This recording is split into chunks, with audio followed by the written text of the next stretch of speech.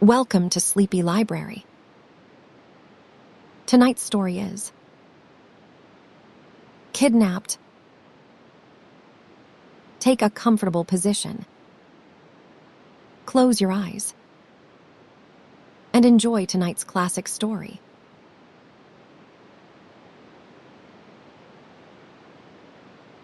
Chapter 1. I set off upon my journey to the house of Shaws. I will begin the story of my adventures with a certain morning early in the month of June, the year of grace, 1751, when I took the key for the last time out of the door of my father's house. The sun began to shine upon the summit of the hills as I went down the road, and by the time I had come as far as the manse, the blackbirds were whistling in the garden lilacs, and the mist that hung around the valley in the time of the dawn was beginning to arise and die away.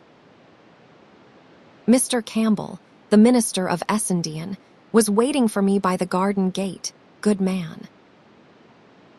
He asked me if I had breakfasted, and hearing that I lacked for nothing, he took my hand in both of his and clapped it kindly under his arm. "Well, Davy, lad," said he, "I will go with you as far as the ford to set you on the way." And we began to walk forward in silence. "Are ye sorry to leave Essendon?" said he after a while. "Why, sir," said I, "if I knew where I was going or what was likely to become of me, I would tell you candidly. Essendon is a good place indeed, and I have been very happy there, but then I have never been anywhere else.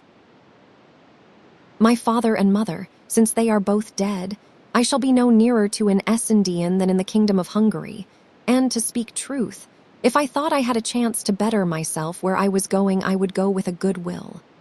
"Aye," said Mr. Campbell. "Very well, Davy. Then it behoves me to tell your fortune, or so far as I may. When your mother was gone, and your father, the worthy Christian man, began to sicken for his end, he gave me in charge a certain letter, which he said was your inheritance. 'So soon,' says he, 'as I am gone, and the house is redd up and the gear disposed of, all which, Davy, hath been done, give my boy this letter into his hand, and start him off to the house of Shaws, not far from Cramond. That is the place I came from,' he said, 'and it is where it befits that my boy should return. He is a steady lad,' your father said, 'and a canny goer, and I doubt not he will come safe and be well liked where he goes.' 'The house of Shaws,' I cried. 'What had my poor father to do with the house of Shaws?' 'Nay,' said Mr. Campbell, 'who can tell that for a surety? But the name of that family, Davy, boy, is the name you bear, Balfours of Shaws, an ancient, honest, reputable house, peradventure in these latter days decayed. Your father, too, was a man of learning as befitted his position. No man more plausibly conducted school, nor had he the manner or the speech of a common dominie. But as ye will yourself remember, I took a pleasure to have him to the manse to meet the gentry, and those of my own house, Campbell of Kilrennet, Campbell of Dunswire, Campbell of Minch, and others, all well-kenned gentlemen, had pleasure in his society. Lastly, to put all the elements of this affair before you, here is the testamentary letter itself, superscribed by the own hand of our departed brother. He gave me the letter, which was addressed in these words: 'To the hands of Ebenezer Balfour, Esquire of Shaws, in his house of Shaws, these will be delivered by my son, David Balfour.' My heart was beating hard at this great prospect, now suddenly opening before a lad of 17 years of age, the son of a poor country dominie in the forest of Ettrick. 'Mr. Campbell,' I stammered, 'and if you were in my shoes, would you go?' 'Of a surety,' said the minister, 'that would I, and without pause. A pretty lad like you should get to Cramond, which is near in by Edinburgh, in 2 days of walk.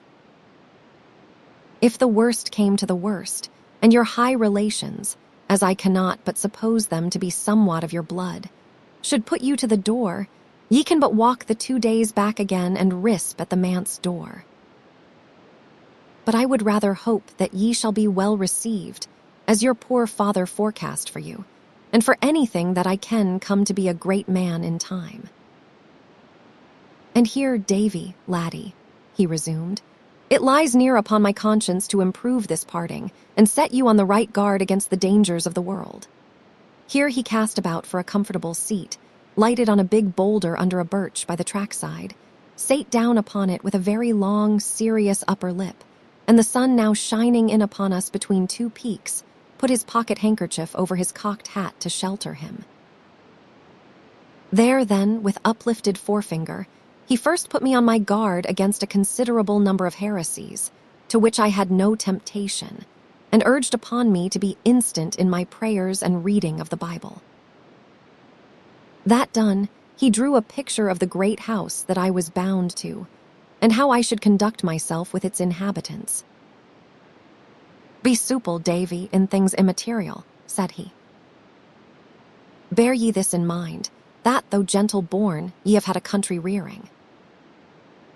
Dinny shame us, Davy, dinny shame us.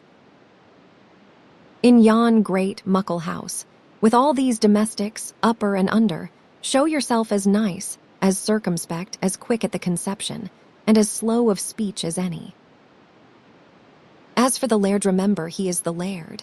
I say no more, honor to whom honor. It is a pleasure to obey a laird, or should be to the young. Well, sir, said I, it may be, and I will promise you I will try to make it so. Why, very well said, replied Mr. Campbell heartily. And now to come to the material, or to make a quibble to the immaterial. I have here a little packet which contains 4 things. He tugged it, as he spoke, and with some great difficulty, from the skirt pocket of his coat. Of these 4 things, the first is your legal due, the little pickle money for your father's books and plenishing, which I have bought, as I have explained from the first, in the design of reselling at a profit to the incoming dominie. The other 3 are gifties that Mrs. Campbell and myself would be blithe of your acceptance. The first, which is round, will likely please ye best at the first off-go. But, oh, Davy, laddie, it is but a drop of water in the sea. It will help you but a step, and vanish like the morning. The second, which is flat and square and written upon, will stand by you through life, like a good staff for the road, and a good pillow to your head in sickness. And as for the last, which is cubical that will see you, it is my prayerful wish into a better land. With that he got upon his feet, took off his hat, and prayed a little while aloud, and in affecting terms, for a young man setting out into the world. Then suddenly took me in his arms and embraced me very hard. Then held me at arm's length, looking at me with his face all working with sorrow, and then whipped about, and crying good-bye to me, set off backward by the way that we had come at a sort of jogging run. It might have been laughable to another, but I was in no mind to laugh. I watched him as long as he was in sight, and he never stopped hurrying, nor once looked back.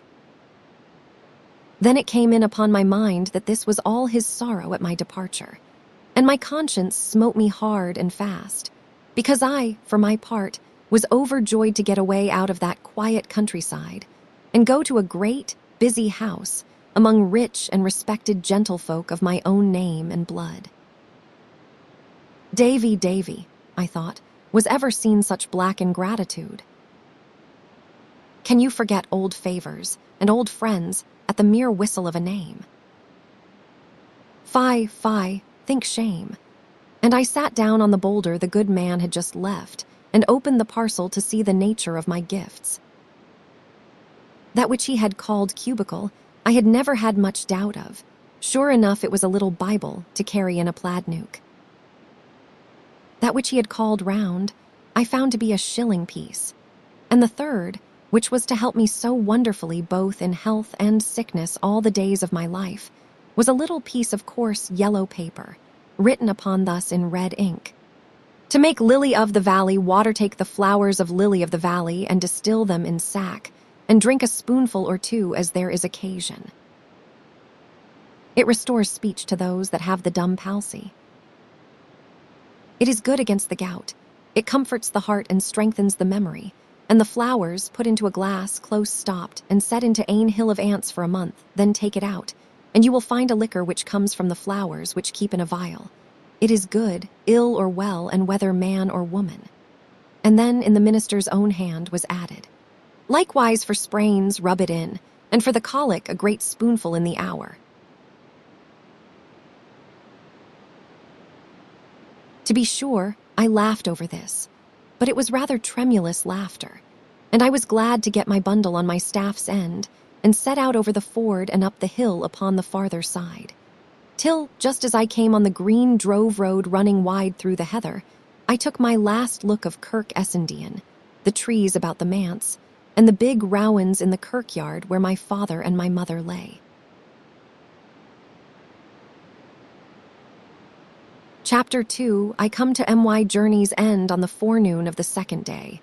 Coming to the top of a hill, I saw all the country fall away before me down to the sea. And in the midst of this descent, on a long ridge, the city of Edinburgh smoking like a kiln. There was a flag upon the castle, and ships moving or lying anchored in the firth, both of which, for as far away as they were, I could distinguish clearly, and both brought my country heart into my mouth. Presently after, I came by a house where a shepherd lived, and got a rough direction for the neighborhood of Cramond, and so, from one to another, worked my way to the westward of the capital by Collinton, till I came out upon the Glasgow road. And there, to my great pleasure and wonder, I beheld a regiment marching to the fifes, every foot in time, an old red-faced general on a grey horse at the one end, and at the other the company of grenadiers with their pope's hats. The pride of life seemed to mount into my brain at the sight of the red coats, and the hearing of that merry music. A little farther on, and I was told I was in Cramond parish, and began to substitute in my inquiries the name of the house of Shaws. It was a word that seemed to surprise those of whom I sought my way. At first I thought the plainness of my appearance, in my country habit, and that all dusty from the road, consorted ill with the greatness of the place to which I was bound. But after 2, or maybe 3, had given me the same look and the same answer, I began to take it in my head there was something strange about the Shaws itself. The better to set this fear at rest, I changed the form of my inquiries, and spying an honest fellow coming along a lane on the shaft of his cart, I asked him if he had ever heard tell of a house they called the House of Shaws. He stopped his cart and looked at me, like the others. "Aye," said he. "What for? It is a great house," I asked. "Doubtless," says he. "The house is a big muckle house." "Aye," said I, "but the folk that are in it." "Folk," cried he. "Are ye daft? There is nae folk there to call folk." "What?" say I, "not Mr. Ebenezer." "Oh, aye," says the man, "there is the laird to be sure, if it is him you are wanting." "What will like be your business, Manny?" "I was led to think that I would get a situation," I said, looking as modest as I could. "What?" cries the carter, in so sharp a note that his very horse started.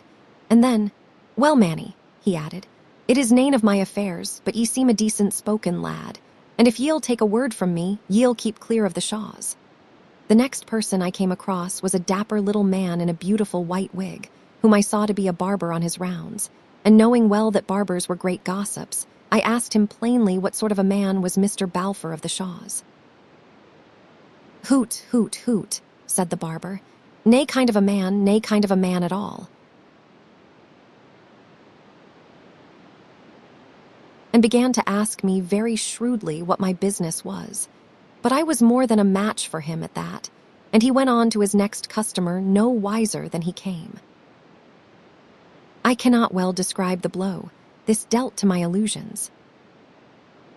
The more indistinct the accusations were, the less I liked them, for they left the wider field to fancy. What kind of a great house was this, that all the parish should start and stare to be asked the way to it? Or what sort of a gentleman, that his ill fame should be thus current on the wayside? If an hour's walking would have brought me back to Essendon, I had left my adventure then and there, and returned to Mr. Campbell's. But when I had come so far away already, mere shame would not suffer me to desist till I had put the matter to the touch of proof. I was bound, out of mere self-respect, to carry it through. And little as I liked the sound of what I heard, and slow as I began to travel, I still kept asking my way and still kept advancing. It was drawing on to sundown when I met a stout, dark, sour-looking woman coming trudging down a hill. And she, when I had put my usual question, turned sharp about, accompanied me back to the summit she had just left, and pointed to a great bulk of building standing very bare upon a green in the bottom of the next valley. The country was pleasant round about, running in low hills, pleasantly watered and wooded, and the crops, to my eyes, wonderfully good. But the house itself appeared to be a kind of ruin. No road led up to it. No smoke arose from any of the chimneys, nor was there any semblance of a garden. My heart sank. "That," I cried. The woman's face lit up with a malignant anger. "That is the house of Shaw's," she cried. "Blood built it, blood stopped the building of it, blood shall bring it down. See here," she cried again. I spit upon the ground and crack my thumb at it. "Black be its fall. If ye see the laird, tell him what ye hear. Tell him this makes the 1219 time that Jennet Clouston has called down the curse on him and his house, buyer and stable, man, guest and master, wife, miss, or bairn black, black be their fall." And the woman, whose voice had risen to a kind of eldritch sing-song, turned with a skip and was gone. I stood where she left me, with my hair on end. In those days, folks still believed in witches and trembled at a curse. And this one, falling so pat, like a wayside omen, to arrest me ere I carried out my purpose, took the pith out of my legs. I sat me down and stared at the house of Shaw's. The more I looked, the pleasanter that countryside appeared, being all set with hawthorn bushes full of flowers, the fields dotted with sheep, a fine flight of rooks in the sky, and every sign of a kind soil and climate. And yet the barrack in the midst of it went sore against my fancy. Country folk went by from the fields as I sat there on the side of the ditch, but I lacked the spirit to give them a good e'en. At last the sun went down, and then, right up against the yellow sky, I saw a scroll of smoke go mounting, not much thicker, as it seemed to me, than the smoke of a candle. But still there it was, and meant a fire and warmth and cookery, and some living inhabitant that must have lit it, and this comforted my heart. So I set forward by a little faint track in the grass that led in my direction. It was very faint indeed to be the only way to a place of habitation, yet I saw no other. Presently it brought me to stone uprights, with an unroofed lodge beside them, and coats of arms upon the top. A main entrance it was plainly meant to be, but never finished. Instead of gates of wrought iron, a pair of hurdles were tied across with a straw rope. And as there were no park walls, nor any sign of avenue, the track that I was following passed on the right hand of the pillars and went wandering on toward the house. The nearer I got to that, the drearier it appeared. It seemed like the one wing of a house that had never been finished. What should have been the inner end stood open on the upper floors, and showed against the sky with steps and stairs of uncompleted masonry. Many of the windows were unglazed, and bats flew in and out like doves out of a dovecote. The night had begun to fall as I got close, and in 3 of the lower windows, which were very high up and narrow, and well barred, the changing light of a little fire began to glimmer. Was this the palace I had been coming to? Was it within these walls that I was to seek new friends and begin great fortunes? Why, in my father's house on Essen Waterside, the fire and the bright lights would show a mile away, and the door open to a beggar's knock. I came forward cautiously, and giving ear as I came, heard someone rattling with dishes, and a little dry, eager cough that came in fits. But there was no sound of speech, and not a dog barked. The door, as well as I could see it in the dim light, was a great piece of wood all studded with nails, and I lifted my hand with a faint heart under my jacket and knocked once. Then I stood and waited. The house had fallen into a dead silence. A whole minute passed away, and nothing stirred but the bats overhead. I knocked again and hearkened again. By this time, my ears had grown so accustomed to the quiet that I could hear the ticking of the clock inside as it slowly counted out the seconds. But whoever was in that house kept deadly still and must have held his breath. I was in two minds whether to run away, but anger got the upper hand, and I began instead to rain kicks and buffets on the door and to shout out aloud for Mr. Balfour. I was in full career when I heard the cough right overhead, and jumping back and looking up, beheld a man's head in a tall nightcap and the bell mouth of a blunderbuss at one of the first-story windows. "It is loaded," said a voice. "I have come here with a letter," I said, "to Mr. Ebenezer Balfour of Shaw's." "Is he here? From whom is it?" asked the man with the blunderbuss. "That is neither here nor there," said I, for I was growing very wroth. "Well," was the reply, "ye can put it down upon the doorstep and be off with ye." "I will do no such thing," I cried. "I will deliver it into Mr. Balfour's hands, as it was meant I should." "It is a letter of introduction." "A what?" cried the voice sharply. I repeated what I had said. "Who are ye yourself?" was the next question after a considerable pause. "I am not ashamed of my name," said I. "They call me David Balfour."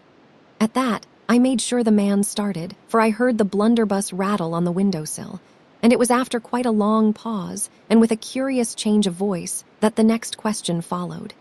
"Is your father dead?" I was so much surprised at this that I could find no voice to answer, but stood staring. "Aye," the man resumed, "he will be dead, no doubt, and that will be what brings ye chapping to my door." Another pause, and then defiantly, "Well, man," he said, "I will let ye in," and he disappeared from the window. Chapter 3. I make acquaintance of my uncle presently. There came a great rattling of chains and bolts, and the door was cautiously opened and shut to again behind me as soon as I had passed. "Go into the kitchen and touch nothing," said the voice, and while the person of the house set himself to replacing the defenses of the door, I groped my way forward and entered the kitchen. The fire had burned up fairly bright, and showed me the barest room I think I ever put my eyes on. Half a dozen dishes stood upon the shelves. The table was laid for supper with a bowl of porridge, a horn spoon, and a cup of small beer.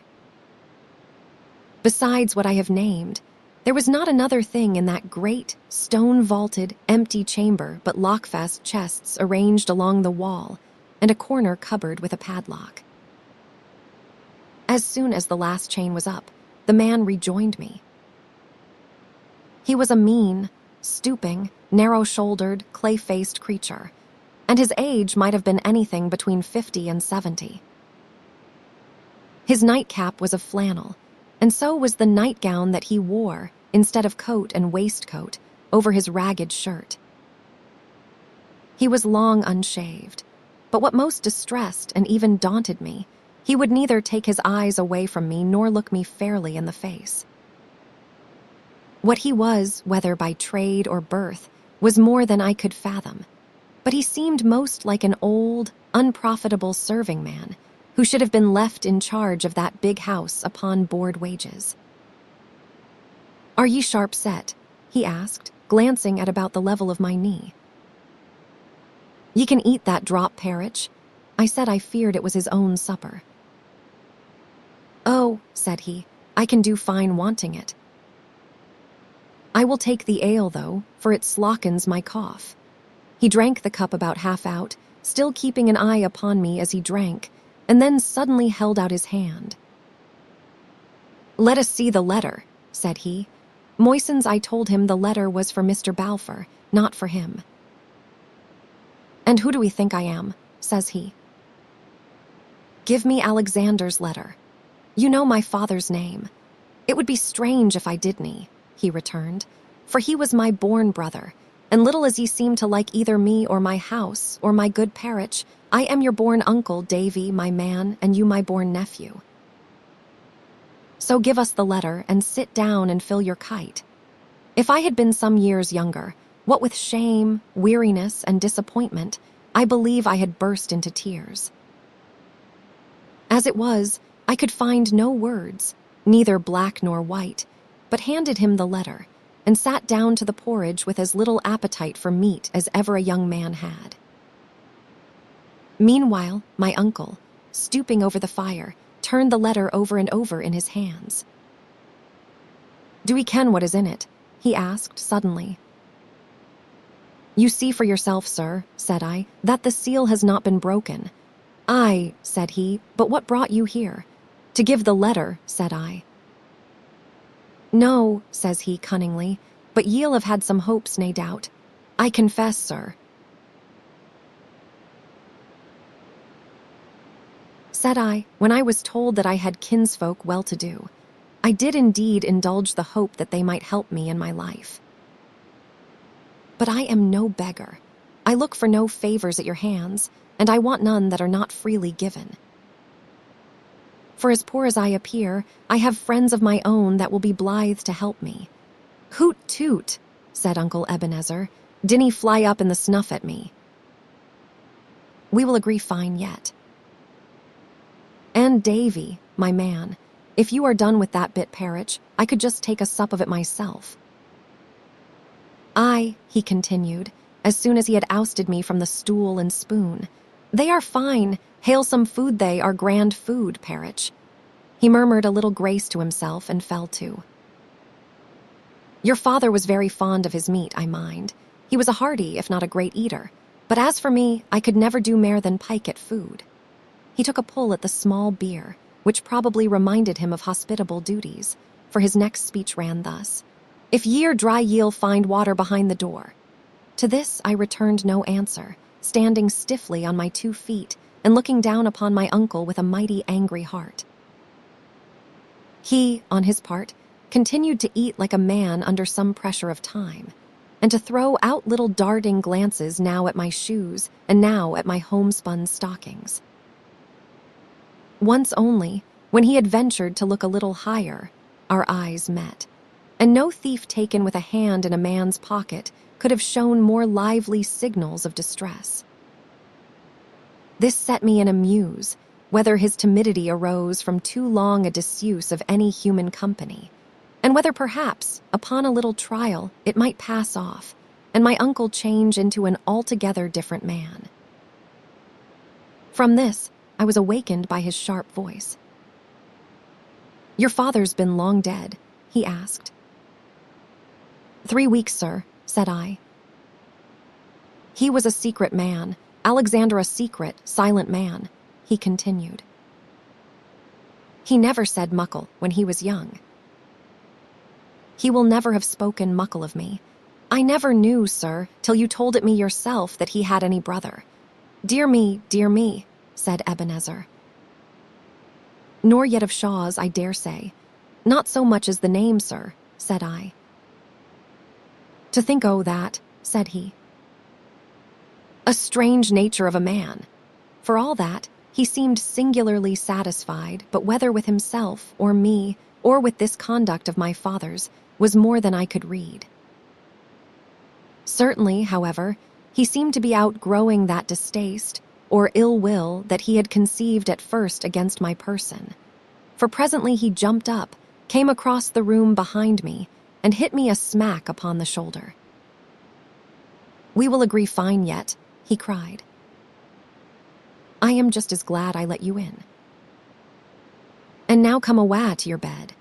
To my surprise, he lit no lamp or candle, but set forth into the dark passage, groped his way, breathing deeply, up a flight of steps, and paused before a door which he unlocked. I was close upon his heels, having stumbled after him as best I might, and then he bade me go in, for that was my chamber.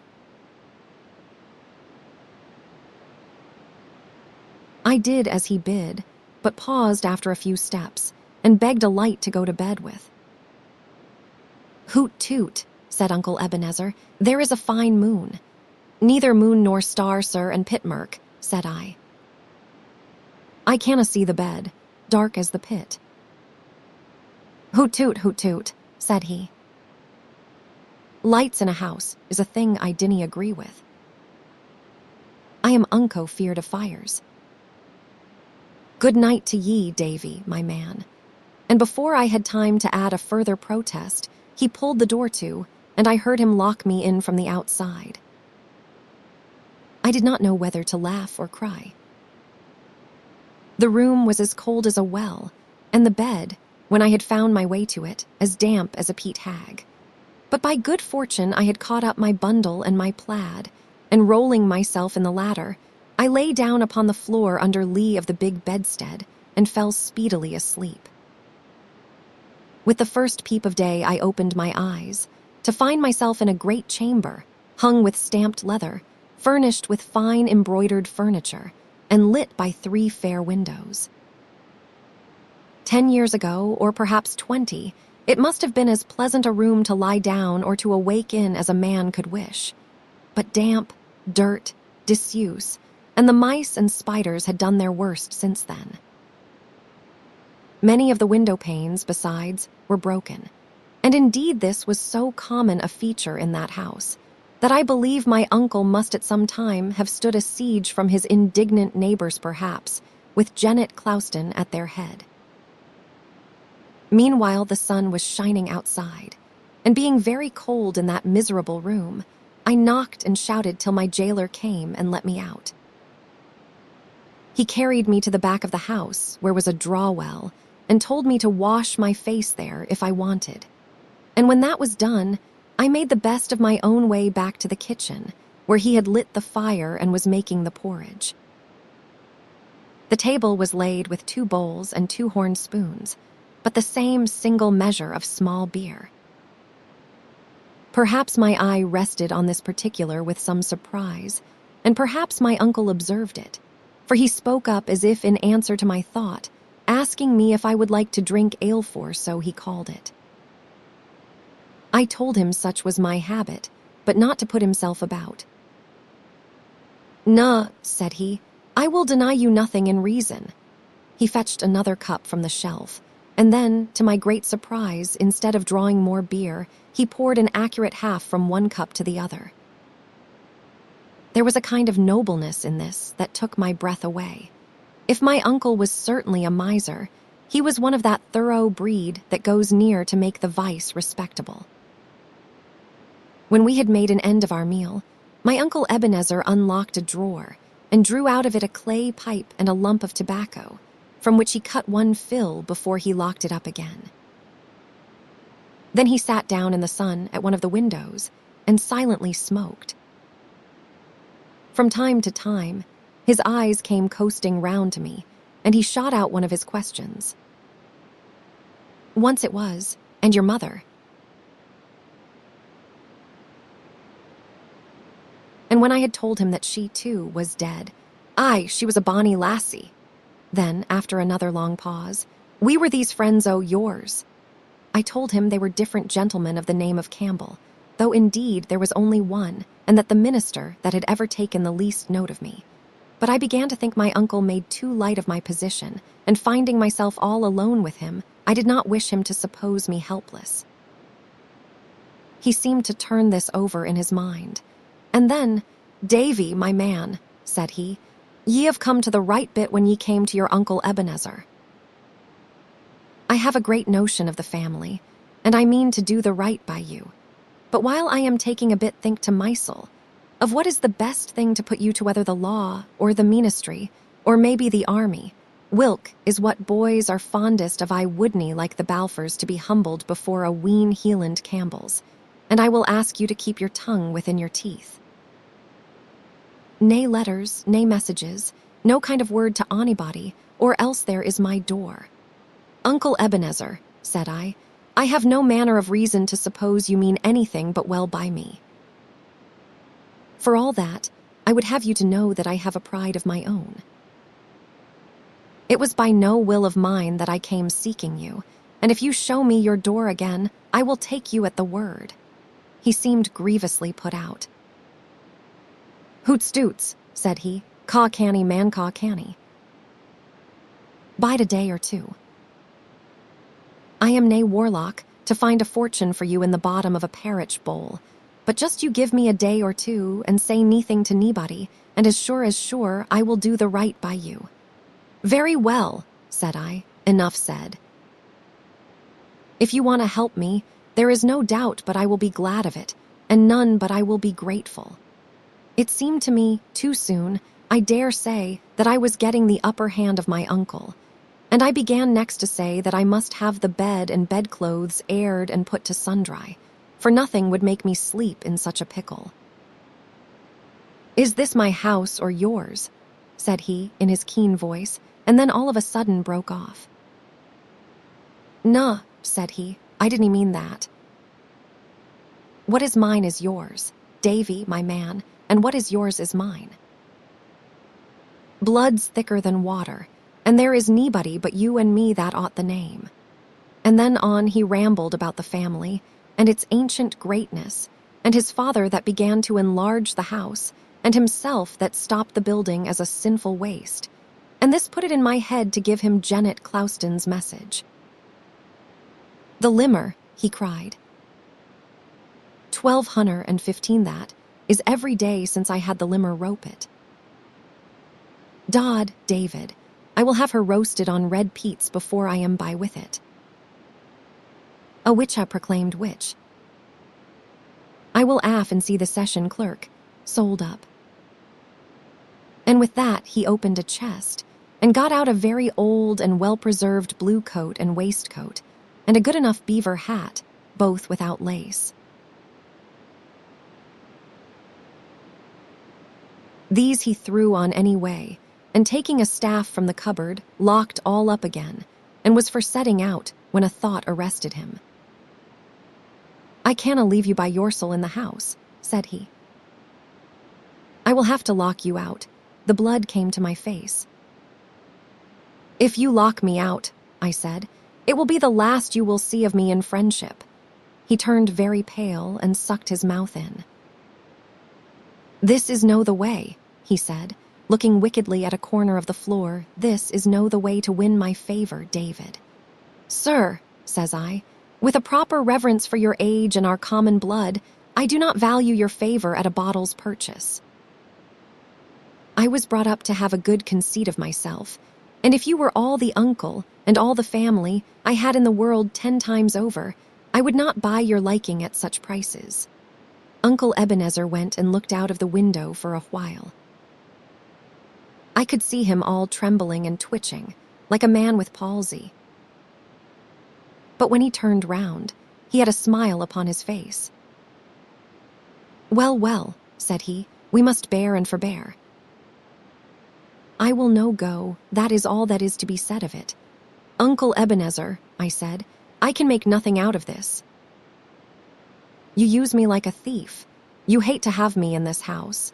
You let me see it, every word and every minute. It is not possible that you can like me. And as for me, I have spoken to you as I never thought to speak to any man.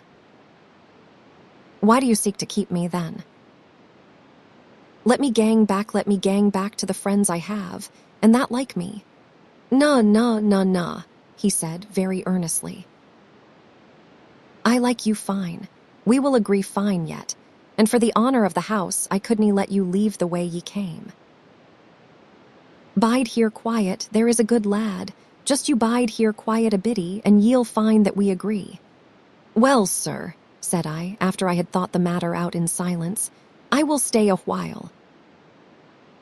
It is more just I should be helped by my own blood than strangers. And if we do not agree, I will do my best it shall be through no fault of mine. Chapter 4. I run a great danger in the house of Shaw's for a day that was begun so ill. The day passed fairly well. We had the porridge cold again at noon, and hot porridge at night. Porridge and small beer was my uncle's diet. He spoke but little, and that in the same way as before, shooting a question at me after a long silence. And when I sought to lead him to talk about my future, slipped out of it again. In a room next door to the kitchen, where he suffered me to go, I found a great number of books, both Latin and English, in which I took great pleasure all the afternoon. Indeed, the time passed so lightly in this good company that I began to be almost reconciled to my residence at Shaw's, and nothing but the sight of my uncle and his eyes playing hide and seek with mine revived the force of my distrust. One thing I discovered, which put me in some doubt. This was an entry on the flyleaf of a chapbook, one of Patrick Walker's, plainly written by my father's hand and thus conceived. To my brother Ebenezer on his 5th birthday. Now, what puzzled me was this, that, as my father was of course the younger brother, he must either have made some strange error, or he must have written, before he was yet 5, an excellent, clear, manly hand of writing. I tried to get this out of my head, but though I took down many interesting authors, old and new, history, poetry, and storybook, this notion of my father's hand of writing stuck to me. And when at length I went back into the kitchen and sat down once more to porridge and small beer, the first thing I said to Uncle Ebenezer was to ask him if my father had not been very quick at his book. Alexander. Know him, was the reply. I was far quicker mysel. I was a clever chappie when I was young. Why, I could read as soon as he could. This puzzled me yet more, and a thought coming into my head, I asked if he and my father had been twins. He jumped upon his stool, and the horn spoon fell out of his hand upon the floor. What gars ye ask that? He said, and he caught me by the breast of the jacket and looked this time straight into my eyes. His own were little and light and bright like a bird's, blinking and winking strangely. What do you mean? I asked very calmly, for I was far stronger than he and not easily frightened. Take your hand from my jacket. This is no way to behave. My uncle seemed to make a great effort upon himself. Dod man, David, he said, ye should nae speak to me about your father. That is where the mistake is. He sat a while and shook, blinking in his plate. He was all the brother that ever I had, he added, but with no heart in his voice, and then he caught up his spoon and fell to supper again, but still shaking. Now this last passage, this laying of hands upon my person and sudden profession of love for my dead father, went so clean beyond my comprehension that it put me into both fear and hope. On the one hand, I began to think my uncle was perhaps insane and might be dangerous. On the other, there came up into my mind, quite unbidden by me and even discouraged, a story like some ballad I had heard folks singing, of a poor lad that was a rightful heir and a wicked kinsman that tried to keep him from his own. For why should my uncle play a part with a relative that came, almost a beggar, to his door, unless in his heart he had some cause to fear him?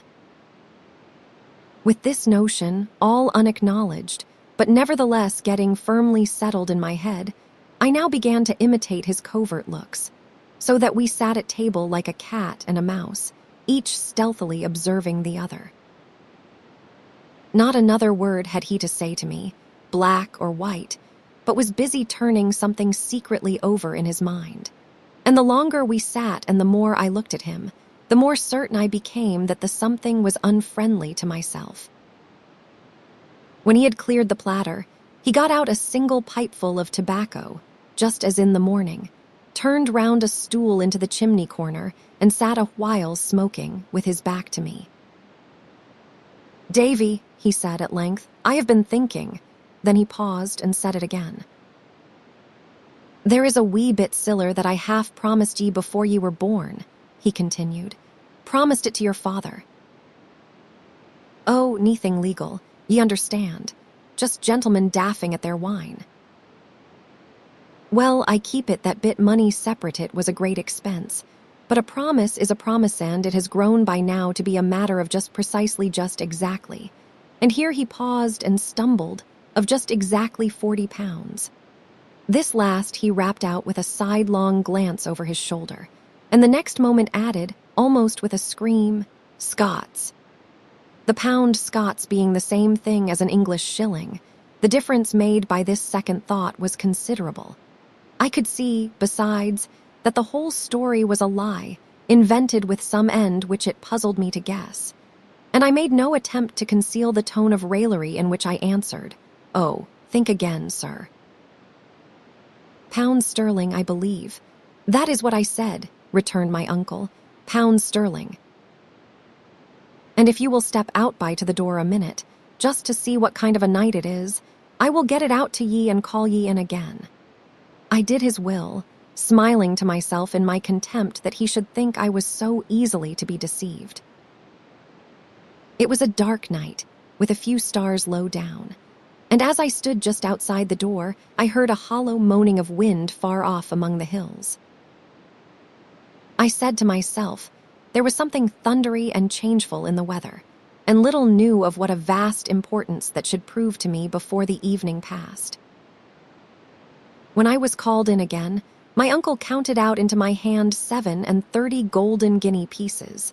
The rest was in his hand, in small gold and silver, but his heart failed him there, and he crammed the change into his pocket. "There," said he, "that will show you." I am a queer man, and strange why. Strangers, but my word is my bond, and there is the proof of it. Now, my uncle seemed so miserly that I was struck dumb by this sudden generosity, and could find no words in which to thank him. "No a word," said he. "Nay thanks, I want nay thanks. I do my duty. I am no saying that everybody would have done it, but for my part, though I am a careful body, too, it is a pleasure to me to do the right by my brother's son, and it is a pleasure to me to think that now we will agree as such near friends should." I spoke him in return as handsomely as I was able, but all the while I was wondering what would come next, and why he had parted with his precious guineas, for as to the reason he had given, a baby would have refused it. Presently he looked towards me sideways. "And see here," says he, "tit for tat." I told him I was ready to prove my gratitude in any reasonable degree, and then waited, looking for some monstrous demand. And yet, when at last he plucked up courage to speak, it was only to tell me, very properly, as I thought, that he was growing old and a little broken, and that he would expect me to help him with the house and the bit garden. I answered, and expressed my readiness to serve. "Well," he said, "let us begin." He pulled out of his pocket a rusty key. "There," says he, "there is the key of the stair tower at the far end of the house. Ye can only win into it from the outside, for that part of the house is no finished.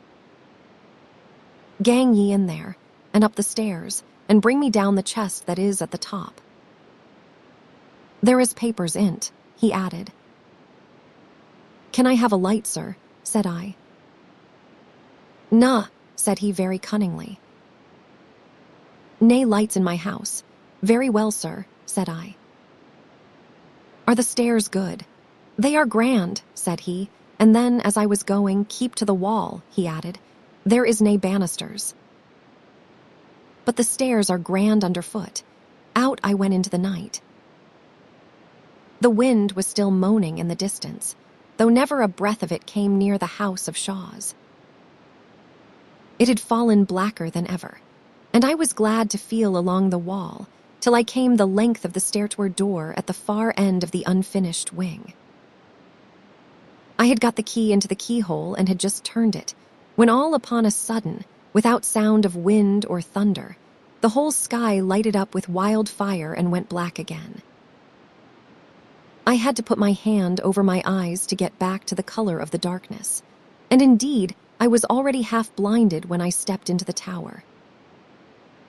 It was so dark inside, it seemed a body could scarce breathe, but I pushed out with foot and hand, and presently struck the wall with the one and the lowermost round of the stair with the other.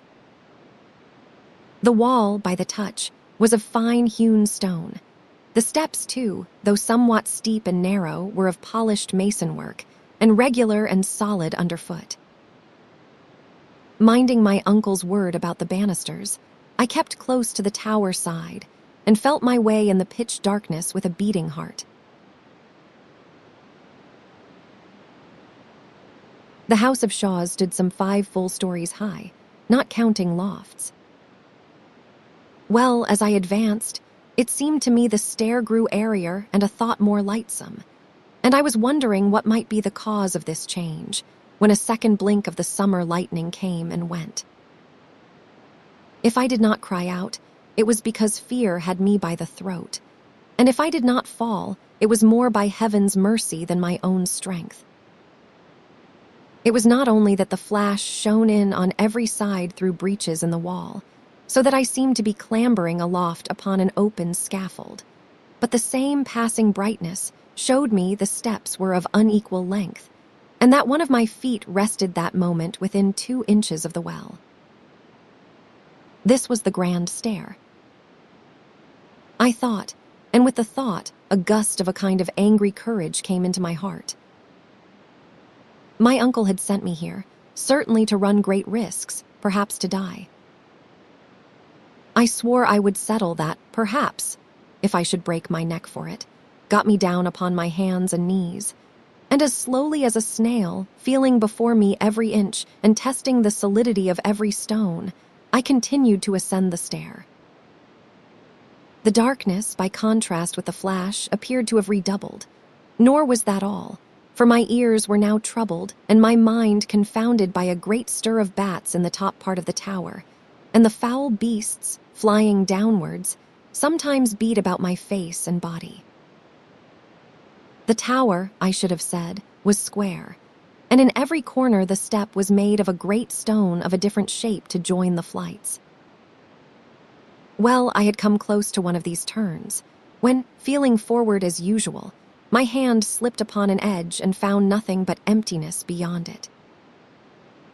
The stair had been carried no higher. To set a stranger mounting it in the darkness was to send him straight to his death, and although, thanks to the lightning and my own precautions, I was safe enough, the mere thought of the peril in which I might have stood, and the dreadful height I might have fallen from, brought out the sweat upon my body and relaxed my joints. But I knew what I wanted now, and turned and groped my way down again, with a wonderful anger in my heart. About halfway down, the wind sprang up in a clap and shook the tower, and died again. The rain followed, and before I had reached the ground level it fell in buckets. I put out my head into the storm, and looked along towards the kitchen. The door, which I had shut behind me when I left, now stood open, and shed a little glimmer of light, and I thought I could see a figure standing in the rain, quite still, like a man hearkening. And then there came a blinding flash, which showed me my uncle plainly, just where I had fancied him to stand, and hard upon the heels of it, a great tow row of thunder. Now, whether my uncle thought the crash to be the sound of my fall, or whether he heard in it God's voice denouncing murder, I will leave you to guess. Certain it is, at least, that he was seized on by a kind of panic fear, and that he ran into the house and left the door open behind him. I followed as softly as I could, and coming unheard into the kitchen, stood and watched him. He had found time to open the corner cupboard and bring out a great case bottle of aqua vitae, and now sat with his back towards me at the table. Ever and again he would be seized with a fit of deadly shuddering and groan aloud, and carrying the bottle to his lips, drink down the raw spirits by the mouthful. I stepped forward, came close behind him where he sat, and suddenly clapping my 2 hands down upon his shoulders, "Ah!" cried I. My uncle gave a kind of broken cry like a sheep's bleat, flung up his arms, and tumbled to the floor like a dead man. I was somewhat shocked at this, but I had myself to look to first of all, and did not hesitate to let him lie as he had fallen. The keys were hanging in the cupboard, and it was my design to furnish myself with arms before my uncle should come again to his senses and the power of devising evil. In the cupboard were a few bottles, some apparently of medicine, a great many bills and other papers, which I should willingly enough have rummaged had I had the time, and a few necessaries that were nothing to my purpose. Thence I turned to the chests. The first was full of meal, the second of money bags and papers tied into sheaves, in the third, with many other things, and these for the most part clothes, I found a rusty, ugly-looking Highland dirk without the scabbard. This, then, I concealed inside my waistcoat and turned to my uncle. He lay as he had fallen, all huddled, with one knee up and one arm sprawling abroad.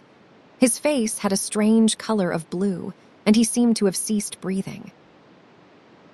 Fear came on me that he was dead. Then I got water and dashed it in his face, and with that he seemed to come a little to himself, working his mouth and fluttering his eyelids. At last he looked up and saw me, and there came into his eyes a terror that was not of this world. "Come, come," said I, "sit up. Are ye alive?" he sobbed. "Oh man, are ye alive? That am I," said I. "Small thanks to you." He had begun to seek for his breath with deep sighs. "The blue phial," said he in the armory, "the blue phial." His breath came slower still. I ran to the cupboard, and sure enough found there a blue phial of medicine, with the dose written on it on a paper, and this I administered to him with what speed I might. "It is the trouble," said he, reviving a little. "I have a trouble, Davy." "It is the heart." I set him on a chair and looked at him. It is true I felt some pity for a man that looked so sick, but I was full besides of righteous anger, and I numbered over before him the points on which I wanted explanation. Why he lied to me at every word, why he feared that I should leave him, why he disliked it to be hinted that he and my father were twins, is that because it is true. I asked why he had given me money to which I was convinced I had no claim, and last of all, why he had tried to kill me. He heard me all through in silence, and then, in a broken voice, begged me to let him go to bed. "I will tell ye the morn," he said. "As sure as death I will." And so weak was he that I could do nothing but consent. I locked him into his room, however, and pocketed the key, and then returning to the kitchen, made up such a blaze as had not shone there for many a long year, and wrapping myself in my plaid, lay down upon the chests and fell asleep. Chapter 5. I go to the Queen's Ferry. Much rain fell in the night, and the next morning there blew a bitter wintry wind out of the northwest, driving scattered clouds. For all that, and before the sun began to peep or the last of the stars had vanished, I made my way to the side of the burn and had a plunge in a deep, whirling pool. All aglow from my bath, I sat down once more beside the fire, which I replenished, and began gravely to consider my position. There was now no doubt about my uncle's enmity. There was no doubt I carried my life in my hand, and he would leave no stone unturned that he might compass my destruction. But I was young and spirited, and like most lads that have been country-bred, I had a great opinion of my shrewdness. I had come to his door no better than a beggar and little more than a child. He had met me with treachery and violence. It would be a fine consummation to take the upper hand and drive him like a herd of sheep. I sat there nursing my knee and smiling at the fire, and I saw myself in fancy smell out his secrets one after another, and grow to be that man's king and ruler. The warlock of Essendian, they say, had made a mirror in which men could read the future. It must have been of other stuff than burning coal, for in all the shapes and pictures that I sat and gazed at, there was never a ship, never a seaman with a hairy cap, never a big bludgeon for my silly head, or the least sign of all those tribulations that were ripe to fall on me. Presently, all swollen with conceit, I went upstairs and gave my prisoner his liberty. He gave me good morning civilly, and I gave the same to him, smiling down upon him from the heights of my sufficiency. Soon we were set to breakfast, as it might have been the day before. "Well, sir," said I with a jeering tone, "have you nothing more to say to me?" And then, as he made no articulate reply, "It will be time, I think, to understand each other," I continued. "You took me for a country Johnny Raw, with no more mother wit or courage than a porridge stick. I took you for a good man, or no worse than others at the least. It seems we were both wrong. What cause you have to fear me, to cheat me, and to attempt my life?" He murmured something about a jest, and that he liked a bit of fun, and then, seeing me smile, changed his tone, and assured me he would make all clear as soon as we had breakfasted. I saw by his face that he had no lie ready for me, though he was hard at work preparing one, and I think I was about to tell him so when we were interrupted by a knocking at the door. Bidding my uncle sit where he was, I went to open it and found on the doorstep a half-grown boy in sea clothes. He had no sooner seen me than he began to dance some steps of the sea hornpipe, which I had never before heard of, far less seen, snapping his fingers in the air and footing it right cleverly. For all that, he was blue with the cold, and there was something in his face, a look between tears and laughter, that was highly pathetic and consisted ill with this gaiety of manner. "What cheer, mate?" says he with a cracked voice. I asked him soberly to name his pleasure. "Oh, pleasure," says he, and then began to sing, "for it is my delight of a shiny night in the season of the year." "Well," said I, "if you have no business at all, I will even be so unmannerly as to shut you out." "Stay, brother," he cried. "Have you no fun about you, or do you want to get me thrashed? I have brought a letter from old Hesiosi to Mr. Bellflower." He showed me a letter as he spoke. "And I say, mate," he added, "I am mortal hungry." "Well," said I, "come into the house, and you shall have a bite if I go empty for it." With that I brought him in and set him down to my own place, where he fell to greedily on the remains of breakfast, winking to me between whiles and making many faces, which I think the poor soul considered manly. Meanwhile, my uncle had read the letter and sat thinking. Then, suddenly, he got to his feet with a great air of liveliness and pulled me apart into the farthest corner of the room. "Read that," said he, and put the letter in my hand. Here it is, lying before me as I write. "The Hawes Inn at the Queen's Ferry. Sir, I lie here with my hawser up and down, and send my cabin boy to inform. If you have any further commands for overseas, today will be the last occasion, as the wind will serve us well out of the firth. I will not seek to deny that I have had crosses with your doer, Mr. Rankler, of which, if not speedily read up, you may look to see some losses follow.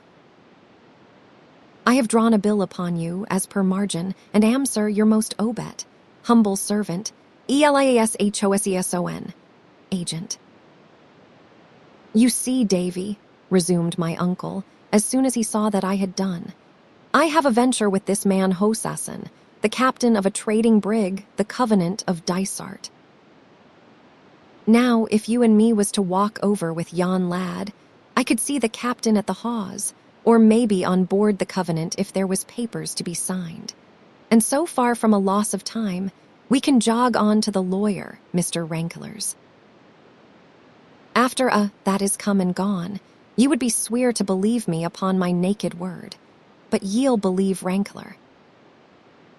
He is factor to half the gentry in these parts, an old man, forby, highly respect, and he kenned your father, unwilling. I stood a while in thought.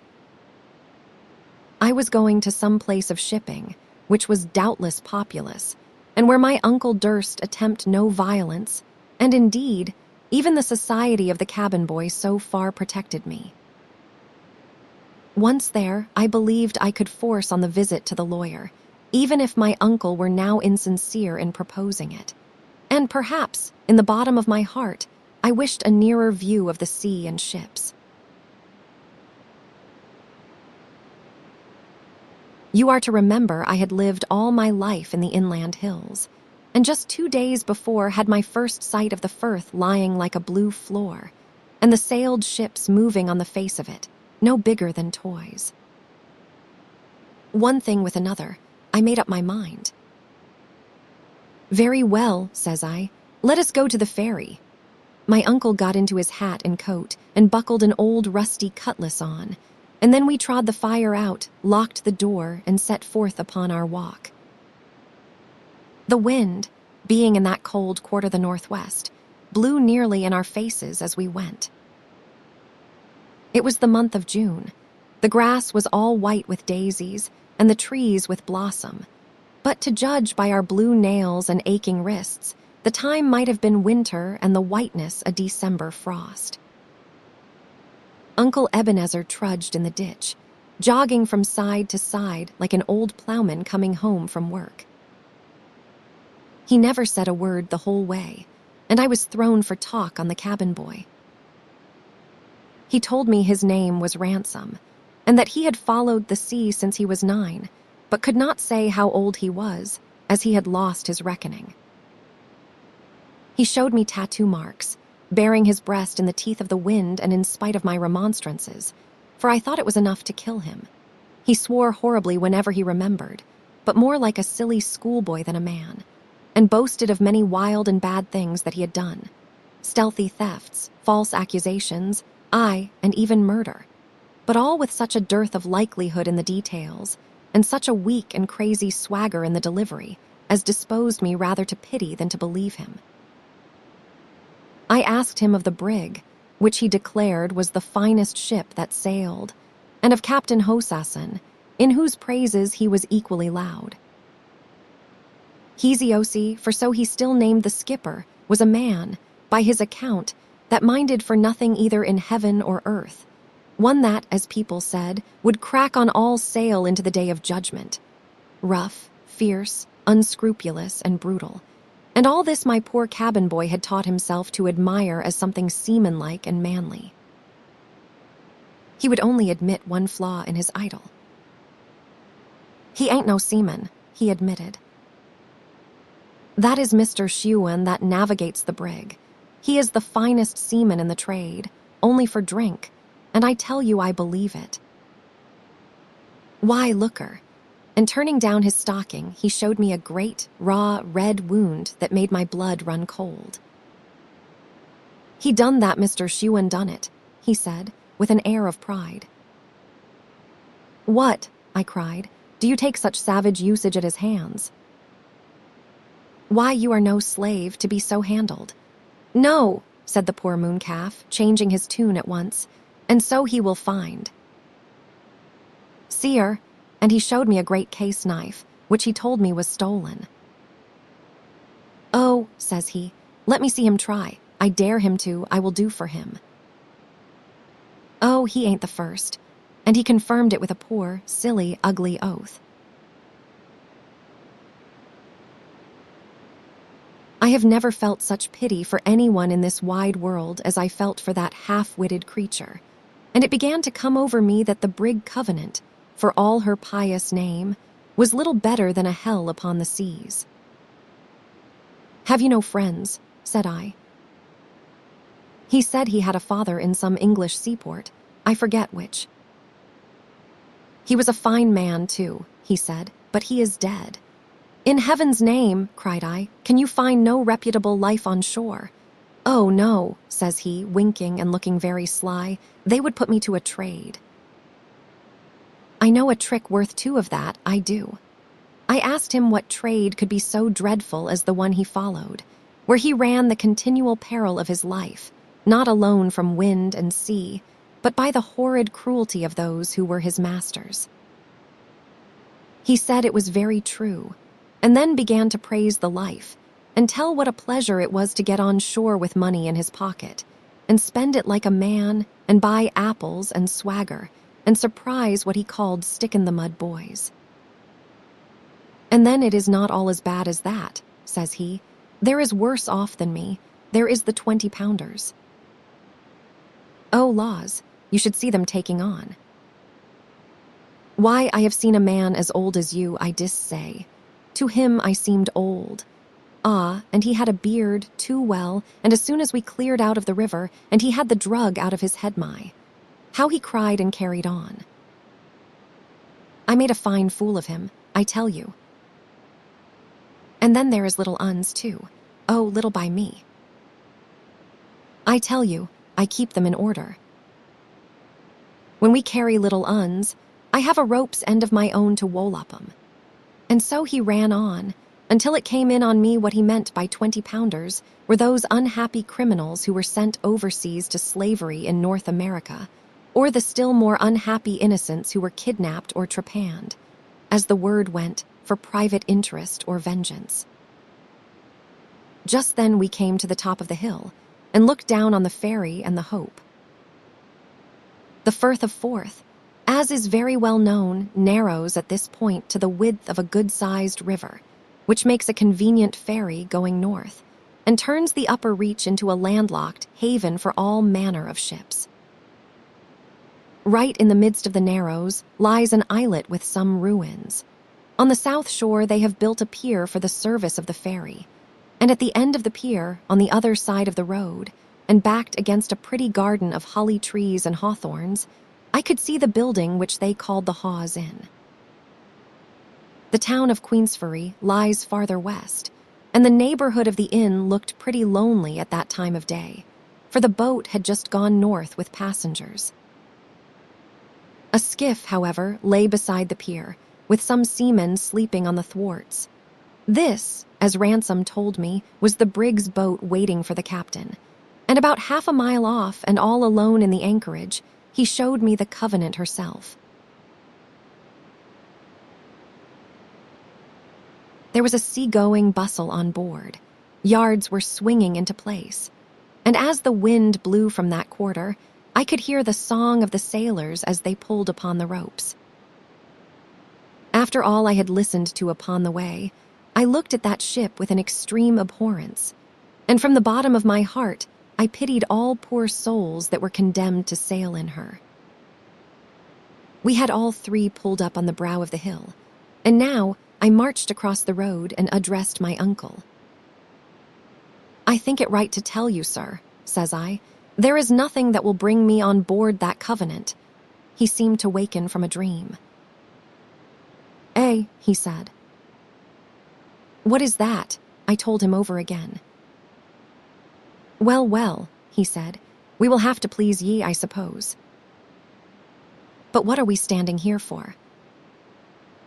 It is perishing cold, and if I am no mistaken, they are busking the Covenant for sea." Chapter 6. What befell at the Queen's Ferry as soon as we came to the inn. Ransom led us up the stair to a small room, with a bed in it, and heated like an oven by a great fire of coal. At a table hard by the chimney, a tall, dark, sober-looking man sat writing. In spite of the heat of the room, he wore a thick sea jacket buttoned to the neck, and a tall hairy cap drawn down over his ears. Yet I never saw any man, not even a judge upon the bench, look cooler or more studious and self-possessed than this ship captain. He got to his feet at once, and coming forward, offered his large hand to Ebenezer.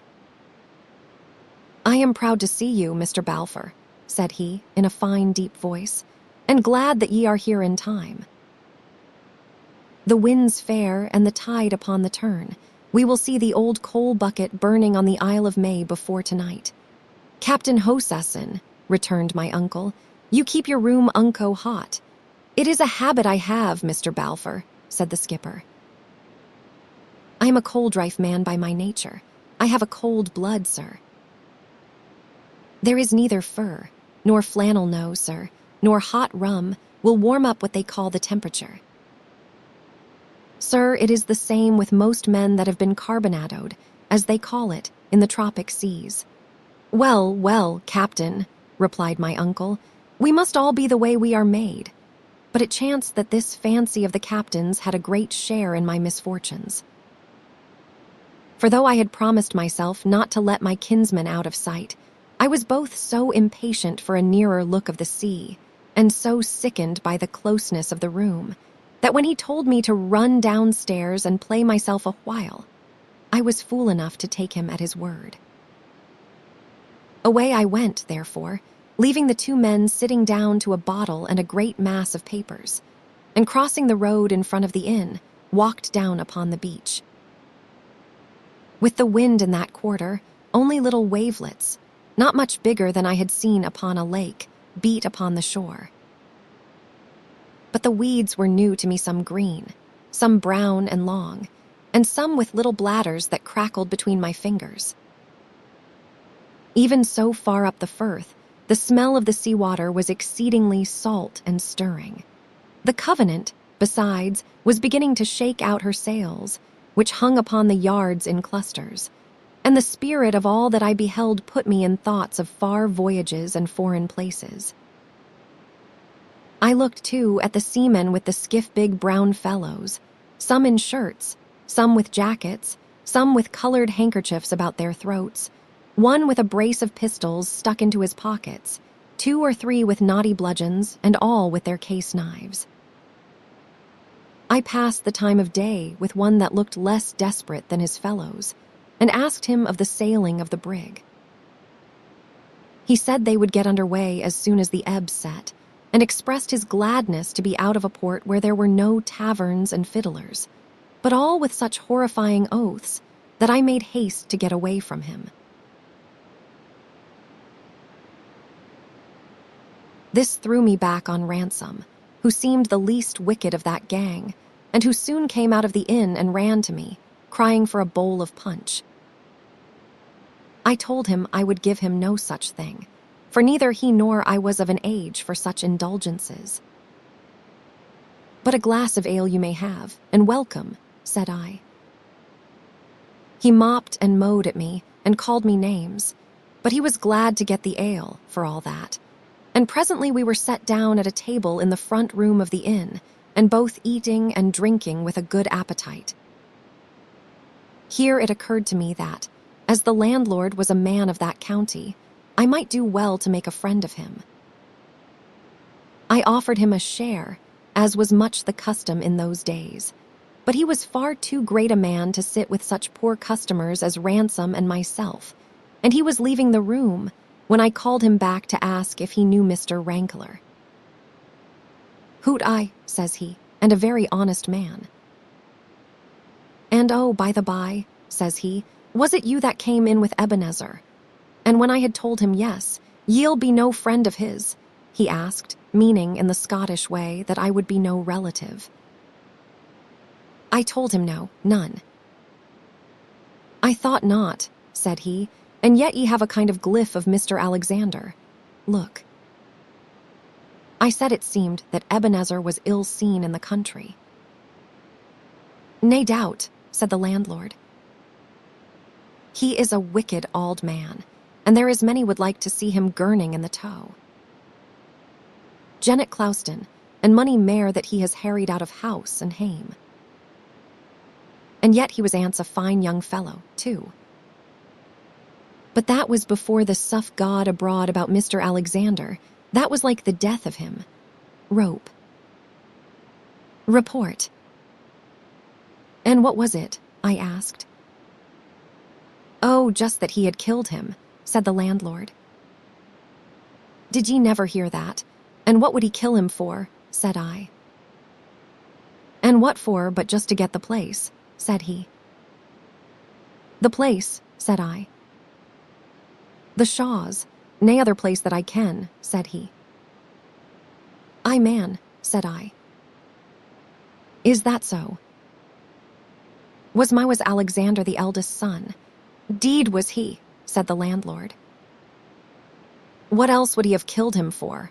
And with that, he went away, as he had been impatient to do from the beginning. Of course, I had guessed it a long while ago, but it is one thing to guess, another to know. And I sat stunned with my good fortune, and could scarce grow to believe that the same poor lad who had trudged in the dust from Ettrick Forest not 2 days ago was now one of the rich of the earth, and had a house and broad lands, and might mount his horse tomorrow.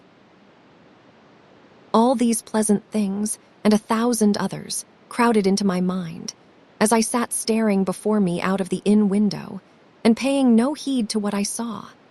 Only I remember that my eye lighted on Captain Hosasson down on the pier among his seamen, and speaking with some authority. And presently he came marching back towards the house, with no mark of a sailor's clumsiness, but carrying his fine, tall figure with a manly bearing, and still with the same sober, grave expression on his face. I wondered if it was possible that Ransom's stories could be true, and half disbelieved them. They fitted so ill with the man's looks. But indeed, he was neither so good as I supposed him, nor quite so bad as Ransom did. For, in fact, he was 2 men, and left the better one behind as soon as he set foot on board his vessel. The next thing, I heard my uncle calling me, and found the pair in the road together. It was the captain who addressed me, and that with an air, very flattering to a young lad of grave equality. Sir, said he, Mr. Balfour tells me great things of you, and for my own part I like your looks. I wish I was for longer here, that we might make the better friends, but we will make the most of what we have. Ye shall come on board my brig for half an hour, till the ebb sets, and drink a bowl with me. Now, I long to see the inside of a ship more than words can tell, but I was not going to put myself in jeopardy, and I told him my uncle and I had an appointment with a lawyer. Aye, said he passed me word of that. But ye see, the boat'll set ye ashore at the town pier, and that is but a penny stonecast from Rankeler's house. And here he suddenly leaned down and whispered in my ear, Take care of the old Tod, he means mischief. Come aboard till I can get a word with ye. And then, passing his arm through mine, he continued aloud as he set off towards his boat, But come, what can I bring ye from the Carolinas? Any friend of Mr. Balfour's can command. A roll of tobacco. Indian featherwork, a skin of a wild beast, a stone pipe, the mockingbird that mews for all the world like a cat, the cardinal bird that is as red as blood, take your pick and say your pleasure. Fox. By this time we were at the boat's side, and he was handing me in. I did not dream of hanging back. I thought the poor fool that I had found a good friend and helper, and I was rejoiced to see the ship. As soon as we were all set in our places, the boat was thrust off from the pier and began to move over the waters. And what with my pleasure in this new movement and my surprise at our low position, and the appearance of the shores, and the growing bigness of the brig as we drew near to it, I could hardly understand what the captain said, and must have answered him at random. As soon as we were alongside, where I sat fairly gaping at the ship's height, the strong humming of the tide against its sides, and the pleasant cries of the seamen at their work, Hosasson, declaring that he and I must be the first aboard, ordered a tackle to be sent down from the main yard. In this, I was whipped into the air and set down again on the deck, where the captain stood ready waiting for me, and instantly slipped back his arm under mine. There I stood some while, a little dizzy with the unsteadiness of all around me, perhaps a little afraid, and yet vastly pleased with these strange sights. The captain meanwhile pointing out the strangest, and telling me their names and uses. "But where is my uncle?" said I suddenly. "Aye," said Hosessin with a sudden grimness, "that is the point." I felt I was lost. With all my strength, I plucked myself clear of him and ran to the bulwarks. Sure enough, there was the boat pulling for the town, with my uncle sitting in the stern. I gave a piercing cry, "Help, help." "Murder," so that both sides of the anchorage rang with it, and my uncle turned round where he was sitting, and showed me a face full of cruelty and terror. It was the last I saw. Already strong hands had been plucking me back from the ship's side, and now a thunderbolt seemed to strike me. I saw a great flash of fire and fell senseless. Chapter 7. I go to sea in the brig Covenant of Dysart. I came to myself in darkness, in great pain, bound hand and foot, and deafened by many unfamiliar noises. There sounded in my ears a roaring of water as of a huge mill dam, the thrashing of heavy sprays, the thundering of the sails, and the shrill cries of seamen. The whole world now heaved giddily up, and now rushed giddily downward, and so sick and hurt was I in body, and my mind so much confounded, that it took me a long while, chasing my thoughts up and down, and ever stunned again by a fresh stab of pain, to realize that I must be lying somewhere bound in the belly of that unlucky ship, and that the wind must have strengthened to a gale. With the clear perception of my plight, there fell upon me a blackness of despair, a horror of remorse at my own folly, and a passion of anger at my uncle, that once more bereft me of my senses. When I returned again to life, the same uproar, the same confused and violent movements, shook and deafened me, and presently, to my other pains and distresses, there was added the sickness of an unused lanceman on the sea. In that time of my adventurous youth, I suffered many hardships, but none that was so crushing to my mind and body, or lit by so few hopes, as these first hours aboard the brig. I heard a gun fire, and supposed the storm had proved too strong for us, and we were firing signals of distress. The thought of deliverance, even by death in the deep sea, was welcome to me. Yet it was no such matter, but as I was afterwards told, a common habit of the captain's, which I here set down to show that even the worst man may have his kindlier side. We were then passing, it appeared, within some miles of Dysart, where the brig was built, and where old Mrs. Hosessin, the captain's mother, had come some years before to live, and whether outward or inward bound, the Covenant was never suffered to go by that place by day, without a gun fired and colors shown. I had no measure of time. Day and night were alike in that ill-smelling cavern of the ship's bowels where I lay, and the misery of my situation drew out the hours to double.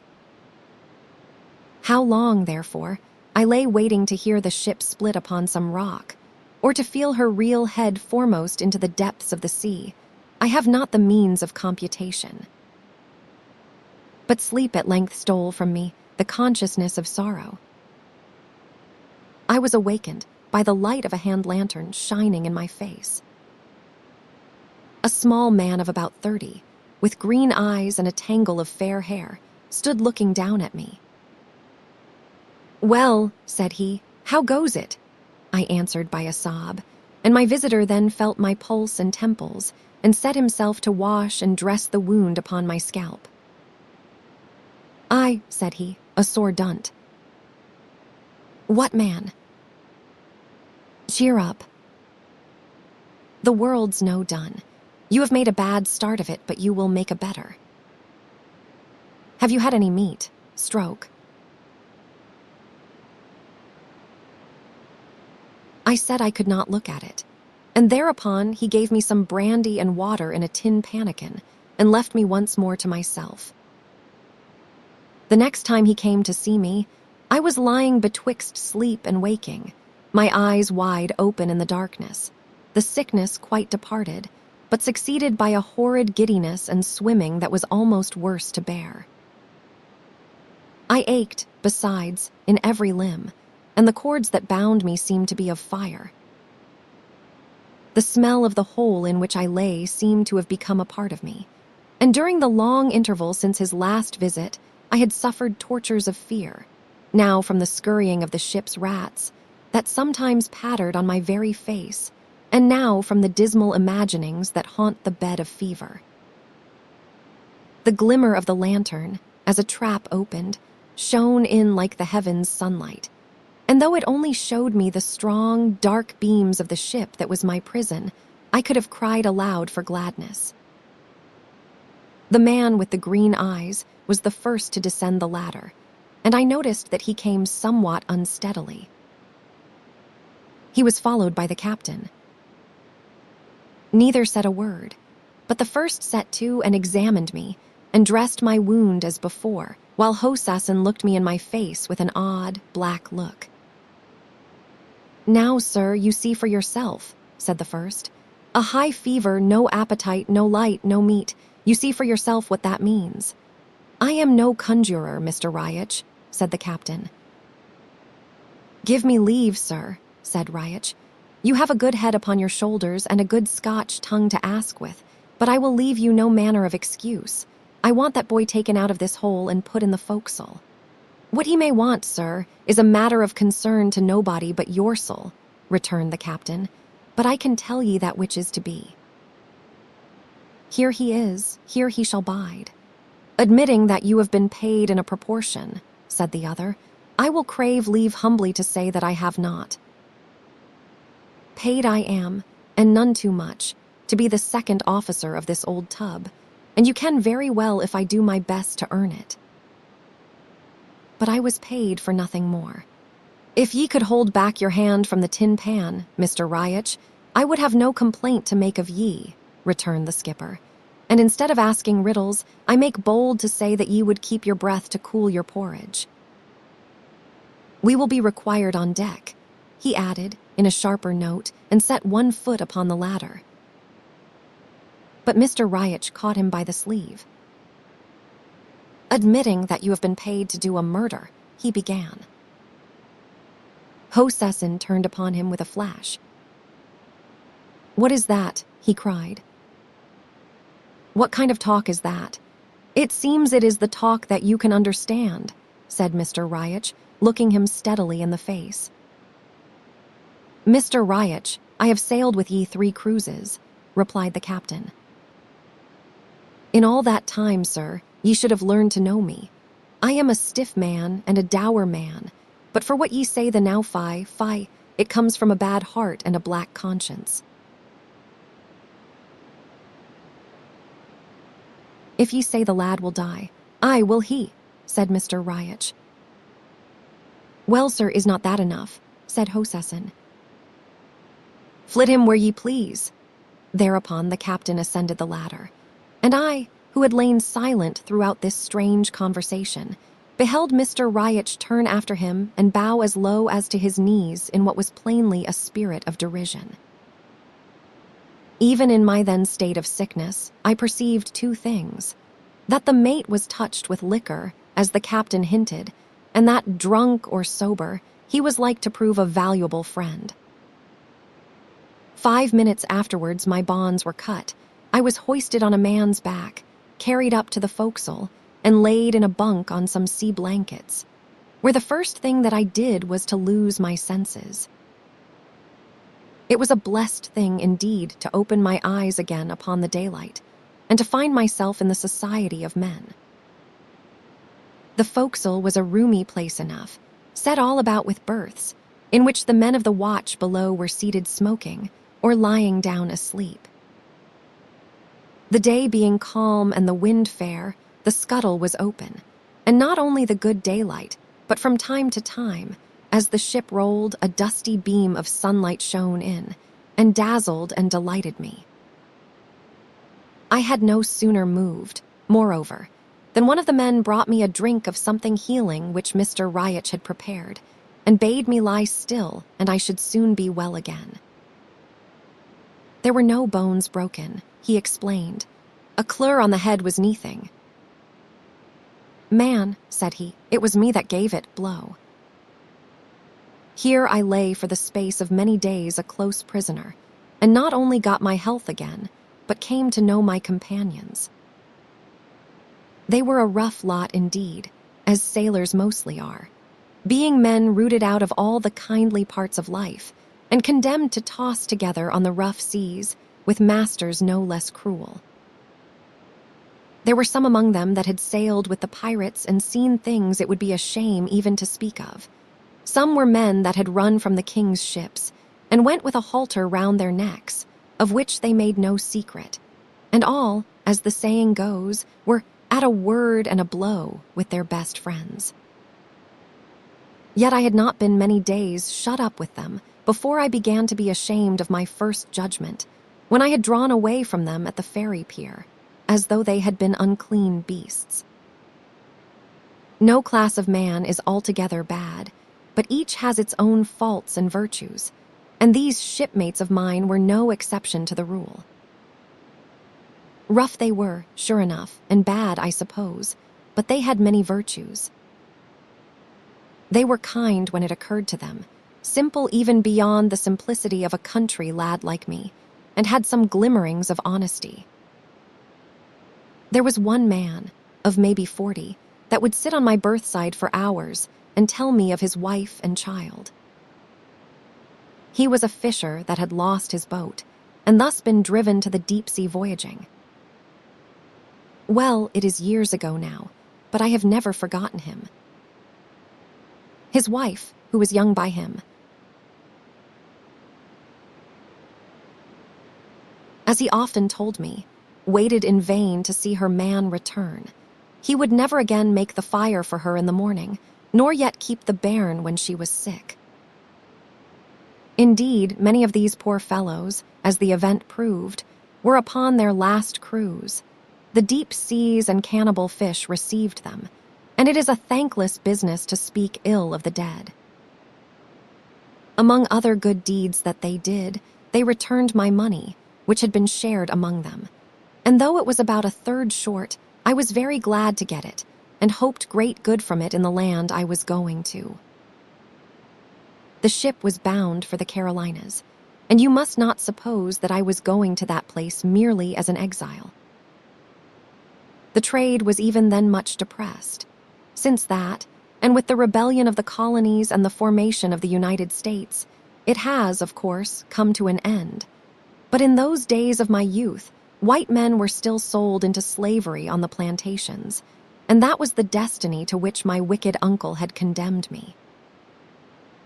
The cabin boy Ransom, from whom I had first heard of these atrocities, came in at times from the roundhouse, where he berthed and served, now nursing a bruised limb in silent agony, now raving against the cruelty of Mr. Shewan. It made my heart bleed, but the men had a great respect for the chief mate, who was, as they said, the only seaman of the whole jingbang, and none such a bad man when he was sober. Indeed, I found there was a strange peculiarity about our two mates, that Mr. Riach was sullen, unkind, and harsh when he was sober, and Mr. Shewan would not hurt a fly except when he was drinking. I asked about the captain, but I was told drink made no difference upon that man of iron. I did my best in the small time allowed me to make something like a man, or rather I should say something like a boy, of the poor creature, Ransom. But his mind was scarce truly human. He could remember nothing of the time before he came to sea, only that his father had made clocks and had a starling in the parlor, which could whistle the North Country. All else had been blotted out in these years of hardship and cruelties. He had a strange notion of the dry land, picked up from sailors' stories, that it was a place where lads were put to some kind of slavery called a trade, and where apprentices were continually lashed and clapped into foul prisons. In a town, he thought every second person a decoy, and every third house a place in which seamen would be drugged and murdered. To be sure, I would tell him how kindly I had myself been used upon that dry land he was so much afraid of, and how well fed and carefully taught both by my friends and my parents. And if he had been recently hurt, he would weep bitterly and swear to run away.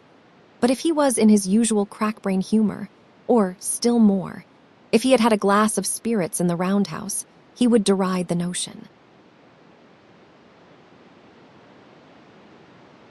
It was Mr. Riach, heaven forgive him, who gave the boy drink, and it was, doubtless, kindly meant.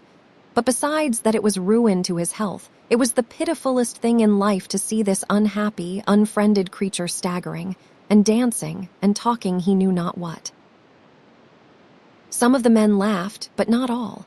Others would grow as black as thunder, thinking, perhaps, of their own childhood or their own children, and bid him stop that nonsense, and think what he was doing.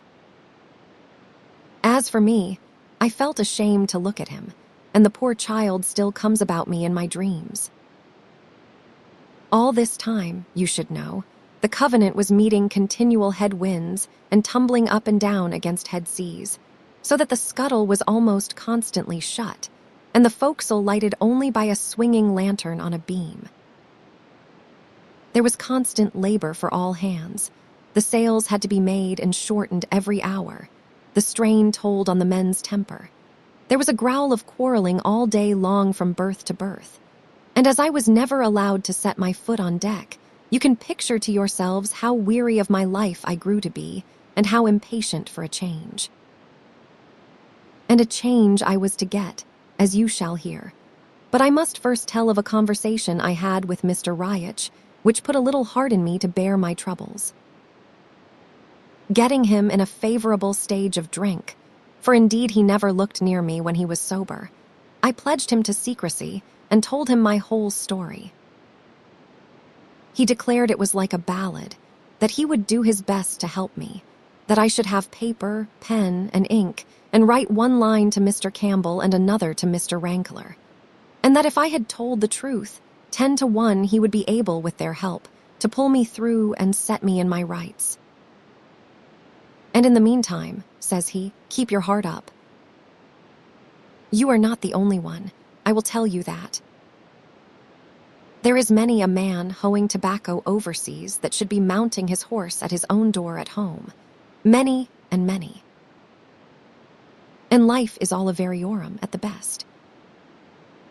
Look at me, I am a laird's son and more than half a doctor, and here I am, manjack to Hosasson. I thought it would be civil to ask him for his story. He whistled loud. Never had one, said he. I like fun, that is all, and he skipped out of the forecastle. Chapter 8. The roundhouse one night, about 11 o'clock, a man of Mr. Riach's watch, which was on deck, came below for his jacket, and instantly there began to go a whisper about the forecastle that Shuan had done for him at last. There was no need of a name. We all knew who was meant, but we had scarce time to get the idea rightly in our heads, far less to speak of it, when the scuttle was again flung open, and Captain Hosasson came down the ladder. He looked sharply round the bunks in the tossing light of the lantern, and then, walking straight up to me, he addressed me, to my surprise, in tones of kindness. My man, said he, we want you to serve in the roundhouse. You and Ransom are to change berths. Run away aft with ye. Even as he spoke, 2 seamen appeared in the scuttle, carrying Ransom in their arms, and the ship at that moment giving a great sheer into the sea and the lantern swinging, the light fell direct on the boy's face. It was as white as wax, and had a look upon it like a dreadful smile. The blood in me ran cold, and I drew in my breath as if I had been struck.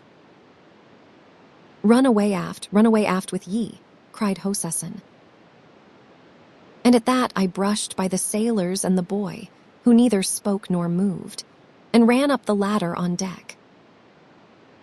The brig was sheering swiftly and giddily through a long, cresting swell. She was on the starboard tack, and on the left hand, under the arched foot of the foresail, I could see the sunset still quite bright. This, at such an hour of the night, surprised me greatly, but I was too ignorant to draw the true conclusion that we were going north about round Scotland, and were now on the high sea between the Orkney and Shetland Islands, having avoided the dangerous currents of the Pentland Firth. For my part, who had been so long shut in the dark and knew nothing of head winds, I thought we might be halfway or more across the Atlantic. And indeed, beyond that I wondered a little at the lateness of the sunset light. I gave no heed to it and pushed on across the decks, running between the seas, catching at ropes, and only saved from going overboard by one of the hands on deck, who had been always kind to me. The roundhouse, for which I was bound, and where I was now to sleep and serve, stood some 6 feet above the decks, and considering the size of the brig, was of good dimensions. Inside were a fixed table and bench, and 2 berths, one for the captain and the other for the 2 mates, turn and turn about. It was all fitted with lockers from top to bottom, so as to stow away the officers' belongings and a part of the ship's stores. There was a second storeroom underneath, which you entered by a hatchway in the middle of the deck. Indeed, all the best of the meat and drink and the whole of the powder were collected in this place, and all the firearms, except the 2 pieces of brass ordnance, were set in a rack in the aftermost wall of the roundhouse. The most of the cutlasses were in another place. A small window with a shutter on each side and a skylight in the roof gave it light by day, and after dark there was a lamp always burning. It was burning when I entered, not brightly, but enough to show Mr. Shuan sitting at the table, with the brandy bottle and a tin pannikin in front of him. He was a tall man, strongly made and very black, and he stared before him on the table like one stupid. He took no notice of my coming in, nor did he move when the captain followed and leant on the berth beside me, looking darkly at the mate. I stood in great fear of Hosesson and had my reasons for it, but something told me I need not be afraid of him just then, and I whispered in his ear, "How is he?" He shook his head like one that does not know and does not wish to think, and his face was very stern. Presently, Mr. Riach came in.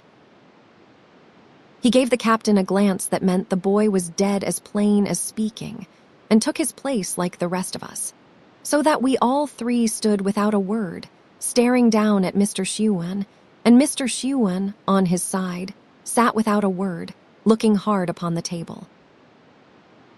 All of a sudden he put out his hand to take the bottle, and at that Mr. Riach started forward and caught it away from him, rather by surprise than violence, crying out with an oath that there had been too much of this work altogether, and that a judgment would fall upon the ship. And as he spoke, the weather sliding doors standing open, he tossed the bottle into the sea. Mr. Shuan was on his feet in a trice.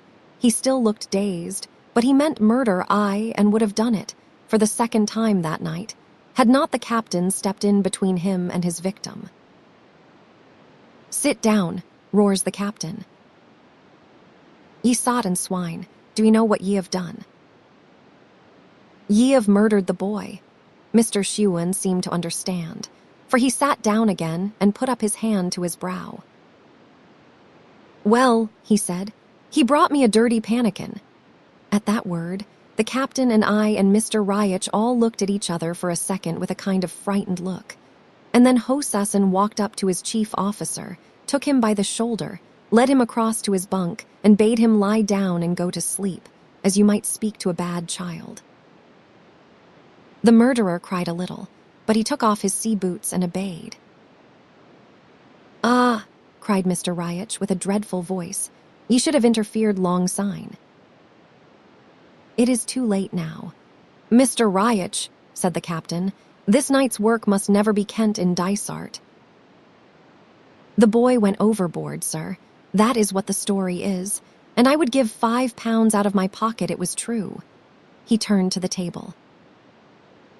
"What made ye throw the good bottle away?" he added. "There was nae sense in that, sir." "Here, David, draw me another." "They are in the bottom locker," and he tossed me a key. "Ye'll need a glass yourself, sir," he added to Riach. Yon was an ugly thing to see. So the pair sat down and hobnobbed, and while they did so, the murderer, who had been lying and whimpering in his berth, raised himself upon his elbow and looked at them and at me. That was the first night of my new duties, and in the course of the next day, I had got well into the run of them. I had to serve at the meals, which the captain took at regular hours, sitting down with the officer who was off duty. All the day through, I would be running with a dram to one or other of my 3 masters, and at night I slept on a blanket thrown on the deck boards at the aftermost end of the roundhouse, and right in the draught of the 2 doors. It was a hard and a cold bed, nor was I suffered to sleep without interruption, for someone would be always coming in from deck to get a dram, and when a fresh watch was to be set, 2 and sometimes all 3 would sit down and brew a bowl together. How they kept their health, I know not, any more than how I kept my own. And yet in other ways, it was an easy service. There was no cloth to lay. The meals were either of oatmeal porridge or salt junk, except twice a week, when there was duff. And though I was clumsy enough and not being firm on my sea legs, sometimes fell with what I was bringing them, both Mr. Riach and the captain were singularly patient.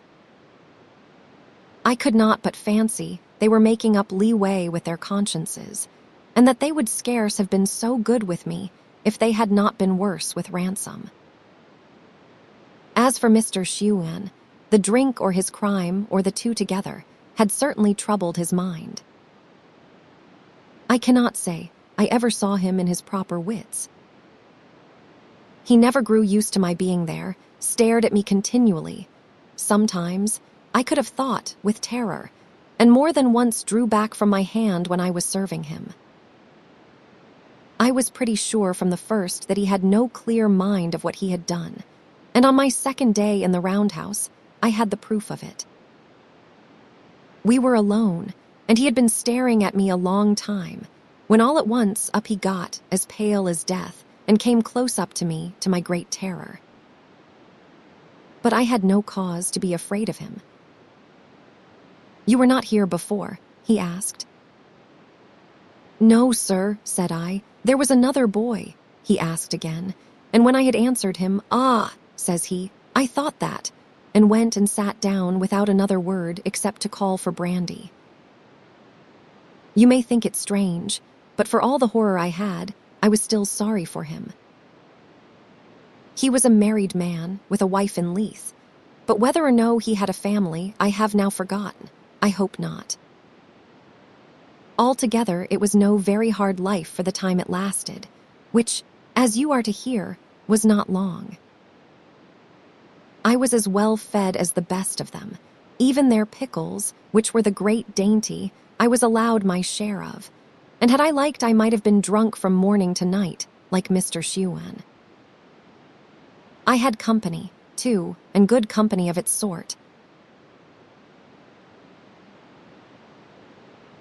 Mr. Riach, who had been to the college, spoke to me like a friend when he was not sulking, and told me many curious things, and some that were informing. And even the captain, though he kept me at the stick's end the most part of the time, would sometimes unbuckle a bit, and tell me of the fine countries he had visited. The shadow of poor Ransom, to be sure, lay on all 4 of us, and on me and Mr. Shuan in particular most heavily. And then I had another trouble of my own. Here I was, doing dirty work for 3 men that I looked down upon, and one of whom, at least, should have hung upon a gallows. That was for the present. And as for the future, I could only see myself slaving alongside of Negroes in the tobacco fields. Mr. Riach, perhaps from caution, would never suffer me to say another word about my story. The captain, whom I tried to approach, rebuffed me like a dog and would not hear a word. And as the days came and went, my heart sank lower and lower, till I was even glad of the work which kept me from thinking. Chapter 9. The man with the belt of gold. More than a week went by, in which the ill luck that had hitherto pursued the covenant upon this voyage grew, yet more strongly marked. Some days she made a little way, others she was driven actually back. At last we were beaten so far to the south that we tossed and tacked to and fro the whole of the 9th day, within sight of Cape Wrath and the wild, rocky coast on either hand of it.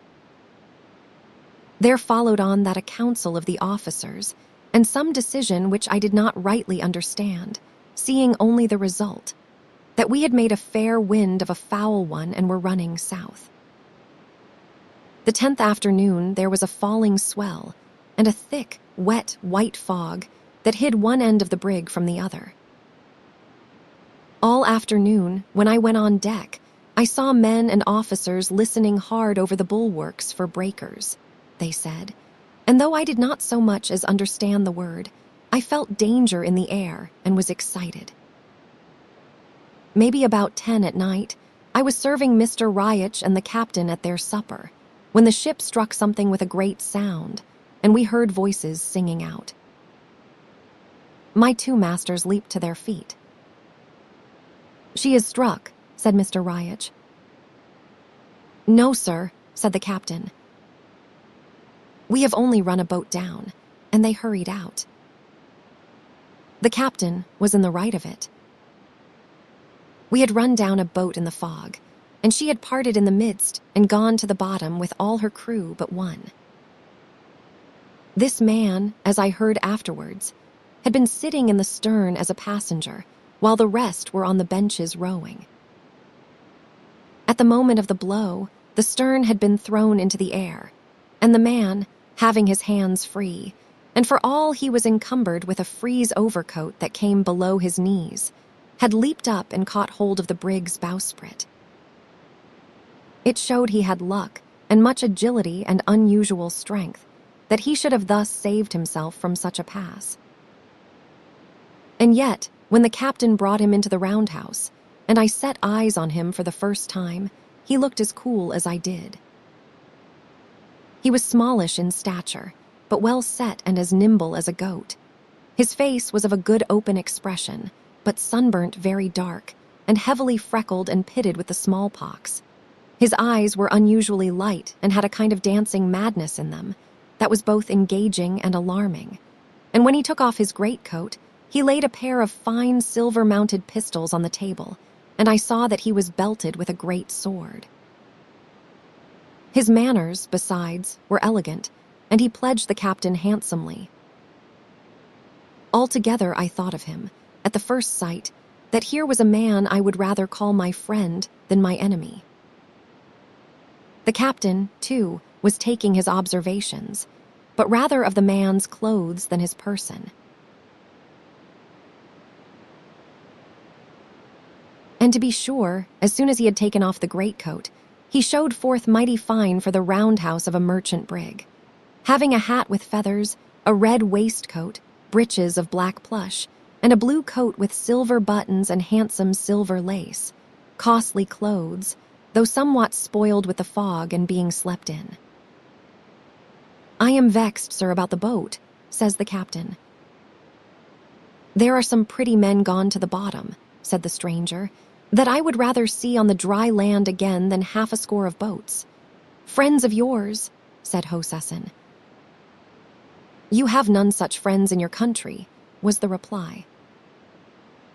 "They would have died for me like dogs." "Well, sir," said the captain, still watching him, There are more men in the world than boats to put them in. And that is true, too, cried the other, and ye seem to be a gentleman of great penetration. I have been in France, sir, says the captain, so that it was plain he meant more by the words than showed upon the face of them. Well, sir, says the other, and so has many a pretty man for the matter of that. No doubt, sir, says the captain, and fine coats. Oh ho, says the stranger, is that how the wind sets? And he laid his hand quickly on his pistols. Do not be hasty, said the captain. Do not do a mischief before ye see the need of it.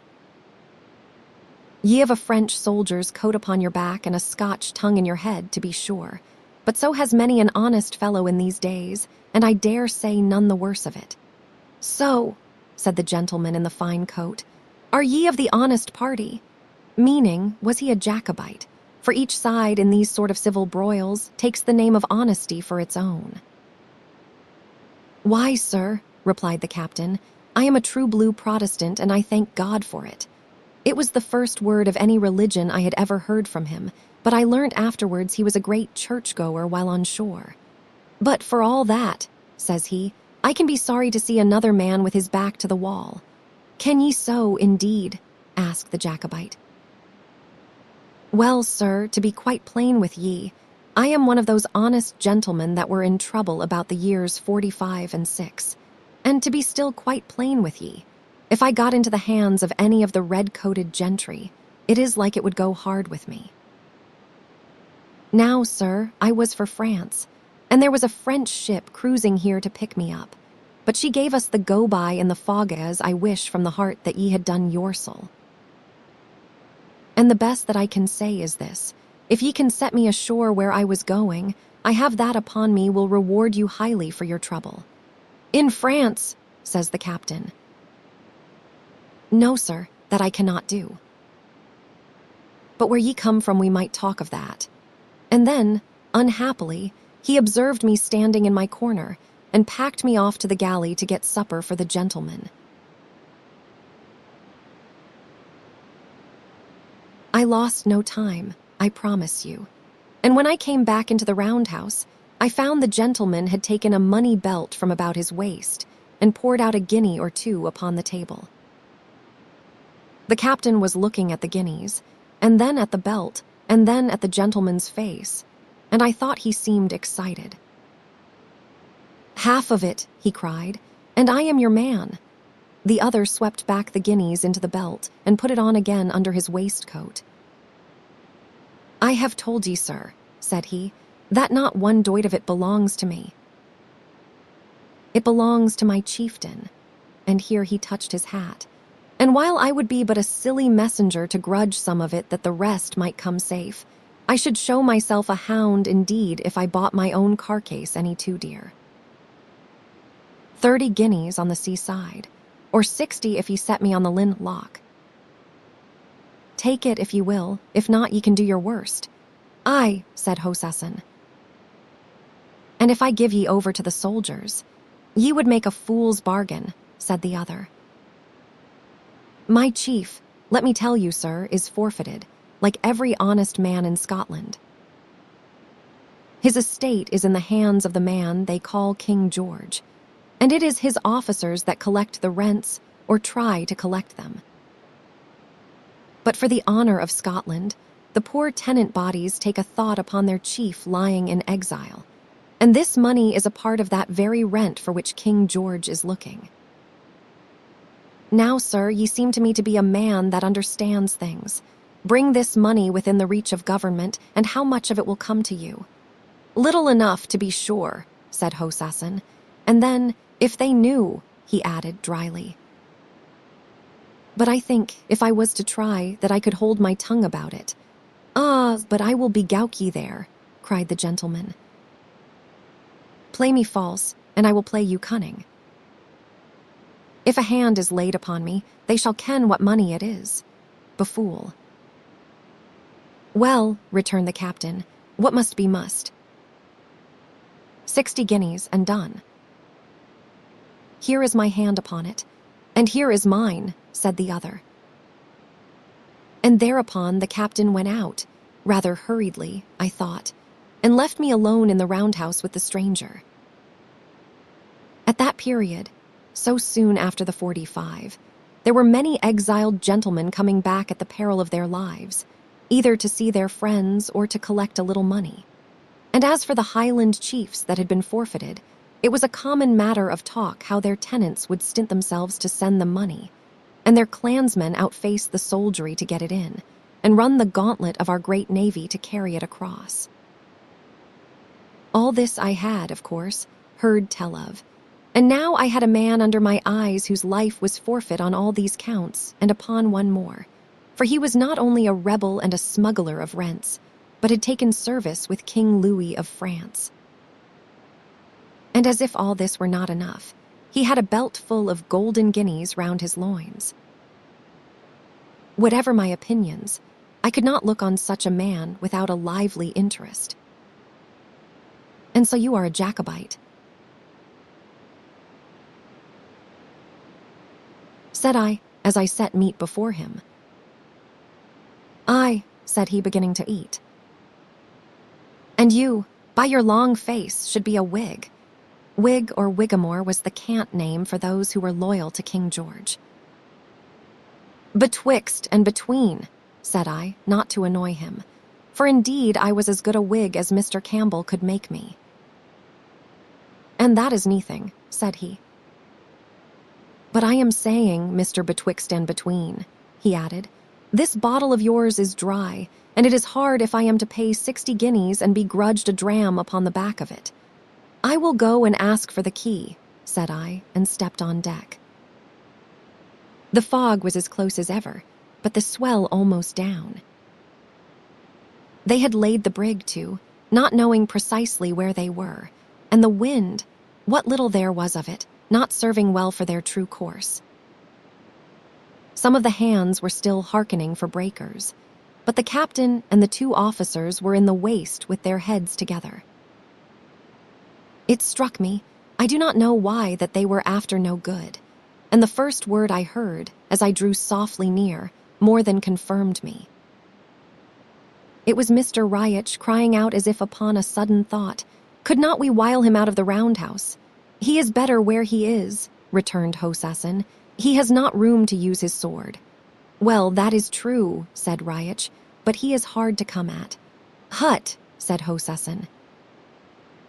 "We can get the man in talk, one upon each side, and pin him by the 2 arms. Or if that will not hold, sir, we can make a run by both the doors and get him under hand before he has the time to draw." At this hearing, I was seized with both fear and anger at these treacherous, greedy, bloody men that I sailed with. My first mind was to run away. My second was bolder. "Captain," said I, "the gentleman is seeking a dram and the bottle's out. Will you give me the key?" They all started and turned about. "Why, here is our chance to get the firearms," Riach cried, and then to me, "Hark ye, David," he said, "do ye ken where the pistols are?" "Aye, aye," put in Hosassin. "David kens. David's a good lad." "Ye see, David, my man, yon wild Hielandman is a danger to the ship, besides being a rank foe to King George, God bless him." I had never been so Davided since I came on board, but I said yes, as if all I heard were quite natural. "The trouble is," resumed the captain, "that all our firelocks, great and little, are in the roundhouse under this man's nose, likewise the powder. Now, if I, or one of the officers, was to go in and take them, he would fall to thinking.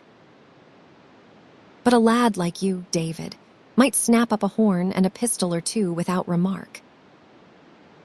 And if ye can do it cleverly, I will bear it in mind when it will be good for you to have friends, and that is when we come to Carolina." Here Mr. Riach whispered him a little. "Very right, sir," said the captain, and then to myself, "And see here, David, yon man has a belt full of gold, and I give you my word that you shall have your fingers in it."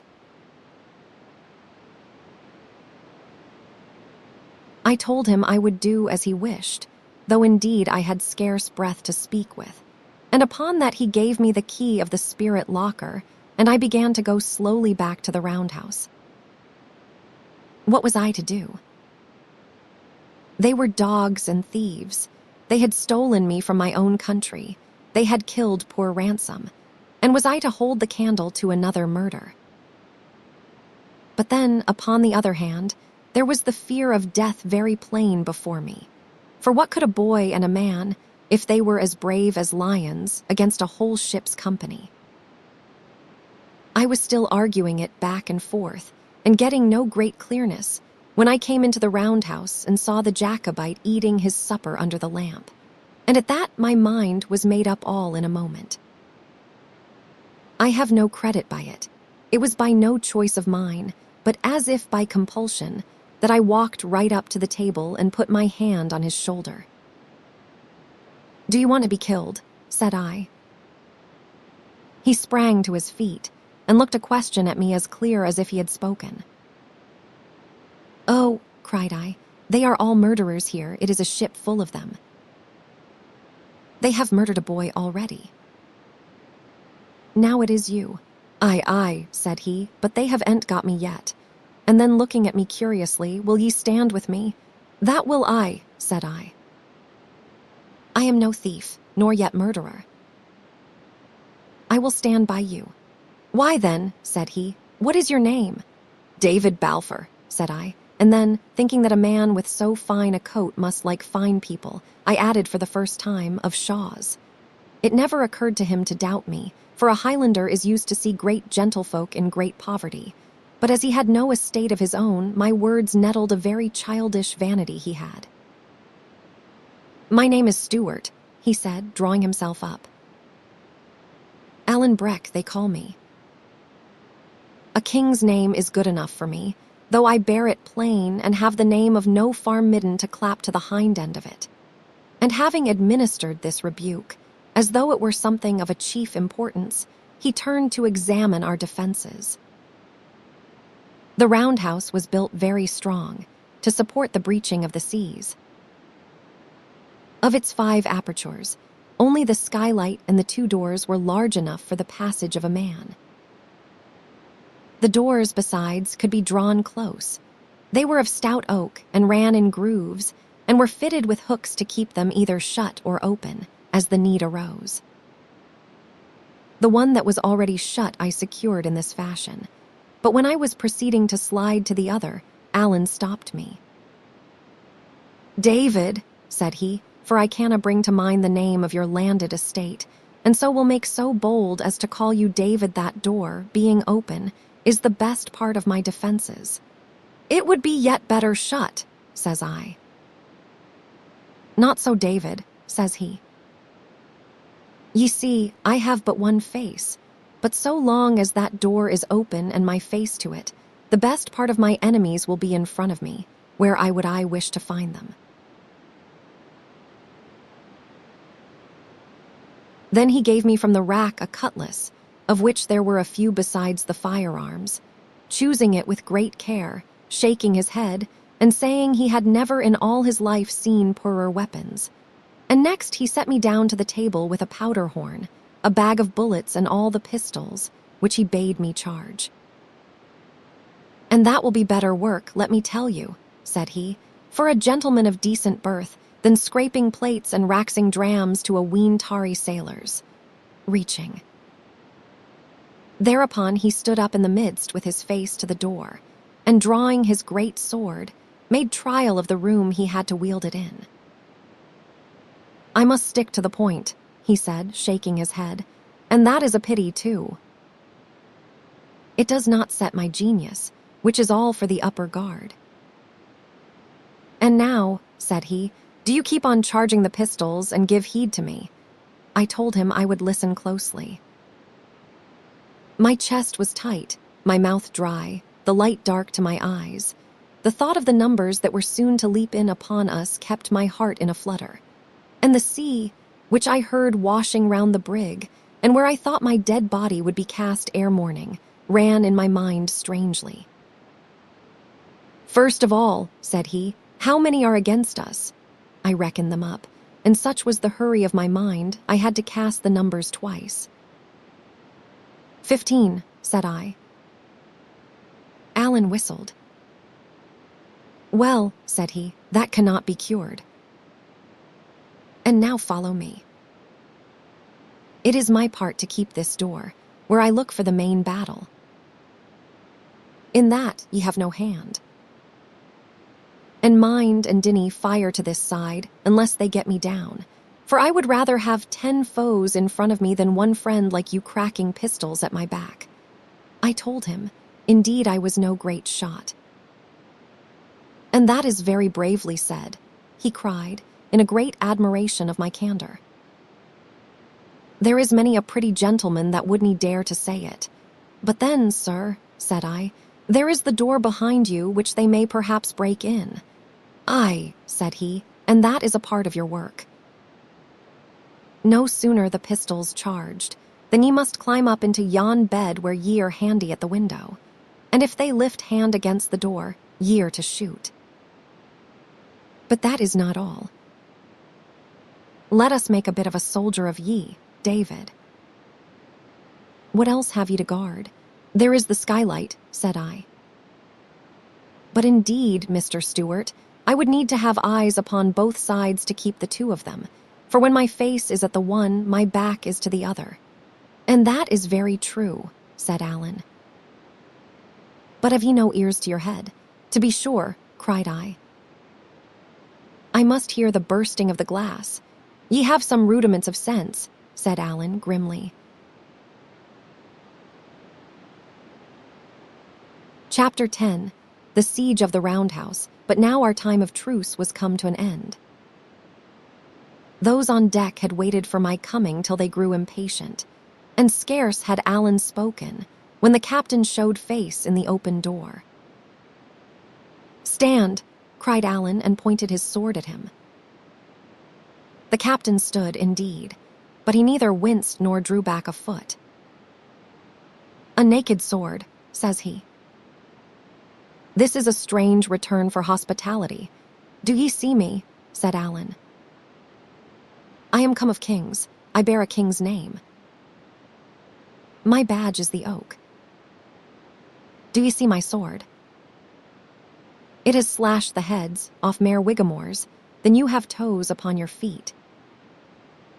Call up your vermin to your back, sir, and fall on. The sooner the clash begins, the sooner ye'll taste this steel throughout your vitals. The captain said nothing to Alan, but he looked over at me with an ugly look. David, said he, I will mind this, and the sound of his voice went through me with a jar. Next moment he was gone. And now, said Alan, let your hand keep your head, for the grip is coming. Alan drew a dirk, which he held in his left hand in case they should run in under his sword. I, on my part, clambered up into the berth with an armful of pistols and something of a heavy heart, and set open the window where I was to watch. It was a small part of the deck that I could overlook, but enough for our purpose. The sea had gone down, and the wind was steady and kept the sails quiet, so that there was a great stillness in the ship, in which I made sure I heard the sound of muttering voices. A little after, and there came a clash of steel upon the deck, by which I knew they were dealing out the cutlasses, and one had been let fall, and after that, silence again. I do not know if I was what you call afraid, but my heart beat like a bird's, both quick and little, and there was a dimness came before my eyes which I continually rubbed away, and which continually returned. As for hope, I had none, but only a darkness of despair, and a sort of anger against all the world that made me long to sell my life as dear as I was able. I tried to pray, I remember, but that same hurry of my mind, like a man running, would not suffer me to think upon the words, and my chief wish was to have the thing begin and be done with it. It came all of a sudden when it did, with a rush of feet and a roar, and then a shout from Alan, and a sound of blows and someone crying out as if hurt. I looked back over my shoulder, and saw Mr. Shuan in the doorway, crossing blades with Alan. "That is him that killed the boy," I cried. "Look to your window," said Alan, and as I turned back to my place, I saw him pass his sword through the mate's body.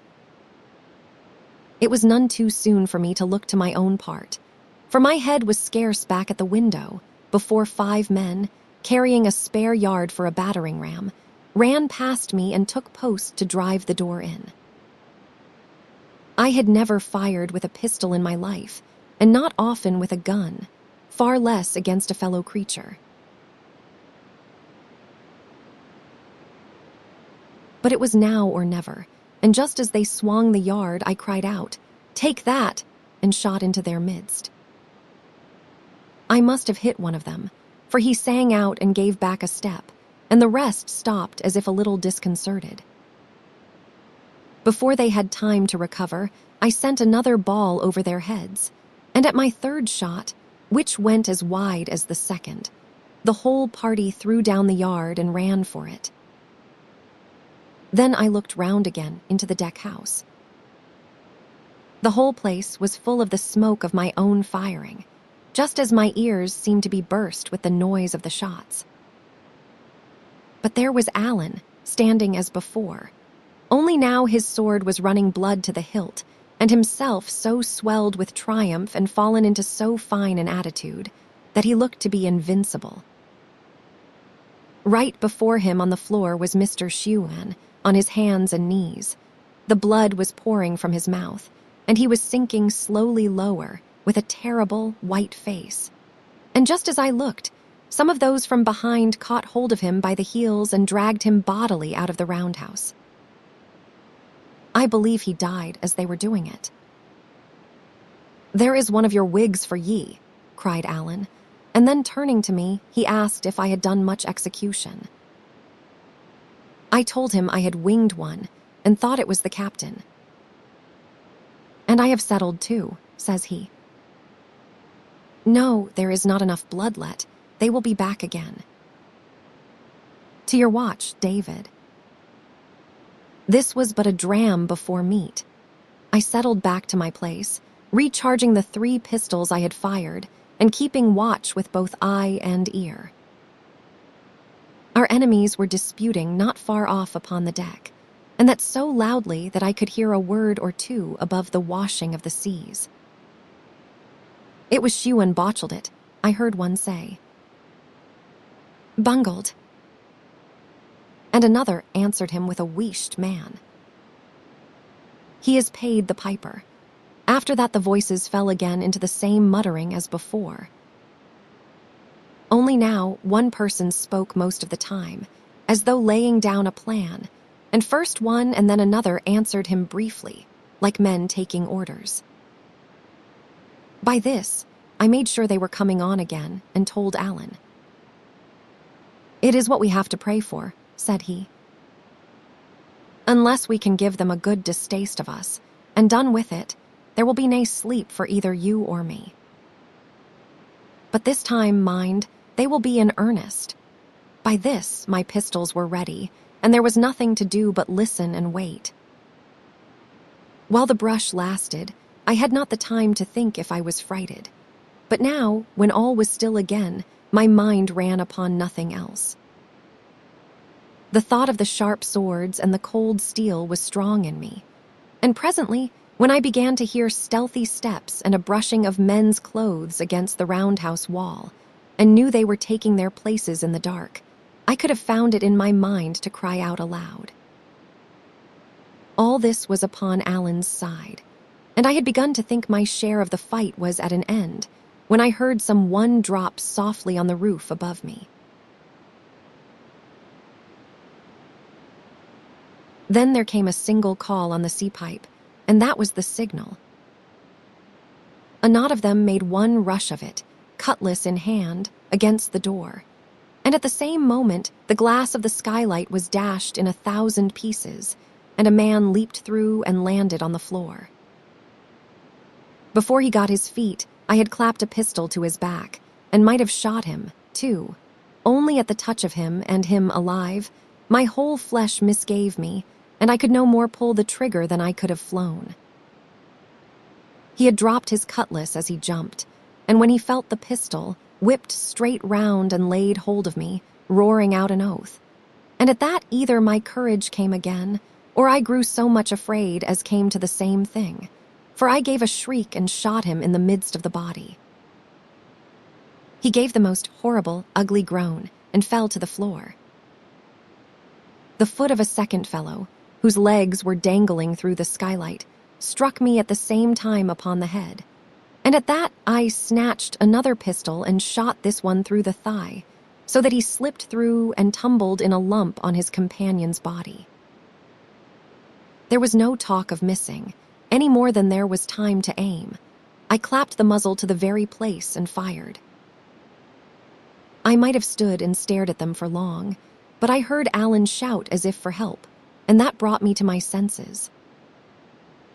He had kept the door so long, but one of the seamen, while he was engaged with others, had run in under his guard and caught him about the body. Alan was dirking him with his left hand, but the fellow clung like a leech. Another had broken in and had his cutlass raised. The door was thronged with their faces.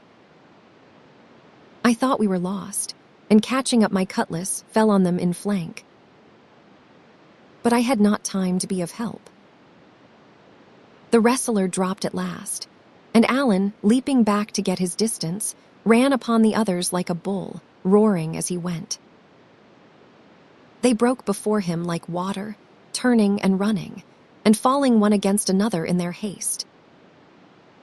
The sword in his hands flashed like quicksilver into the huddle of our fleeing enemies, and at every flash there came the scream of a man hurt.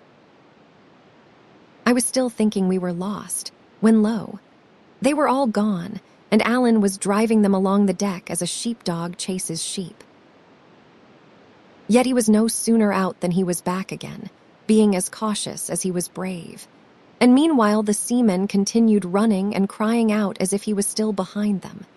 And we heard them tumble one upon another into the forecastle and clap to the hatch upon the top.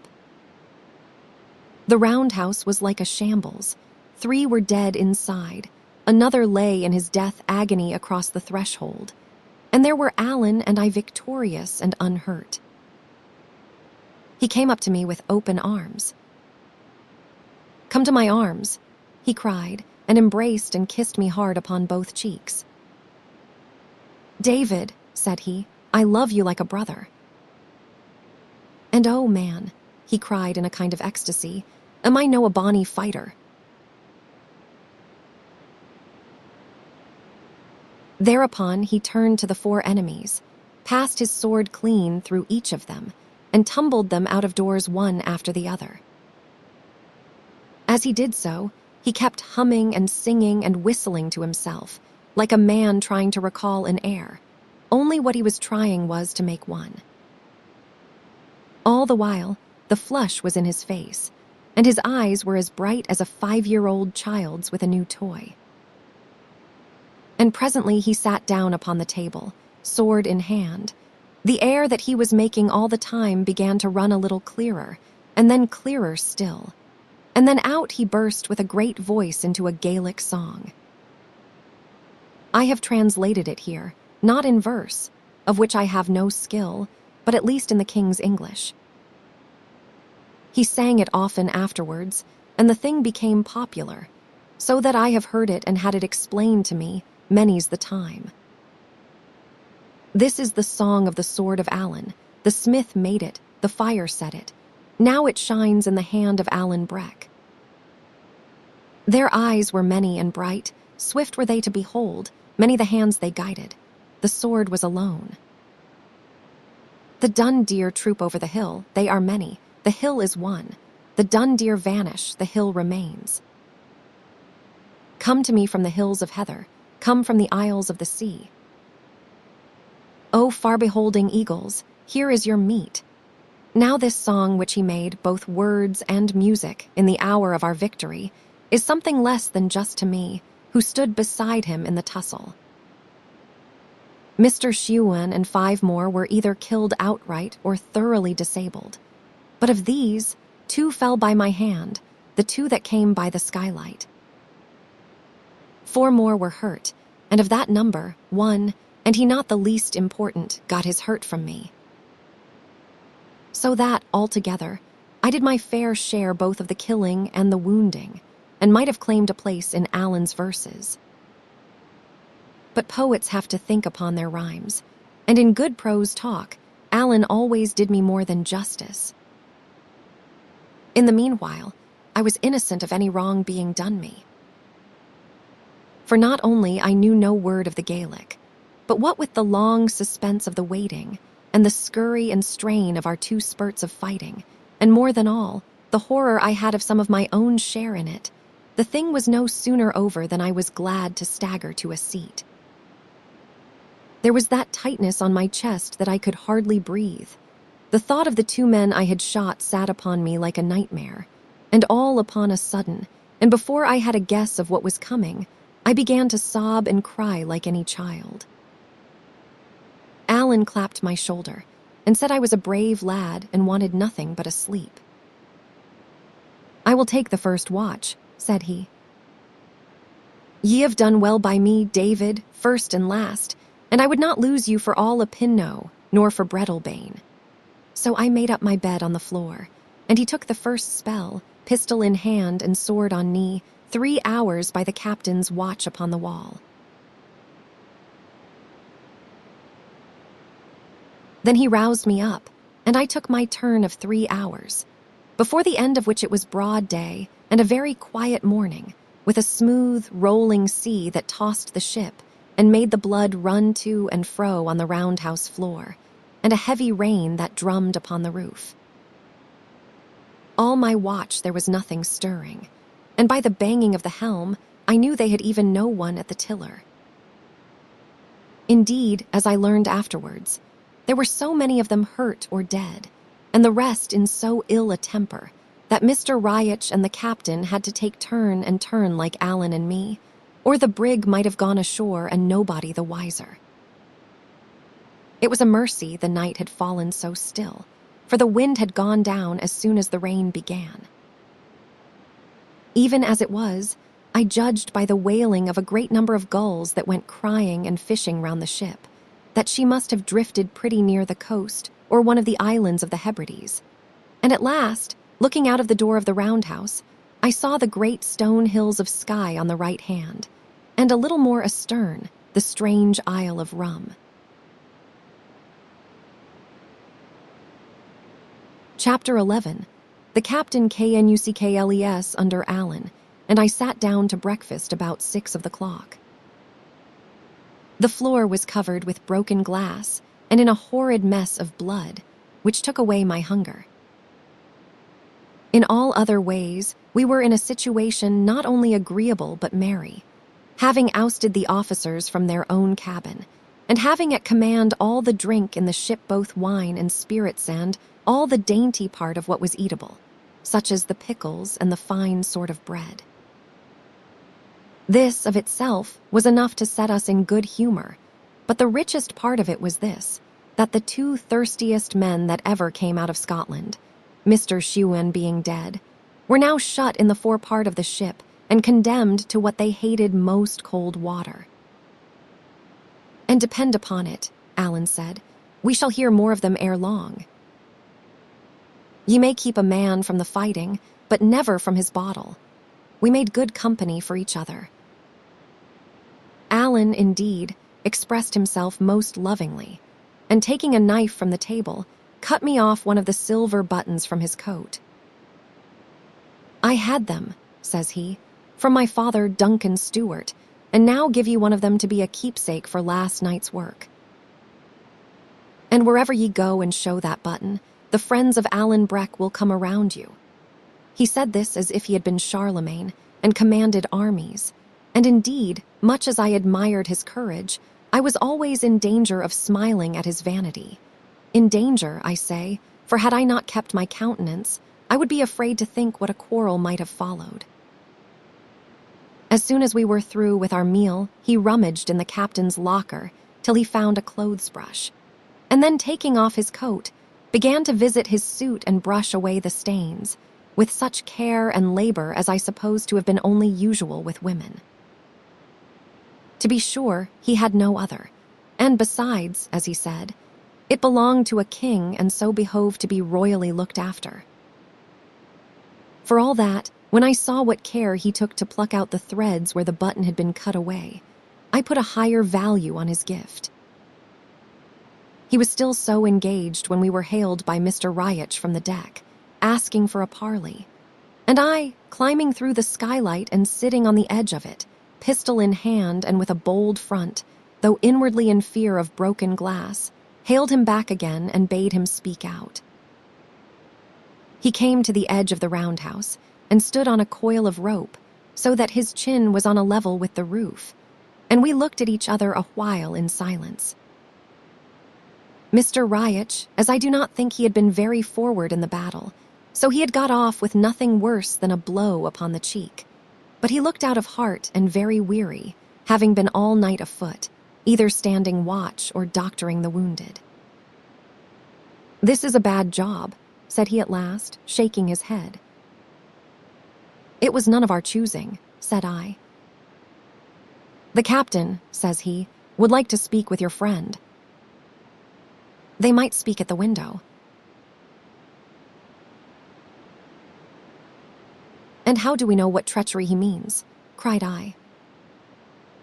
"He means none, David," returned Mr. Riach, "and if he did, I will tell ye the honest truth, we couldn't get the men to follow." "Is that so?" said I. "I will tell you more than that," said he. "It is not only the men, it is me. I am Fritchen, Davy," and he smiled across at me. "No," he continued, "what we want is to be shut of him." Thereupon I consulted with Alan, and the parley was agreed to and parole given upon either side. But this was not the whole of Mr. Riach's business, and he now begged me for a dram with such instancy and such reminders of his former kindness, that at last I handed him a pannikin with about a gill of brandy. He drank a part, and then carried the rest down upon the deck, to share it, I suppose, with his superior. A little after, the captain came, as was agreed, to one of the windows, and stood there in the rain, with his arm in a sling, and looking stern and pale, and so old that my heart smote me for having fired upon him. Alan at once held a pistol in his face. "Put that thing up," said the captain. "Have I not passed my word, sir, or do ye seek to affront me?" "Captain," says Alan, "I doubt your word is a breakable. Last night ye haggled and argle-bargled like an apple wife, and then passed me your word, and gave me your hand to back it, and ye ken very well what was the upshot." "Be damned to your word," says he. "Well, well, sir," said the captain, "ye'll get little good by swearing." And truly that was a fault of which the captain was quite free. "But we have other things to speak," he continued bitterly. "Ye have made a sore hash of my brig. I have not hands enough left to work her, and my first officer, whom I could ill spare, has got your sword throughout his vitals and passed without speech. There is nothing left me, sir, but to put back into the port of Glasgow after hands, and there, by your leave, ye will find them that are better able to talk to you." "Aye," said Alan, "and faith, I will have a talk with them mysel. Unless there is nobody speaks English in that town, I have a bonny tale for them. 15 tarry sailors upon the one side, and a man and a halfling boy upon the other. Oh man, it is pitiful." Hosassin flushed red. "No," continued Alan, "that will no do. Ye'll just have to set me ashore as we agreed." "Aye," said Hosassin, "but my first officer is dead ye ken best how.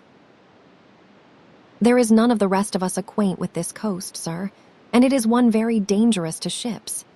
"I give ye your choice," says Alan. "Set me on dry ground in a pin, or Ardger, or in Morven, or Arisaig, or Morar, or, in brief, where ye please, within 30 miles of my own country. except in a country of the Campbells. That is a broad target. If ye miss that, ye must be as feckless at the sailoring as I have found ye at the fighting. Why, my poor country people in their bit cobbles pass from island to island in all weathers, aye, and by night too, for the matter of that. Cobble, a small boat used in fishing. A cobble's not a ship, sir, said the captain. It has nae draught of water. Well then, to Glasgow if ye list, says Allan. We will have the laugh of ye at the least. My mind runs little upon laughing, said the captain. But all this will cost money, sir. Well, sir, says Allan, I am nae weathercock. 30 guineas if ye land me on the seaside, and 60 if ye put me in the Linloch. But see, sir, where we lie, we are but a few hours' sail from Ardnamurchan, said Hosesson. Give me 60, and I will set ye there. And I am to wear my brogues and run jeopardy of the redcoats to please you, cries Allan. No, sir, if ye want 60 guineas, earn them and set me in my own country. It is to risk the brig, sir, said the captain, and your own lives along with her. Take it or want it, says Allan. Could ye pilot us at all? Asked the captain, who was frowning to himself. Well, it is doubtful, said Allan. I am more of a fighting man, as ye have seen for Yorsel, than a sailor man. But I have been often enough picked up and set down upon this coast, and should ken something of the lie of it. The captain shook his head, still frowning. If I had lost less money on this unchancy cruise, says he, I would see you in a rope's end before I risked my brig, sir. But be it as ye will. As soon as I get a slant of wind, and there is some coming, or I am the more mistaken, I will put it in hand. But there is one thing more. We may meet in with a king's ship, and she may lay us aboard, sir, with no blame of mine. They keep the cruisers thick upon this coast, ye ken who for. Now, sir, if that was to befall, ye might leave the money. Captain, says Allan, if ye see a pennant, it shall be your part to run away. And now, as I hear you are a little short of brandy in the forepart, I will offer ye a change, a bottle of brandy against 2 buckets of water. That was the last clause of the treaty, and was duly executed on both sides, so that Allan and I could at last wash out the roundhouse and be quit of the memorials of those whom we had slain, and the captain and Mr. Riach could be happy again in their own way, the name of which was drink. Chapter 12. I hear of the Red Fox. Before we had done cleaning out the roundhouse, a breeze sprang up from a little to the east of north. This blew off the rain and brought out the sun. And here I must explain, and the reader would do well to look at a map. On the day when the fog fell and we ran down Allan's boat, we had been running through the Little Minch. At dawn after the battle, we lay becalmed to the east of the Isle of Canna, or between that and Isle Eriska in the chain of the Long Island. Now to get from there to the Linloch, the straight course was through the narrows of the Sound of Mull. But the captain had no chart. He was afraid to trust his brig so deep among the islands, and the wind serving well, he preferred to go by west of Tiree and come up under the southern coast of the great Isle of Mull. All day the breeze held in the same point, and rather freshened than died down, and towards afternoon a swell began to set in from round the outer Hebrides. Our course, to go round about the inner isles, was to the west of south, so that at first we had this swell upon our beam, and were much rolled about. But after nightfall, when we had turned the end of Tiree and began to head more to the east, the sea came right astern. Meanwhile, the early part of the day, before the swell came up, was very pleasant, sailing, as we were, in a bright sunshine and with many mountainous islands upon different sides. Alan and I sat in the roundhouse with the doors open on each side, the wind being straight astern, and smoked a pipe or two of the captain's fine tobacco. It was at this time we heard each other's stories, which was the more important to me, as I gained some knowledge of that wild Highland country on which I was so soon to land. In those days, so close on the back of the Great Rebellion, it was needful a man should know what he was doing when he went upon the heather. It was I that showed the example, telling him all my misfortune, which he heard with great good nature. Only when I came to mention that good friend of mine, Mr. Campbell the minister, Alan fired up and cried out that he hated all that were of that name. "Why," said I, "he is a man you should be proud to give your hand to." "I know nothing I would help a Campbell to," says he, "unless it was a leaden bullet. I would hunt all of that name like blackcocks. If I lay dying, I would crawl upon my knees to my chamber window for a shot at one." "Why, Alan," I cried, "what ails ye at the Campbells?" "Well," says he, "ye ken very well that I am an Appin Stewart, and the Campbells have long harried and wasted those of my name.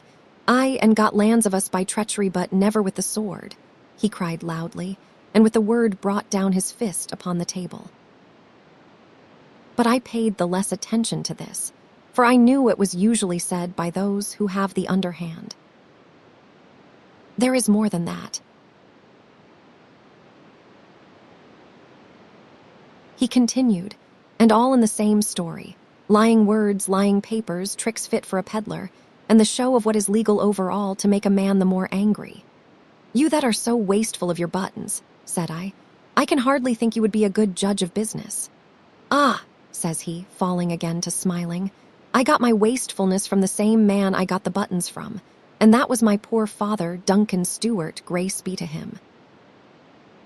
He was the prettiest man of his kindred, and the best swordsman in the Hielands, David, and that is the same as to say, in all the world I should ken, for it was him that taught me.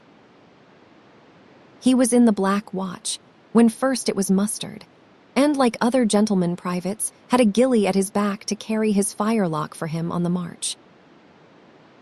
Well, the king, it appears, was wishful to see Hieland swordsmanship, and my father and 3 more were chosen out and sent to London town, to let him see it at the best. So they were had into the palace, and showed the whole art of the sword for 2 hours at a stretch, before King George and Queen Caroline, and the butcher Cumberland, and many more of whom I have ne mind. And when they were through, the king, for all he was a rank usurper, spoke them fair and gave each man 3 guineas in his hand. Now, as they were going out of the palace, they had a porter's lodge to go by, and it came in on my father, as he was perhaps the first private Hieland gentleman that had ever gone by that door. It was right he should give the poor porter a proper notion of their quality. So he gives the king's 3 guineas into the man's hand, as if it was his common custom. The 3 others that came behind him did the same, and there they were on the street, never a penny the better for their pains. Some say it was one, that was the first to fee the king's porter, and some say it was another. But the truth of it is that it was Duncan Stewart, as I am willing to prove with either sword or pistol. And that was the father that I had, God rest him. I think he was not the man to leave you rich, said I. And that is true, said Alan. He left me my breeks to cover me, and little besides. And that was how I came to enlist, which was a black spot upon my character at the best of times, and would still be a sore job for me if I fell among the redcoats. What, cried I, were you in the English army? That was I, said Alan. But I deserted to the right side at Preston Pansend. That is some comfort. I could scarcely share this view, holding desertion under arms for an unpardonable fault in honor.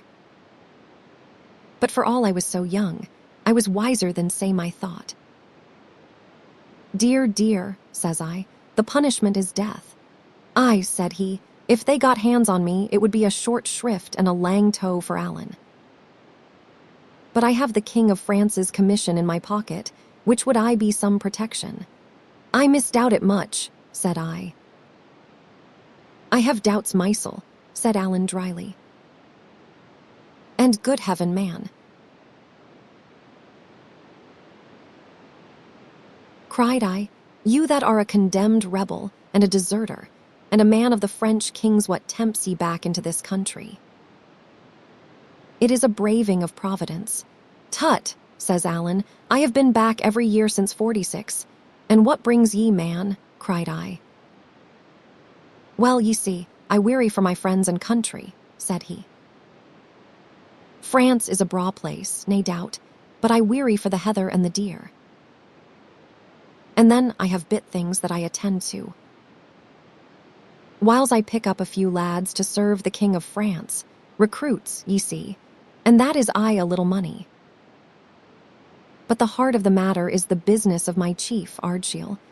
I thought they called your chief a pin, said I. Aye, but Ardshiel is the captain of the clan, said he, which scarcely cleared my mind. Ye see, David, he that was all his life so great a man, and come of the blood and bearing the name of kings, is now brought down to live in a French town like a poor and private person. He that had 400 swords at his whistle, I have seen, with these eyes of mine, buying butter in the marketplace, and taking it home in a kale leaf. This is not only a pain, but a disgrace to us of his family and clan. There are the bairns forby, the children and the hope of a pin, that must be learned their letters and how to hold a sword in that far country. Now the tenants of a pin have to pay a rent to King George, but their hearts are staunch, they are true to their chief. And what with love and a bit of pressure, and maybe a threat or two, the poor folks scrape up a second rent for Ardshiel. Well, David, I am the hand that carries it. And he struck the belt about his body so that the guineas rang. Do they pay both? Cried I. I, David, both, says he. What 2 rents? I repeated. I, David, said he. I told a different tale to yon Captain Man, but this is the truth of it. And it is wonderful to me how little pressure is needed. But that is the handiwork of my good kinsman and my father's friend, James of the Glens. James Stewart, that is, Ardshiel's half-brother. He it is that gets the money in and does the management. This was the first time I heard the name of that James Stewart, who was afterwards so famous at the time of his hanging. But I took little heed at the moment, for all my mind was occupied with the generosity of these poor Highlanders. I call it noble, I cried. I am a Whig or little better, but I call it noble. Aye, said he, ye're a Whig, but ye're a gentleman, and that is what does it. Now, if ye were one of the cursed race of Campbell, ye would gnash your teeth to hear tell of it. If ye were the Red Fox, and at that name his teeth shut together and he ceased speaking. I have seen many a grim face, but never a grimmer than Alan's when he had named the Red Fox. And who is the Red Fox? I asked, daunted but still curious. Who is he? Cried Alan. Well, and I will tell you that. When the men of the clans were broken at Culloden, and the good cause went down, and the horses rode over the fetlocks in the best blood of the north, Ardshiel had to flee like a poor deer upon the mountains, he and his lady and his bairns. A sair job we had of it before we got him shipped, and while he still lay in the heather, the English rogues that couldn't come at his life were striking at his rights. They stripped him of his powers, they stripped him of his lands, they plucked the weapons from the hands of his clansmen that had borne arms for 30 centuries. Aye, and the very clothes off their backs, so that it is now a sin to wear a tartan plaid, and a man may be cast into a jail if he has but a kilt about his legs. One thing they couldn't kill. That was the love the clansmen bore their chief. These guineas are the proof of it. And now in their steps a man, a Campbell, red-headed Colin of Glenure. "Is that him you call the Red Fox?" said I. "Will ye bring me his brush?" cries Allen fiercely. "Aye, that is the man." In he steps, and gets papers from King George, to be so-called king's factor on the lands of a pin. And at first he sings small, and his hail fellow well met with Shemus that is James of the Glens, my chieftain's agent. But by and by, that came to his ears that I have just told you, how the poor commons of a pin, the farmers and the crofters and the bowmen, were wringing their very plaids to get a second rent, and send it overseas for Ardshiel and his poor bairns. "What was it ye called it when I told ye?" "I called it noble, Allen," said I. "And you little better than a common Whig," cries Allen. But when it came to Colin Roy, the black Campbell blood in him ran wild. He sat gnashing his teeth at the wine table. What, should a Stuart get a bite of bread, and him not be able to prevent it? Ah! "Red Fox, if ever I hold you at a gun's end, the Lord have pity upon ye." Allen stopped to swallow down his anger. "Well, David, what does he do?" "He declares all the farms to let. And thinks he, in his black heart, I will soon get other tenants that will overbid these Stuarts, and Macalls and Macrobs. For these are all names in my clan, David. And then, thinks he, Ardshiel will have to hold his bonnet on a French roadside." "Well," said I, "what followed?" Allen laid down his pipe, which he had long since suffered to go out, and set his 2 hands upon his knees. "Aye," said he, "ye'll never guess that.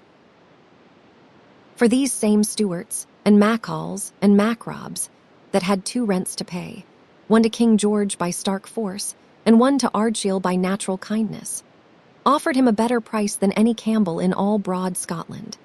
And far he sent seeking them as far as to the sides of Clyde and the cross of Edinburgh seeking, and fleeching, and begging them to come, where there was a Stuart to be starved, and a red-headed hound of a Campbell to be pleasured." "Well, Allen," said I, "that is a strange story, and a fine one, too." "And Whig as I may be, I am glad the man was beaten." "Him beaten," echoed Allen. "It is little ye ken of Campbells, and less of the Red Fox." "Him beaten." "No, nor will be, till his blood's on the hillside.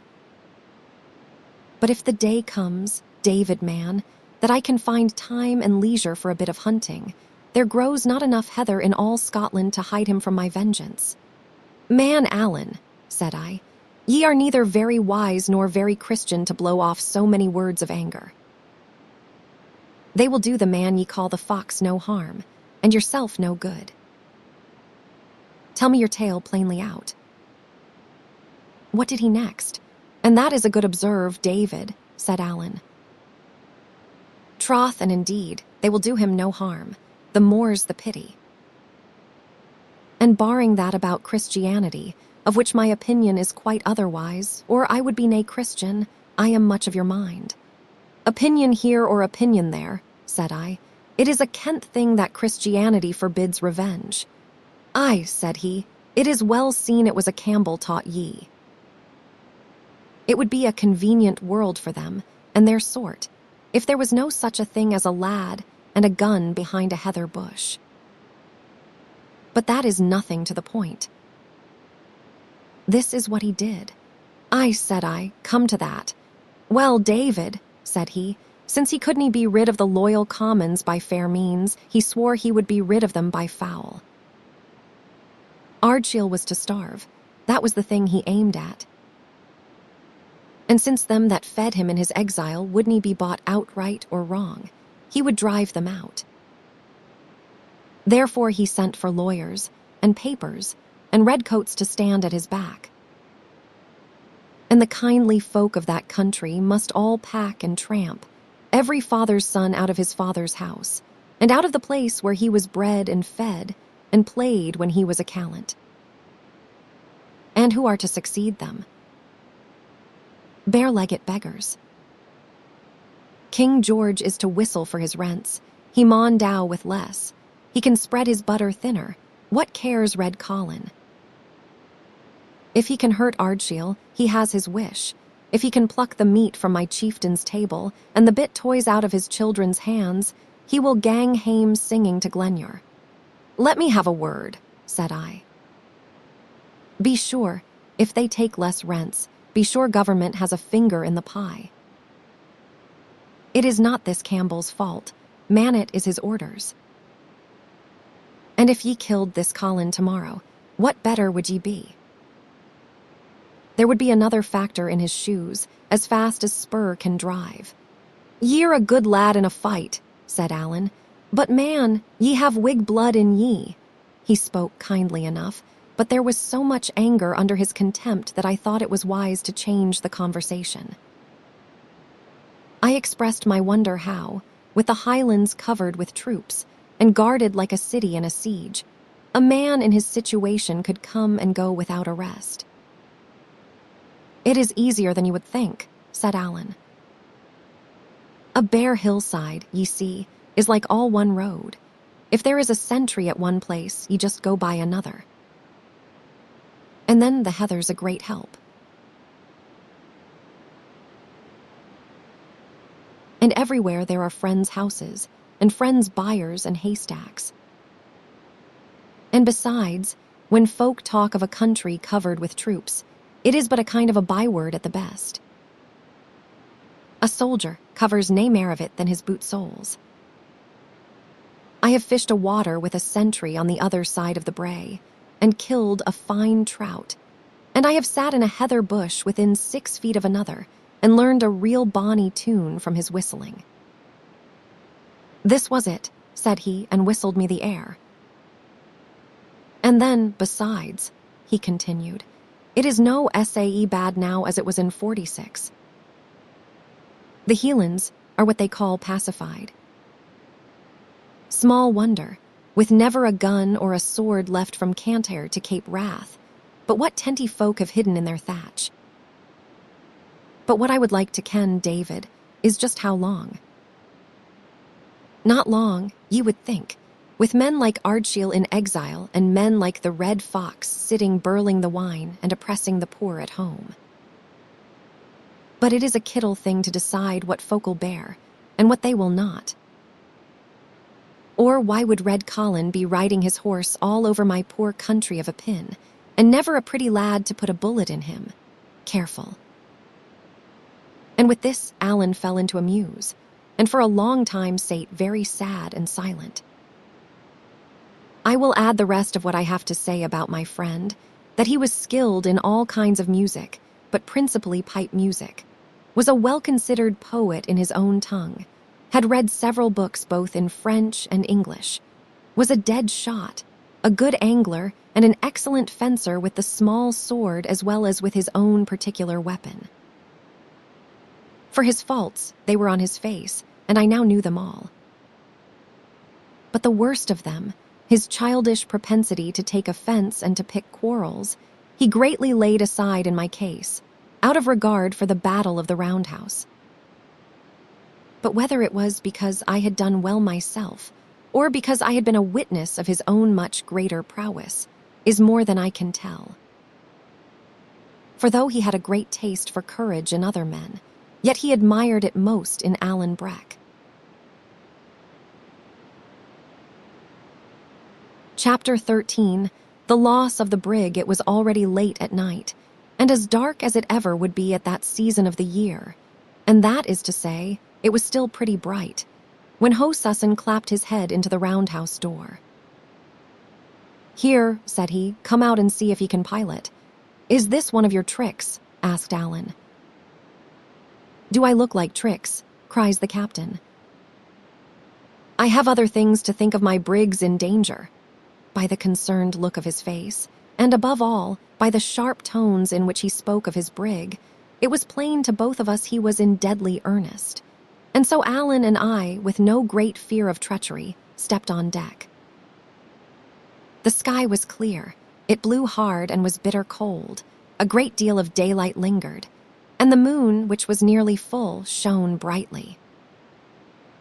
The brig was close-hauled, so as to round the southwest corner of the island of Mull, the hills of which, and Ben more above them all, with a wisp of mist upon the top of it, lay full upon the larboard bow.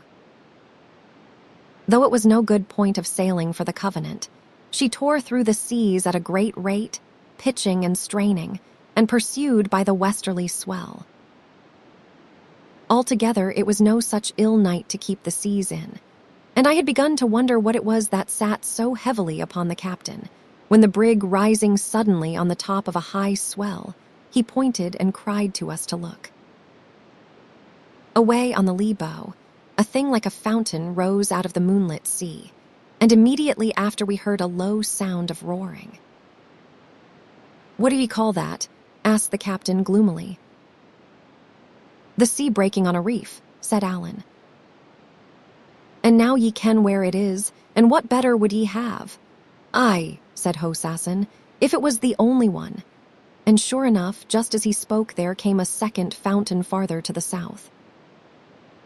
"There," said Hosassin. "Ye see for yourself."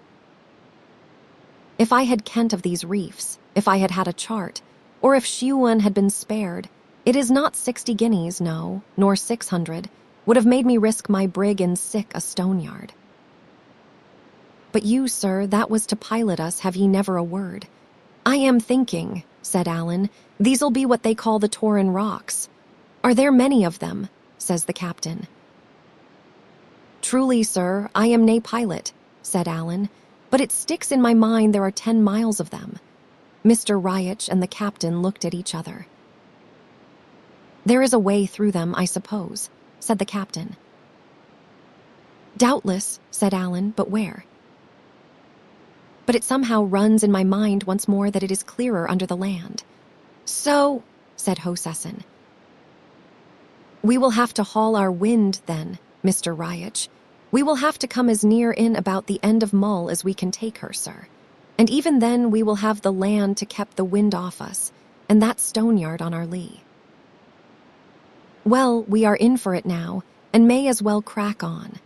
With that he gave an order to the steersman, and sent Riach to the foretop. There were only 5 men on deck, counting the officers, these being all that were fit, or, at least, both fit and willing for their work. So, as I say, it fell to Mr. Riach to go aloft, and he sat there looking out and hailing the deck with news of all he saw. "The sea to the south is thick," he cried, and then after a while it does seem clearer in by the land. "Well, sir," said Hosassin to Alan, "we will try your way of it." But I think I might as well trust to a blind fiddler. "Pray God you are right. Pray God I am," says Alan to me. But where did I hear it? Well, well, it will be as it must. As we got nearer to the turn of the land, the reefs began to be sown here and there on our very path, and Mr. Riach sometimes cried down to us to change the course. Sometimes, indeed, none too soon. For one reef was so close on the brig's weather board that, when a sea burst upon it, the lighter sprays fell upon her deck and wetted us like rain. The brightness of the night showed us these perils as clearly as by day, which was, perhaps, the more alarming. It showed me, too, the face of the captain as he stood by the steersman, now on one foot, now on the other, and sometimes blowing in his hands, but still listening and looking and as steady as steel. Neither he nor Mr. Riach had shone well in the fighting, but I saw they were brave in their own trade, and admired them all the more because I found Alan very white. "Achone David," says he, "this is no the kind of death I fancy." "What, Alan?" I cried. "You are not afraid?" "No," said he, wetting his lips, "but you will allow yourself it is a cold ending." By this time, now and then sheering to one side or the other to avoid a reef, but still hugging the wind and the land, we had got round Iona and begun to come alongside Mull. The tide at the tail of the land ran very strong, and threw the brig about. 2 hands were put to the helm, and Hosassin himself would sometimes lend a help, and it was strange to see 3 strong men throw their weight upon the tiller, and it, like a living thing, struggle against and drive them back. This would have been the greater danger, had not the sea been for some while free of obstacles. Mr. Riach, besides, announced from the top that he saw clear water ahead. "You were right," said Hosassin to Allen. "Ye have saved the brig, sir. I will mind that when we come to clear accounts. And I believe he not only meant what he said, but would have done it. So high a place did the covenant hold in his affections. But this is matter only for conjecture, things having gone otherwise than he forecast." "Keep her away a point," sings out Mr. Riach. "Reef to windward," and just at the same time the tide caught the brig and threw the wind out of her sails. She came round into the wind like a top, and the next moment struck the reef with such a dunch as threw us all flat upon the deck, and came near to shake Mr. Riach from his place upon the mast. I was on my feet in a minute. The reef on which we had struck was close in under the southwest end of Mull, off a little isle they call Earaid, which lay low and black upon the larboard. Sometimes the swell broke clean over us. Sometimes it only ground the poor brig upon the reef, so that we could hear her beat herself to pieces, and what with the great noise of the sails, and the singing of the wind, and the flying of the spray in the moonlight, and the sense of danger, I think my head must have been partly turned, for I could scarcely understand the things I saw. Presently I observed Mr. Riach and the seamen busy round the skiff, and, still in the same blank, ran over to assist them, and as soon as I set my hand to work, my mind came clear again. It was no very easy task, for the skiff lay amidships and was full of hamper, and the breaking of the heavier seas continually forced us to give over and hold on, but we all wrought like horses while we could. Meanwhile, such of the wounded as could move came clambering out of the forescuttle and began to help, while the rest that lay helpless in their bunks harrowed me with screaming and begging to be saved. The captain took no part. It seemed he was struck stupid. He stood holding by the shrouds, talking to himself and groaning out aloud whenever the ship hammered on the rock. His brig was like wife and child to him. He had looked on, day by day, at the mishandling of poor Ransom, but when it came to the brig, he seemed to suffer along with her. All the time of our working at the boat, I remember only one other thing, that I asked Allen, looking across at the shore, what country it was, and he answered it was the worst possible for him, for it was a land of the Campbells. We had one of the wounded men told off to keep a watch upon the seas and cry us warning. Well, we had the boat about ready to be launched, when this man sang out pretty shrill, "For God's sake, hold on!" We knew by his tone that it was something more than ordinary, and sure enough, there followed a sea so huge that it lifted the brig right up and canted her over on her beam. Whether the cry came too late, or my hold was too weak, I know not, but at the sudden tilting of the ship I was cast clean over the bulwarks into the sea. I went down and drank my fill and then came up and got a blink of the moon and then down again.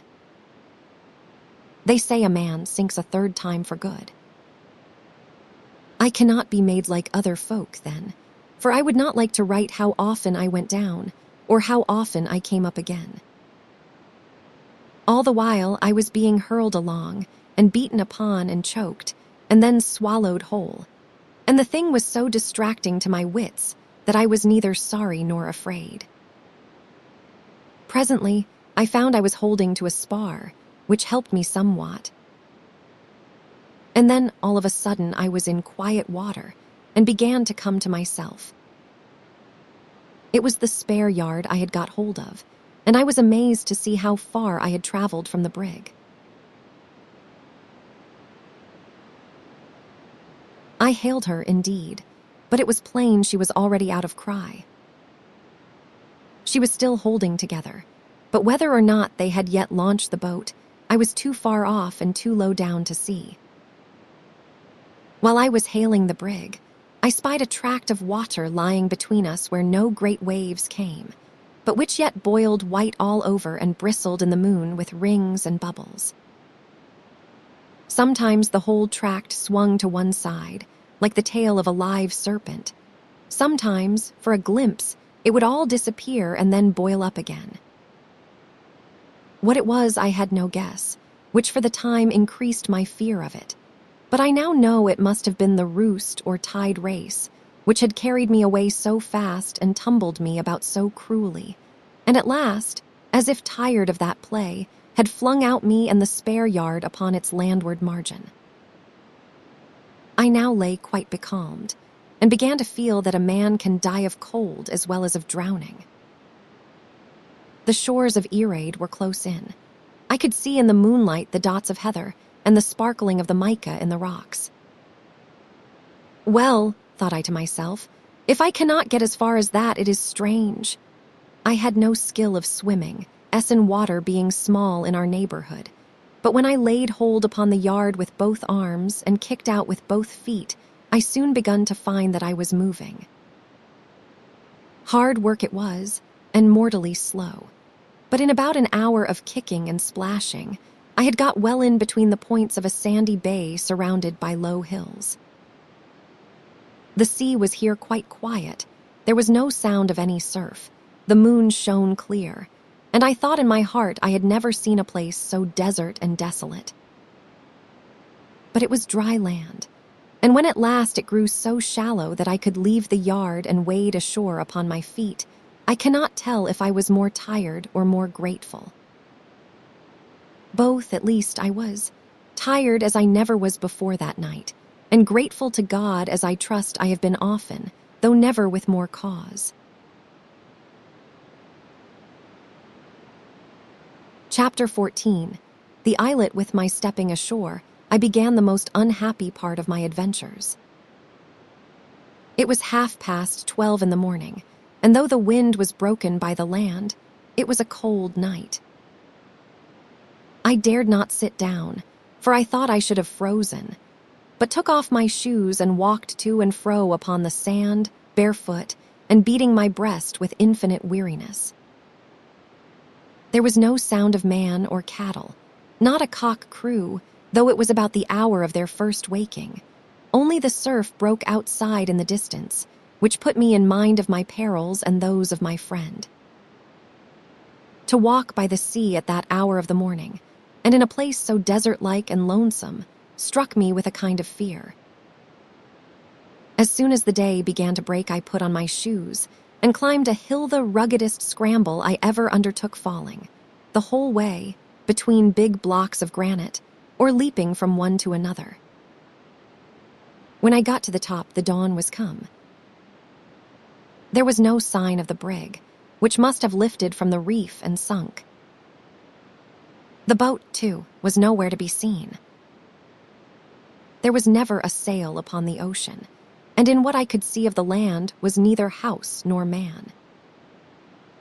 I was afraid to think what had befallen my shipmates, and afraid to look longer at so empty a scene.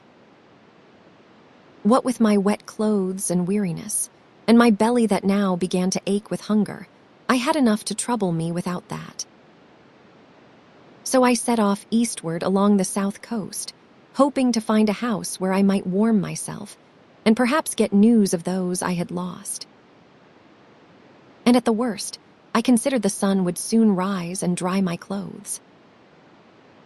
After a little, my way was stopped by a creek or inlet of the sea, which seemed to run pretty deep into the land, and as I had no means to get across, I must needs change my direction to go about the end of it.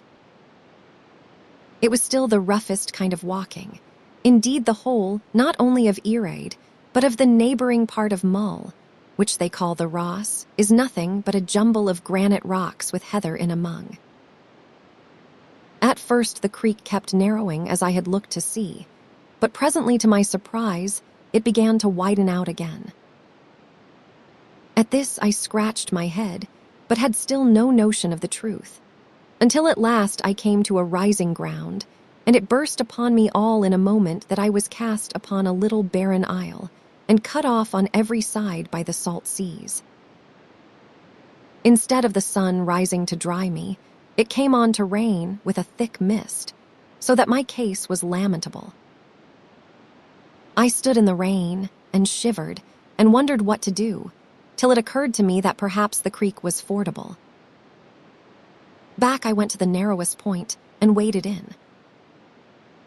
But not 3 yards from shore, I plumped in head over ears, and if ever I was heard of more, it was rather by God's grace than my own prudence.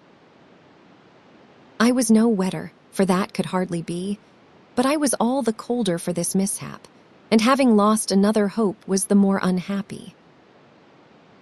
And now, all at once, the yard came in my head. What had carried me through the roost would surely serve me to cross this little quiet creek in safety.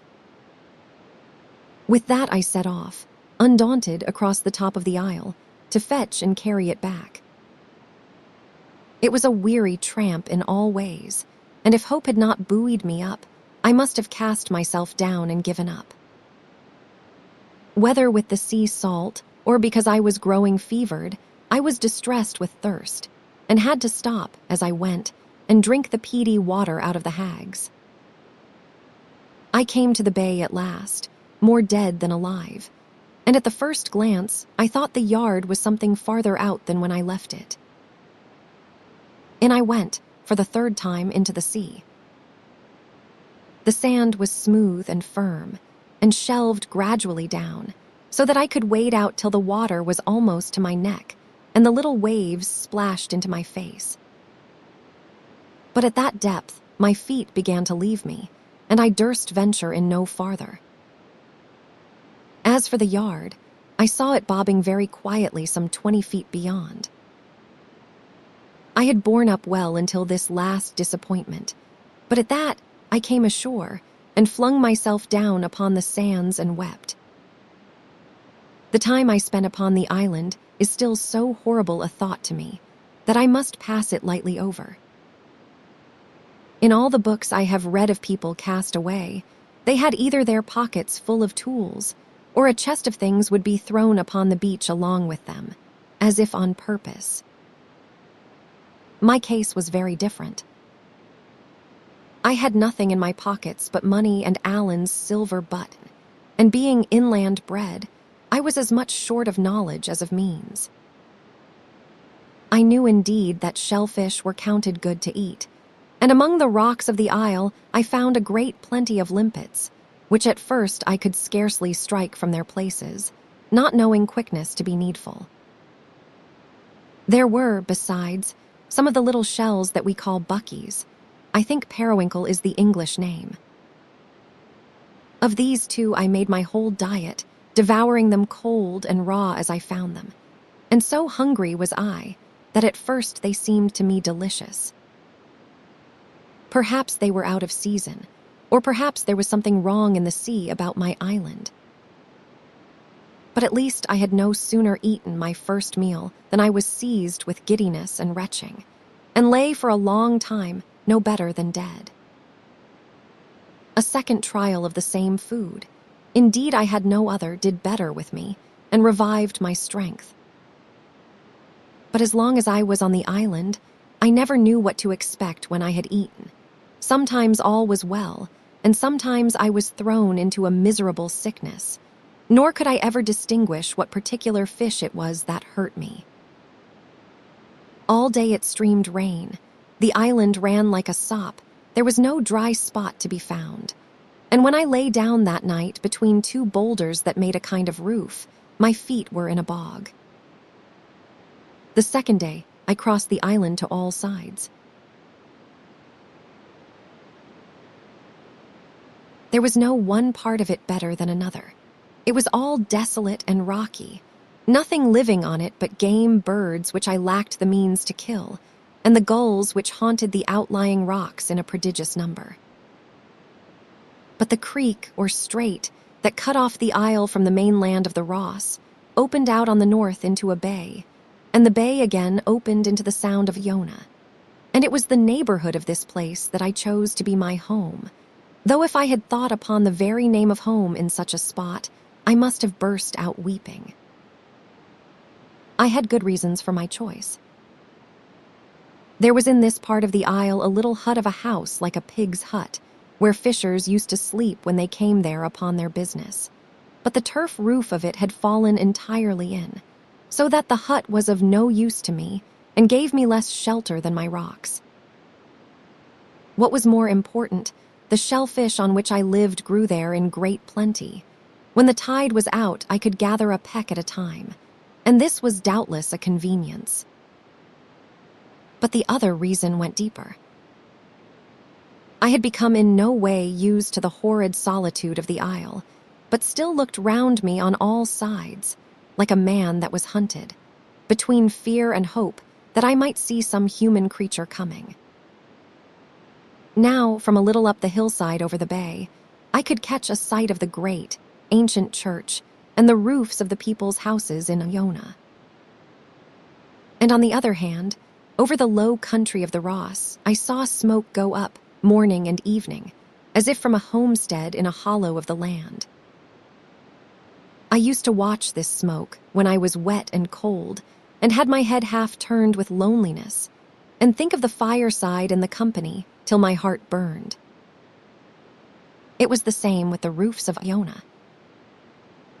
Altogether, this sight I had of men's homes and comfortable lives, although it put a point on my own sufferings, yet it kept hope alive, and helped me to eat my raw shellfish, which had soon grown to be a disgust, and saved me from the sense of horror I had whenever I was quite alone with dead rocks, and fowls, and the rain, and the cold sea. I say it kept hope alive, and indeed it seemed impossible that I should be left to die on the shores of my own country, and within view of a church tower and the smoke of men's houses. But the second day passed, and though as long as the light lasted, I kept a bright lookout for boats on the Sound or men passing on the Ross, no help came near me. It still rained, and I turned in to sleep, as wet as ever, and with a cruel sore throat, but a little comforted, perhaps, by having said good night to my next neighbors, the people of Iona. Charles II declared a man could stay outdoors more days in the year in the climate of England than in any other. This was very like a king, with a palace at his back and changes of dry clothes. But he must have had better luck on his flight from Worcester than I had on that miserable isle. It was the height of the summer, yet it rained for more than 24 hours and did not clear until the afternoon of the third day. This was the day of incidents. In the morning, I saw a red deer, a buck with a fine spread of antlers, standing in the rain on the top of the island. But he had scarce seen me rise from under my rock before he trotted off upon the other side. I supposed he must have swum the strait, though what should bring any creature to Earaid was more than I could fancy. A little after, as I was jumping about after my limpets, I was startled by a guinea piece, which fell upon a rock in front of me and glanced off into the sea. When the sailors gave me my money again, they kept back not only about a third of the whole sum, but my father's leather purse, so that from that day out, I carried my gold loose in a pocket with a button. I now saw there must be a hole, and clapped my hand to the place in a great hurry. But this was to lock the stable door after the steed was stolen. I had left the shore at Queensferry with near on £50. Now I found no more than 2 guinea pieces and a silver shilling. It is true I picked up a third guinea a little after, where it lay shining on a piece of turf. That made a fortune of £3 and 4 shillings, English money, for a lad, the rightful heir of an estate, and now starving on an isle at the extreme end of the wild highlands. This state of my affairs dashed me still further, and, indeed, my plight on that third morning was truly pitiful. My clothes were beginning to rot. My stockings in particular were quite worn through, so that my shanks went naked. My hands had grown quite soft with the continual soaking. My throat was very sore, my strength had much abated, and my heart so turned against the horrid stuff I was condemned to eat that the very sight of it came near to sicken me. And yet the worst was not yet come. There is a pretty high rock on the northwest of Earaid, which, because it had a flat top and overlooked the sound, I was much in the habit of frequenting. Not that ever I stayed in one place, save when asleep, my misery giving me no rest. Indeed, I wore myself down with continual and aimless goings and comings in the rain. As soon, however, as the sun came out, I lay down on the top of that rock to dry myself. The comfort of the sunshine is a thing I cannot tell. It set me thinking hopefully of my deliverance, of which I had begun to despair, and I scanned the sea and the Ross with a fresh interest. On the south of my rock, a part of the island jutted out and hid the open ocean, so that a boat could thus come quite near me upon that side, and I be none the wiser. Well, all of a sudden, a cobble with a brown sail and a pair of fishers aboard of it came flying round that corner of the isle, bound for Iona. I shouted out, and then fell on my knees on the rock and reached up my hands and prayed to them. They were near enough to hear I could even see the color of their hair, and there was no doubt but they observed me, for they cried out in the Gaelic tongue and laughed. But the boat never turned aside, and flew on, right before my eyes, for Iona. I could not believe such wickedness, and ran along the shore from rock to rock, crying on them piteously even after they were out of reach of my voice.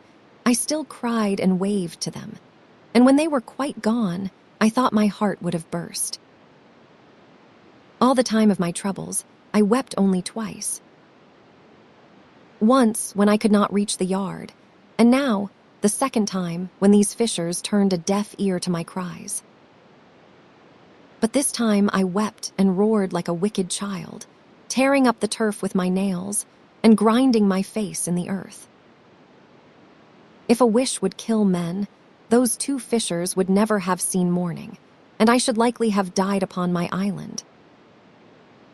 When I was a little over my anger, I must eat again, but with such loathing of the mess as I could now scarce control. Sure enough, I should have done as well to fast, for my fishes poisoned me again. I had all my first pains. My throat was so sore I could scarce swallow. I had a fit of strong shuddering, which clucked my teeth together, and there came on me that dreadful sense of illness, which we have no name for either in Scotch or English.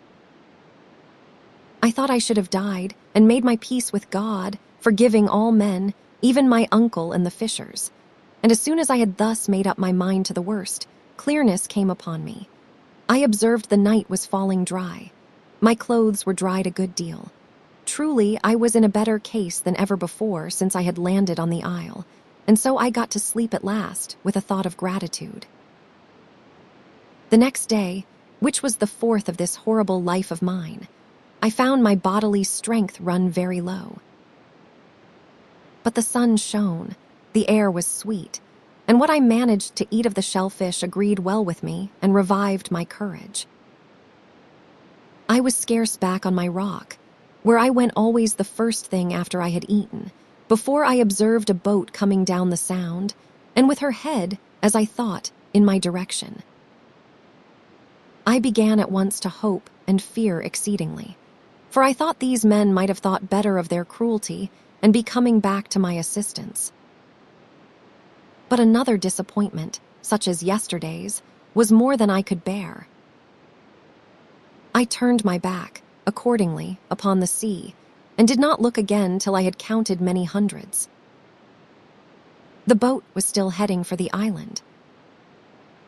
The next time I counted the full 1,000, as slowly as I could, my heart beating so as to hurt me.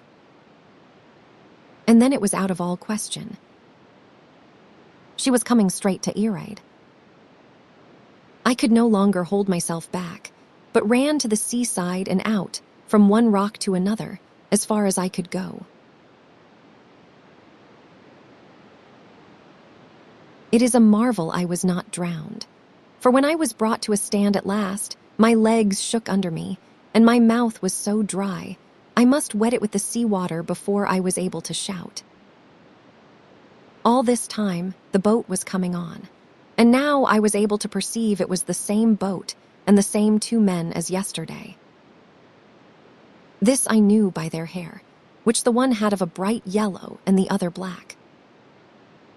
But now there was a 3rd man along with them, who looked to be of a better class. As soon as they were come within easy speech, they let down their sail and lay quiet.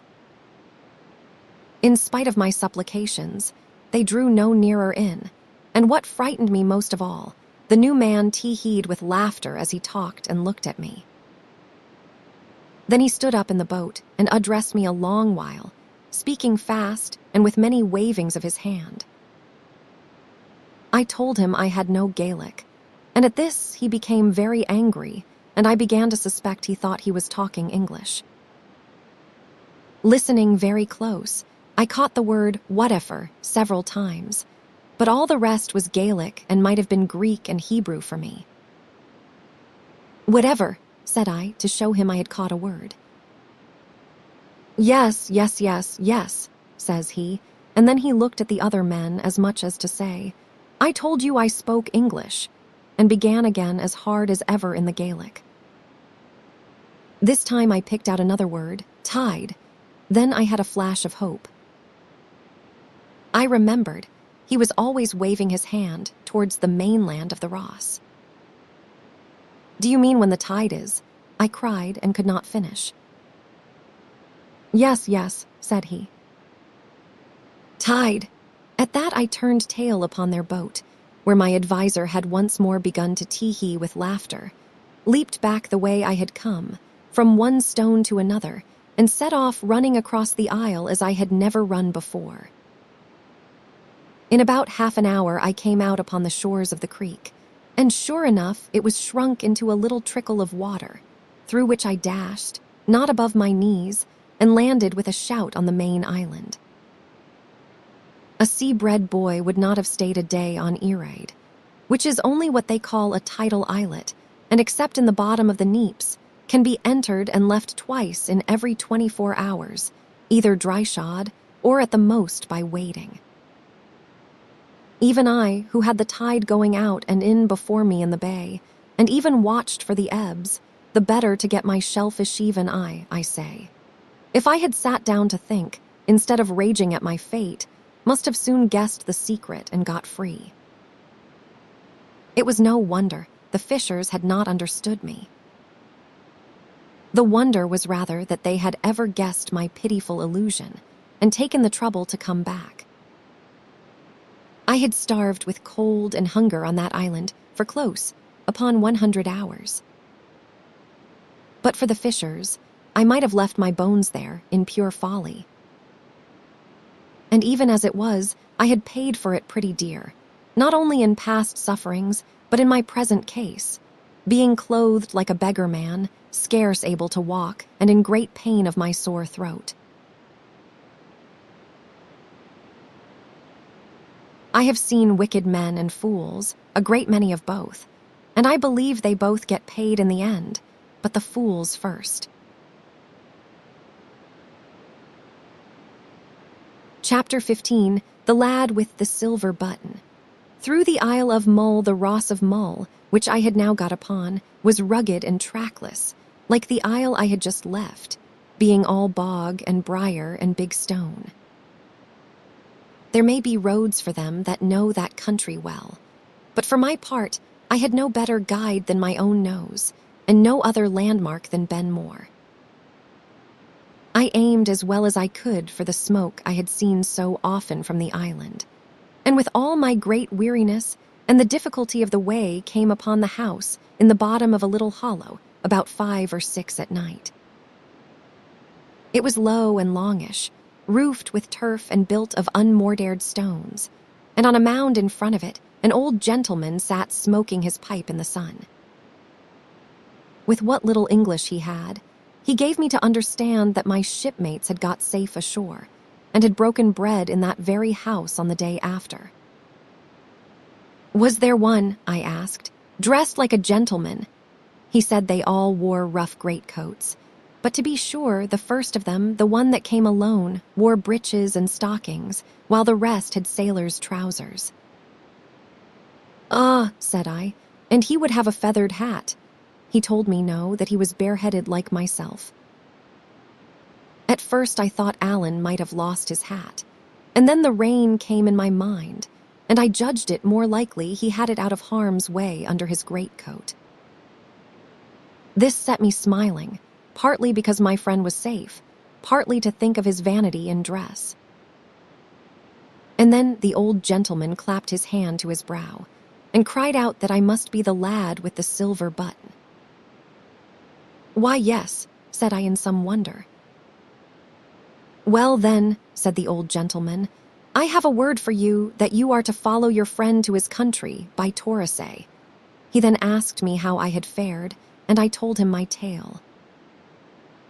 A South Country man would certainly have laughed, but this old gentleman, I call him so because of his manners, for his clothes were dropping off his back, heard me all through with nothing but gravity and pity. When I had done, he took me by the hand, led me into his hut, it was no better, and presented me before his wife, as if she had been the queen and I a duke. The good woman set out bread before me and a cold grouse, patting my shoulder and smiling to me all the time, for she had no English. And the old gentleman, not to be behind, brewed me a strong punch out of their country spirit. All the while I was eating, and after that when I was drinking the punch, I could scarce come to believe in my good fortune. And the house, though it was thick with the peat smoke and as full of holes as a colander, seemed like a palace. The punch threw me in a strong sweat and a deep slumber. The good people let me lie. And it was near noon of the next day before I took the road, my throat already easier and my spirits quite restored by good fare and good news. The old gentleman, although I pressed him hard, would take no money, and gave me an old bonnet for my head. Though I am free to own I was no sooner out of view of the house than I very jealously washed this gift of his in a wayside fountain. Thought I to myself, if these are the wild Highlanders, I could wish my own folk wilder. I not only started late, but I must have wandered nearly half the time. True, I met plenty of people, grubbing in little miserable fields that would not keep a cat, or herding little kine about the bigness of asses.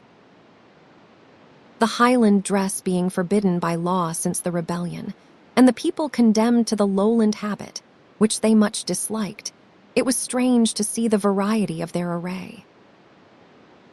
Some went bare, only for a hanging cloak or greatcoat, and carried their trousers on their backs like a useless burthen.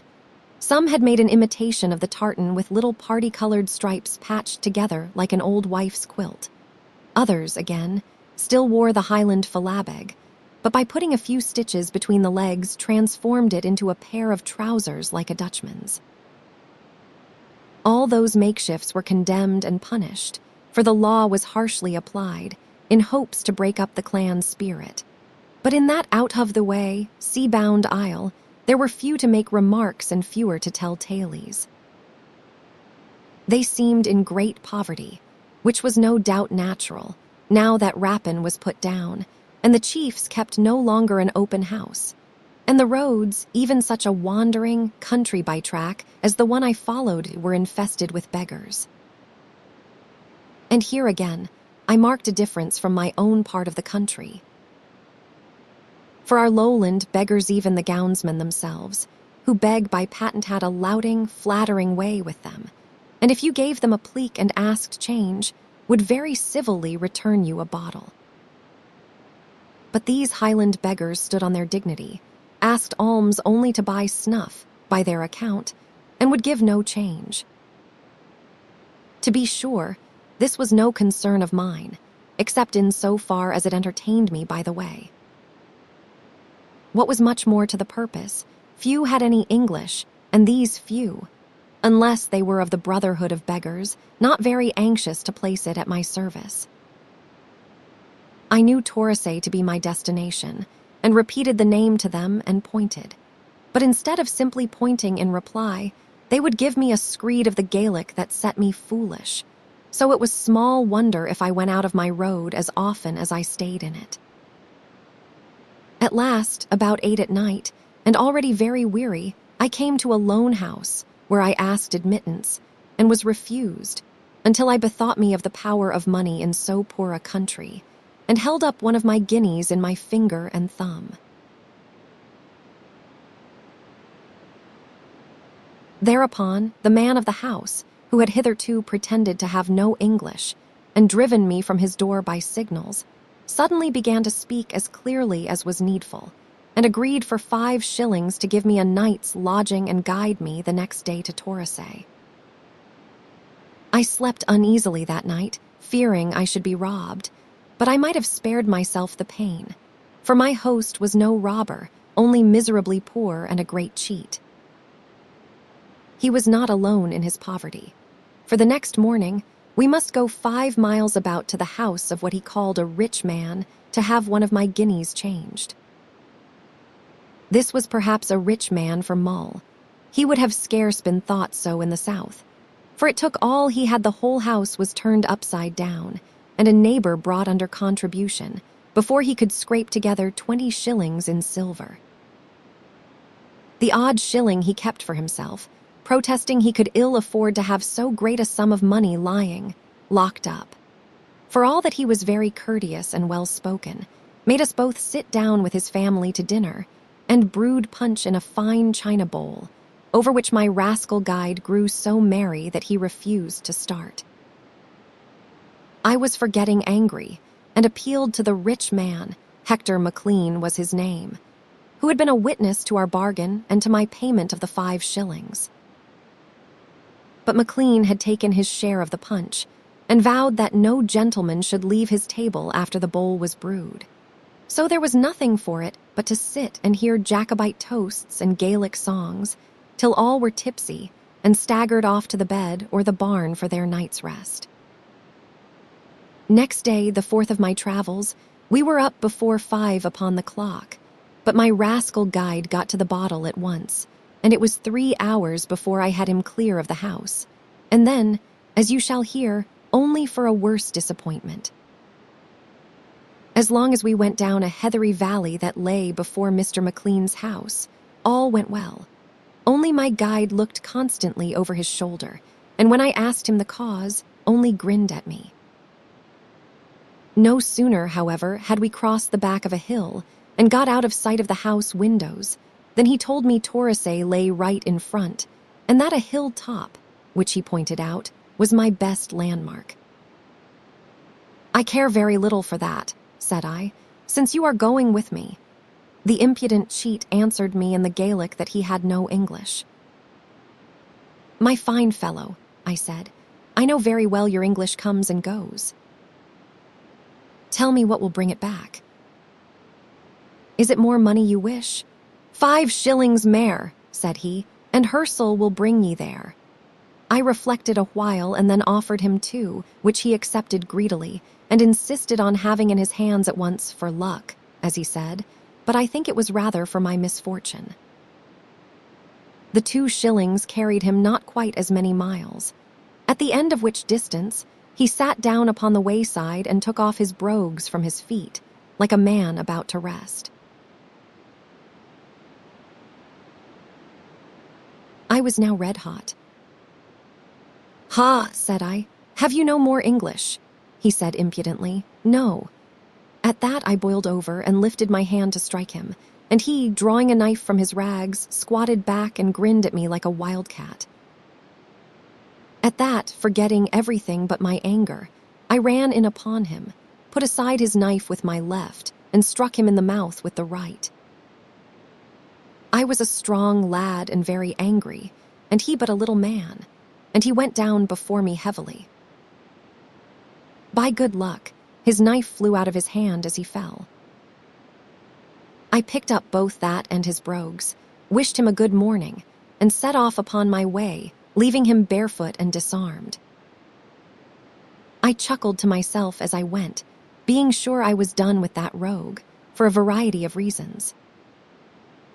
First, he knew he could have no more of my money. Next, the brogues were worth in that country only a few pence. And lastly, the knife, which was really a dagger, it was against the law for him to carry. In about half an hour of walk, I overtook a great, ragged man, moving pretty fast but feeling before him with a staff. He was quite blind, and told me he was a catechist, which should have put me at my ease. But his face went against me. It seemed dark and dangerous and secret, and presently, as we began to go on alongside, I saw the steel butt of a pistol sticking from under the flap of his coat pocket. To carry such a thing meant a fine of 15 pounds sterling upon a first offense, and transportation to the colonies upon a second. Nor could I quite see why a religious teacher should go armed, or what a blind man could be doing with a pistol. I told him about my guide, for I was proud of what I had done, and my vanity for once got the heels of my prudence. At the mention of the 5 shillings, he cried out so loud that I made up my mind I should say nothing of the other 2, and was glad he could not see my blushes. "Was it too much?" I asked, a little faltering. "Too much," cries he. "Why, I will guide you to Torresay myself for a dram of brandy, and give you the great pleasure of my company, me that is a man of some learning in the bargain." I said I did not see how a blind man could be a guide, but at that he laughed aloud and said his stick was eyes enough for an eagle. "In the Isle of Mull, at least," says he, "where I know every stone and heather bush by mark of head. See now," he said, striking right and left as if to make sure, "down there a burn is running, and at the head of it there stands a bit of a small hill with a stone cocked upon the top of that, and it is hard at the foot of the hill that the way runs by to Torresay, and the way here, being for droves, is plainly trodden, and will show grassy through the heather." I had to own he was right in every feature, and told my wonder. "Ha," says he, "that is nothing. Would ye believe me now, that before the act came out, and when there were weapons in this country, I could shoot? Aye, could I.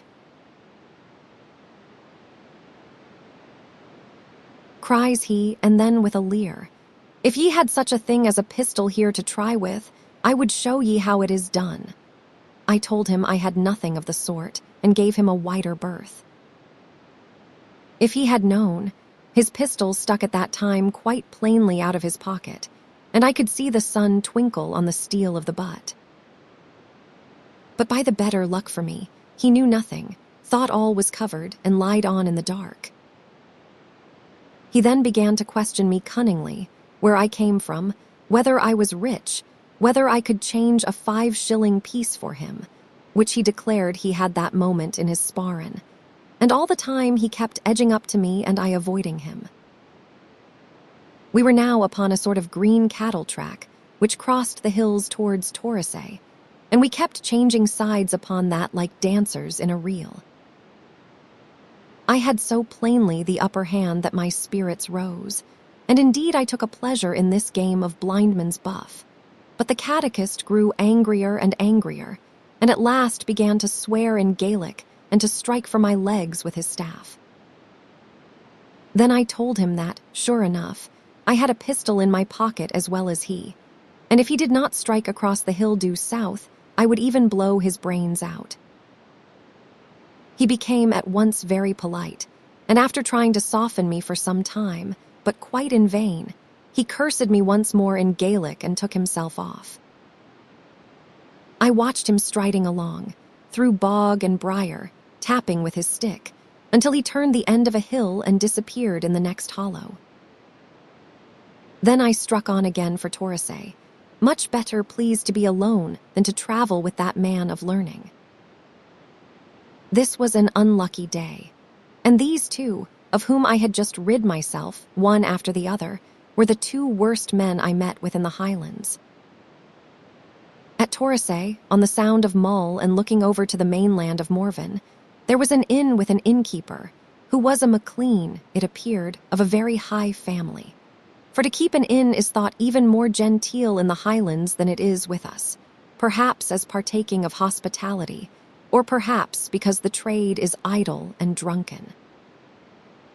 He spoke good English, and finding me to be something of a scholar, tried me first in French, where he easily beat me, and then in the Latin, in which I do not know which of us did best.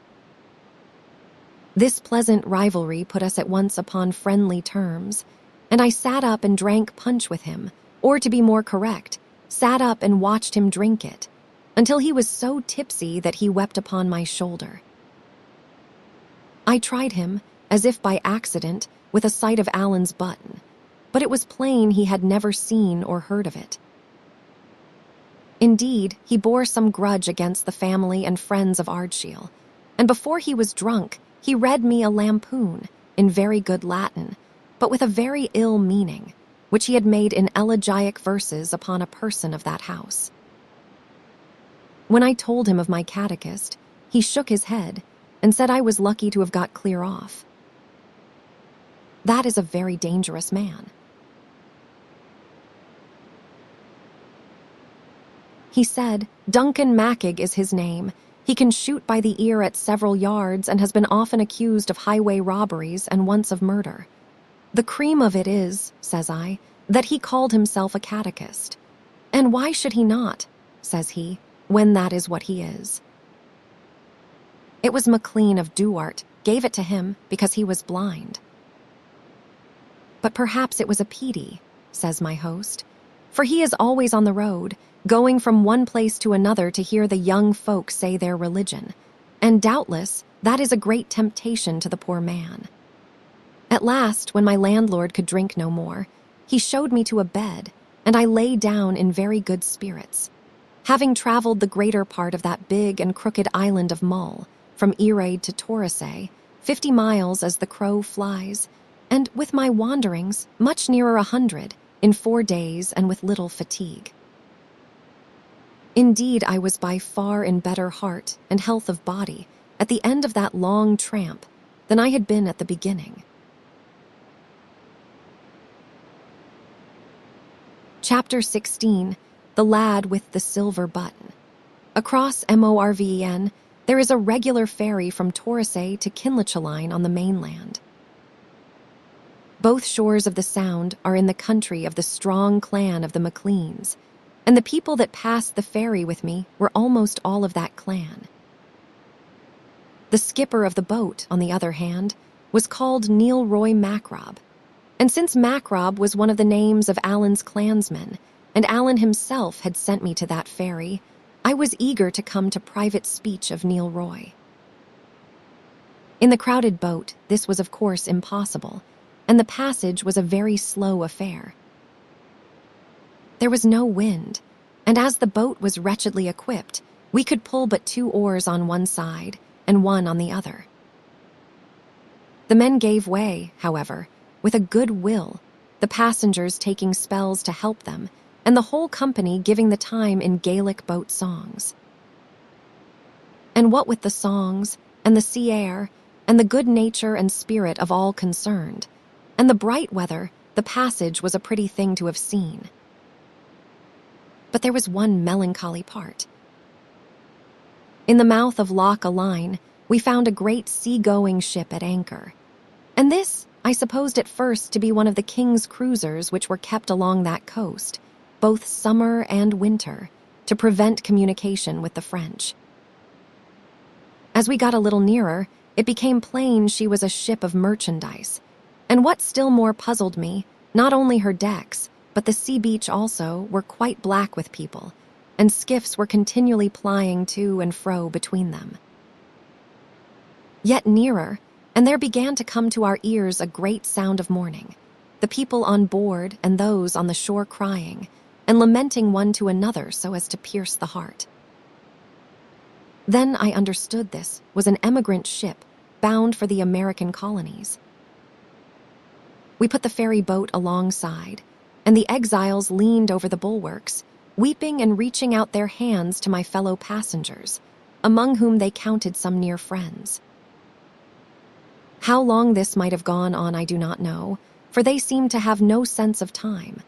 But at last the captain of the ship, who seemed near beside himself, and no great wonder, in the midst of this crying and confusion, came to the side and begged us to depart. Thereupon Neil sheered off, and the chief singer in our boat struck into a melancholy air, which was presently taken up both by the emigrants and their friends upon the beach, so that it sounded from all sides like a lament for the dying. I saw the tears run down the cheeks of the men and women in the boat, even as they bent at the oars, and the circumstances and the music of the song, which is one called Lochaber no more, were highly affecting even to myself. At Kinlochaline, I got Neil Roy upon one side on the beach, and said I made sure he was one of Apin's men. "And what for no?" said he. "I am seeking somebody," said I, "and it comes in my mind that you will have news of him." "Alan Breck Stewart is his name." And very foolishly, instead of showing him the button, I sought to pass a shilling in his hand. At this he drew back. "I am very much affronted," he said, "and this is not the way that one gentleman should behave to another at all. The man you ask for is in France, but if he was in my sparren, says he, and your belly full of shillings, I would not hurt a hair upon his body." I saw I had gone the wrong way to work, and without wasting time upon apologies, showed him the button lying in the hollow of my palm. Aweel," said Neil, "and I think ye might have begun with that end of the stick, whatever. But if ye are the lad with the silver button, all is well, and I have the word to see that ye come safe. But if ye will pardon me to speak plainly," says he, "there is a name that you should never take into your mouth, and that is the name of Alan Breck, and there is a thing that ye would never do, and that is to offer your dirty money to a Hieland gentleman." It was not very easy to apologize, for I could scarce tell him what was the truth, that I had never dreamed he would set up to be a gentleman until he told me so. Neil, on his part, had no wish to prolong his dealings with me, only to fulfill his orders and be done with it, and he made haste to give me my route. This was to lie the night in Kinlochaline in the public inn, to cross Morven the next day to Ardgur, and lie the night in the house of one John of the Claymore, who was warned that I might come.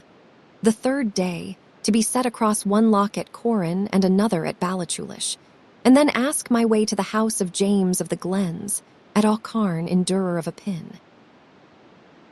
There was a good deal of ferrying, as you hear, the sea in all this part running deep into the mountains and winding about their roots. It makes the country strong to hold and difficult to travel, but full of prodigious wild and dreadful prospects.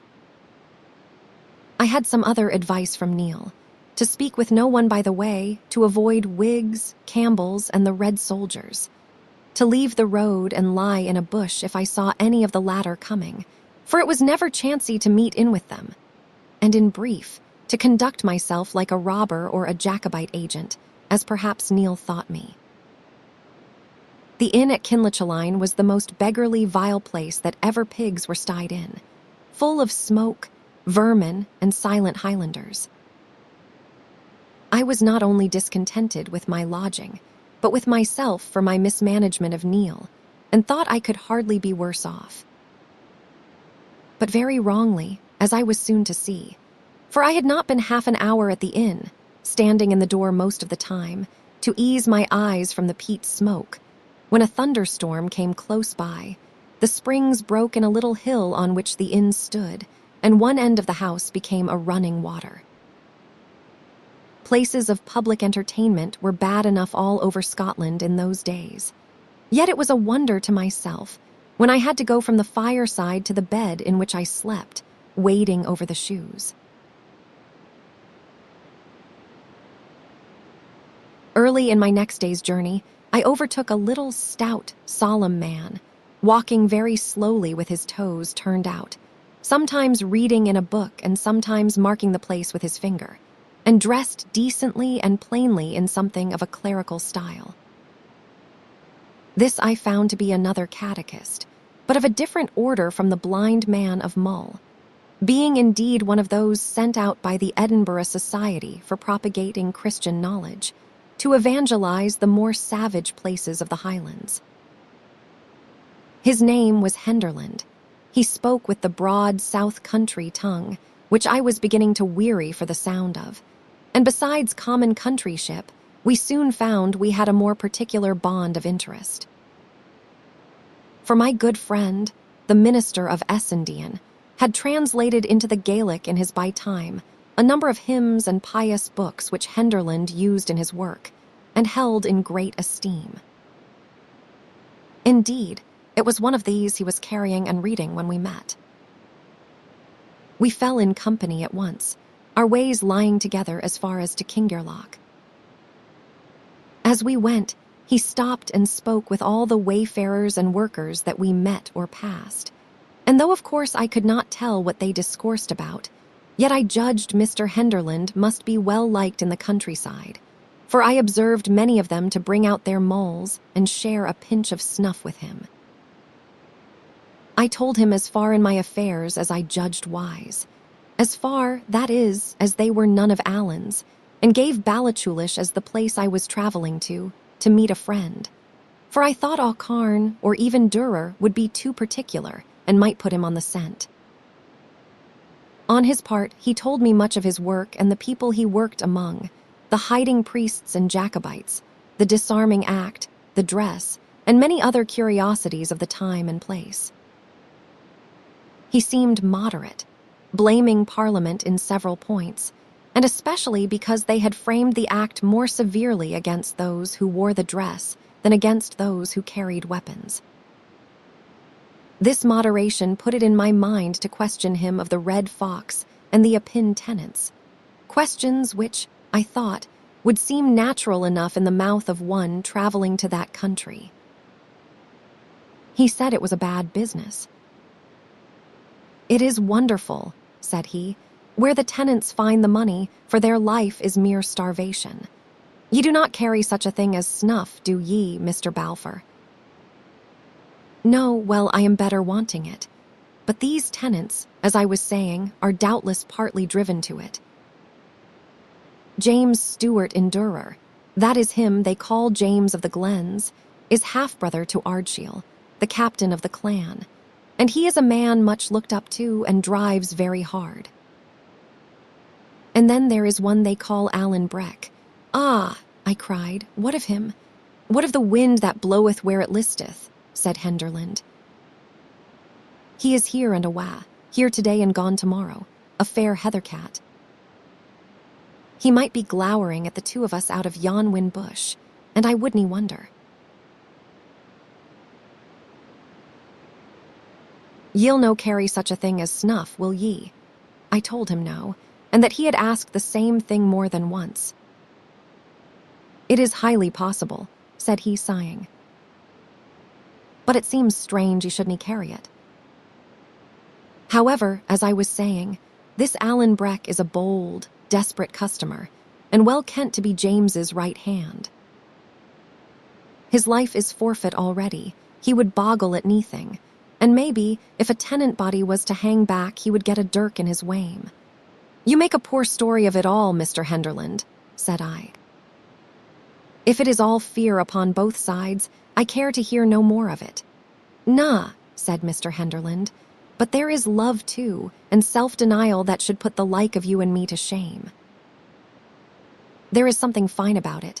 No perhaps Christian, but humanly fine.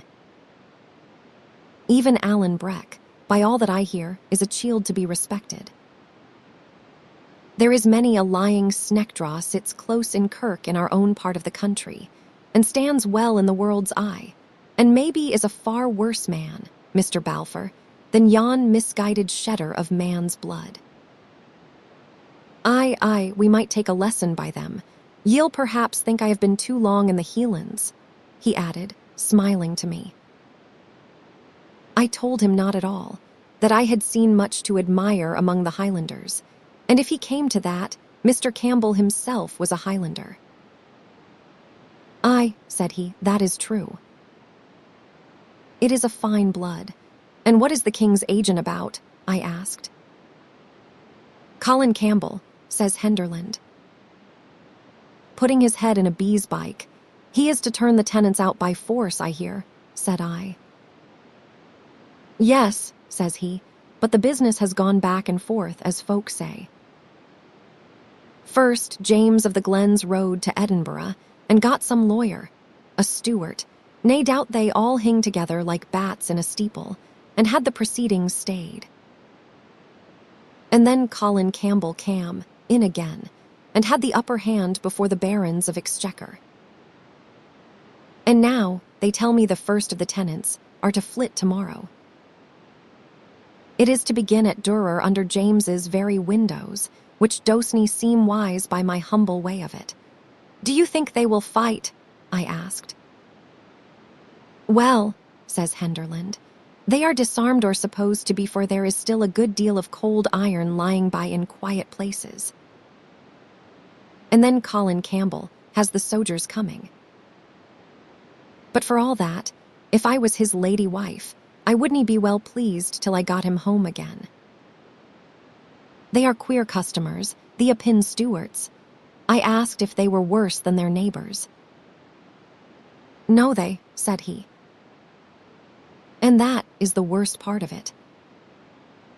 For if Colin Roy can get his business done in Appin, he has it all to begin again in the next country, which they call Mamor, and which is one of the countries of the Camerons.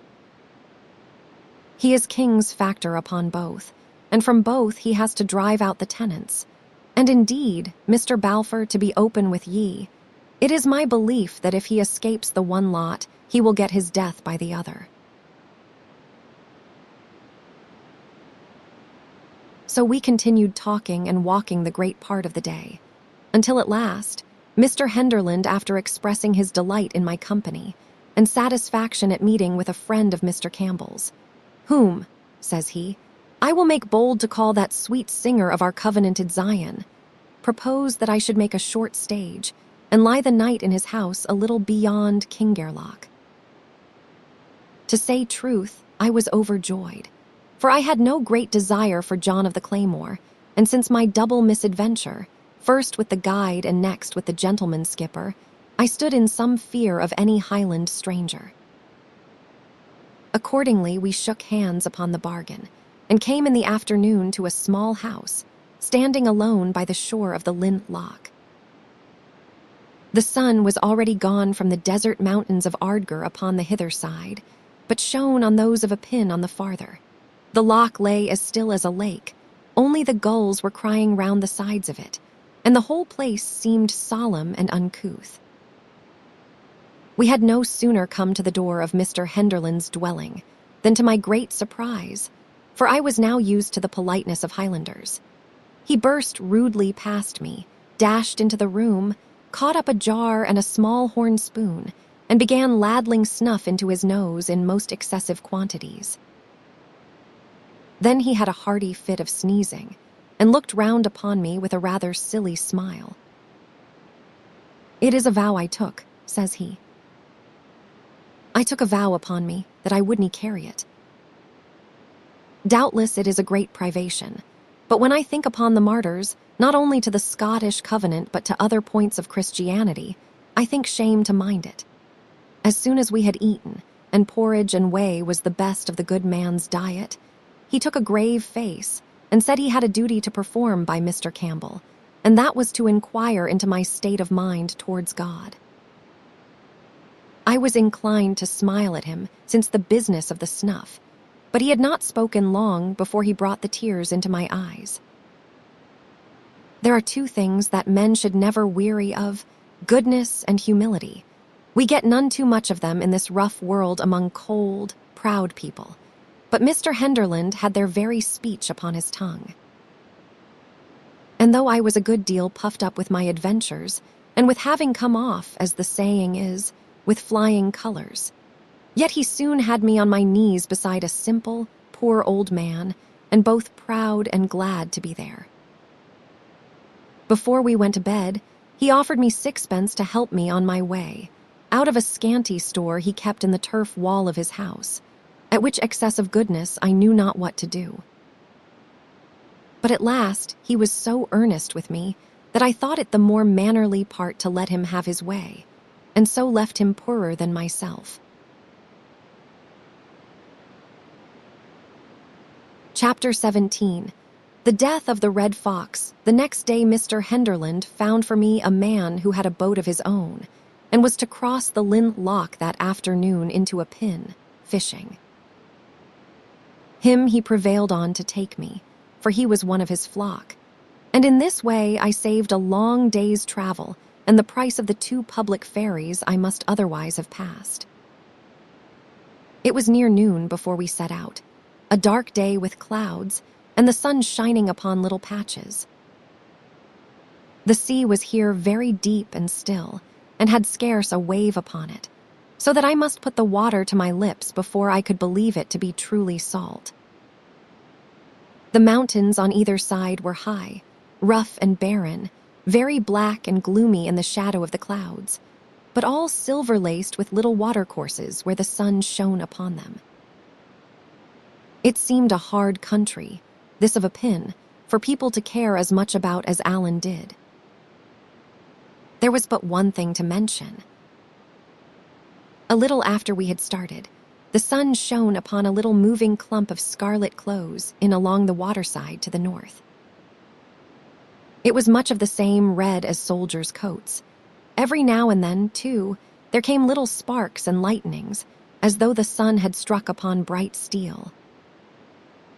I asked my boatman what it should be, and he answered he supposed it was some of the red soldiers coming from Fort William into a pin, against the poor tenantry of the country. Well, it was a sad sight to me, and whether it was because of my thoughts of Alan, or from something prophetic in my bosom, although this was but the second time I had seen King George's troops, I had no good will to them.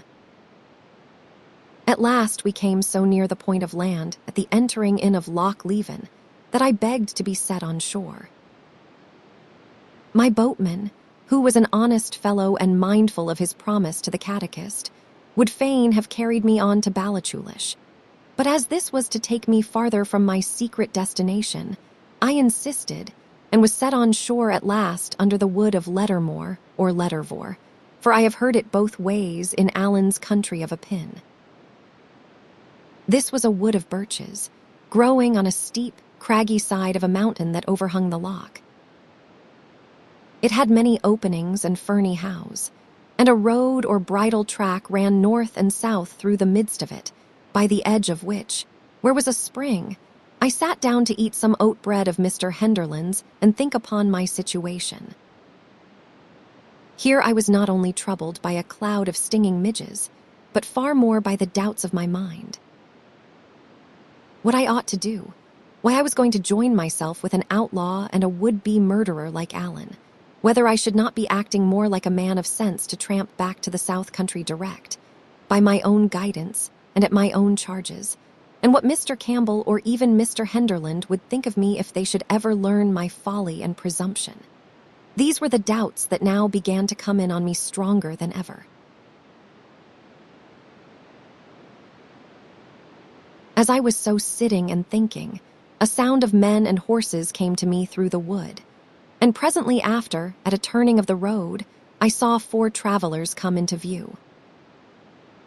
The way was in this part so rough and narrow that they came single, and led their horses by the reins.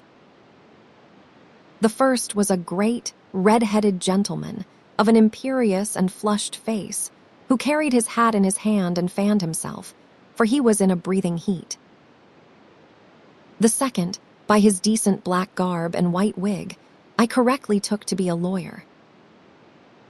The third was a servant, and wore some part of his clothes in tartan, which showed that his master was of a Highland family, and either an outlaw or else in singular good odor with the government, since the wearing of tartan was against the act. If I had been better versed in these things, I would have known the tartan to be of the Argyle, or Campbell, colors. This servant had a good-sized portmanteau strapped on his horse, and a net of lemons to brew punch with, hanging at the saddle bow, as was often enough the custom with luxurious travelers in that part of the country. As for the fourth, who brought up the tale, I had seen his like before, and knew him at once to be a sheriff's officer. I had no sooner seen these people coming than I made up my mind, for no reason that I can tell, to go through with my adventure. And when the first came alongside of me, I rose up from the bracken and asked him the way to Aucharn. He stopped and looked at me, as I thought, a little oddly, and then, turning to the lawyer, "Mungo," said he, "there is many a man would think this more of a warning than 2 pyats. Here am I on my road to Durer on the job ye ken, and here is a young lad starts up out of the bracken and speers if I am on the way to Aucharn." "Glenure," said the other, "this is an ill subject for jesting." These two had now drawn close up and were gazing at me, while the 2 followers had halted about a stone cast in the rear. "And what seek ye in Aucharn?" said Colin Roy Campbell of Glenure, him they called the Red Fox, for he it was that I had stopped. "The man that lives there," said I. "James of the Glens," says Glenure musingly, and then to the lawyer, "Is he gathering his people, think ye?" "Anyway," says the lawyer, "we shall do better to bide where we are and let the soldiers rally us." "If you are concerned for me," said I am neither of his people nor yours, but an honest subject of King George, owing no man and fearing no man." "Why, very well said," replies the factor. "But if I may make so bold as ask, what does this honest man so far from his country, and why does he come seeking the brother of Ardshiel?" "I have power here, I must tell you. I am king's factor upon several of these estates, and have 12 files of soldiers at my back. I have heard a waif word in the country," said I, a little nettled, "that you were a hard man to drive."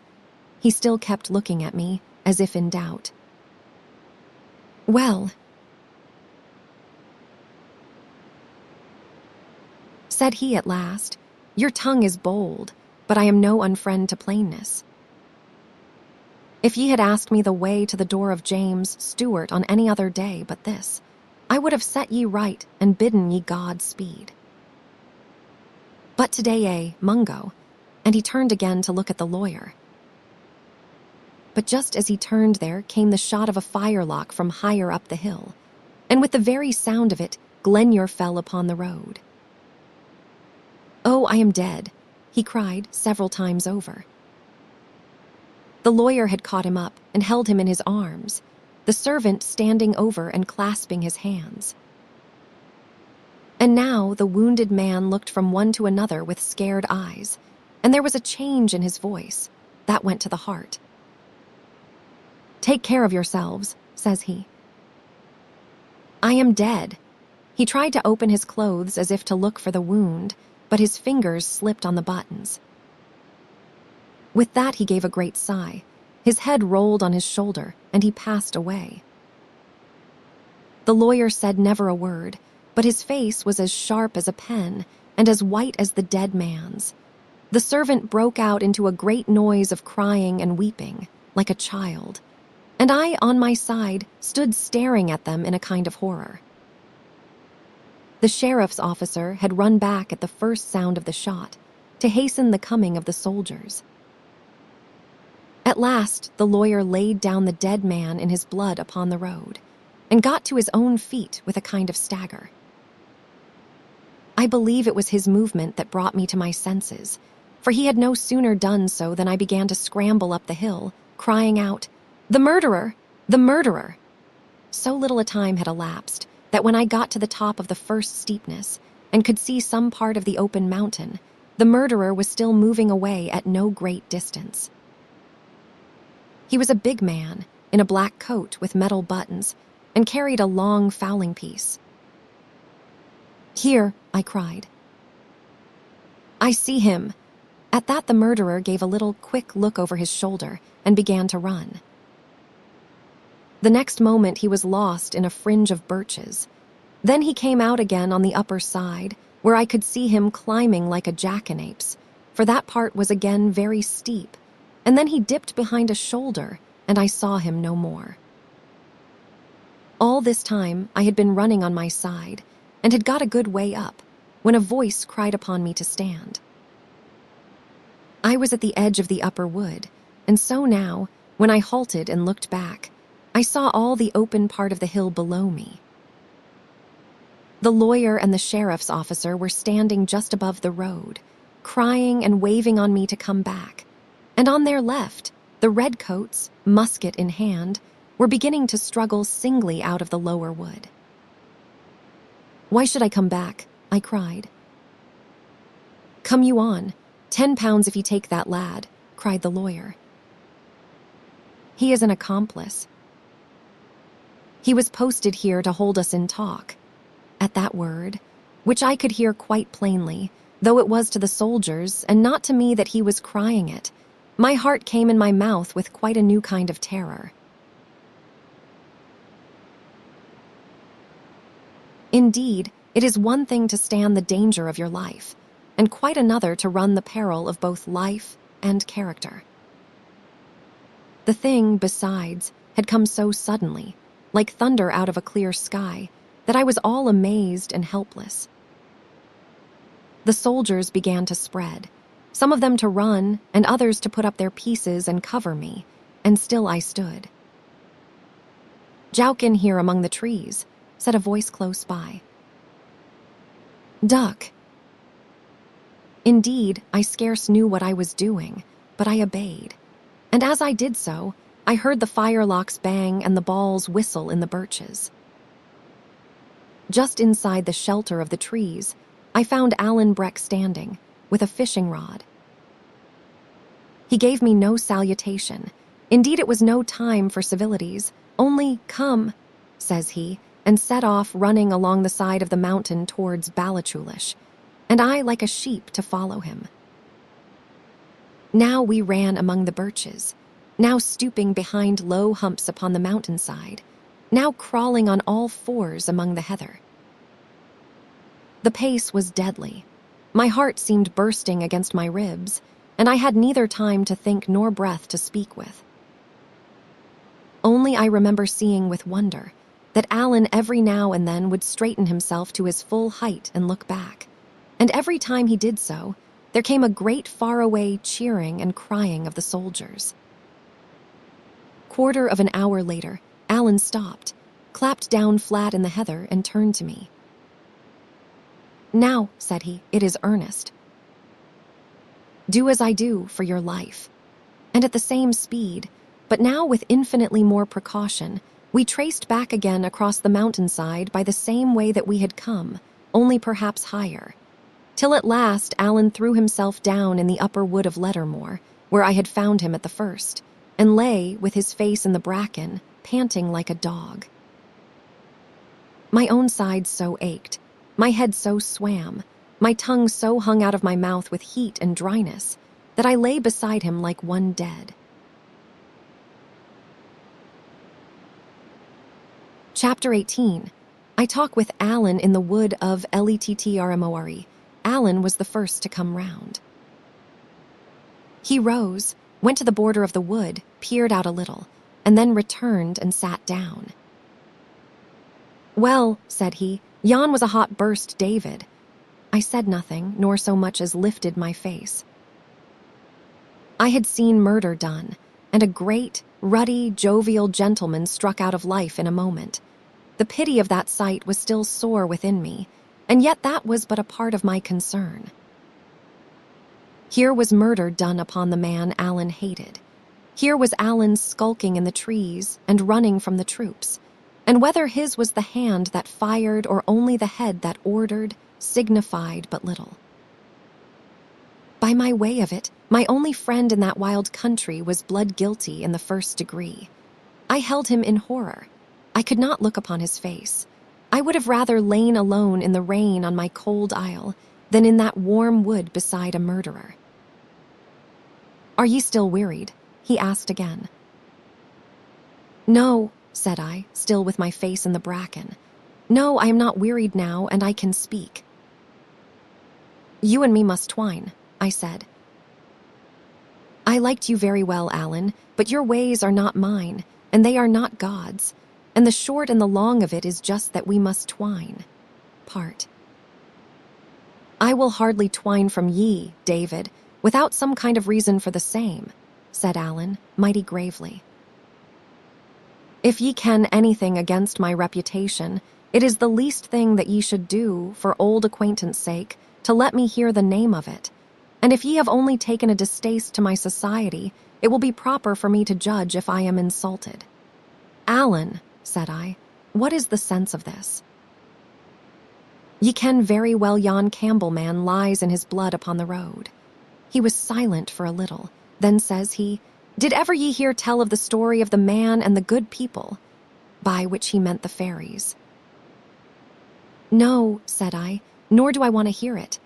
"With your permission, Mr. Balfour, I will tell it you whatever," says Alan. "The man, ye should ken, was cast upon a rock in the sea, where it appears the good people were in use to come and rest as they went through to Ireland.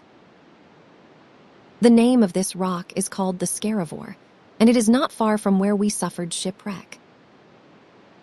Well, it seems the man cried so sore, if he could just see his little bairn before he died, that at last the king of the good people took pity upon him, and sent one flying that brought back the bairn in a poke, and laid it down beside the man where he lay sleeping.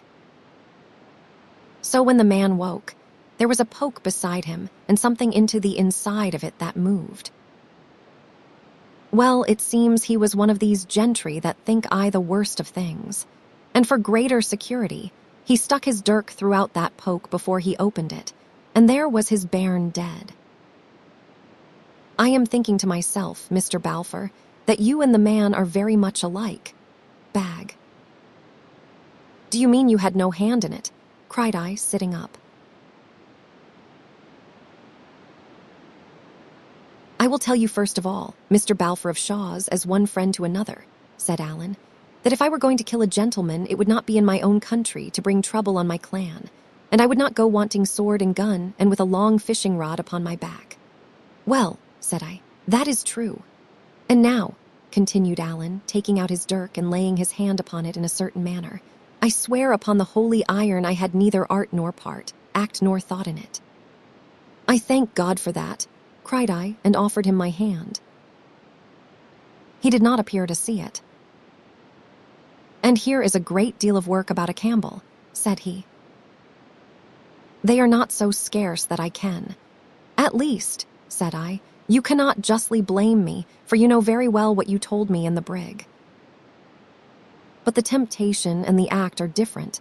I thank God again for that. We may all be tempted, but to take a life in cold blood, Alan, and I could say no more for the moment.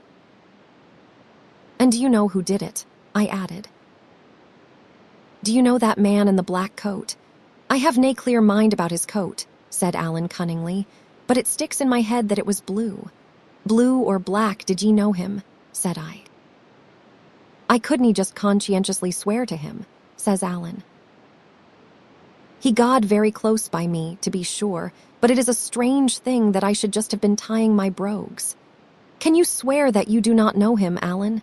I cried, half angered, half in a mind to laugh at his evasions. Not yet, says he, but I have a grand memory for forgetting, David. And yet there was one thing I saw clearly, said I, and that was that you exposed yourself and me to draw the soldiers. It is very likely, said Alan, and so would any gentleman. You and me were innocent of that transaction. The better reason, since we were falsely suspected, that we should get clear, I cried. The innocent should surely come before the guilty.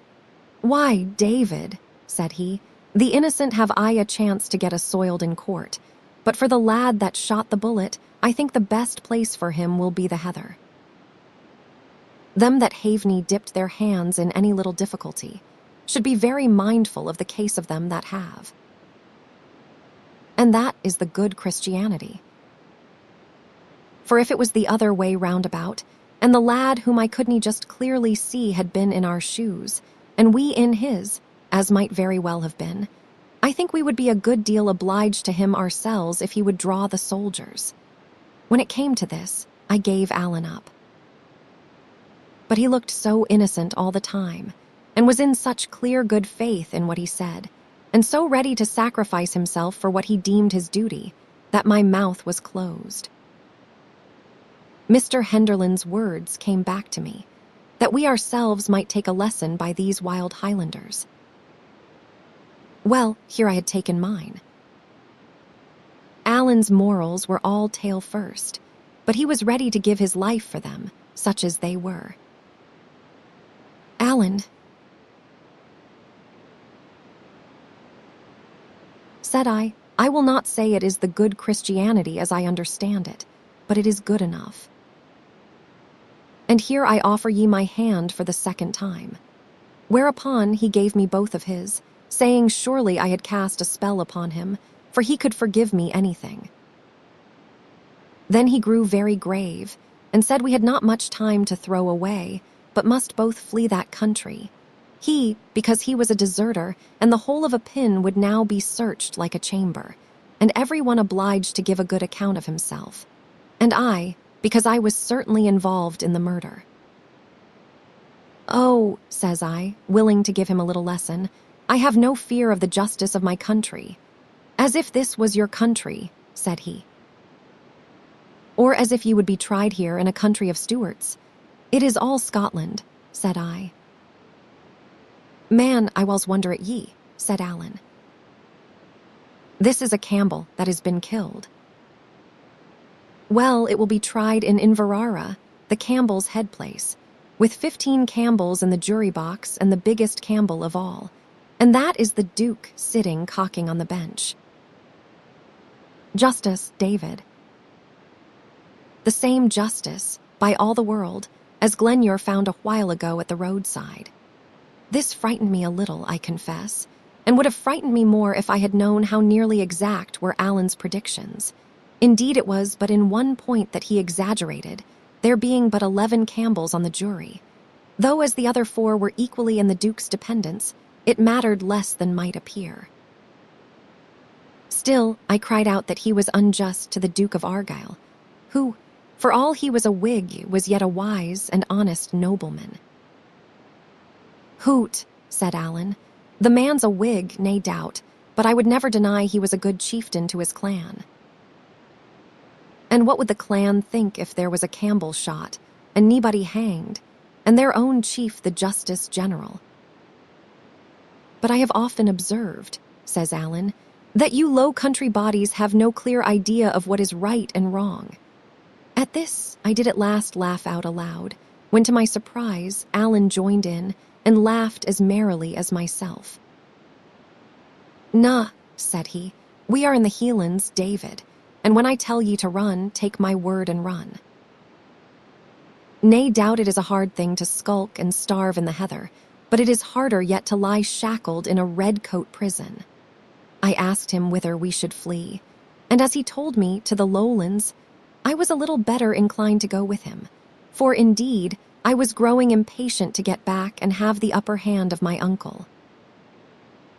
Besides, Alan made so sure there would be no question of justice in the matter, that I began to be afraid he might be right.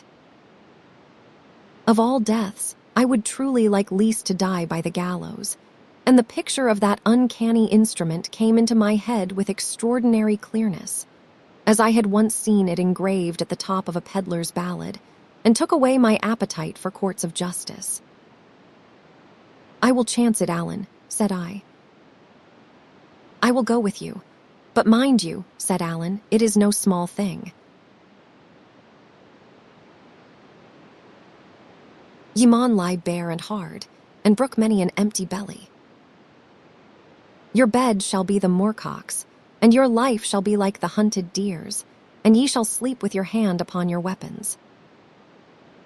Aye, man, ye shall tagle many a weary foot, or we get clear. I tell ye this at the start, for it is a life that I ken well. But if ye ask what other chance ye have, I answer, nane. Either take to the heather with me, or else hang. And that is a choice very easily made," said I, and we shook hands upon it. "And now let us take another keek at the redcoats," says Alan, and he led me to the northeastern fringe of the wood. Looking out between the trees, we could see a great side of mountain, running down exceeding steep into the waters of the loch. It was a rough part, all hanging stone and heather and big scrogs of birchwood, and away at the far end towards Ballachulish, little wee red soldiers were dipping up and down over hill and howe, and growing smaller every minute.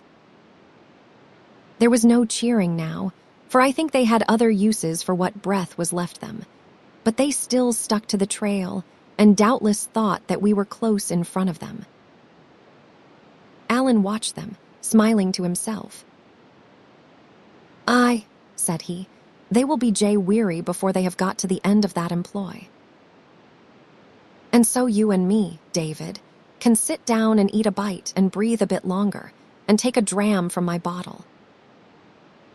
Then we will strike for Aucharn, the house of my kinsman, James of the Glens, where I must get my clothes and my arms and money to carry us along. And then, David, we will cry, 'Forth, fortune,' and take a cast among the heather."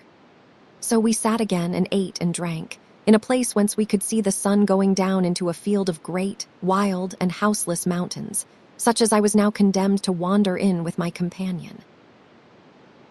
Partly as we so sat, and partly afterwards, on the way to Aucharn, each of us narrated his adventures, and I shall here set down so much of Alan's as seems either curious or needful. It appears he ran to the bulwarks as soon as the wave was past, saw me, and lost me, and saw me again as I tumbled in the roost, and at last had one glimpse of me clinging on the yard. It was this that put him in some hope I would maybe get to land after all, and made him leave those clues and messages which had brought me, for my sins, to that unlucky country of a pin. In the meanwhile, those still on the brig had got the skiff launched, and one or two were on board of her already, when there came a second wave greater than the first, and heaved the brig out of her place, and would certainly have sent her to the bottom, had she not struck and caught on some projection of the reef. When she had struck first, it had been bows on, so that the stern had hitherto been lowest. But now her stern was thrown in the air, and the bows plunged under the sea, and with that, the water began to pour into the forescuttle like the pouring of a mill dam. It took the color out of Alan's face, even to tell what followed. For there were still 2 men lying impotent in their bunks, and these, seeing the water pour in and thinking the ship had foundered, began to cry out aloud, and that with such harrowing cries that all who were on deck tumbled one after another into the skiff and fell to their oars. They were not 200 yards away when there came a third great sea, and at that the brig lifted clean over the reef. Her canvas filled for a moment, and she seemed to sail in chase of them, but settling all the while. And presently she drew down and down, as if a hand was drawing her, and the sea closed over the Covenant of Dysart. Never a word they spoke as they pulled ashore, being stunned with the horror of that screaming. But they had scarce set foot upon the beach when Hosassin woke up, as if out of a muse, and bade them lay hands upon Alan. They hung back indeed, having little taste for the employment. But Hosassin was like a fiend, crying that Alan was alone, that he had a great sum about him, that he had been the means of losing the brig and drowning all their comrades, and that here was both revenge and wealth upon a single cast. It was 7 against 1. In that part of the shore there was no rock that Alan could set his back to, and the sailors began to spread out and come behind him. "And then," said Alan, "the little man with the red head, I have ni mind of the name that he is called." "Riach," said I. "Aye," said Alan, "Riach." "Well, it was him that took up the clubs for me, asked the men if they were ni feared of a judgment, and, says he, Dodd, I will put my back to the Hielandman's mysel. That is none such an entirely bad little man, yon little man with the red head," said Alan. "He has some spunks of decency." "Well," said I, "he was kind to me in his way." "And so he was to Alan," said he, "and by my troth I found his way a very good one. But ye see, David, the loss of the ship and the cries of these poor lads sat very ill upon the man, and I am thinking that would be the cause of it." "Well, I would think so," says I, "for he was as keen as any of the rest at the beginning." "But how did Hosassin take it?" "It sticks in my mind that he would take it very ill," says Alan. But the little man cried to me to run, and indeed I thought it was a good observe, and ran. The last that I saw, they were all in a knot upon the beach, like folk that were not agreeing very well together. "What do you mean by that?" said I. "Well, the fists were going," said Alan, "and I saw one man go down like a pair of breeks. But I thought it would be better no to wait. Ye see, there is a strip of Campbell's in that end of Mull, which is no good company for a gentleman like me. If it hadn't been for that, I would have waited and looked for ye mysel, let alone giving a hand to the little man." It was droll how Alan dwelt on Mr. Riach's stature, for, to say the truth, the one was not much smaller than the other. "So," says he, continuing, "I set my best foot forward, and whenever I met in with anyone I cried out there was a wreck ashore. Man, they didn't stop to fash with me. You should have seen them linking for the beach. And when they got there, they found they had had the pleasure of a run, which is aye good for a Campbell. I am thinking it was a judgment on the clan that the brig went down in the lump, and didn't break. But it was a very unlucky thing for you, that same, for if any wreck had come ashore they would have hunted high and low, and would soon have found ye." Chapter 19. The house of fear. Night fell as we were walking, and the clouds, which had broken up in the afternoon, settled in and thickened, so that it fell, for the season of the year, extremely dark. The way we went was over rough mountainsides, and though Alan pushed on with an assured manner, I could by no means see how he directed himself. At last, about 10:30 of the clock, we came to the top of a brae and saw lights below us. It seemed a house door stood open and let out a beam of fire and candlelight, and all round the house and steading 5 or 6 persons were moving hurriedly about, each carrying a lighted brand. "James must have tint his wits," said Alan. "If this was the soldiers instead of you and me, he would be in a bonny mess. But I dare say he will have a sentry on the road, and he would ken well enough no soldiers would find the way that we came." Hereupon he whistled 3 times, in a particular manner. It was strange to see how, at the first sound of it, all the moving torches came to a stand, as if the bearers were affrighted, and how, at the third, the bustle began again as before. Having thus set folks' minds at rest, we came down the brae and were met at the yard gate, for this place was like a well-doing farm, by a tall, handsome man of more than 50, who cried out to Alan in the Gaelic. "James Stewart," said Alan, "I will ask ye to speak in Scotch, for here is a young gentleman with me that has nane of the other. This is him," he added, putting his arm through mine, A young gentleman of the lowlands and a laird in his country, too, but I am thinking it will be the better for his health if we give his name the go-by." James of the Glens turned to me for a moment and greeted me courteously enough. The next, he had turned to Alan. "This has been a dreadful accident," he cried. "It will bring trouble on the country," and he wrung his hands. "Hoots," said Alan, "you must take the sour with the sweet, man. Colin Roy is dead, and be thankful for that." "Aye," said James, "and by my troth, I wish he was alive again." "It is all very fine to blow and boast beforehand, but now it is done, Alan, and who is to bear the white of it?" "The accident fell out in a pin, mind ye that, Alan.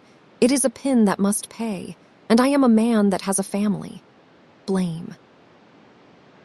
While this was going on, I looked about me at the servants. Some were on ladders, digging in the thatch of the house or the farm buildings, from which they brought out guns, swords, and different weapons of war. Others carried them away. And by the sound of mattock blows from somewhere farther down the brae, I suppose they buried them. Though they were all so busy, there prevailed no kind of order in their efforts. Men struggled together for the same gun and ran into each other with their burning torches. And James was continually turning about from his talk with Alan to cry out orders which were apparently never understood. The faces in the torchlight were like those of people overborne with hurry and panic, and though none spoke above his breath, their speech sounded both anxious and angry.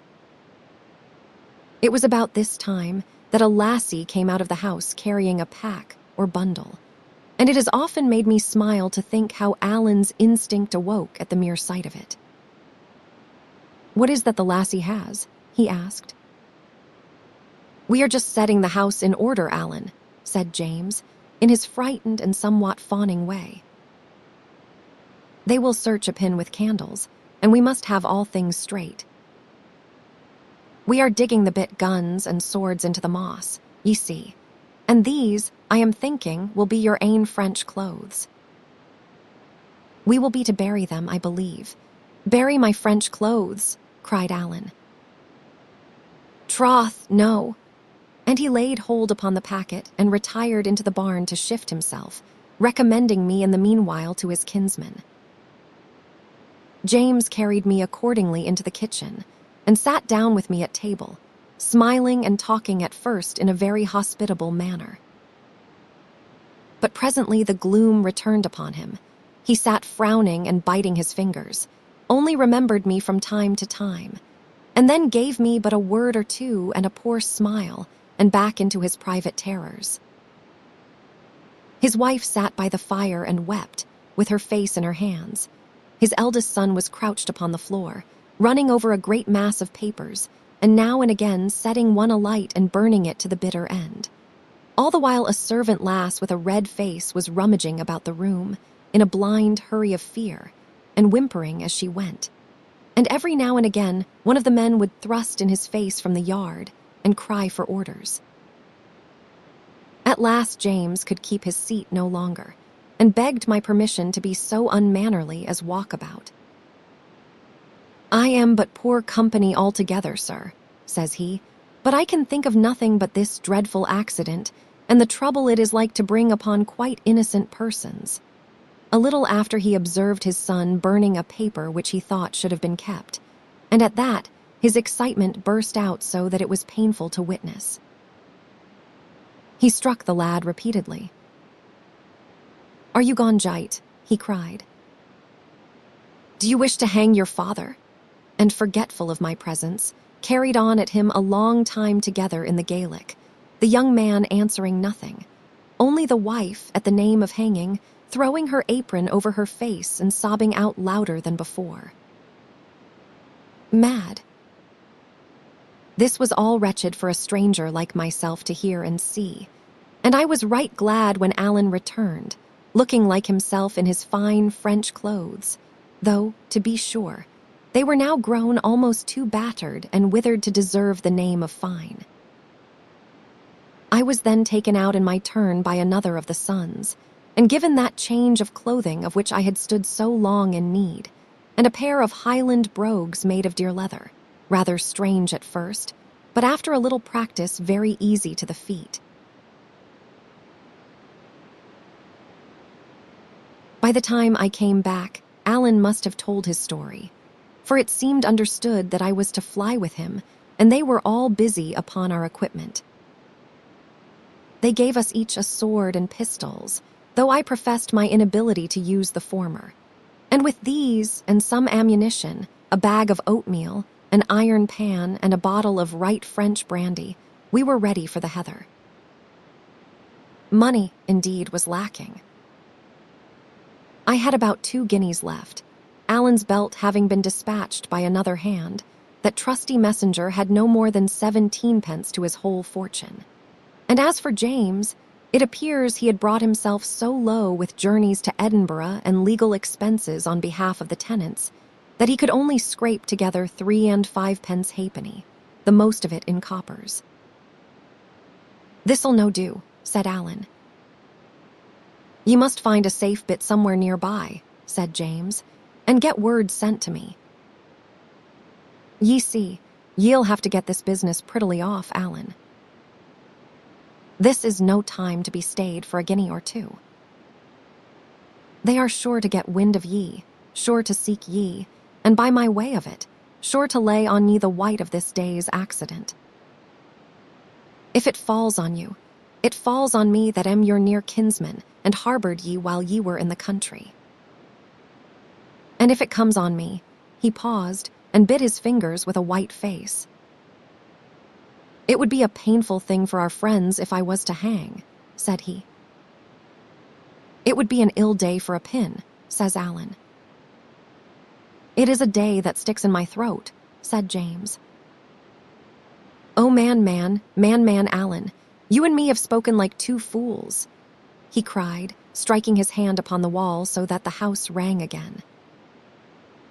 "Well, and that is true, too," said Alan, "and my friend from the lowlands here, nodding at me, gave me a good word upon that head if I would only have listened to him. But see here," said James, returning to his former manner, "if they lay me by the heels, Alan, it is then that you will be needing the money. For with all that I have said and that you have said, it will look very black against the 2 of us. Do ye mark that? Well, follow me out, and I will see that I will have to get a paper out against ye Mysel. Have to offer a reward for ye. Aye, will I. It is a sore thing to do between such near friends, but if I get the dirtum of this dreadful accident, I will have to fend for myself, man. Do ye see that? Blame." He spoke with a pleading earnestness, taking Alan by the breast of the coat. "Aye," said Alan, "I see that. And ye'll have to be clear of the country, Alan I, and clear of Scotland you and your friend from the lowlands, too. For I will have to paper your friend from the lowlands. Ye see that? Alan say that ye see that." I thought Alan flushed a bit. "This is unco hard on me that brought him here, James," said he, throwing his head back. "It is like making me a traitor. Now, Alan, man," cried James. "Look things in the face. He will be papered anyway. Mungo Campbell'll be sure to paper him. What matters if I paper him too? And then, Alan, I am a man that has a family." And then, after a little pause on both sides, "And, Alan, it will be a jury of Campbells," said he. "There is one thing," said Alan musingly, "that nobody kens his name. Nor yet they shallney, Alan." "There is my hand on that," cried James, for all the world as if he had really known my name and was foregoing some advantage. But just the habit he was in, and what he looked like, and his age, and the like. "I couldn't well do less. I wonder at your father's son," cried Alan sternly. "Would ye sell the lad with a gift? Would ye change his clothes and then betray him?" No, Alan," said James. No, the habit he took off the habit Mungo saw him in. But I thought he seemed crestfallen. Indeed, he was clutching at every straw, and all the time, I dare say, saw the faces of his hereditary foes on the bench, and in the jury box, and the gallows in the background. "Well, sir," says Alan, turning to me, "what say ye to that?" "Ye are here under the safeguard of my honor, and it is my part to see nothing done but what shall please you." "I have but one word to say," said I, "for to all this dispute I am a perfect stranger. But the plain common sense is to set the blame where it belongs, and that is on the man who fired the shot. Paper him, as ye call it, set the hunt on him, and let honest, innocent folk show their faces in safety." But at this, both Alan and James cried out in horror, bidding me hold my tongue, for that was not to be thought of, and asking me what the Camerons would think. Which confirmed me it must have been a Cameron from Mamor that did the act, and if I did not see that the lad might be caught. "Ye have nie surely thought of that," said they, with such innocent earnestness, that my hands dropped at my side and I despaired of argument. "Very well then," said I. "Paper me, if you please, paper Alan, paper King George. We are all three innocent, and that seems to be what is wanted." "But at least, sir," said I to James, recovering from my little fit of annoyance, "I am Alan's friend, and if I can be helpful to friends of his, I will not stumble at the risk." I thought it best to put a fair face on my consent, for I saw Alan troubled. And besides, thinks I to myself, as soon as my back is turned, they will paper me, as they call it, whether I consent or not. But in this I saw I was wrong, for I had no sooner said the words than Mrs. Stewart leaped out of her chair, came running over to us, and wept first upon my neck and then on Alan's, blessing God for our goodness to her family. "As for you, Alan, it was no more than your bounden duty," she said. "But for this lad that has come here and seen us at our worst, and seen the goodman fleeching like a suitor, him that by rights should give his commands like any king, as for you, my lad." She says, "My heart is we not to have your name, but I have your face, and as long as my heart beats under my bosom, I will keep it and think of it and bless it." And with that she kissed me, and burst once more into such sobbing that I stood abashed. "Hoot, hoot," said Alan, looking mighty silly. "The day comes unco soon in this month of July, and tomorrow there will be a fine to-do in a pin, a fine riding of dragoons and crying of cruetchen, and running of red coats, and it behoves you and me to the sooner be gone." The rallying word of the Campbells. Thereupon we said farewell, and set out again, bending somewhat eastwards in a fine mild dark night, and over much the same broken country as before. Chapter 20. The Flight in the Heather. The rocks sometimes we walked, sometimes ran, and as it drew on to morning, walked ever the less and ran the more. Though upon its face, that country appeared to be a desert, yet there were huts and houses of the people, of which we must have passed more than 20, hidden in quiet places of the hills. When we came to one of these, Alan would leave me in the way, and go himself and rap upon the side of the house, and speak a while at the window with some sleeper awakened. This was to pass the news, which in that country was so much of a duty that Alan must pause to attend to it even while fleeing for his life, and so well attended to by others, that in more than half of the houses where we called they had heard already of the murder. In the others, as well as I could make out, standing back at a distance and hearing a strange tongue, the news was received with more of consternation than surprise. For all our hurry, day began to come in while we were still far from any shelter. It found us in a prodigious valley, strewn with rocks, and where ran a foaming river. Wild mountains stood around it. There grew there neither grass nor trees, and I have sometimes thought since then that it may have been the valley called Glencoe, where the massacre was in the time of King William.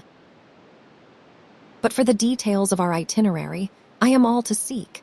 Our way lying now by short cuts, now by great detours, our pace being so hurried, our time of journeying usually by night, and the names of such places as I asked and heard being in the Gaelic tongue and the more easily forgotten.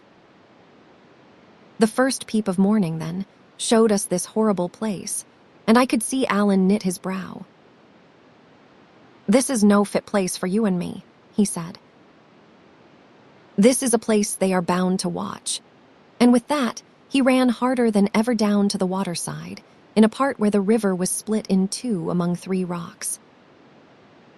It went through with a horrid thundering that made my belly quake, and there hung over the linn a little mist of spray. Alan looked neither to the right nor to the left, but jumped clean upon the middle rock and fell there on his hands and knees to check himself, for that rock was small, and he might have pitched over on the far side. I had scarce time to measure the distance or to understand the peril before I had followed him, and he had caught and stopped me. So there we stood, side by side upon a small rock slippery with spray, a far broader leap in front of us, and the river dinning upon all sides. When I saw where I was, there came on me a deadly sickness of fear, and I put my hand over my eyes. Alan took me and shook me. I saw he was speaking, but the roaring of the falls and the trouble of my mind prevented me from hearing. Only I saw his face was red with anger, and that he stamped upon the rock. The same look showed me the water raging by, and the mist hanging in the air, and with that I covered my eyes again and shuddered. The next minute Alan had set the brandy bottle to my lips and forced me to drink about a gill, which sent the blood into my head again. Then, putting his hands to his mouth, and his mouth to my ear, he shouted, "Hang or drown!" and turning his back upon me, leaped over the farther branch of the stream and landed safe. I was now alone upon the rock, which gave me the more room. The brandy was singing in my ears. I had this good example fresh before me, and just wit enough to see that if I did not leap at once, I should never leap at all. I bent low on my knees and flung myself forth, with that kind of anger of despair that has sometimes stood me instead of courage. Sure enough, it was but my hands that reached the full length. These slipped, caught again, slipped again, and I was slittering back into the linn when Alan seized me, first by the hair, then by the collar, and with a great strain dragged me into safety. Never a word he said, but set off running again for his life, and I must stagger to my feet and run after him. I had been weary before, but now I was sick and bruised and partly drunken with the brandy. I kept stumbling as I ran. I had a stitch that came near to overmaster me, and when at last Alan paused under a great rock that stood there among a number of others, it was none too soon for David Balfour. A great rock, I have said, but by rights it was 2 rocks leaning together at the top, both some 20 feet high, and at the first sight inaccessible. Even Alan, though you may say he had as good as 4 hands, failed twice in an attempt to climb them, and it was only at the 3rd trial, and then by standing on my shoulders and leaping up with such force as I thought must have broken my collarbone, that he secured a lodgment. Once there, he let down his leathern girdle, and with the aid of that and a pair of shallow footholds in the rock, I scrambled up beside him. Then I saw why we had come there, for the 2 rocks, being both somewhat hollow on the top and sloping one to the other, made a kind of dish or saucer, where as many as 3 or 4 men might have lain hidden. All this while Alan had not said a word, and had run and climbed with such a savage, silent frenzy of hurry, that I knew that he was in mortal fear of some miscarriage. Even now we were on the rock he said nothing, nor so much as relaxed the frowning look upon his face, but clapped flat down, and keeping only one eye above the edge of our place of shelter, scouted all round the compass. The dawn had come quite clear, We could see the stony sides of the valley and its bottom, which was bestrewed with rocks, and the river, which went from one side to another and made white falls. But nowhere the smoke of a house, nor any living creature but some eagles screaming round a cliff. Then at last Alan smiled. "Aye," said he, "now we have a chance." And then looking at me with some amusement, "Ye're no very gleg at the jumping," said he. "Brisk."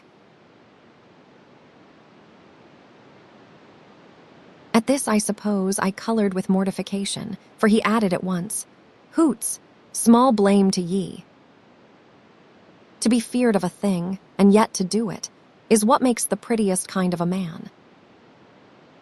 And then there was water there, and water's a thing that dauntens even me. "No, no," said Alan, "it is no you that is to blame, it is me." I asked him why. "Why," said he, "I have proved myself a gomerel this night.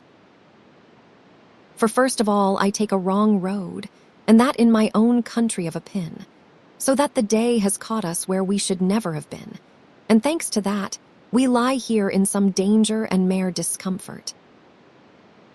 And next, which is the worst of the two, for a man that has been so much among the heather as myself, I have come wanting a water bottle, and here we lie for a long summer's day with neathing but neat spirit. Ye may think that a small matter, but before it comes night, David, ye'll give me news of it." I was anxious to redeem my character, and offered, if he would pour out the brandy, to run down and fill the bottle at the river. "I wouldn't waste the good spirit either," says he. "It has been a good friend to you this night, or in my poor opinion, ye would still be cocking on yon stone. And what is mair," says he, "ye may have observed, you that is a man of so much penetration, that Alan Breck Stewart was perhaps walking quicker than his ordinar." "You," I cried, "you were running fit to burst." "Was I so?" said he. "Well then, ye may depend upon it, there was nae time to be lost. And now here is enough said.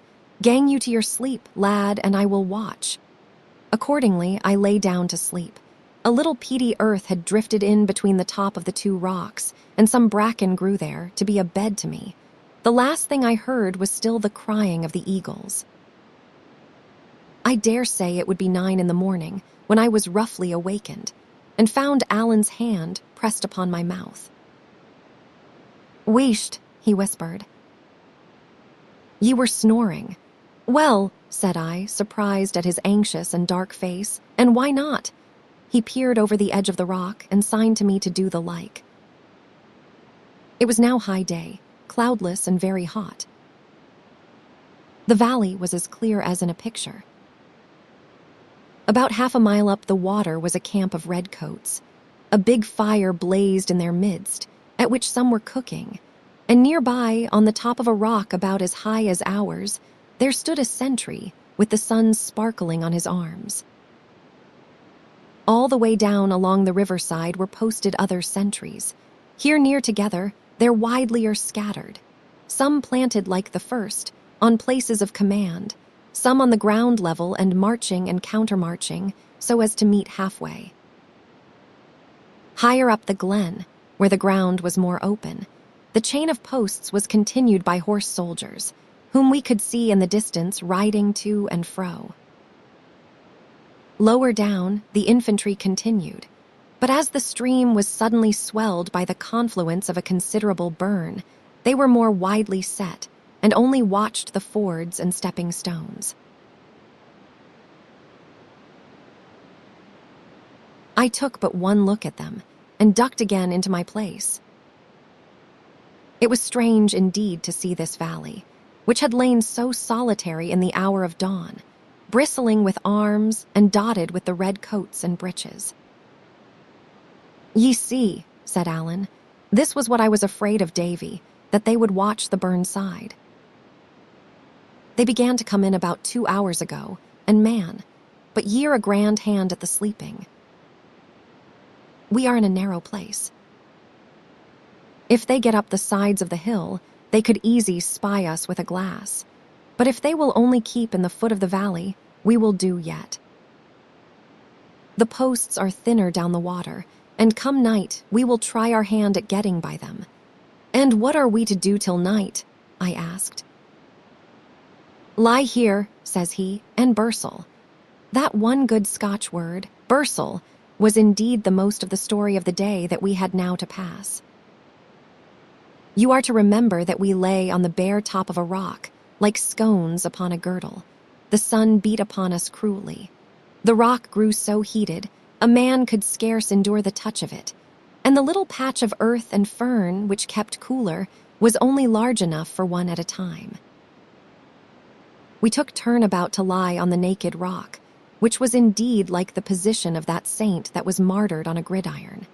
And it ran in my mind how strange it was, that in the same climate and at only a few days' distance, I should have suffered so cruelly, first from cold upon my island, and now from heat upon this rock.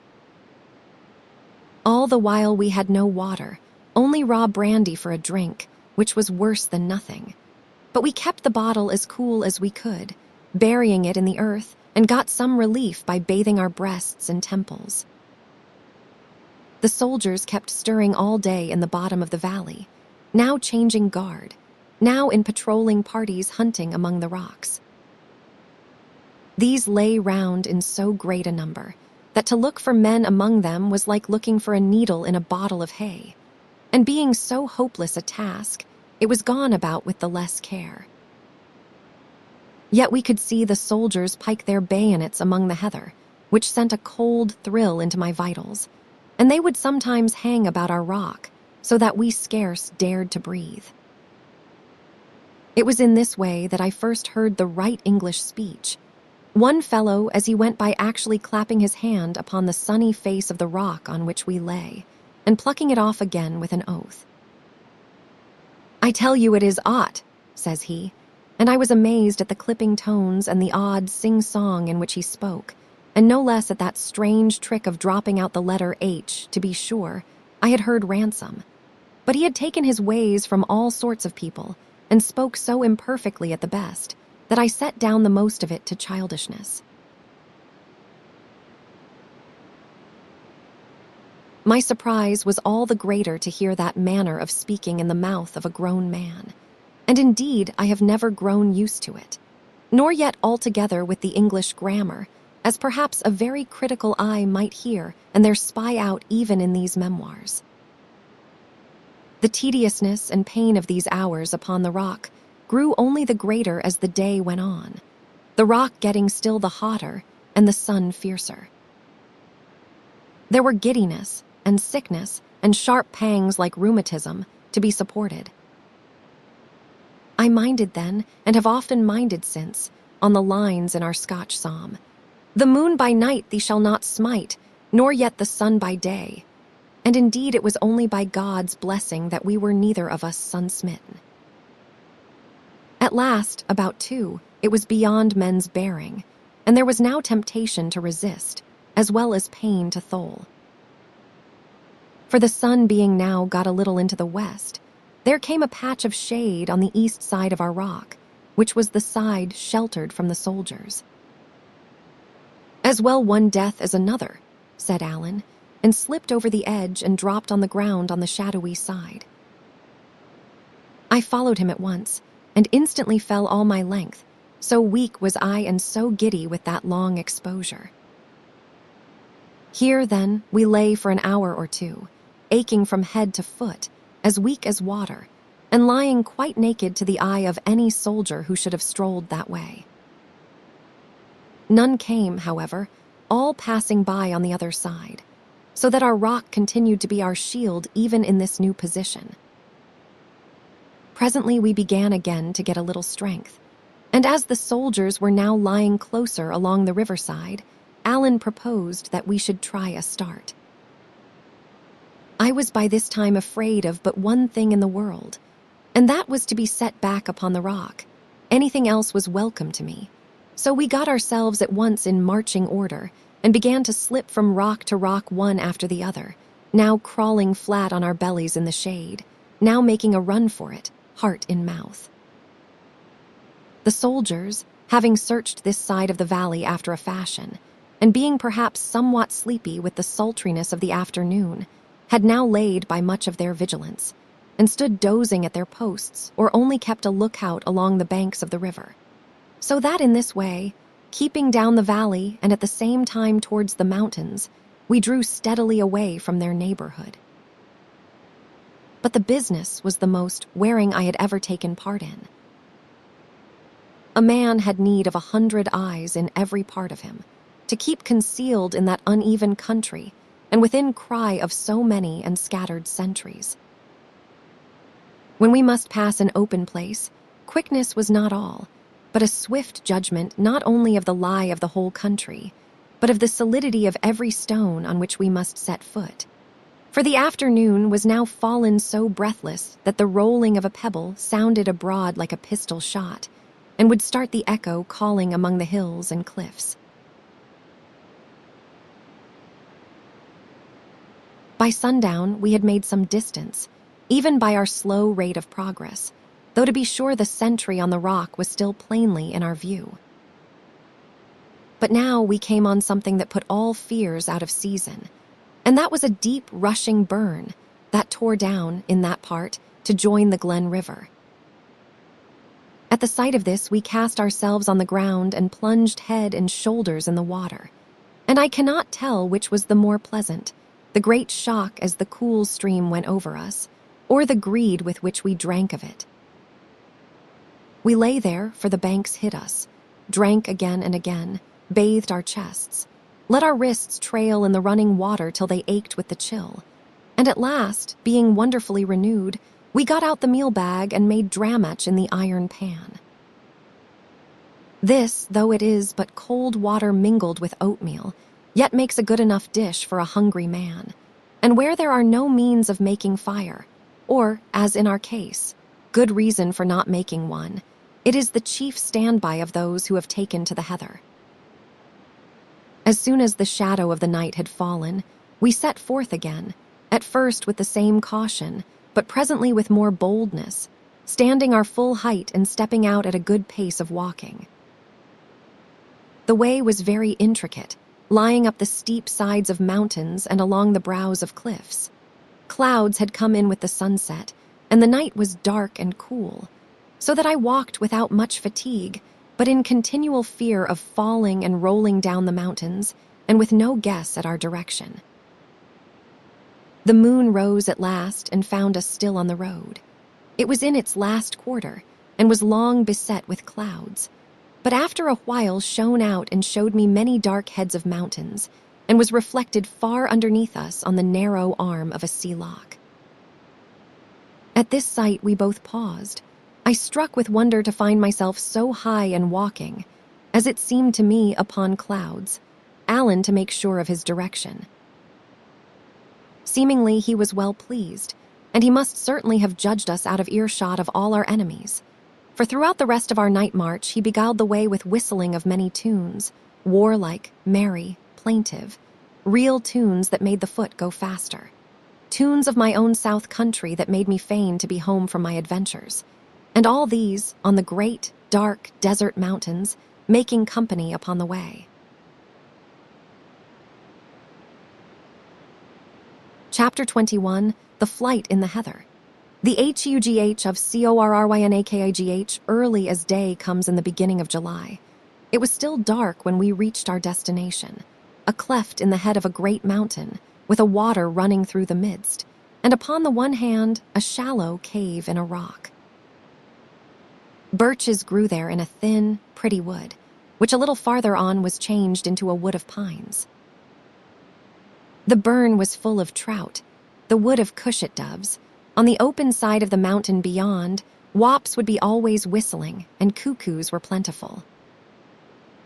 From the mouth of the cleft, we looked down upon a part of Mamor, and on the sea loch that divides that country from a pin, and this from so great a height as made it my continual wonder and pleasure to sit and behold them. The name of the cleft was the Hugh of Coronachig, and although from its height and being so near upon the sea, it was often beset with clouds, yet it was on the whole a pleasant place, and the 5 days we lived in it went happily. We slept in the cave, making our bed of heather bushes which we cut for that purpose, and covering ourselves with Alan's greatcoat. There was a low, concealed place, in a turning of the glen, where we were so bold as to make fire, so that we could warm ourselves when the clouds set in, and cook hot porridge, and grill the little trouts that we caught with our hands under the stones and overhanging banks of the burn. This was indeed our chief pleasure and business, and not only to save our meal against worse times, but with a rivalry that much amused us, we spent a great part of our days at the waterside, stripped to the waist and groping about, or as they say, guddling for these fish.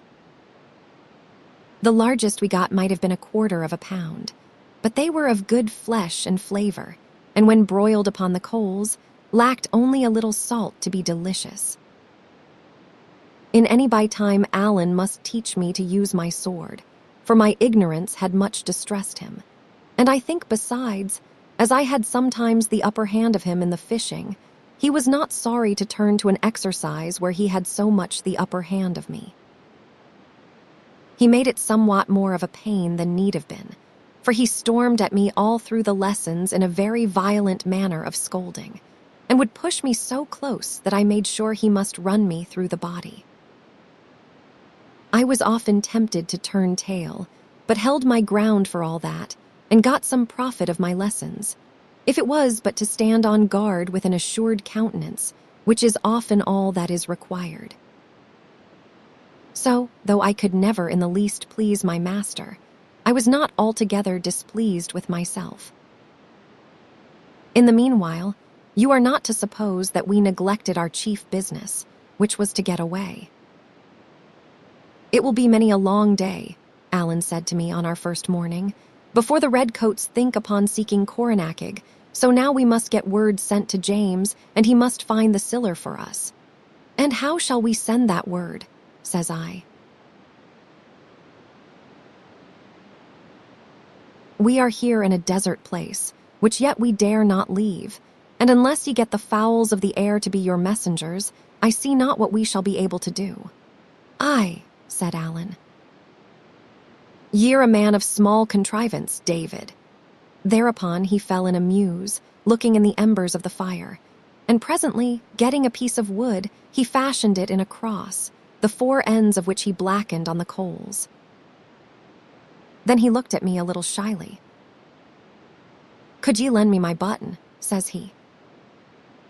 "It seems a strange thing to ask a gift again, but I own I am loath to cut another."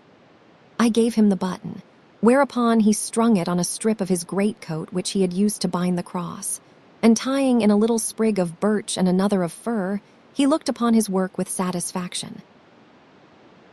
"Now," said he, "there is a little clachan, what is called a hamlet in the English, not very far from Coronachig, and it has the name of Colisnacon. There are living many friends of mine, whom I could trust with my life, and some that I am no just so sure of. Ye see, David, there will be money set upon our heads. James Himsel is to set money on them, and as for the Campbells, they would never spare siller where there was a Stuart to be hurt. If it was otherwise, I would go down to Colisnacon whatever, and trust my life into these people's hands as lightly as I would trust another with my glove. But being so, said I.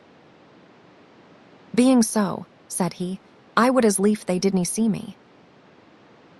There is bad folk everywhere, and what is far worse, weak ones. So when it comes dark again, I will steal down into that clachan, and set this that I have been making in the window of a good friend of mine, John Breck Macall, a bowman of a pins. A bowman is a tenant who takes stock from the landlord and shares with him the increase. With all my heart, says I, and if he finds it, what is he to think? Well, says Alan, I wish he was a man of more penetration, for by my troth I am afraid he will make little enough of it. But this is what I have in my mind. This cross is something in the nature of the crossdary, or fiery cross, which is the signal of gathering in our clans. Yet he will know well enough the clan is not to rise, for there it is standing in his window, and no word with it. So he will say to Himsel, the clan is not to rise, but there is something. Then he will see my button, and that was Duncan Stewart's. And then he will say to Himsel, the son of Duncan is in the heather and has need of me. Well, said I, it may be. But even supposing so, there is a good deal of heather between here and the Forth. And that is a very true word, says Alan.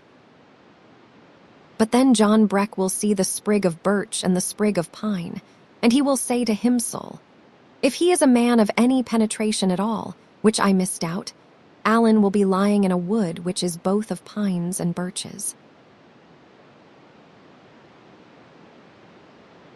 Then he will think to Himsel, that is not so very rife hereabout, and then he will come and give us a look-up in Coronachig. And if he does not, David, the devil may fly away with him for what I care, for he will no be worth the salt to his porridge. Man, said I, drolling with him a little, you are very ingenious. But would it not be simpler for you to write him a few words in black and white? And that is an excellent observe, Mr. Balfour of Shaw's, says Alan, drolling with me.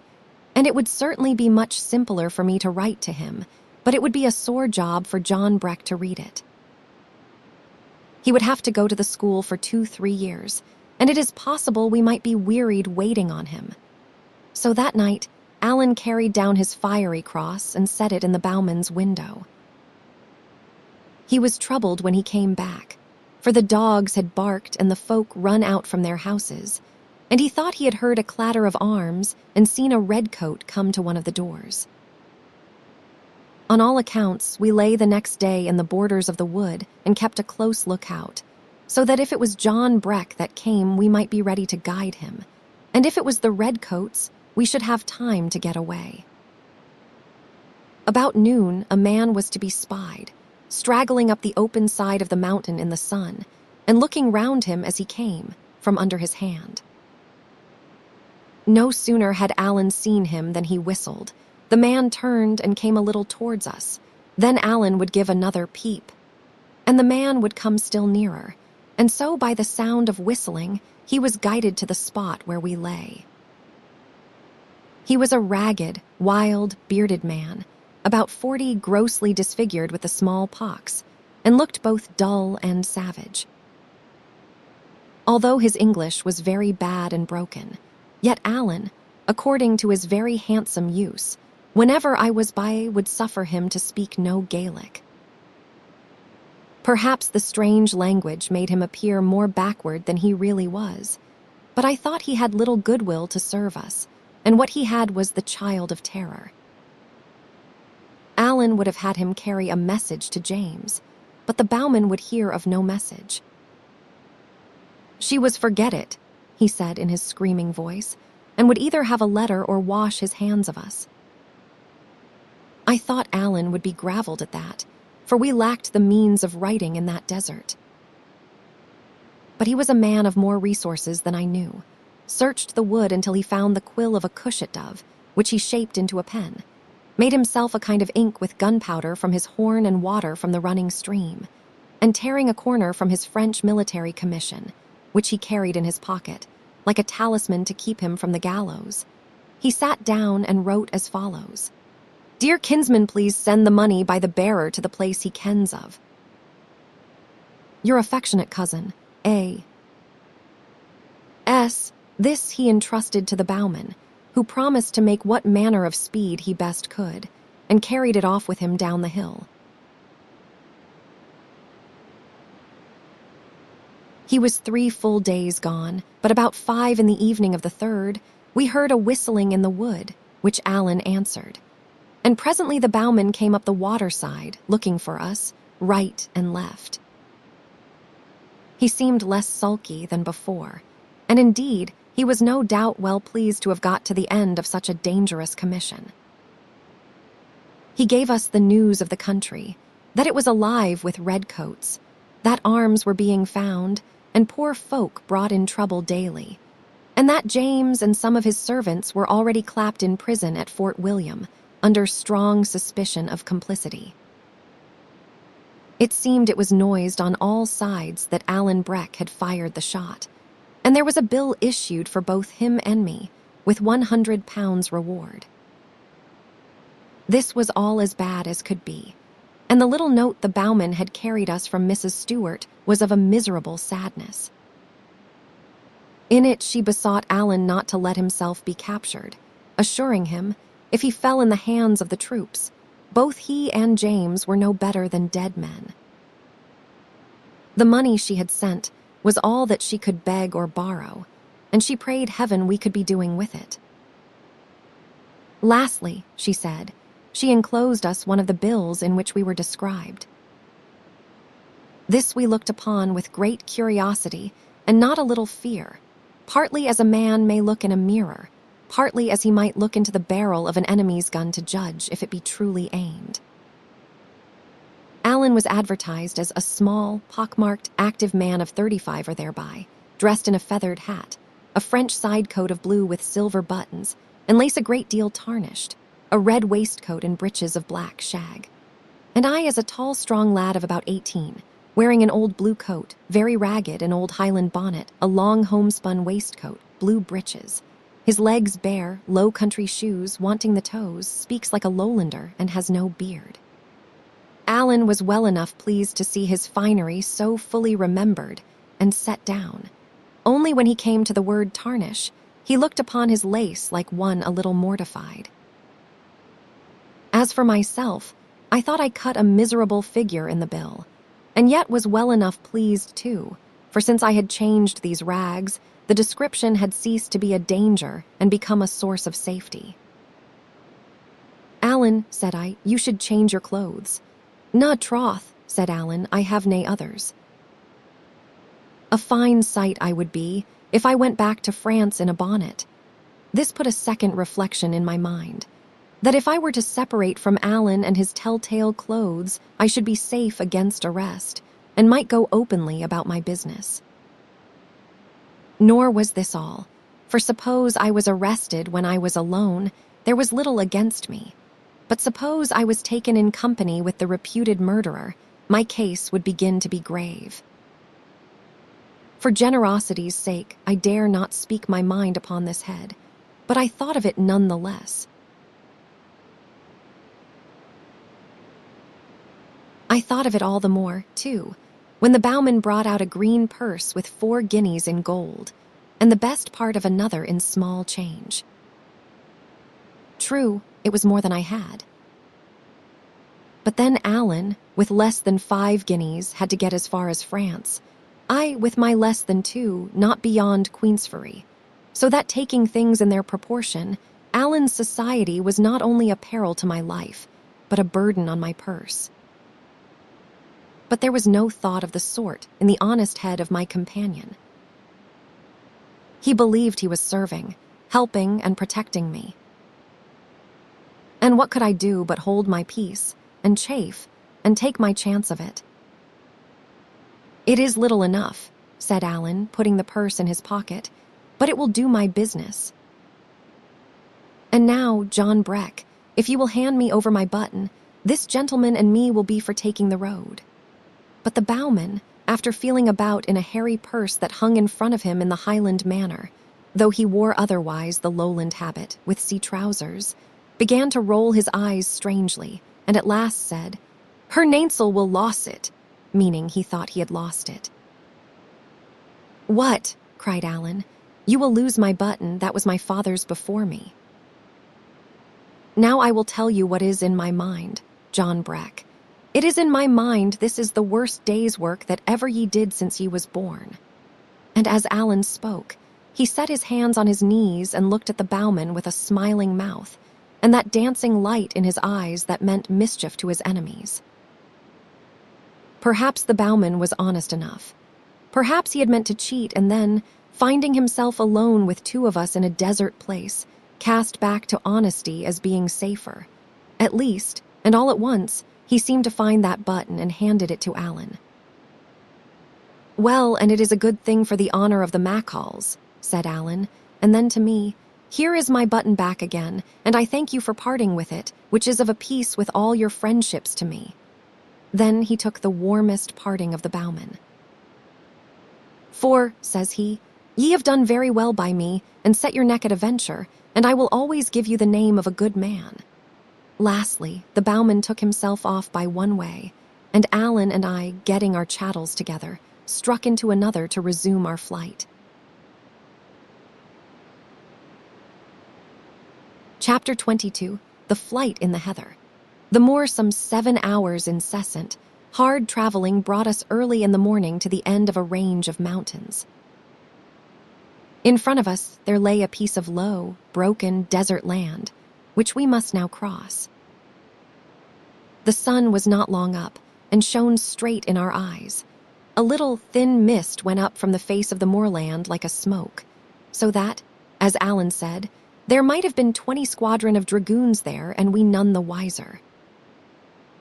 We sat down, therefore, in a howe of the hillside till the mist should have risen, and made ourselves a dish of drammach, and held a council of war. "David," said Alan, "this is the kittle bit. Shall we lie here till it comes night, or shall we risk it and stave on ahead?" "Well," said I am tired indeed, but I could walk as far again if that was all." "Aye, but it isn't," said Alan, "nor yet the half. This is how we stand, a pin's fair death to us. To the south it is all Campbell's, and no to be thought of. To the north, well, there is no muckle to be gained by going north, neither for you, that wants to get to Queensferry, nor yet for me, that wants to get to France. Well then, we will can strike east." "East be it," says I quite cheerily, but I was thinking into myself, "Oh, man, if you would only take one point of the compass and let me take any other, it would be the best for both of us." "Well then, east, ye see, we have the muirs," said Alan. "Once there, David, it is mere pitch and toss. Out on yon bald, naked, flat place, where can a body turn to? Let the redcoats come over a hill, they can spy you miles away, and the sorrows in their horses' heels, they would soon ride you down. It is no good place, David, and I am free to say it is worse by daylight than by dark." "Alan," said I, "hear my way of it. A pin's death for us. We have none too much money, nor yet meal. The longer they seek, the nearer they may guess where we are. It is all a risk, and I give my word to go ahead until we drop." Alan was delighted. "There are whiles," said he, "when ye are altogether too canny and wiggish to be company for a gentleman like me. But there come other whiles when ye show yoursel a metal spark. And it is then, David, that I love ye like a brother." The mist rose and died away, and showed us that country lying as waste as the sea, only the moorfowl and the pewees crying upon it, and far over to the east, a herd of deer, moving like dots. Much of it was red with heather, much of the rest broken up with bogs and hags and peaty pools. Some had been burnt black in a heath fire, and in another place there was quite a forest of dead firs, standing like skeletons. A wearier-looking desert man never saw, but at least it was clear of troops, which was our point. We went down accordingly into the waste, and began to make our toilsome and devious travel towards the eastern verge. There were the tops of mountains all round, you are to remember, from whence we might be spied at any moment, so it behoved us to keep in the hollow parts of the moor, and when these turned aside from our direction, to move upon its naked face with infinite care. Sometimes, for half an hour together, we must crawl from one heather bush to another, as hunters do when they are hard upon the deer. It was a clear day again, with a blazing sun. The water in the brandy bottle was soon gone, and altogether, if I had guessed what it would be to crawl half the time upon my belly, and to walk much of the rest stooping nearly to the knees, I should certainly have held back from such a killing enterprise. Toiling and resting and toiling again, we wore away the morning, and about noon lay down in a thick bush of heather to sleep. Alan Alan took the first watch, and it seemed to me I had scarce closed my eyes before I was shaken up to take the second. We had no clock to go by, and Alan stuck a sprig of heath in the ground to serve instead, so that as soon as the shadow of the bush should fall so far to the east, I might know to rouse him. But I was by this time so weary that I could have slept 12 hours at a stretch. I had the taste of sleep in my throat. My joints slept even when my mind was waking. The hot smell of the heather and the drone of the wild bees were like possets to me, and every now and again I would give a jump and find I had been dozing. The last time I woke, I seemed to come back from farther away, and thought the sun had taken a great start in the heavens. I looked at the sprig of heath, and at that I could have cried aloud, for I saw I had betrayed my trust. My head was nearly turned with fear and shame, and at what I saw, when I looked out around me on the moor, my heart was like dying in my body. For sure enough, a body of horse soldiers had come down during my sleep, and were drawing near to us from the southeast, spread out in the shape of a fan and riding their horses to and fro in the deep parts of the heather. When I waked Alan, he glanced first at the soldiers, then at the mark and the position of the sun, and knitted his brows with a sudden, quick look, both ugly and anxious, which was all the reproach I had of him. "What are we to do now?" I asked. "We will have to play at being hares," said he. "Do ye see yon mountain?" pointing to one on the northeastern sky. "Aye," said I. "Well then," says he, "let us strike for that. Its name is Ben Alder. It is a wild, desert mountain full of hills and hollows, and if we can win to it before the morn, we may do yet." "But Alan," cried I, "that will take us across the very coming of the soldiers." "I ken that fine," said he, "but if we are driven back on a pin, we are 2 dead men. So now, David, man, be brisk." With that he began to run forward on his hands and knees with an incredible quickness, as though it were his natural way of going. All the time, too, he kept winding in and out in the lower parts of the moorland, where we were the best concealed. Some of these had been burned or at least scathed with fire, and there rose in our faces, which were close to the ground, a blinding, choking dust as fine as smoke. The water was long out, and this posture of running on the hands and knees brings an overmastering weakness and weariness, so that the joints ache and the wrists faint under your weight. Now and then, indeed, where was a big bush of heather, we lay a while and panted, and putting aside the leaves, looked back at the dragoons. They had not spied us, for they held straight on, a half troop, I think, covering about 2 miles of ground, and beating it mighty thoroughly as they went. I had awakened just in time, a little later, and we must have fled in front of them, instead of escaping on one side. Even as it was, the least misfortune might betray us, and now and again, when a grouse rose out of the heather with a clap of wings, we lay as still as the dead and were afraid to breathe. The aching and faintness of my body, the laboring of my heart, the soreness of my hands, and the smarting of my throat and eyes in the continual smoke of dust and ashes, had soon grown to be so unbearable that I would gladly have given up. Nothing but the fear of Alan lent me enough of a false kind of courage to continue. As for himself, and you are to bear in mind that he was cumbered with a greatcoat. He had first turned crimson, but as time went on the redness began to be mingled with patches of white. His breath cried and whistled as it came, and his voice, when he whispered his observations in my ear during our halts, sounded like nothing human. Yet he seemed in no way dashed in spirits, nor did he at all abate in his activity, so that I was driven to marvel at the man's endurance. At length, in the first gloaming of the night, we heard a trumpet sound, and looking back from among the heather, saw the troop beginning to collect. A little after, They had built a fire and camped for the night, about the middle of the waste. At this, I begged and besought that we might lie down and sleep. "There shall be no sleep the night," said Alan. "From now on, these weary dragoons of yours will keep the crown of the muirland, and none will get out of a pin but winged fowls."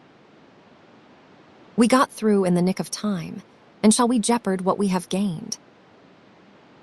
"Na, when the day comes, it shall find you and me in a fast place on Ben Alder."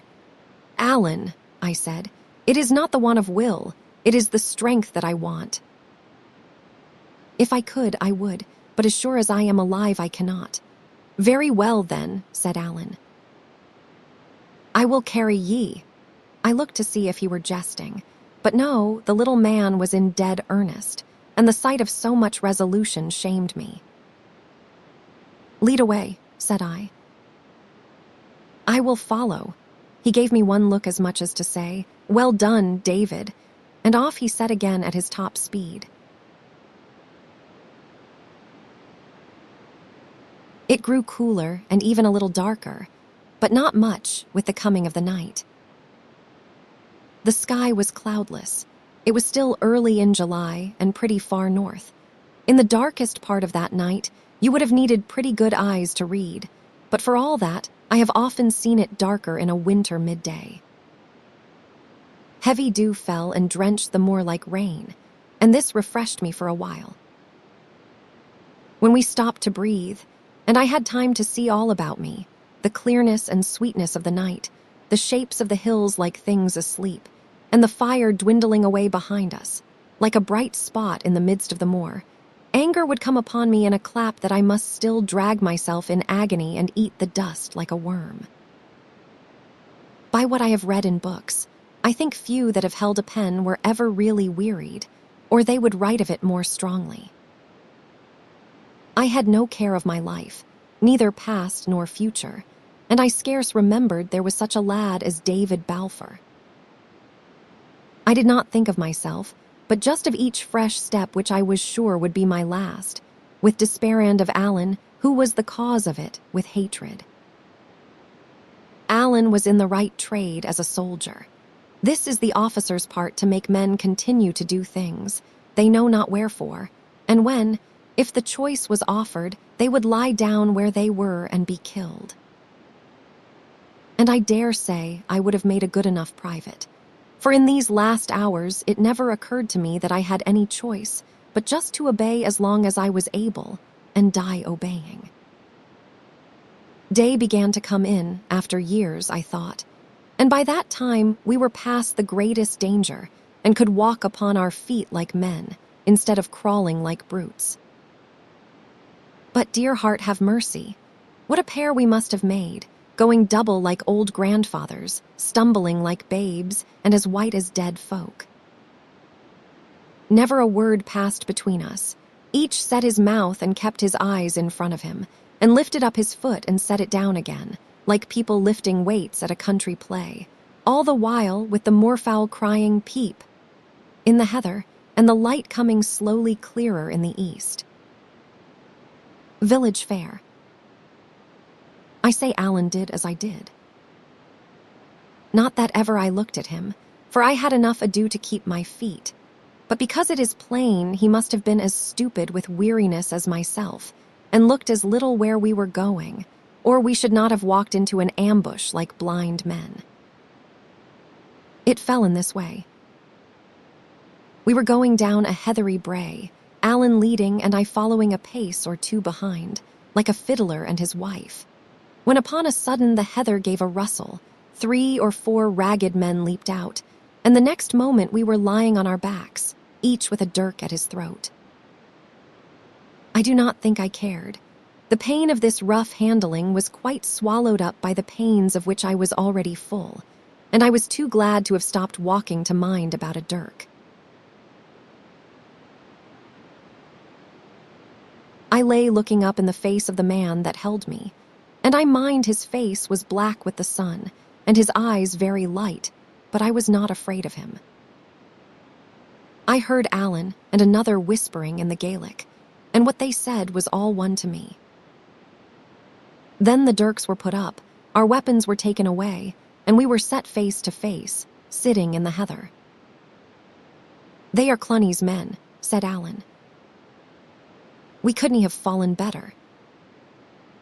We are just to bide here with these, which are his out sentries, till they can get word to the chief of my arrival."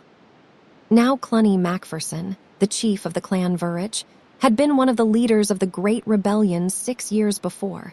There was a price on his life, and I had supposed him long ago in France with the rest of the heads of that desperate party.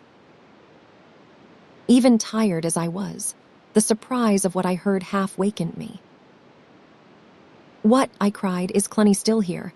"Aye, is he so," said Alan. "Still in his own country, and kept by his own clan. King George can do no more." I think I would have asked farther, but Alan gave me the put-off. "I am rather wearied," he said, "and I would like fine to get asleep." And without more words, he rolled on his face in a deep heather bush and seemed to sleep at once. There was no such thing possible for me.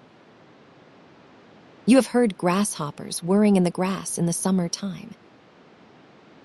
Well, I had no sooner closed my eyes than my body, and above all my head, belly, and wrists, seemed to be filled with whirring grasshoppers, and I must open my eyes again at once, and tumble and toss and sit up and lie down, and look at the sky which dazzled me, or at Cluny's wild and dirty sentries, peering out over the top of the brae and chattering to each other in the Gaelic. That was all the rest I had, until the messenger returned, when, as it appeared that Cluny would be glad to receive us, we must get once more upon our feet and set forward. Alan was in excellent good spirits, much refreshed by his sleep, very hungry, and looking pleasantly forward to a dram and a dish of hot collops, of which, it seems, the messenger had brought him word. For my part, it made me sick to hear of eating. I had been dead heavy before, and now I felt a kind of dreadful lightness, which would not suffer me to walk. I drifted like a gossamer. The ground seemed to me a cloud, the hills a featherweight, the air to have a current, like a running burn which carried me to and fro. With all that, a sort of horror of despair sat on my mind, so that I could have wept at my own helplessness. I saw Alan knitting his brows at me, and supposed it was in anger, and that gave me a pang of light-headed fear, like what a child may have. I remember, too, that I was smiling, and could not stop smiling, hard as I tried, for I thought it was out of place at such a time. But my good companion had nothing in his mind but kindness, and the next moment, 2 of the gillies had me by the arms, and I began to be carried forward with great swiftness, or so it appeared to me, although I dare say it was slowly enough in truth, through a labyrinth of dreary glens and hollows and into the heart of that dismal mountain of Ben Alder. Chapter 23, Cluny's Cage. We came at last to the foot of an exceeding steep wood, which scrambled up a craggy hillside and was crowned by a naked precipice. "It is here," said one of the guides, and we struck uphill. The trees clung upon the slope, like sailors on the shrouds of a ship, and their trunks were like the rounds of a ladder by which we mounted. Quite at the top, and just before the rocky face of the cliff sprang above the foliage, we found that strange house which was known in the country as Cluny's Cage. The trunks of several trees had been wattled across, the intervals strengthened with stakes, and the ground behind this barricade leveled up with earth to make the floor. A tree, which grew out from the hillside, was the living center beam of the roof. The walls were of wattle and covered with moss. The whole house had something of an egg shape, and it half hung, half stood in that steep hillside thicket, like a wasp's nest in a green hawthorn. Within, it was large enough to shelter 5 or 6 persons with some comfort. A projection of the cliff had been cunningly employed to be the fireplace, and the smoke rising against the face of the rock and being not dissimilar in color readily escaped notice from below. This was but one of Cluny's hiding places. He had caves, besides, and underground chambers in several parts of his country, and following the reports of his scouts, he moved from one to another as the soldiers drew near or moved away. By this manner of living, and thanks to the affection of his clan, he had not only stayed all this time in safety, while so many others had fled or been taken and slain, but stayed 4 or 5 years longer, and only went to France at last by the express command of his master. There he soon died, and it is strange to reflect that he may have regretted his cage upon Ben Alder. When we came to the door, he was seated by his rock chimney, watching a gilly about some cookery. He was mighty plainly habited, with a knitted nightcap drawn over his ears, and smoked a foul cutty pipe. For all that he had the manners of a king, and it was quite a sight to see him rise out of his place to welcome us. "Well, Mr. Stewart, come awa, sir," said he, "and bring in your friend that as yet I dinna ken the name of." "And how is yourself, Cluny?" said Allan. "I hope ye do brawly, sir. And I am proud to see ye, and to present to ye my friend the Laird of Shaws, Mr. David Balfour." Allan never referred to my estate without a touch of a sneer when we were alone, but with strangers he rang the words out like a herald. "Steppin' by, the both of ye gentlemen," says Cluny. "I make ye welcome to my house, which is a queer, rude place for certain, but one where I have entertained a royal personage. Mr. Stewart, ye doubtless ken the personage I have in my eye. We will take a dram for luck, and as soon as this handless man of mine has the collops ready, we will dine and take a hand at the carts as gentlemen should." "My life is a bit dreeg," says he, pouring out the brandy. "I see little company and sit and twirl my thumbs and mind upon a great day that is gone by, and weary for another great day that we all hope will be upon the road. And so here is a toast to ye, the Restoration." Thereupon we all touched glasses and drank. I am sure I wished no ill to King George, and if he had been there himself in proper person, it is like he would have done as I did. No sooner had I taken out the drain than I felt hugely better, and could look on and listen, still a little mistily perhaps, but no longer with the same groundless horror and distress of mind. It was certainly a strange place, and we had a strange host. In his long hiding, Cluny had grown to have all manner of precise habits, like those of an old maid. He had a particular place where no one else must sit. The cage was arranged in a particular way, which none must disturb. Cookery was one of his chief fancies, and even while he was greeting us in, he kept an eye to the collops. It appears he sometimes visited or received visits from his wife and 1 or 2 of his nearest friends under the cover of night, but for the more part lived quite alone and communicated only with his sentinels and the gillies that waited on him in the cage. The first thing in the morning, one of them, who was a barber, came and shaved him and gave him the news of the country, of which he was immoderately greedy. There was no end to his questions. He put them as earnestly as a child, and at some of the answers laughed out of all bounds of reason and would break out again laughing at the mere memory, hours after the barber was gone. To be sure, there might have been a purpose in his questions, for though he was thus sequestered, and like the other landed gentlemen of Scotland, stripped by the late Act of Parliament of legal powers, he still exercised a patriarchal justice in his clan. Disputes were brought to him in his hiding hole to be decided, and the men of his country, who would have snapped their fingers at the court of session, laid aside revenge and paid down money at the bare word of this forfeited and hunted outlaw. When he was angered, which was often enough, he gave his commands and breathed threats of punishment like any king, and his gillies trembled and crouched away from him like children before a hasty father. With each of them, as he entered, he ceremoniously shook hands, both parties touching their bonnets at the same time in a military manner. Altogether, I had a fair chance to see some of the inner workings of a Highland clan, and this with a proscribed, fugitive chief, his country conquered, the troops riding upon all sides in quest of him, sometimes within a mile of where he lay. And when the least of the ragged fellows whom he raided and threatened could have made a fortune by betraying him. On that first day, as soon as the collops were ready, Cluny gave them with his own hand a squeeze of a lemon, for he was well supplied with luxuries, and bade us draw in to our meal.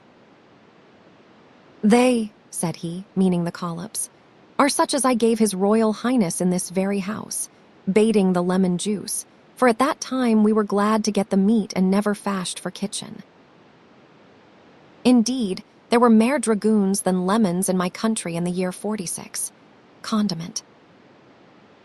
I do not know if the collops were truly very good, but my heart rose against the sight of them, and I could eat but little. All the while Cluny entertained us with stories of Prince Charlie's stay in the cage, giving us the very words of the speakers, and rising from his place to show us where they stood. By these, I gathered the prince was a gracious, spirited boy, like the son of a race of polite kings, but not so wise as Solomon.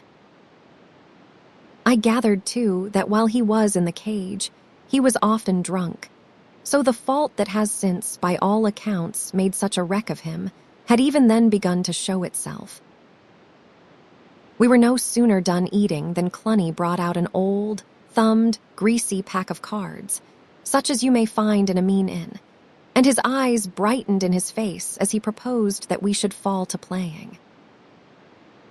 Now this was one of the things I had been brought up to eschew like disgrace, it being held by my father neither the part of a Christian nor yet of a gentleman to set his own livelihood and fish for that of others, on the cast of painted pasteboard. To be sure, I might have pleaded my fatigue, which was excuse enough, but I thought it behoved that I should bear a testimony. I must have got very red in the face, but I spoke steadily, and told them I had no call to be a judge of others, but for my own part, it was a matter in which I had no clearness. Cluny stopped mingling the cards. "What in Deal's name is this?" says he. "What kind of Whiggish, canting talk is this for the house of Cluny Macpherson? I will put my hand in the fire for Mr. Balfour," says Allen. "He is an honest and a mettled gentleman, and I would have ye bear in mind who says it." "I bear a king's name," says he, cocking his hat, "and I in any that I call friend or company for the best. But the gentleman is tired, and should sleep. If he has no mind to the carts, it will never hinder you and me. And I am fit and willing, sir, to play ye any game that ye can name." "Sir," says Cluny, "in this poor house of mine I would have you to ken that any gentleman may follow his pleasure. If your friend would like to stand on his head, he is welcome. And if either he, or you, or any other man is not precisely satisfied, I will be proud to step outside with him. I had no will that these two friends should cut their throats for my sake." "Sir," said I am very wearied, as Allen says, and what is more, as you are a man that likely has sons of your own, I may tell you it was a promise to my father." Say nay mair," said Cluny, and pointed me to a bed of heather in a corner of the cage. For all that he was displeased enough, looked at me askance, and grumbled when he looked. And indeed it must be owned that both my scruples and the words in which I declared them smacked somewhat of the Covenanter, and were little in their place among wild Highland Jacobites. What with the brandy and the venison, a strange heaviness had come over me, and I had scarce lain down upon the bed before I fell into a kind of trance, in which I continued almost the whole time of our stay in the cage.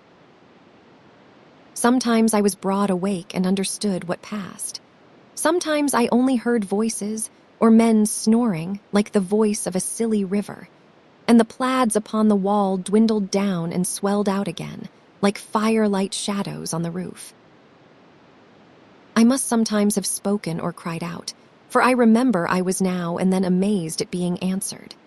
Yet I was conscious of no particular nightmare, only of a general, black, abiding horror of the place I was in, and the bed I lay in, and the plaids on the wall, and the voices, and the fire, and myself.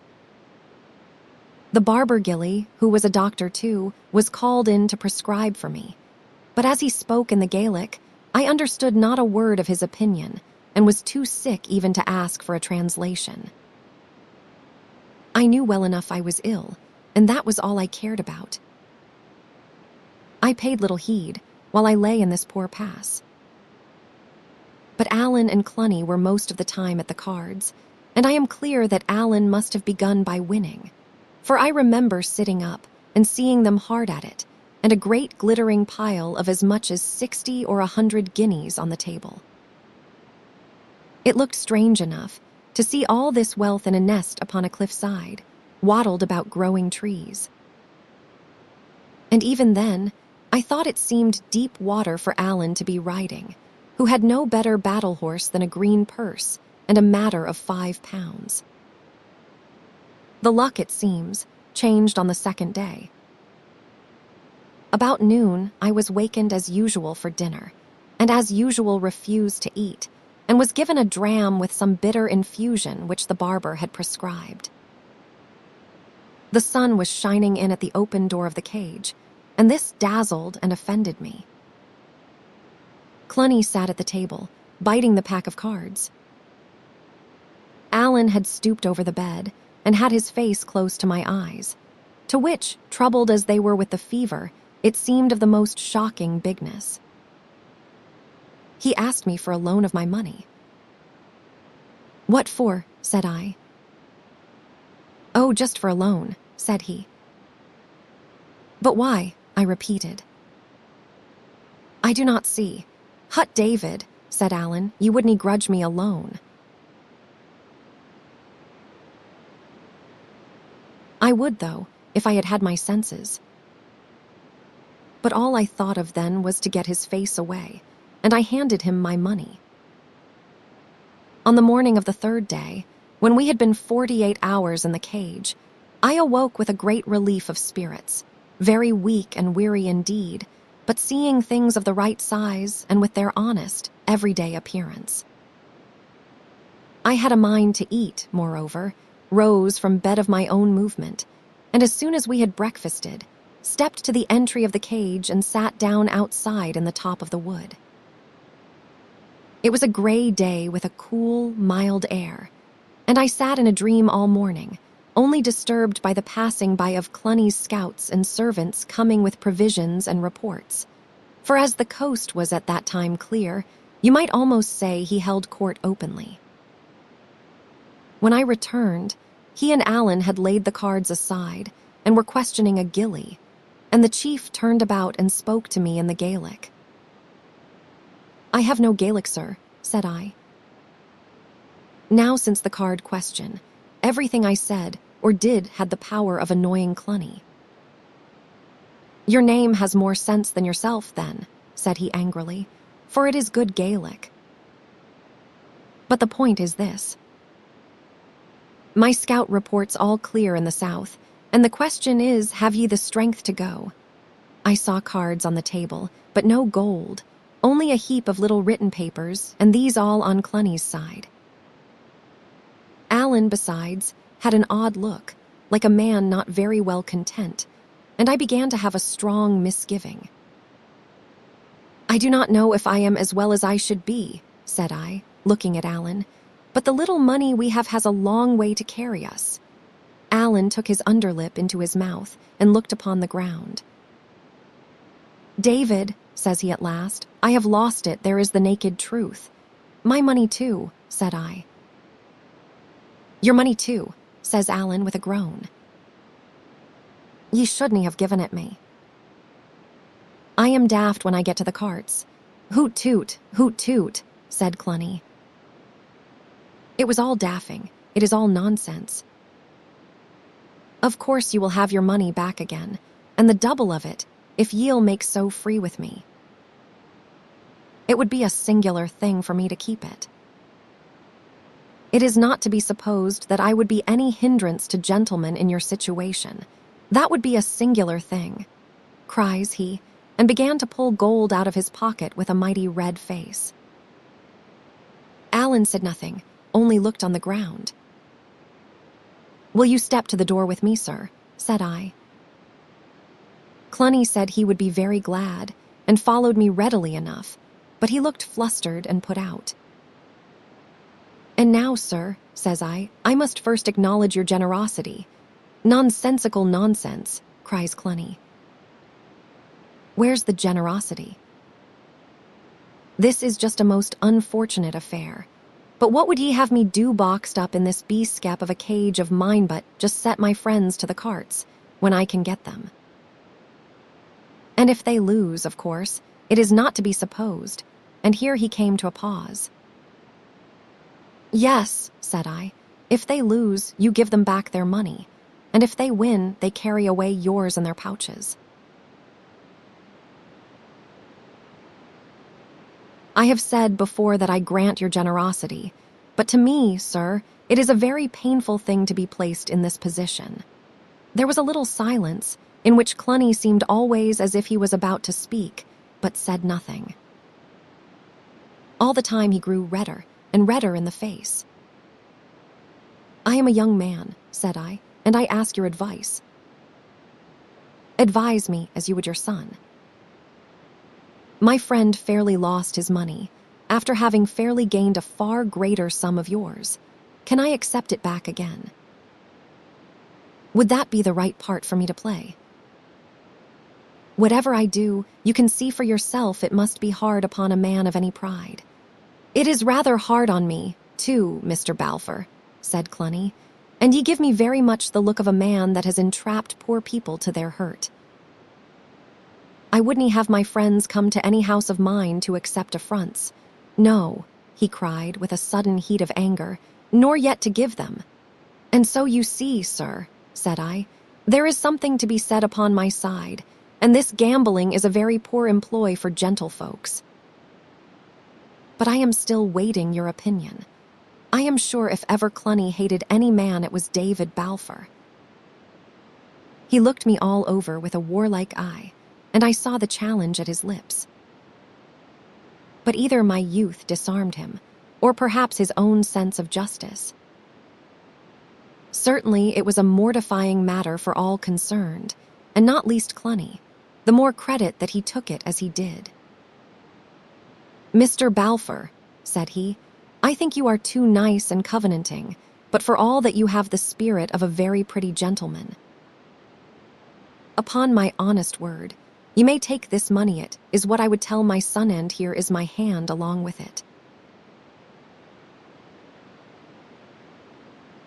Chapter 24, The Flight in the Heather.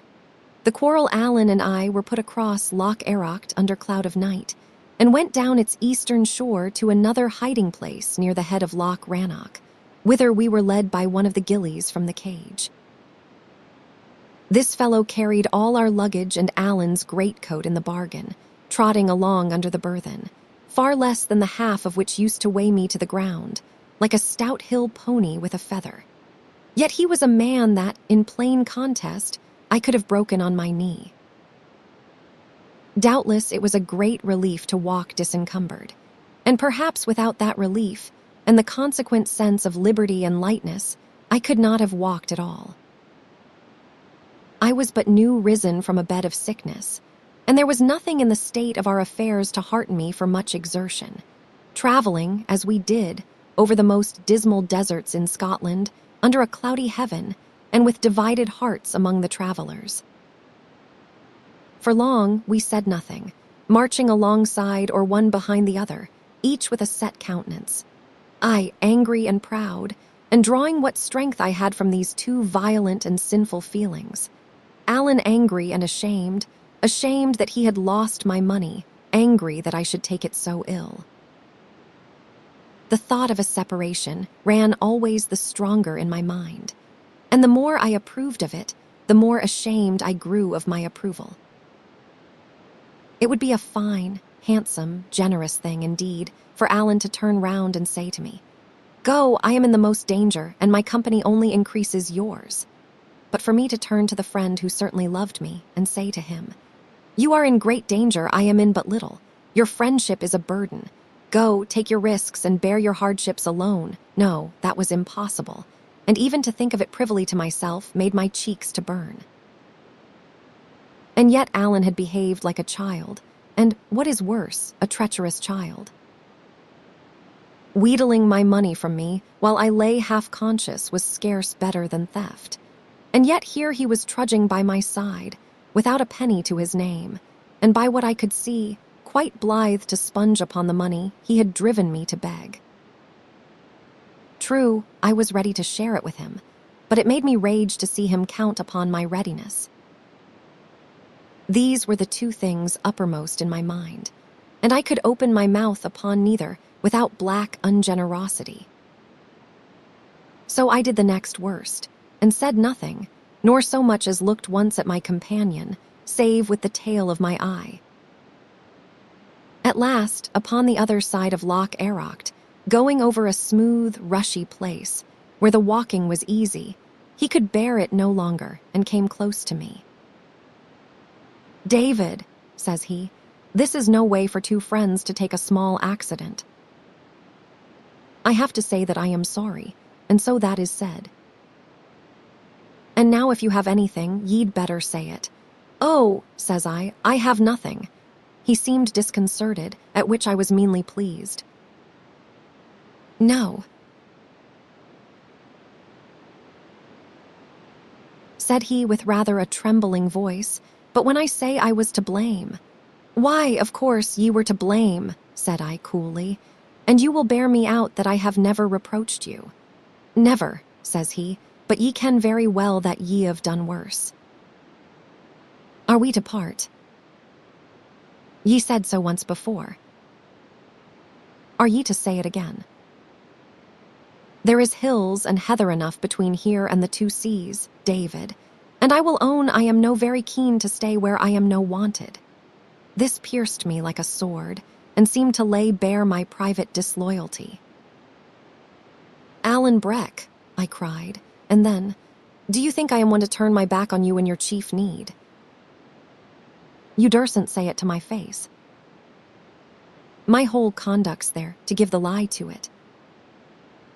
It is true I fell asleep upon the muir, but that was from weariness, and you do wrong to cast it up to me, which is what I never did," said Alan.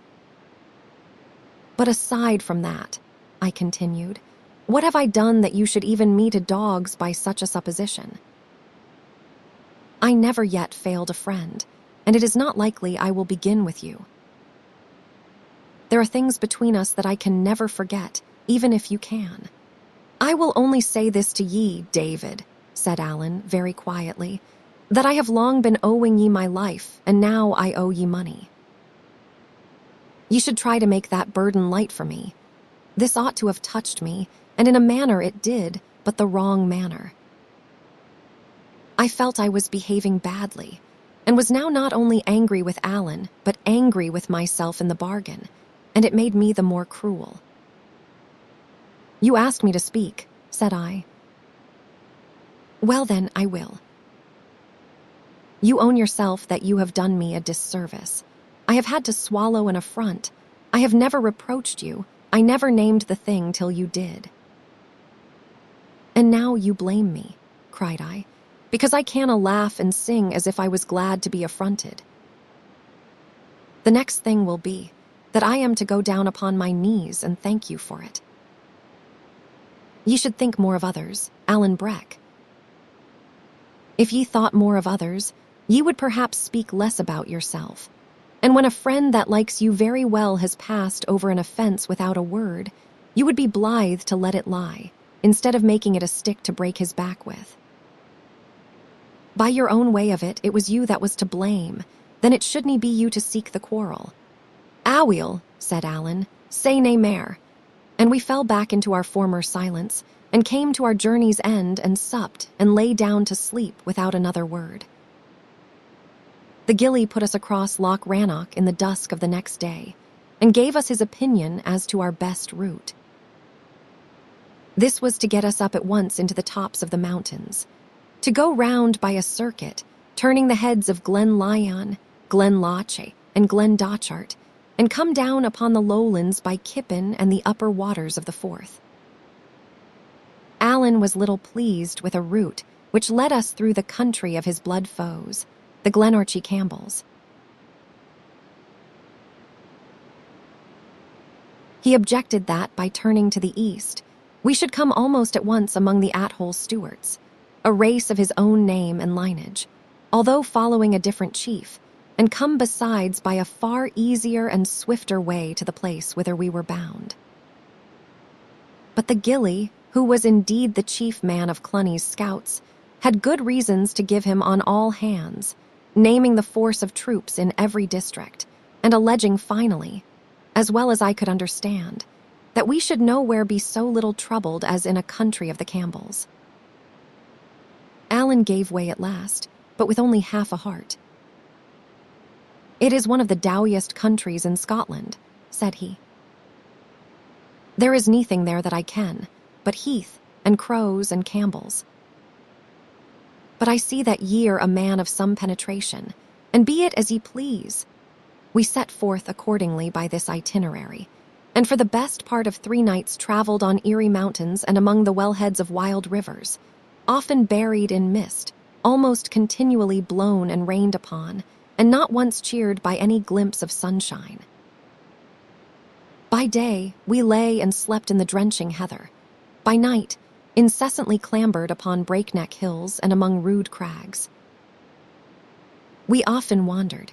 We were often so involved in fog that we must lie quiet till it lightened. A fire was never to be thought of. Our only food was dramach and a portion of cold meat that we had carried from the cage. And as for drink, heaven knows we had no want of water. This was a dreadful time, rendered the more dreadful by the gloom of the weather and the country. I was never warm. My teeth chattered in my head. I was troubled with a very sore throat, such as I had on the isle. I had a painful stitch in my side, which never left me.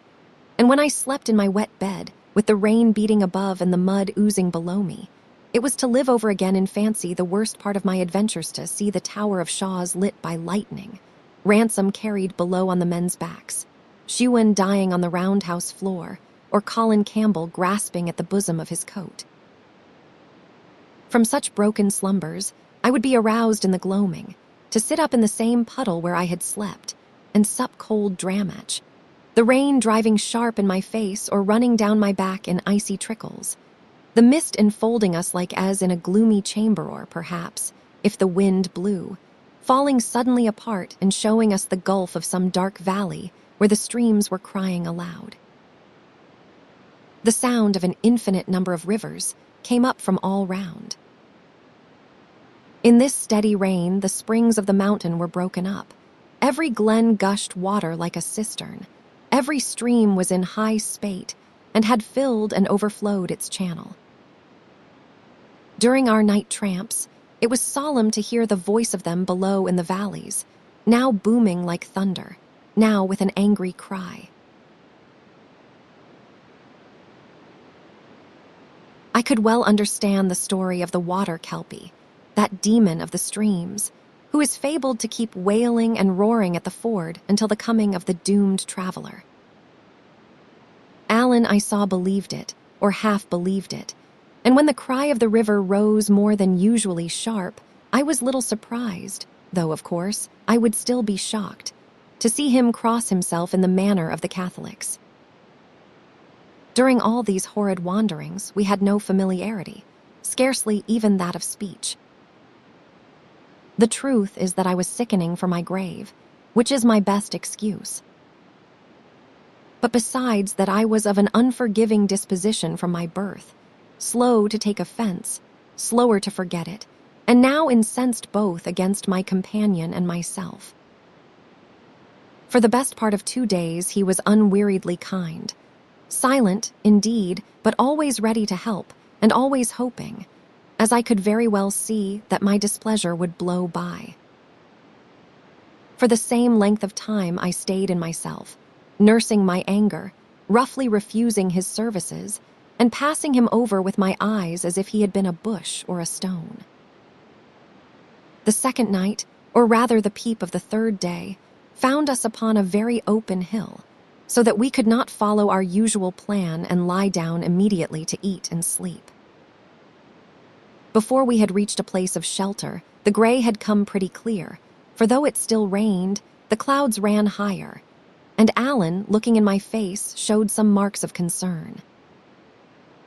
"Ye had better let me take your pack," said he, for perhaps the 9th time since we had parted from the scout beside Loch Rannoch. "I do very well, I thank you," said I, as cold as ice. Alan flushed darkly. "I will not offer it again," he said. "I am not a patient man, David." "I never said you were," said I, which was exactly the rude, silly speech of a boy of 10. Alan made no answer at the time, but his conduct answered for him. Henceforth, it is to be thought, he quite forgave himself for the affair at Cluny's, cocked his hat again, walked jauntily, whistled airs, and looked at me upon one side with a provoking smile. The third night, we were to pass through the western end of the country of Balquhidder. It came clear and cold, with a touch in the air like frost, and a northerly wind that blew the clouds away and made the stars bright. The streams were full, of course, and still made a great noise among the hills, but I observed that Alan thought no more upon the Kelpie, and was in high good spirits. As for me, the change of weather came too late. I had lain in the mire so long that, as the Bible has it, my very clothes abhorred me. I was dead weary, deadly sick and full of pains and shiverings. The chill of the wind went through me, and the sound of it confused my ears. In this poor state, I had to bear from my companion something in the nature of a persecution. He spoke a good deal, and never without a taunt. Whig was the best name he had to give me.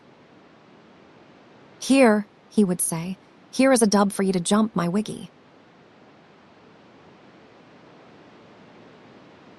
"I ken you are a fine jumper," and so on, all the time with a gibing voice and face.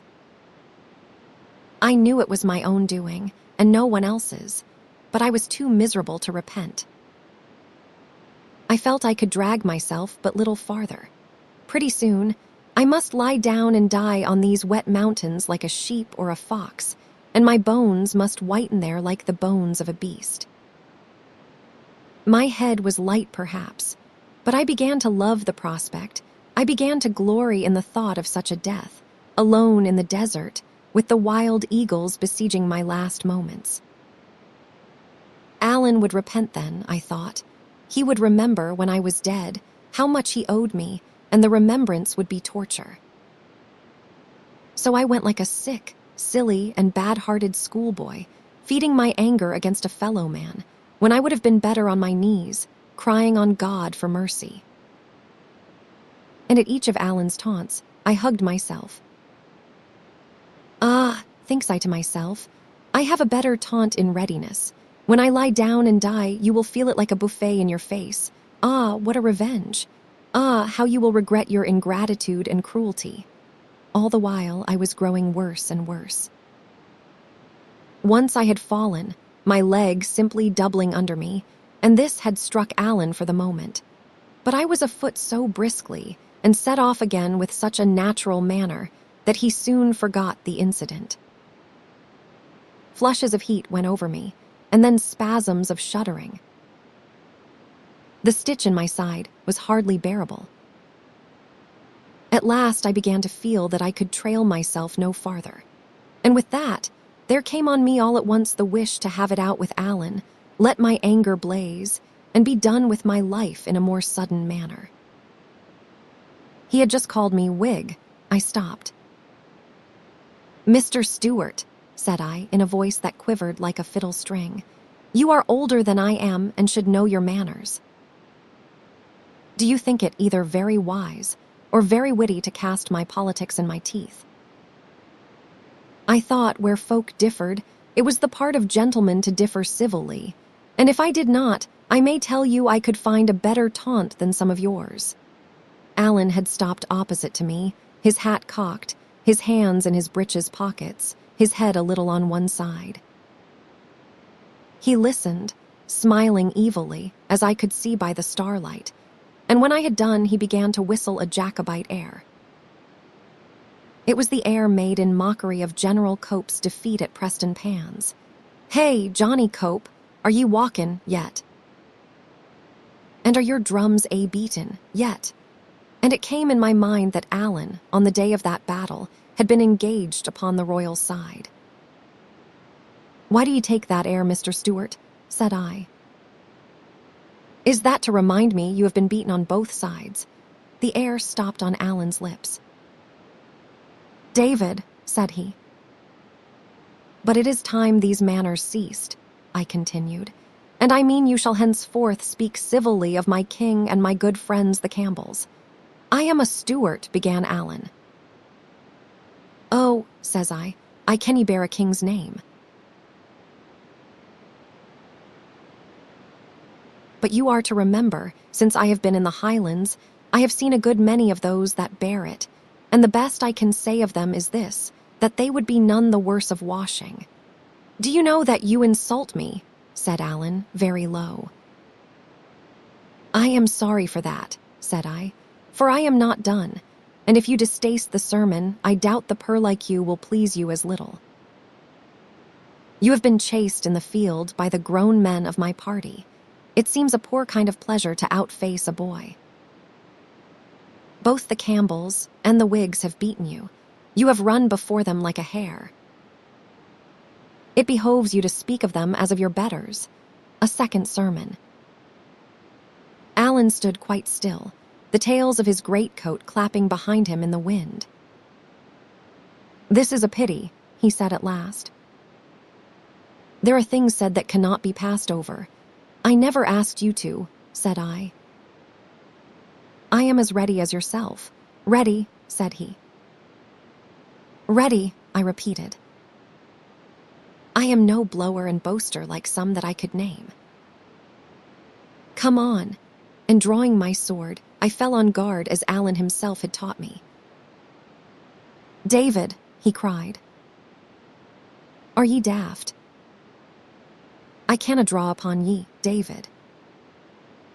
It is fair murder. That was your lookout when you insulted me," said I.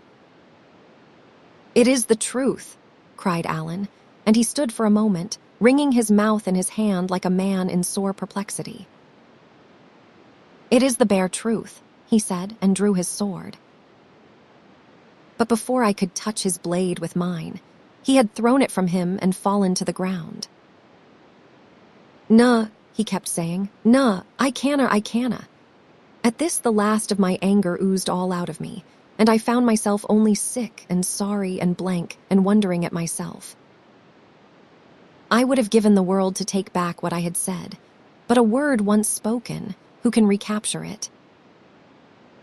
I minded me of all Alan's kindness and courage in the past, how he had helped and cheered and borne with me in our evil days, and then recalled my own insults and saw that I had lost forever that doughty friend. At the same time, the sickness that hung upon me seemed to redouble, and the pang in my side was like a sword for sharpness. I thought I must have swooned where I stood. This it was that gave me a thought. No apology could blot out what I had said. It was needless to think of one, none could cover the offense. But where an apology was vain, a mere cry for help might bring Alan back to my side. I put my pride away from me. "Alan," I said, "if ye canna help me, I must just die here." He started up sitting and looked at me. "It is true," said I. "I am by with it." "Oh, let me get into the bield of a house I will can die there easier." I had no need to pretend.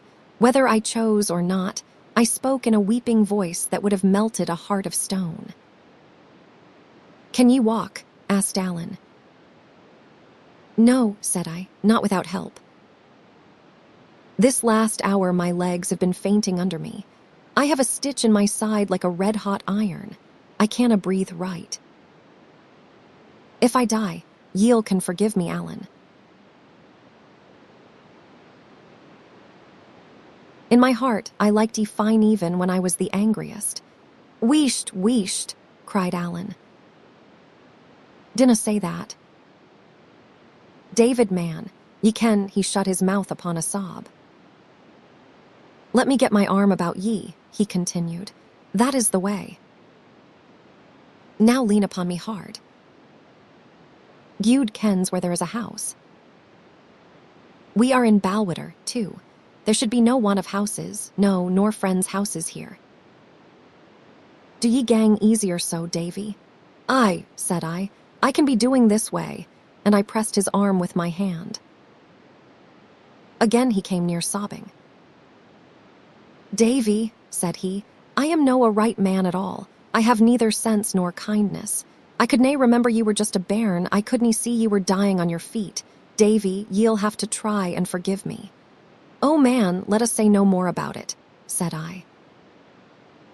"We are neither one of us to mend the other, that is the truth. We must just bear and forbear, man Alan. Oh, but my stitch is sore. Is there nae house?" "I will find a house to ye, David," he said stoutly. "We will follow down the burn, where there is bound to be houses." "My poor man, will ye no be better on my back?" "Oh, Alan," says I, "and me a good 12 inches taller."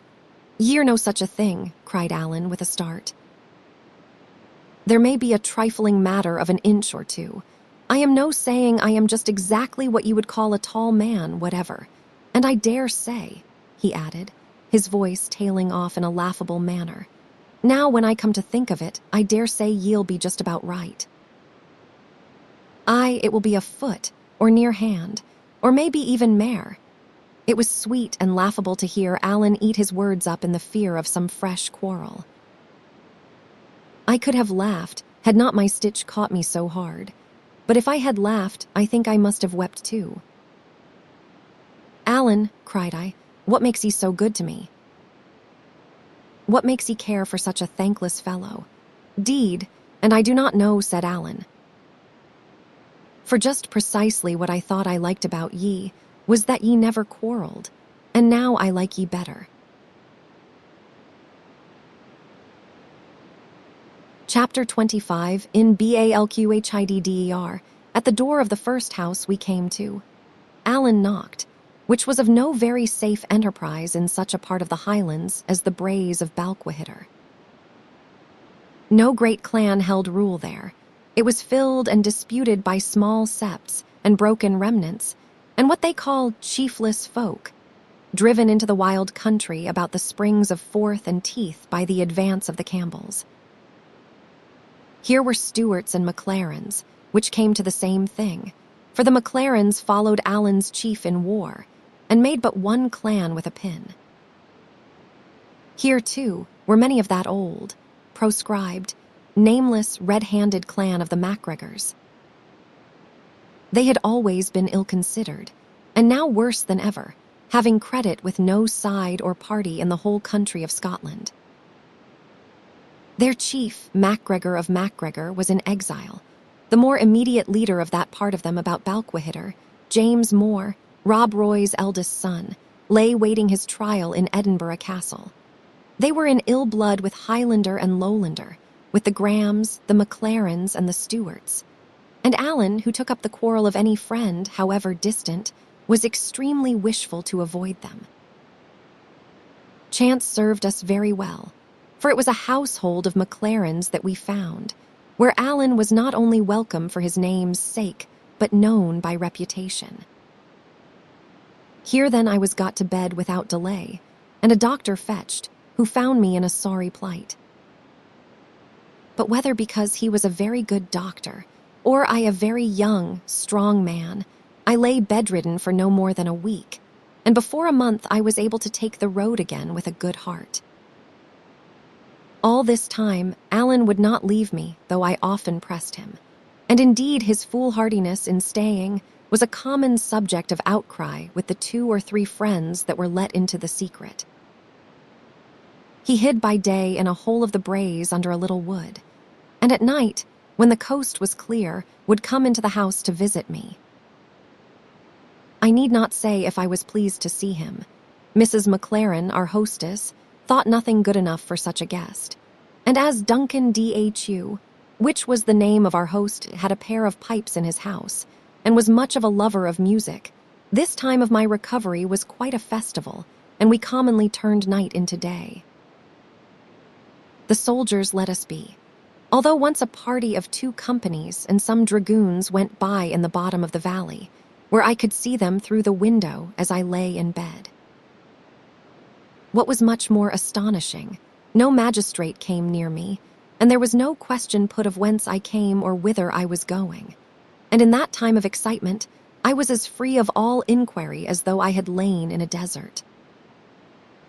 Yet my presence was known before I left to all the people in Balquhidder and the adjacent parts, many coming about the house on visits, and these, after the custom of the country, spreading the news among their neighbors. The bills, too, had now been printed. There was one pinned near the foot of my bed, where I could read my own not very flattering portrait, and, in larger characters, the amount of the blood money that had been set upon my life. Duncan Dhu, and the rest that knew that I had come there in Alan's company, could have entertained no doubt of who I was, and many others must have had their guess. For though I had changed my clothes, I could not change my age or person, and lowland boys of 18 were not so rife in these parts of the world, and above all about that time, that they could fail to put one thing with another and connect me with the bill. So it was, at least. Other folk keep a secret among 2 or 3 near friends, and somehow it leaks out. But among these clansmen, it is told to a whole countryside, and they will keep it for a century. There was but one thing happened worth narrating, and that is the visit I had of Robin Oig, one of the sons of the notorious Rob Roy. He was sought upon all sides on a charge of carrying a young woman from Balfron and marrying her, as was alleged, by force. Yet he stepped about Balquhidder like a gentleman in his own walled policy. It was he who had shot James McLaren at the plough stilts, a quarrel never satisfied. Yet he walked into the house of his blood enemies as a rider might into a public inn. Commercial traveler. Duncan had time to pass me word of who it was, and we looked at one another in concern. You should understand, it was then close upon the time of Alan's coming.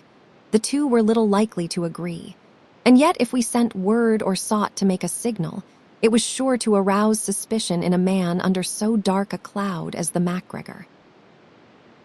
He came in with a great show of civility, but like a man among inferiors, took off his bonnet to Mrs. McLaren, but clapped it on his head again to speak to Duncan, and having thus set himself, as he would have thought, in a proper light, came to my bedside and bowed.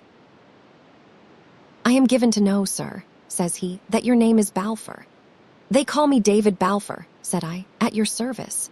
"I would give you my name in return, sir," he replied, "but it is one somewhat blown upon of late days, and it will perhaps suffice if I tell ye that I am own brother to James More Drummond or MacGregor, of whom ye will scarce have failed to hear." "No, sir," said I, a little alarmed, "nor yet of your father, MacGregor Campbell." And I sat up and bowed in bed, for I thought best to compliment him, in case he was proud of having had an outlaw to his father. He bowed in return. "But what I am come to say, sir," he went on, "is this. In the year 45, my brother raised a part of the Gregora, and marched 6 companies to strike a stroke for the good side. And the surgeon that marched with our clan and cured my brother's leg when it was broken in the brush at Preston Pans was a gentleman of the same name precisely as yourself. He was brother to Balfour of Bath, and if you are in any reasonable degree of nearness one of that gentleman's kin, I have come to put myself and my people at your command. You are to remember that I knew no more of my descent than any cadger's dog. My uncle, to be sure, had prated of some of our high connections, but nothing to the present purpose, and there was nothing left me but that bitter disgrace of owning that I could not tell. Robin told me shortly he was sorry he had put himself about, turned his back upon me without a sign of salutation, and as he went towards the door, I could hear him telling Duncan that I was only some kinless loon that did not know his own father. Angry as I was at these words, and ashamed of my own ignorance, I could scarce keep from smiling that a man who was under the lash of the law, and was indeed hanged some 3 years later, should be so nice as to the descent of his acquaintances. Just in the door, he met Alan coming in, and the two drew back and looked at each other like strange dogs. They were neither of them big men, but they seemed fairly to swell out with pride. Each wore a sword, and by a movement of his haunch, thrust clear the hilt of it, so that it might be the more readily grasped and the blade drawn. "Mr. Stewart, I am thinking," says Robin. "Troth, Mr. MacGregor, it is not a name to be ashamed of," answered Alan. "I did not know you were in my country, sir," says Robin. "It sticks in my mind that I am in the country of my friends the McLarens," says Alan. "That is a kittle point," returned the other. "There may be 2 words to say to that. But I think I will have heard that you are a man of your sword. Unless you were born deaf, Mr. MacGregor, ye will have heard a good deal more than that," says Alan. "I am not the only man that can draw steel in a pin, and when my kinsman and captain, Ardshiel, had a talk with a gentleman of your name not so many years back, I could never hear that the MacGregor had the best of it." "Do ye mean my father, sir?" says Robin. "Well, I wouldn't wonder," said Alan. "The gentleman I have in my mind had the ill taste to clap Campbell to his name. My father was an old man," returned Robin. The match was unequal. "You and me would make a better pair, sir." "I was thinking that," said Alan. I was half out of bed, and Duncan had been hanging at the elbow of these fighting cocks, ready to intervene upon the least occasion. But when that word was uttered, it was a case of now or never, and Duncan, with something of a white face to be sure, thrust himself between. "Gentlemen," said he, "I will have been thinking of a very different matter, whatever. Here are my pipes, and here are you 2 gentlemen who are baith acclaimed pipers. It is an auld dispute, which one of ye's the best. Here will be a braw chance to settle it." "Why, sir," said Alan, still addressing Robin, from whom indeed he had not so much as shifted his eyes, nor yet Robin from him. "Why, sir?" Says Alan, "I think I will have heard some stuff of the sort. Have ye music, as folks say? Are ye a bit of a piper, rumour?" "I can pipe like a macraman," cries Robin. "And that is a very bold word," quoth Alan. "I have made bolder words good before now," returned Robin, "and that against better adversaries. It is easy to try that," says Alan. Duncan Dhu made haste to bring out the pair of pipes that was his principal possession, and to set before his guests a mutton ham and a bottle of that drink which they call Athole Brose, and which is made of old whiskey, strained honey and sweet cream, slowly beaten together in the right order and proportion. The 2 enemies were still on the very breach of a quarrel, but down they sat, one upon each side of the peat fire, with a mighty show of politeness. McLaren pressed them to taste his mutton ham, and the wife's bros, reminding them the wife was out of at-hole and had a name far and wide for her skill in that confection. But Robin put aside these hospitalities as bad for the breath. "I would have ye to remark, sir," said Allen, "that I have me broken bread for near upon 10 hours, which will be worse for the breath than any brose in Scotland." "I will take no advantages, Mr. Stewart," replied Robin. "Eat and drink. I will follow you." Each ate a small portion of the ham and drank a glass of the brose to Mrs. McLaren, and then, after a great number of civilities, Robin took the pipes and played a little spring in a very ranting manner.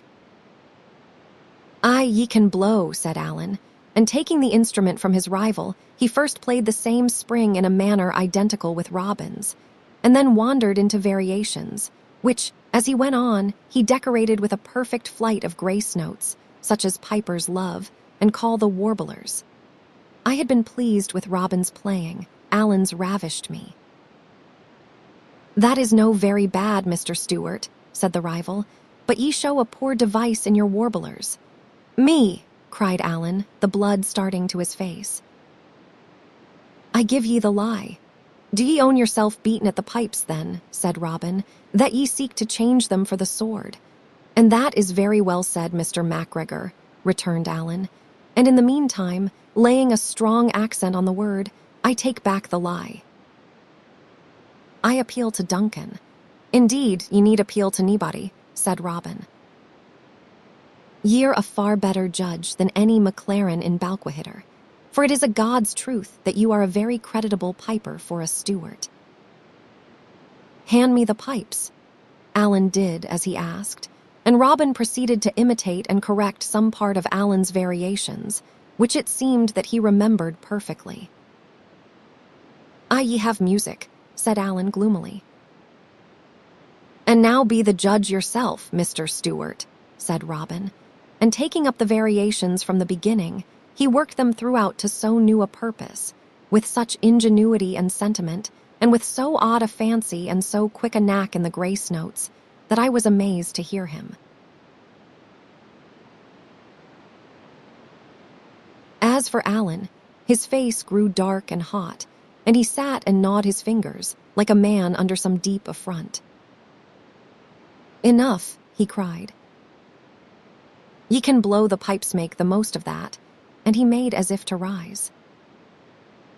But Robin only held out his hand, as if to ask for silence, and struck into the slow measure of a pibroch. It was a fine piece of music in itself, and nobly played, but it seems, besides, it was a piece peculiar to the Appin Stewarts and a chief favorite with Allen. The first notes were scarce out, before there came a change in his face. When the time quickened, he seemed to grow restless in his seat, and long before that piece was at an end, the last signs of his anger died from him, and he had no thought but for the music. "Robin Oig," he said when it was done, "ye are a great piper. I am not fit to blow in the same kingdom with ye. Body of me, ye have mair music in your sporran than I have in my head. And though it still sticks in my mind that I could maybe show ye another of it with the cold steel, I warn ye beforehand it will no be fair. It would go against my heart to haggle a man that can blow the pipes as you can." Thereupon that quarrel was made up. All night long the brose was going, and the pipes changing hands. And the day had come pretty bright, and the three men were none the better for what they had been taking, before Robin as much as thought upon the road. Chapter 26, End of the Flight. We passed the 4th. The month, as I have said, was not yet out, but it was already far through August, and beautiful warm weather, with every sign of an early and great harvest, when I was pronounced able for my journey. Our money was now run to so low an ebb that we must think first of all on speed, for if we came not soon to Mr. Rankeler's, or if when we came there he should fail to help me, we must surely starve. In Allen's view, besides, the hunt must have now greatly slackened, and the line of the 4th and even Stirling Bridge, which is the main pass over that river, would be watched with little interest. "It is a chief principle in military affairs," said he, "to go where ye are least expected. Forth is our trouble. Ye ken the saying, forth bridles the wild Hielandman. Well, if we seek to creep round about the head of that river and come down by Kippen or Balfron, it is just precisely there that they will be looking to lay hands on us. But if we stave on straight to the auld brig of Stirling, I will lay my sword they let us pass unchallenged."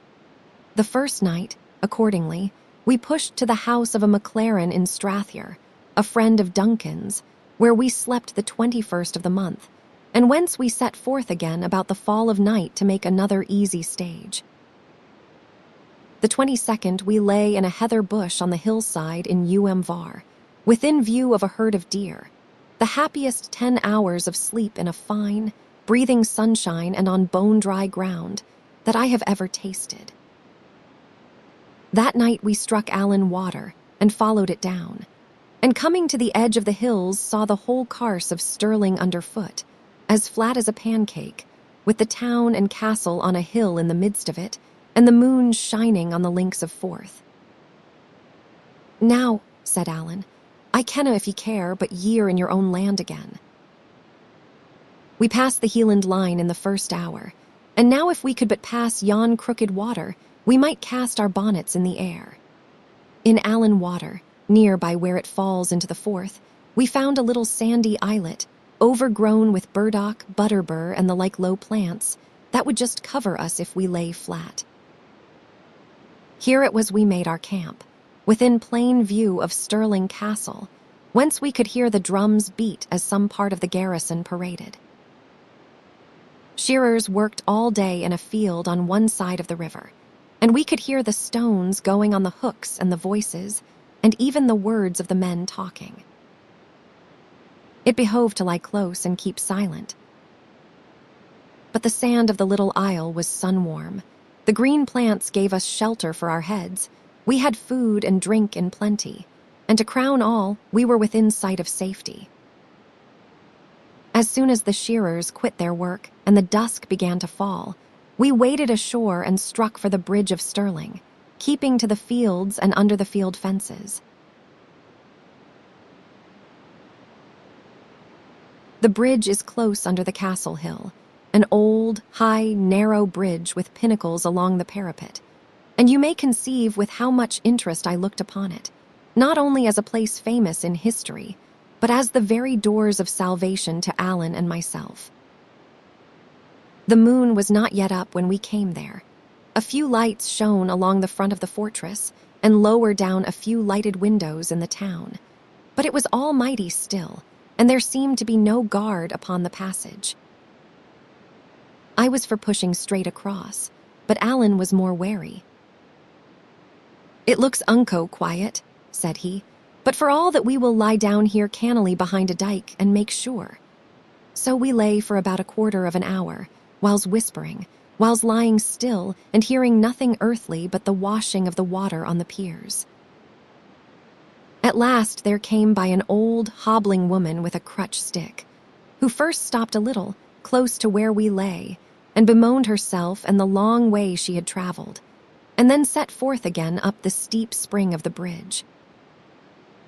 The woman was so little, and the night still so dark, that we soon lost sight of her, only heard the sound of her steps and her stick, and a cough that she had by fits draw slowly farther away. "She is bound to be across now," I whispered. "Nah," said Allan, "her foot still sounds boss upon the bridge, hollow." And just then, "Who goes?" cried a voice, and we heard the butt of a musket rattle on the stones. I must suppose the sentry had been sleeping, so that had we tried, we might have passed unseen, but he was awake now, and the chance forfeited. "This'll never do," said Allan. "This'll never do for us, David." And without another word, he began to crawl away through the fields, and a little after, being well out of eye-shot, got to his feet again and struck along a road that led to the eastward.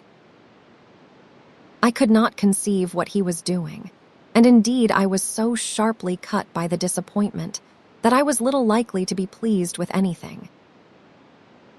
A moment back, and I had seen myself knocking at Mr. Rankler's door to claim my inheritance, like a hero in a ballad. And here was I back again, a wandering, hunted blackguard on the wrong side of Forth. "Well," said I. "Well," said Alan, "what would ye have?" "They are none such fools as I took them for. We have still the Forth to pass, Davy weary fall the rains that fed and the hillsides that guided it. And why go east?" said I. "Oh, just upon the chance," said he. "If we canna pass the river, we will have to see what we can do for the Firth. There are fords upon the river, and none upon the Firth," said I. "To be sure there are fords and a bridge forby," quoth Alan, "and of what service when they are watched?" "Well," said I, "but a river can be swum." "By them that have the skill of it," returned he, "but I have yet to hear that either you or me is much of a hand at that exercise, and for my own part I swim like a stone. I am not up to you in talking back, Alan." I said, "But I can see we are making bad worse. If it is hard to pass a river, it stands to reason it must be worse to pass a sea." "But there is such a thing as a boat," says Alan, "or I am the more deceived." "Aye, and such a thing as money," says I. "But for us that have neither one nor other, they might just as well not have been invented." "Ye think so," said Alan. "I do that," said I. "David," says he, "you're a man of small invention and less faith.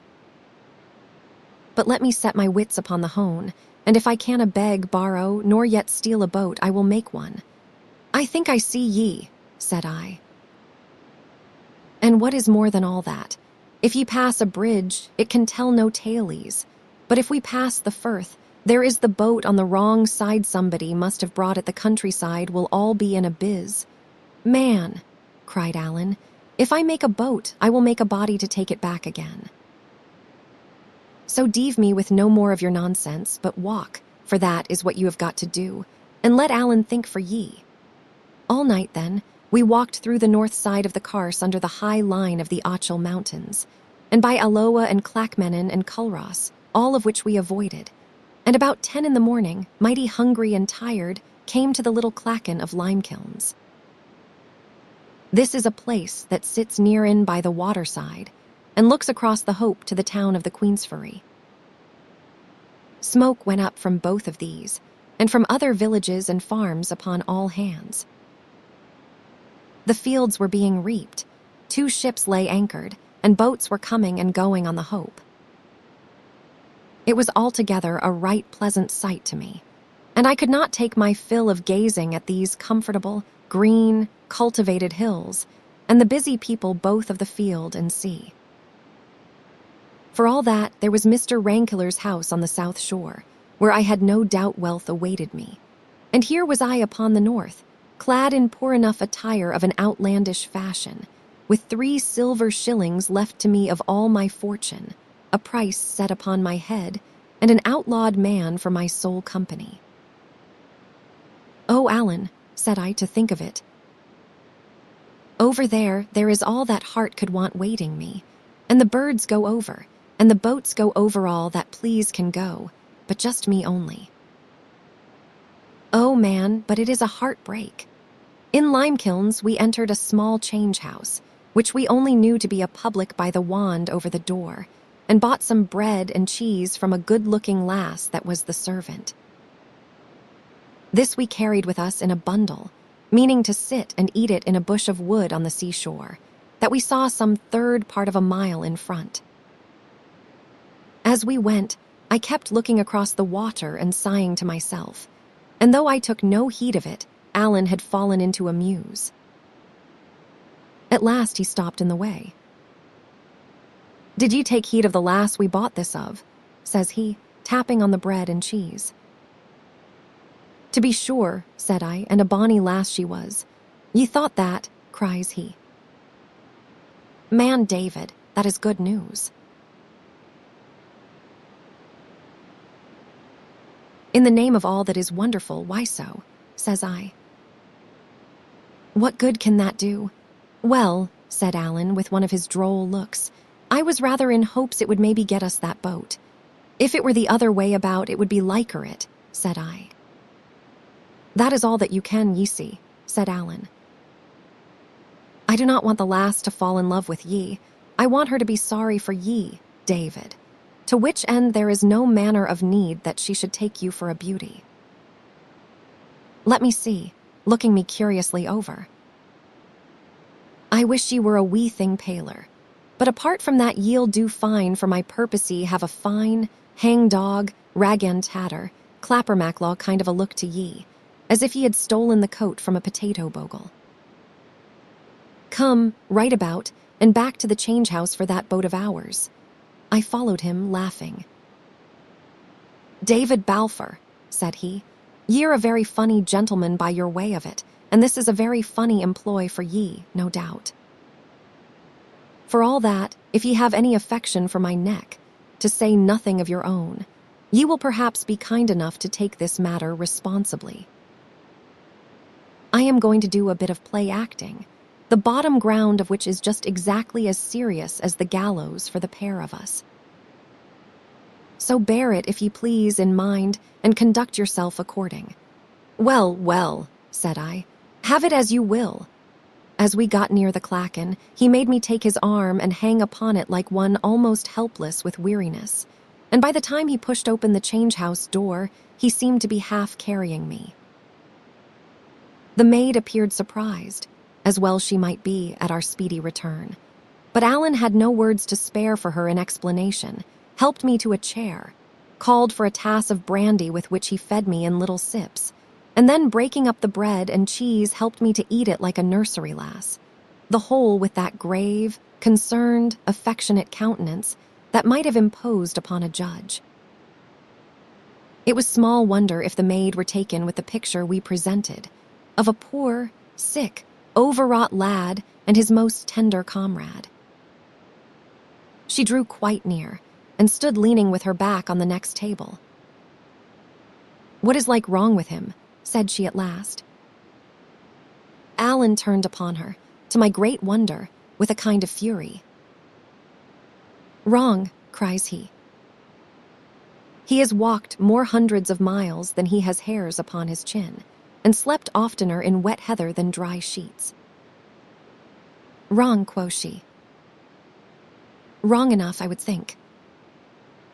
Wrong indeed, and he kept grumbling to himself as he fed me, like a man ill-pleased.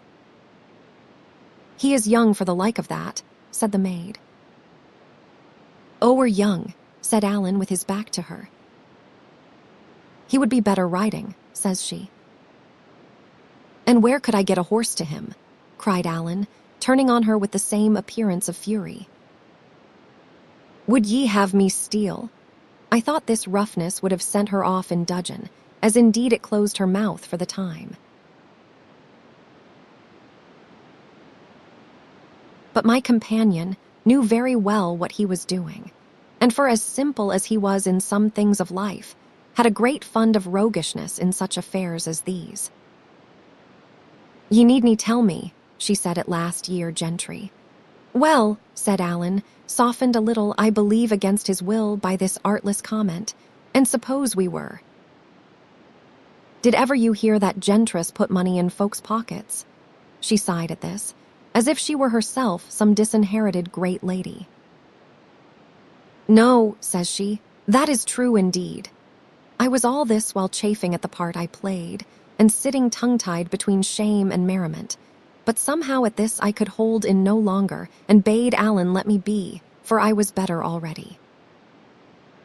My voice stuck in my throat, for I ever hated to take part in lies, but my very embarrassment helped on the plot, for the lass no doubt set down my husky voice to sickness and fatigue. "Has he nae friends?" said she in a tearful voice. "That has he so," cried Alan. "If we could but win to them, friends and rich friends, beds to lie in, food to eat, doctors to see to him, and here he must tramp in the dubs and sleep in the heather like a beggarman." "And why that?" says the lass. My dear, said Alan, I canna very safely say, but I will tell ye what I will do instead, says he. I will whistle ye a bit tune. And with that he leaned pretty far over the table, and in a mere breath of a whistle, but with a wonderful pretty sentiment, gave her a few bars of Charlie is my darling. Wheesht, says she, and looked over her shoulder to the door. That is it, said Alan. And him so young, cries the lass. He is old enough to, and Alan struck his forefinger on the back part of his neck, meaning that I was old enough to lose my head. It would be a black shame, she cried, flushing high. It is what will be, though, said Alan, unless we manage the better. At this, the lass turned and ran out of that part of the house, leaving us alone together. Alan in high good humor at the furthering of his schemes, and I in bitter dudgeon at being called a Jacobite and treated like a child. Alan, I cried, I can stand no more of this. Ye'll have to sit it then, Davy, said he. For if ye upset the pot now, ye may scrape your own life out of the fire, but Alan Breck is a dead man.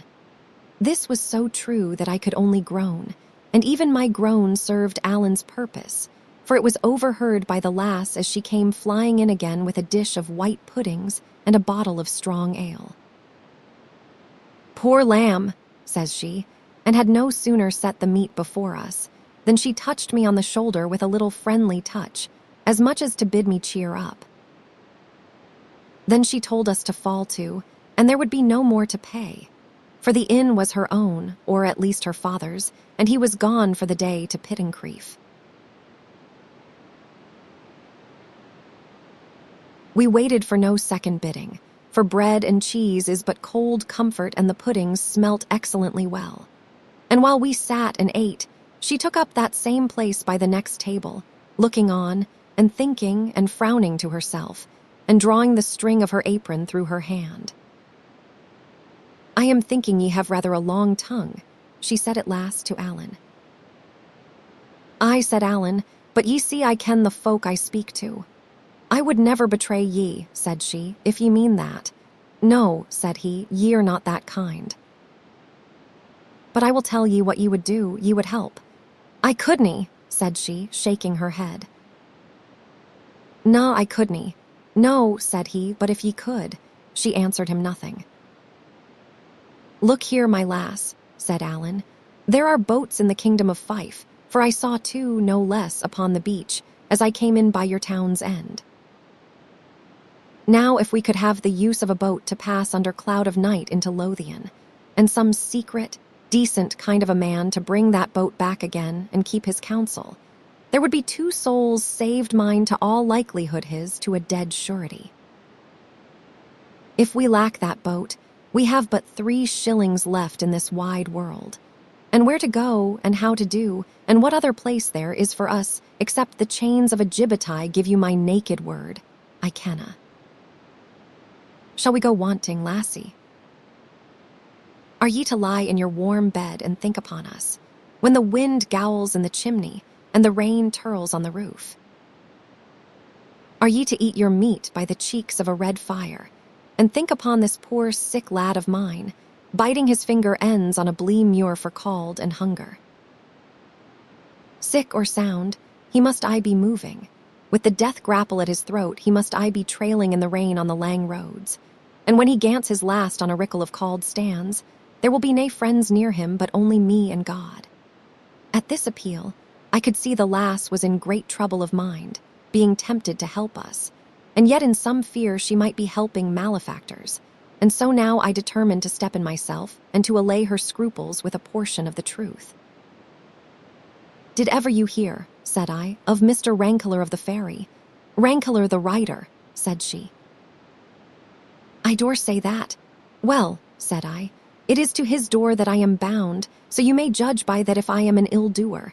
And I will tell you more, that though I am indeed, by a dreadful error, in some peril of my life, King George has no truer friend in all Scotland than myself. Her face cleared up mightily at this, although Alan's darkened. That is more than I would ask, said she. Mr. Rankeler is a Kent man. And she bade us finish our meat, get clear of the clachan as soon as might be, and lie close in the bit wood on the sea beach. "And ye can trust me," says she. "I will find some means to put you over." At this we waited for no more, but shook hands with her upon the bargain, made short work of the puddings, and set forth again from lime kilns as far as to the wood. It was a small piece of perhaps a score of elders and hawthorns, and a few young ashes, not thick enough to veil us from passers-by upon the road or beach. Here we must lie, however, making the best of the brave, warm weather and the good hopes we now had of a deliverance, and planning more particularly what remained for us to do. We had but one trouble all day, when a strolling piper came and sat in the same wood with us, a red-nosed, blearied, drunken dog, with a great bottle of whiskey in his pocket, and a long story of wrongs that had been done him by all sorts of persons, from the Lord President of the Court of Session, who had denied him justice, down to the bailies of Inverkeithing who had given him more of it than he desired.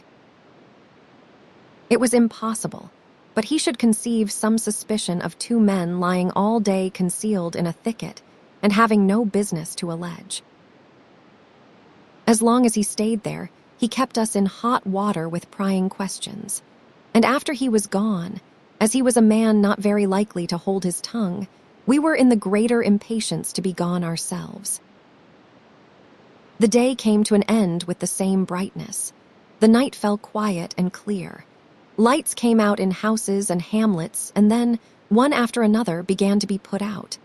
But it was past 11, and we were long since strangely tortured with anxieties, before we heard the grinding of oars upon the rowing pins. At that, we looked out and saw the lass herself coming rowing to us in a boat. She had trusted no one with our affairs, not even her sweetheart, if she had one. But as soon as her father was asleep, had left the house by a window, stolen a neighbor's boat, and come to our assistance single-handed. I was abashed how to find expression for my thanks, but she was no less abashed at the thought of hearing them, begged us to lose no time and to hold our peace, saying, very properly, that the heart of our matter was in haste and silence. And so, what with one thing and another, she had set us on the Lothian shore not far from Carridon, had shaken hands with us, and was out again at sea and rowing for lime kilns, before there was one word said either of her service or our gratitude. Even after she was gone, we had nothing to say, as indeed nothing was enough for such a kindness. Only Alan stood a grate while upon the shore shaking his head. "It is a very fine lass," he said at last. "David, it is a very fine lass." And a matter of an hour later, as we were lying in a den on the seashore and I had been already dozing, he broke out again in commendations of her character. For my part, I could say nothing.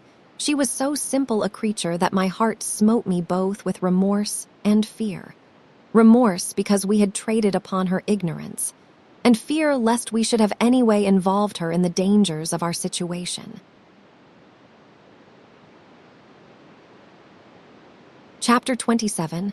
I come to Mr. Rankillor. The next day it was agreed that Alan should fend for himself till sunset.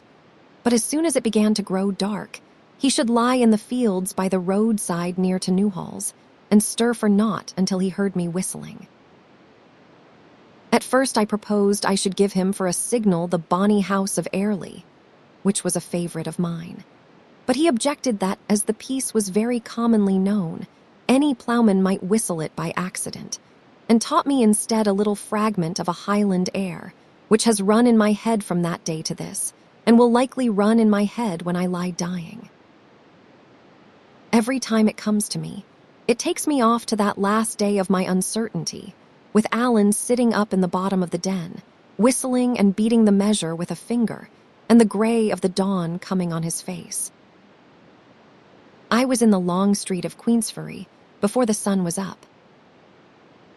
It was a fairly built burg, the houses of good stone, many slated, the town hall not so fine, I thought, as that of Peebles, nor yet the street so noble. but take it all together, it put me to shame for my foul tatters. As the morning went on, and the fires began to be kindled, and the windows to open, and the people to appear out of the houses, my concern and despondency grew ever the blacker. I saw now that I had no grounds to stand upon, and no clear proof of my rights, nor so much as of my own identity. If it was all a bubble, I was indeed sorely cheated and left in a sore pass. Even if things were as I conceived, it would in all likelihood take time to establish my contentions. And what time had I to spare with less than 3 shillings in my pocket, and a condemned, hunted man upon my hands to ship out of the country? Truly, if my hope broke with me, it might come to the gallows yet for both of us. And as I continued to walk up and down, and saw people looking askance at me upon the street or out of windows, and nudging or speaking one to another with smiles, I began to take a fresh apprehension, that it might be no easy matter even to come to speech of the lawyer, far less to convince him of my story. For the life of me, I could not muster up the courage to address any of these reputable burghers. I thought shame even to speak with them in such a pickle of rags and dirt. And if I had asked for the house of such a man as Mr. Rankler, I suppose they would have burst out laughing in my face. So I went up and down, and through the street, and down to the harbor side like a dog that has lost its master, with a strange gnawing in my inwards, and every now and then a movement of despair. It grew to be high day at last, perhaps 9 in the forenoon, and I was worn with these wanderings, and chanced to have stopped in front of a very good house on the landward side, a house with beautiful, clear glass windows, flowering knots upon the sills, the walls new-harled, and a chase dog sitting yawning on the step like one that was at home.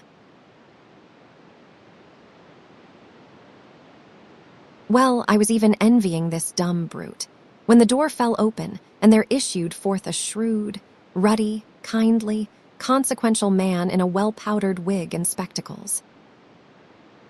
I was in such a plight that no one set eyes on me once, but he looked at me again. And this gentleman, as it proved, was so much struck with my poor appearance that he came straight up to me and asked me what I did. Newly rough cast. I told him I was come to the Queensferry on business, and taking heart of grace, asked him to direct me to the house of Mr. Rankler. "Why," said he, "that is his house that I have just come out of, and for a rather singular chance I am that very man." "Then, sir," said I have to beg the favor of an interview." "I do not know your name," said he, "nor yet your face." "My name is David Balfour," said I. "David Balfour," he repeated, in rather a high tone like one surprised. "And where have you come from, Mr. David Balfour?" he asked, looking me pretty dryly in the face. "I have come from a great many strange places, sir," said I, "but I think it would be as well to tell you where and how in a more private manner." He seemed to muse a while, holding his lip in his hand, and looking now at me and now upon the causeway of the street. "Yes," says he, "that will be the best, no doubt." And he led me back with him into his house, cried out to someone whom I could not see that he would be engaged all morning, and brought me into a little dusty chamber full of books and documents. Here he sate down, and bade me be seated, though I thought he looked a little ruefully from his clean chair to my muddy rags. "And now," says he, "if you have any business, pray be brief and come swiftly to the point." "Nec gemino bellum Trojanum orditor ab ovo, do you understand that?" says he, with a keen look. "I will even do as Horace says, sir," I answered, smiling, "and carry you in medias res." He nodded as if he was well pleased, and indeed his scrap of Latin had been set to test me. For all that, and though I was somewhat encouraged, the blood came in my face when I added, "I have reason to believe myself some rights on the estate of Shaw's." He got a paper book out of a drawer and set it before him open. "Well," said he. But I had shot my bolt and sat speechless. Come, Mr. Balfour, said he. You must continue. Where were you born? In Essendon, sir, said I. The year 1733, the 12th of March. He seemed to follow this statement in his paper book, but what that meant I knew not. Your father and mother, said he. My father was Alexander Balfour, schoolmaster of that place, said I, and my mother Grace Pitterow. I think her people were from Angus. Have you any papers proving your identity? Asked Mr. Rankler. No, sir, said I, but they are in the hands of Mr. Campbell, the minister, and could be readily produced. Mr. Campbell, too, would give me his word, and for that matter, I do not think my uncle would deny me. Meaning Mr. Ebenezer Balfour, says he. The same, said I. Whom you have seen, he asked. By whom I was received into his own house, I answered. Did you ever meet a man of the name of Hosesson? Asked Mr. Rankler. I did so, sir, for my sins, said I, for it was by his means and the procurement of my uncle that I was kidnapped within sight of this town, carried to sea, suffered shipwreck and 100 other hardships, and stand before you today in this poor accoutrement. You say you were shipwrecked, said Rankler. Where was that? Off the south end of the Isle of Mull, said I. The name of the isle on which I was cast up is the island Earaid. Ah, says he, smiling, you are deeper than me in the geography. But so far, I may tell you, this agrees pretty exactly with other informations that I hold. But you say you were kidnapped. In what sense? In the plain meaning of the word, sir, said I. I was on my way to your house, when I was trepanned on board the brig, cruelly struck down, thrown below, and knew no more of anything till we were far at sea. I was destined for the plantations, a fate that in God's providence I have escaped. The brig was lost on June the 27th, says he, looking in his book, and we are now at August the 24th. Here is a considerable hiatus, Mr. Balfour, of near upon 2 months. It has already caused a vast amount of trouble to your friends, and I own I shall not be very well contented until it is set right. Indeed, sir, said I, these months are very easily filled up, but yet before I told my story, I would be glad to know that I was talking to a friend. This is to argue in a circle, said the lawyer. I cannot be convinced till I have heard you. I cannot be your friend till I am properly informed. If you were more trustful, it would better befit your time of life. And you know, Mr. Balfour, we have a proverb in the country that evildoers are aye evil dreaders. You are not to forget, sir, said I, that I have already suffered by my trustfulness, and was shipped off to be a slave by the very man that, if I rightly understand, is your employer. All this while I had been gaining ground with Mr. Rankler, and in proportion as I gained ground, gaining confidence. But at this sally, which I made with something of a smile myself, he fairly laughed aloud. No, said he, it is not so bad as that. Fui, non sum. I was indeed your uncle's man of business, but while you, imburbis juvenes custid remoto, were gallivanting in the west, a good deal of water has run under the bridges, and if your ears did not sing, it was not for lack of being talked about. On the very day of your sea disaster, Mr. Campbell stalked into my office, demanding you from all the winds.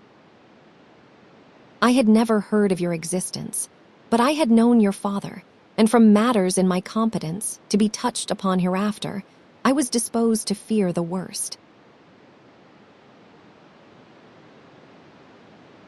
Mr. Ebenezer admitted having seen you, declared, what seemed improbable, that he had given you considerable sums, and that you had started for the continent of Europe, intending to fulfill your education, which was probable and praiseworthy. Interrogated how you had come to send no word to Mr. Campbell, he deponed that you had expressed a great desire to break with your past life. further interrogated where you now were, protested ignorance, but believed you were in Leyden. That is a close sum of his replies. I am not exactly sure that anyone believed him, continued Mr. Rankler with a smile. And in particular, he so much disrelished me expressions of mine that, in a word, he showed me to the door. We were then at a full stand. For whatever shrewd suspicions we might entertain, we had no shadow of probation. In the very article comes Captain Hosassin with the story of your drowning, whereupon all fell through, with no consequences but concern to Mr. Campbell, injury to my pocket, and another blot upon your uncle's character, which could very ill afford it. And now, Mr. Balfour, said he, you understand the whole process of these matters, and can judge for yourself to what extent I may be trusted. Indeed, he was more pedantic than I can represent him, and placed more scraps of Latin in his speech, but it was all uttered with a fine geniality of eye and manner which went far to conquer my distrust. Moreover, I could see he now treated me as if I was myself beyond a doubt, so that first point of my identity seemed fully granted. Sir, said I, if I tell you my story, I must commit a friend's life to your discretion. Pass me your word it shall be sacred, and for what touches myself, I will ask no better guarantee than just your face. He passed me his word very seriously. But, said he, these are rather alarming prolocutions, and if there are in your story any little jostles to the law, I would beg you to bear in mind that I am a lawyer and pass lightly. Thereupon, I told him my story from the first, he listening with his spectacles thrust up and his eyes closed, so that I sometimes feared he was asleep. But no such matter. He heard every word, as I found afterward, with such quickness of hearing and precision of memory as often surprised me. Even strange, outlandish Gaelic names, heard for that time only, he remembered and would remind me of, years after. Yet when I called Alan Breck in full, we had an odd scene. The name of Alan had, of course, rung through Scotland, with the news of the Appin murder and the offer of the reward, and it had no sooner escaped me than the lawyer moved in his seat and opened his eyes. I would name no unnecessary names, Mr. Balfour, said he, above all of Highlanders, many of whom are obnoxious to the law. Well, it might have been better not, said I, but since I have let it slip, I may as well continue. Not at all, said Mr. Rankler. I am somewhat dull of hearing, as you may have remarked, and I am far from sure I caught the name exactly. We will call your friend, if you please, Mr. Thompson, that there may be no reflections. And in future, I would take some such way with any Highlander that you may have to mention dead or alive. By this, I saw he must have heard the name all too clearly, and had already guessed I might be coming to the murder. If he chose to play this part of ignorance, it was no matter of mine. So I smiled, said it was no very Highland-sounding name, and consented. Through all the rest of my story, Alan was Mr. Thompson, which amused me the more, as it was a piece of policy after his own heart. James Stewart, in like manner, was mentioned under the style of Mr. Thompson's kinsman. Colin Campbell passed as a Mr. Glenn, and to Cluny, when I came to that part of my tale, I gave the name of Mr. Jameson, a Highland chief. It was truly the most open farce, and I wondered that the lawyer should care to keep it up. But after all, it was quite in the taste of that age, when there were two parties in the state, and quiet persons, with no very high opinions of their own, sought out every cranny to avoid offense to either. Well, well, said the lawyer when I had quite done, this is a great epic, a great odyssey of yours. You must tell it, sir, in a sound Latinity when your scholarship is riper, or in English if you please, though for my part I prefer the stronger tongue. You have rolled much, qui regio in Terraswhat parish in Scotland, to make a homely translation, has not been filled with your wanderings. You have shown, besides, a singular aptitude for getting into false positions, and yes, upon the whole, for behaving well in them. This Mr. Thompson seems to me a gentleman of some choice qualities, though perhaps a trifle bloody-minded. It would please me none the worse if, with all his merits, he were soused in the North Sea, for the man, Mr. David, is a sore embarrassment. But you are doubtless quite right to adhere to him. Indubitably, he adhered to you.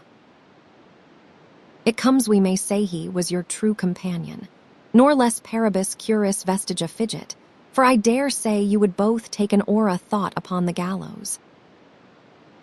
Well, these days are fortunately by, and I think, speaking humanly, that you are near the end of your troubles.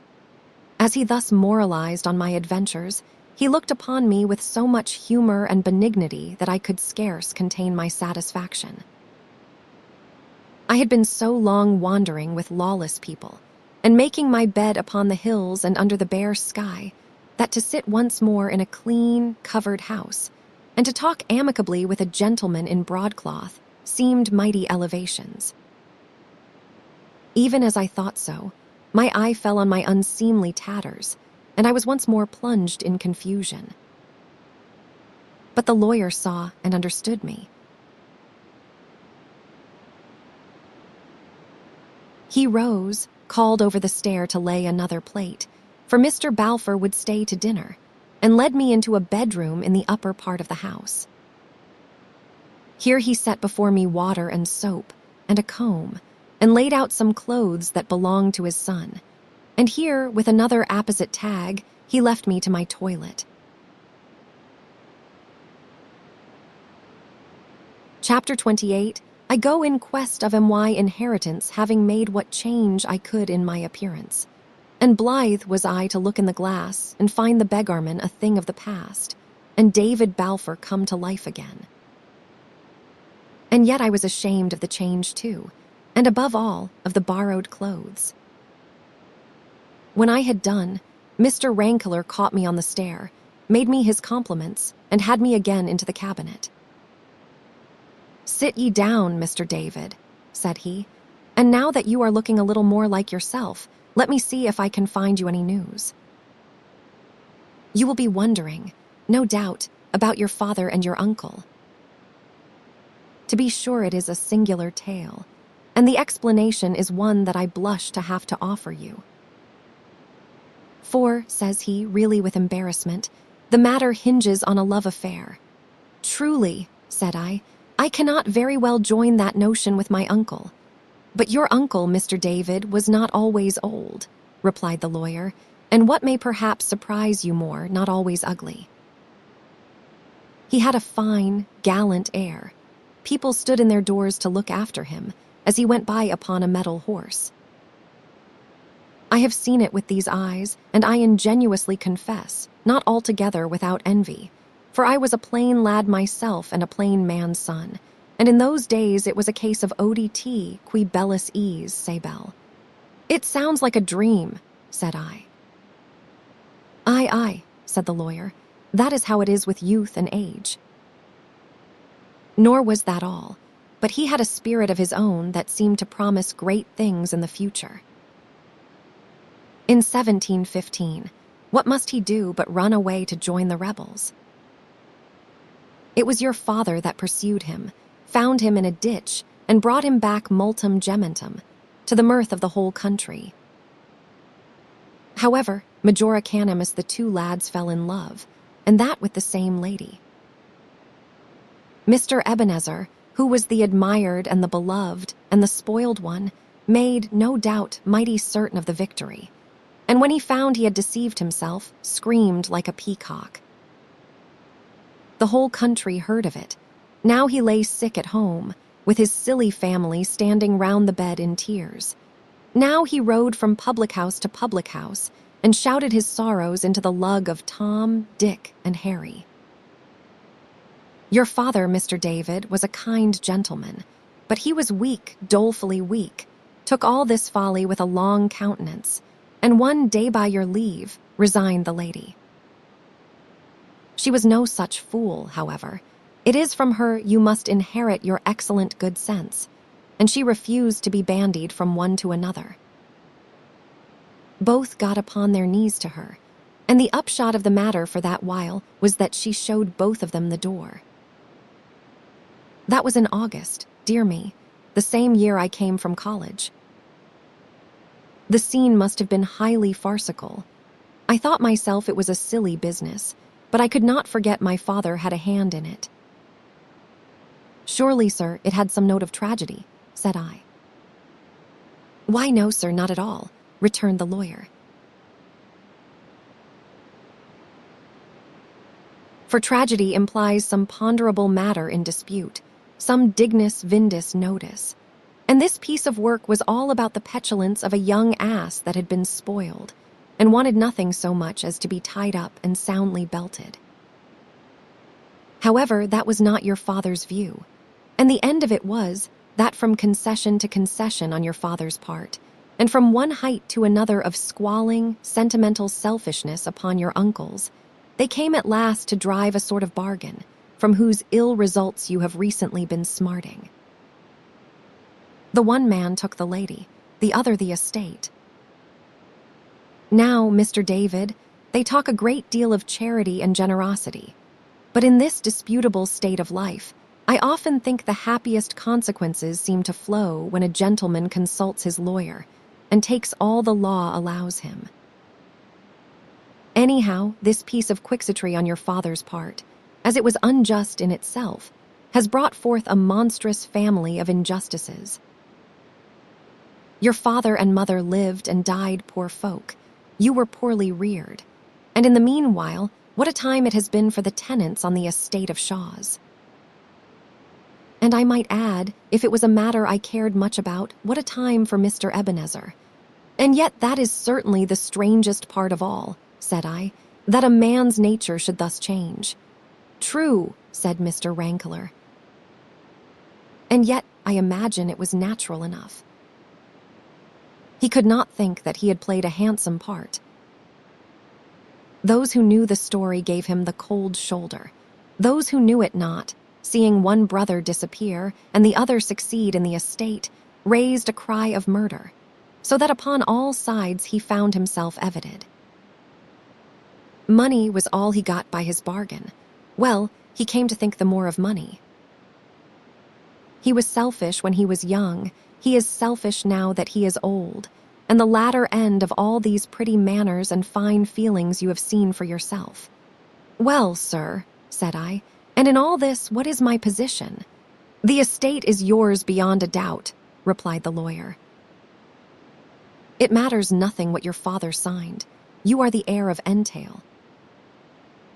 But your uncle is a man to fight the indefensible, and it would be likely your identity that he would call in question. A lawsuit is always expensive, and a family lawsuit always scandalous. Besides which, if any of your doings with your friend Mr. Thompson were to come out, we might find that we had burned our fingers. The kidnapping, to be sure, would be a court card upon our side, if we could only prove it. But it may be difficult to prove, and my advice, upon the whole, is to make a very easy bargain with your uncle, perhaps even leaving him at Shaw's, where he has taken root for a quarter of a century, and contenting yourself in the meanwhile with a fair provision. I told him I was very willing to be easy, and that to carry family concerns before the public was a step from which I was naturally much averse. In the meantime, thinking to myself, I began to see the outlines of that scheme on which we afterwards acted. The great affair, I asked, is to bring home to him the kidnapping.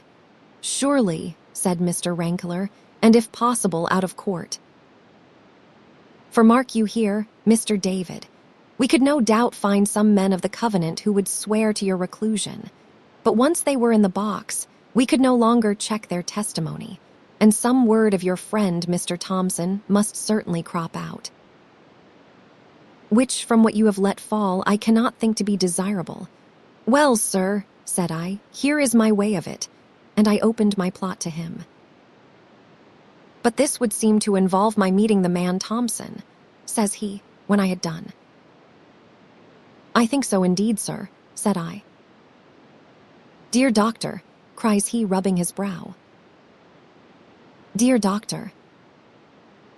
"No, Mr. David, I am afraid your scheme is inadmissible. I say nothing against your friend, Mr. Thompson. I know nothing against him. And if I did mark this, Mr. David, it would be my duty to lay hands on him. Now I put it to you, is it wise to meet?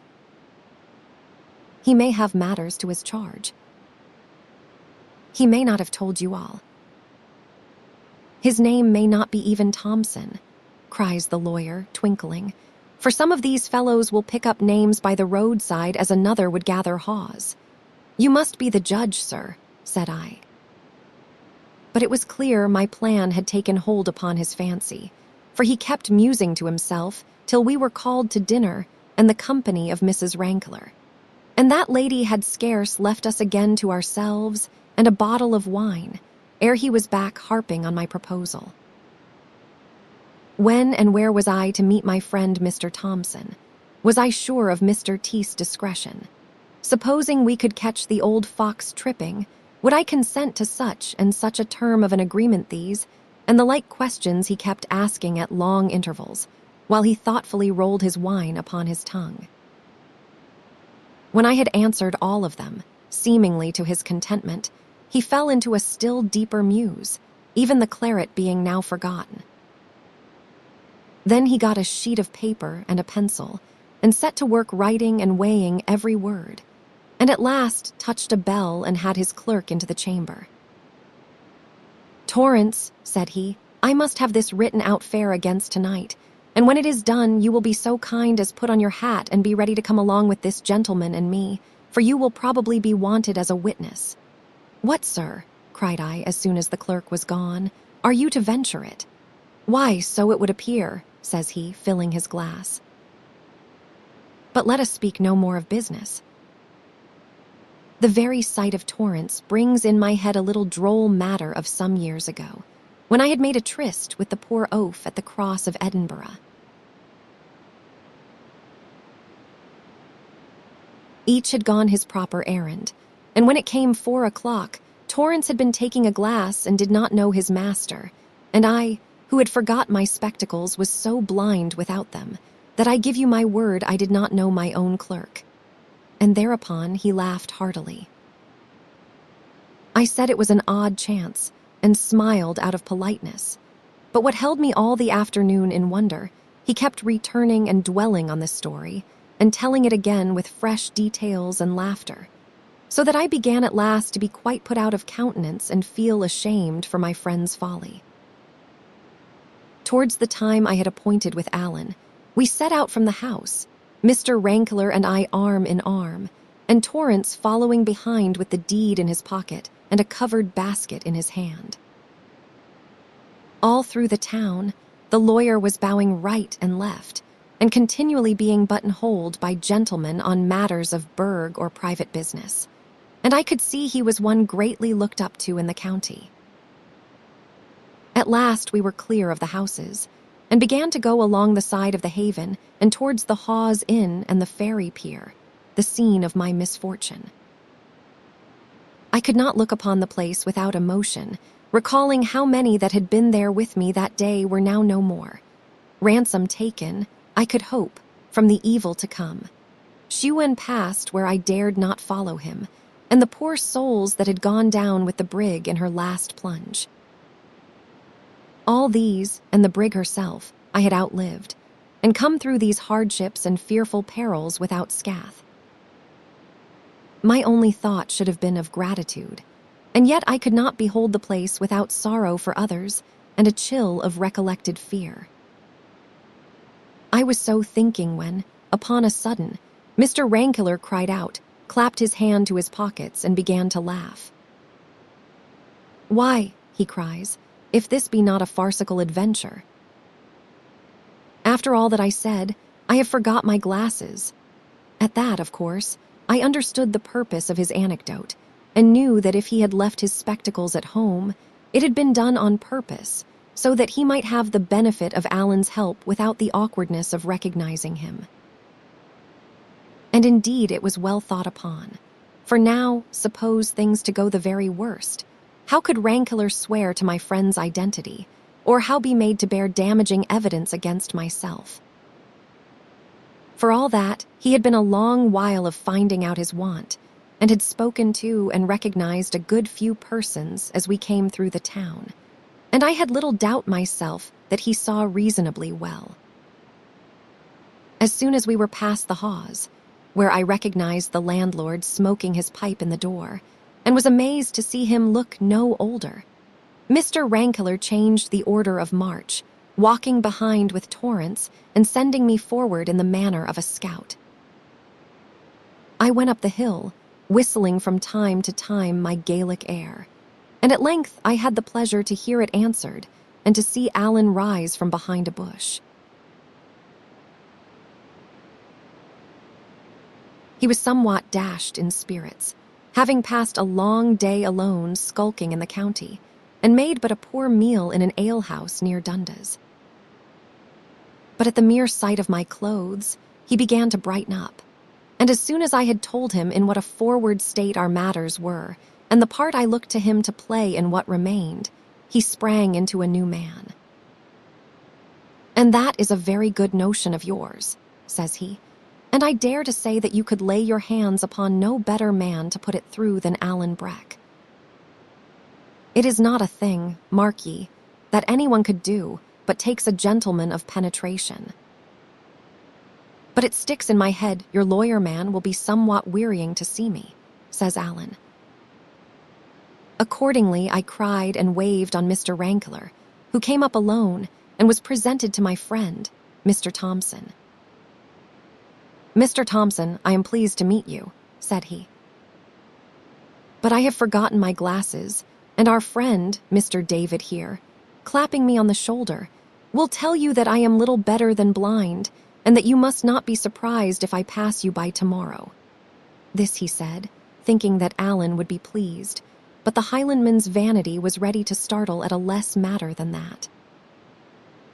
"Why, sir," says he stiffly, "I would say it mattered the less as we are met here for a particular end, to see justice done to Mr. Balfour, and by what I can see, not very likely to have much else in common. But I accept your apology, which was a very proper one to make. And that is more than I could look for, Mr. Thompson," said Rankler heartily. "And now, as you and I are the chief actors in this enterprise, I think we should come into a nice agreement, to which end I propose that you should lend me your arm, for what with the dusk and the want of my glasses, I am not very clear as to the path. And as for you, Mr. David, you will find Torrance a pleasant kind of body to speak with. Only let me remind you, it is quite needless he should hear more of your adventures or those of a Mr. Thompson." Accordingly, these two went on ahead in very close talk, and Torrance and I brought up the rear. Night was quite come when we came in view of the house of Shaw's. 10 had been gone some time. It was dark and mild, with a pleasant, rustling wind in the southwest that covered the sound of our approach, and as we drew near, we saw no glimmer of light in any portion of the building. It seemed my uncle was already in bed, which was indeed the best thing for our arrangements. We made our last whispered consultations some 50 yards away, and then the lawyer and Torrance and I crept quietly up and crouched down beside the corner of the house. And as soon as we were in our places, Alan strode to the door without concealment and began to knock. Chapter 29. I come into M.Y. Kingdom. For some time Alan volleyed upon the door, and his knocking only roused the echoes of the house and neighborhood. At last, however, I could hear the noise of a window gently thrust up, and knew that my uncle had come to his observatory. By what light there was, he would see Alan standing, like a dark shadow, on the steps, The 3 witnesses were hidden quite out of his view, so that there was nothing to alarm an honest man in his own house. For all that, he studied his visitor a while in silence, and when he spoke his voice had a quaver of misgiving. "What is this?" says he. "This is nae kind of time of night for decent folk, and I hae nae trokings why night hawks. What brings ye here?" "I have a blunderbush, dealings." "Is that your soul, Mr. Balfour?" returned Alan, stepping back and looking up into the darkness. "Have a care of that blunderbuss, they are nasty things to burst. What brings ye here? And we are," says my uncle angrily. "I have no manner of inclination to road out my name to the countryside," said Alan. "But what brings me here is another story, being more of your affair than mine, and if ye are sure it is what ye would like, I will set it to a tune and sing it to you." "And what is't?" asked my uncle. "David," says Alan. "What was that?" cried my uncle in a mighty changed voice. "Shall I give you the rest of the name, then?" said Alan. There was a pause, and then, "I am thinking I will better let ye in," says my uncle doubtfully. "I dare say that," said Alan, "but the point is, would I go? Now I will tell you what I am thinking.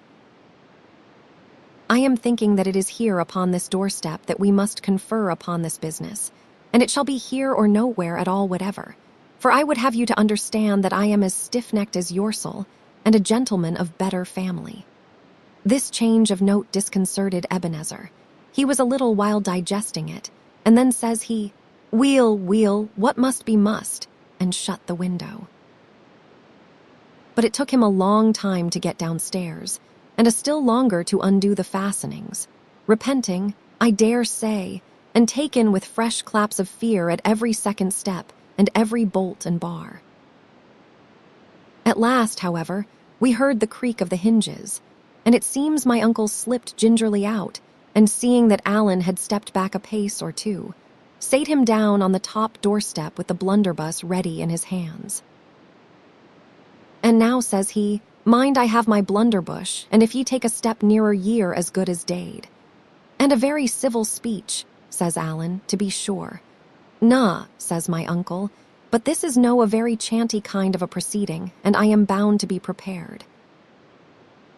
And now that we understand each other, ye'll can name your business." "Why," says Alan, "you that are a man of so much understanding will doubtless have perceived that I am a Hieland gentleman." My name has nae business in my story, but the county of my friends is no very far from the Isle of Mull, of which ye will have heard.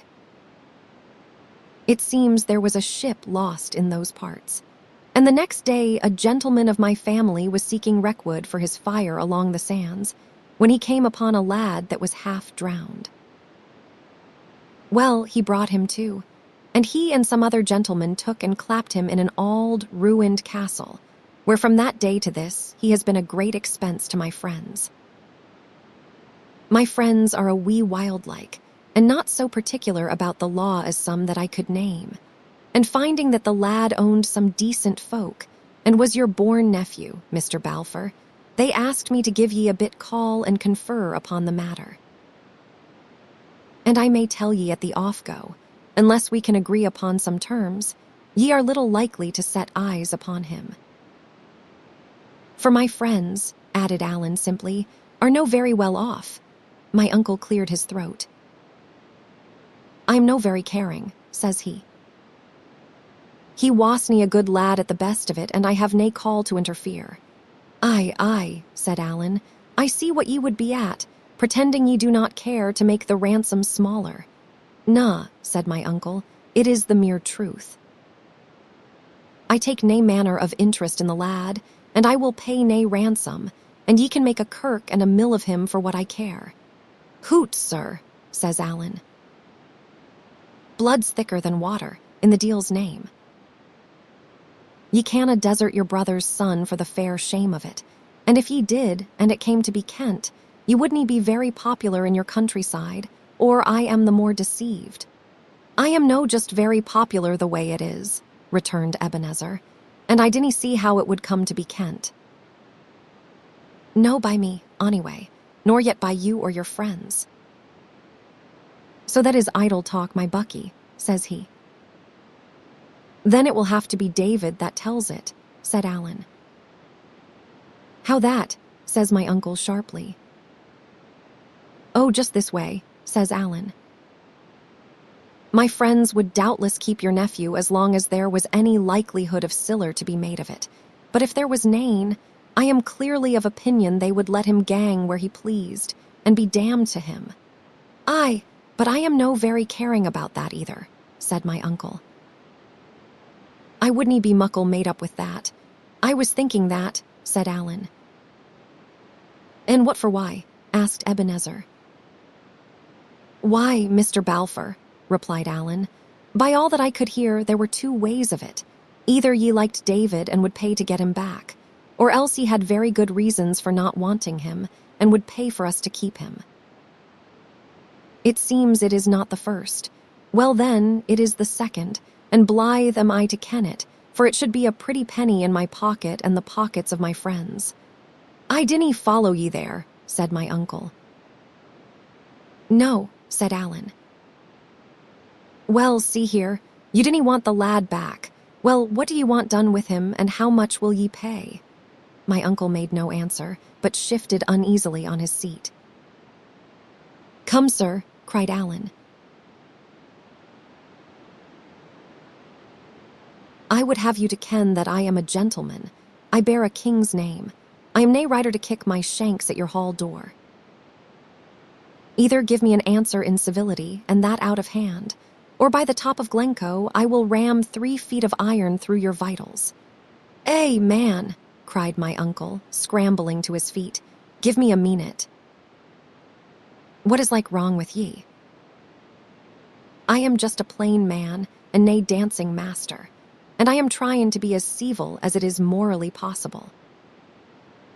As for that wild talk, it is fair disreputable. Vitals, says you. And where would I be with my blunderbush? He snarled. Powder and your auld hands are but as the snail to the swallow against the bright steel in the hands of Alan, said the other. Before your jottering finger could find the trigger, the hilt would dirl on your breastbane. Eh, man, we's denying it, said my uncle. Pit it as ye please, heat your ain way.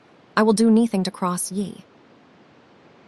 Just tell me what like ye'll be wanting, and ye'll see that we will can agree fine.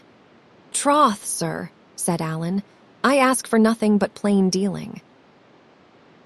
In 2 words, do you want the lad killed or kept? Oh, sirs, cried Ebenezer. Oh, sirs me, that is no kind of language. Killed or kept, repeated Alan. Oh, keep it, wailed my uncle. We will have nae bloodshed, if you please.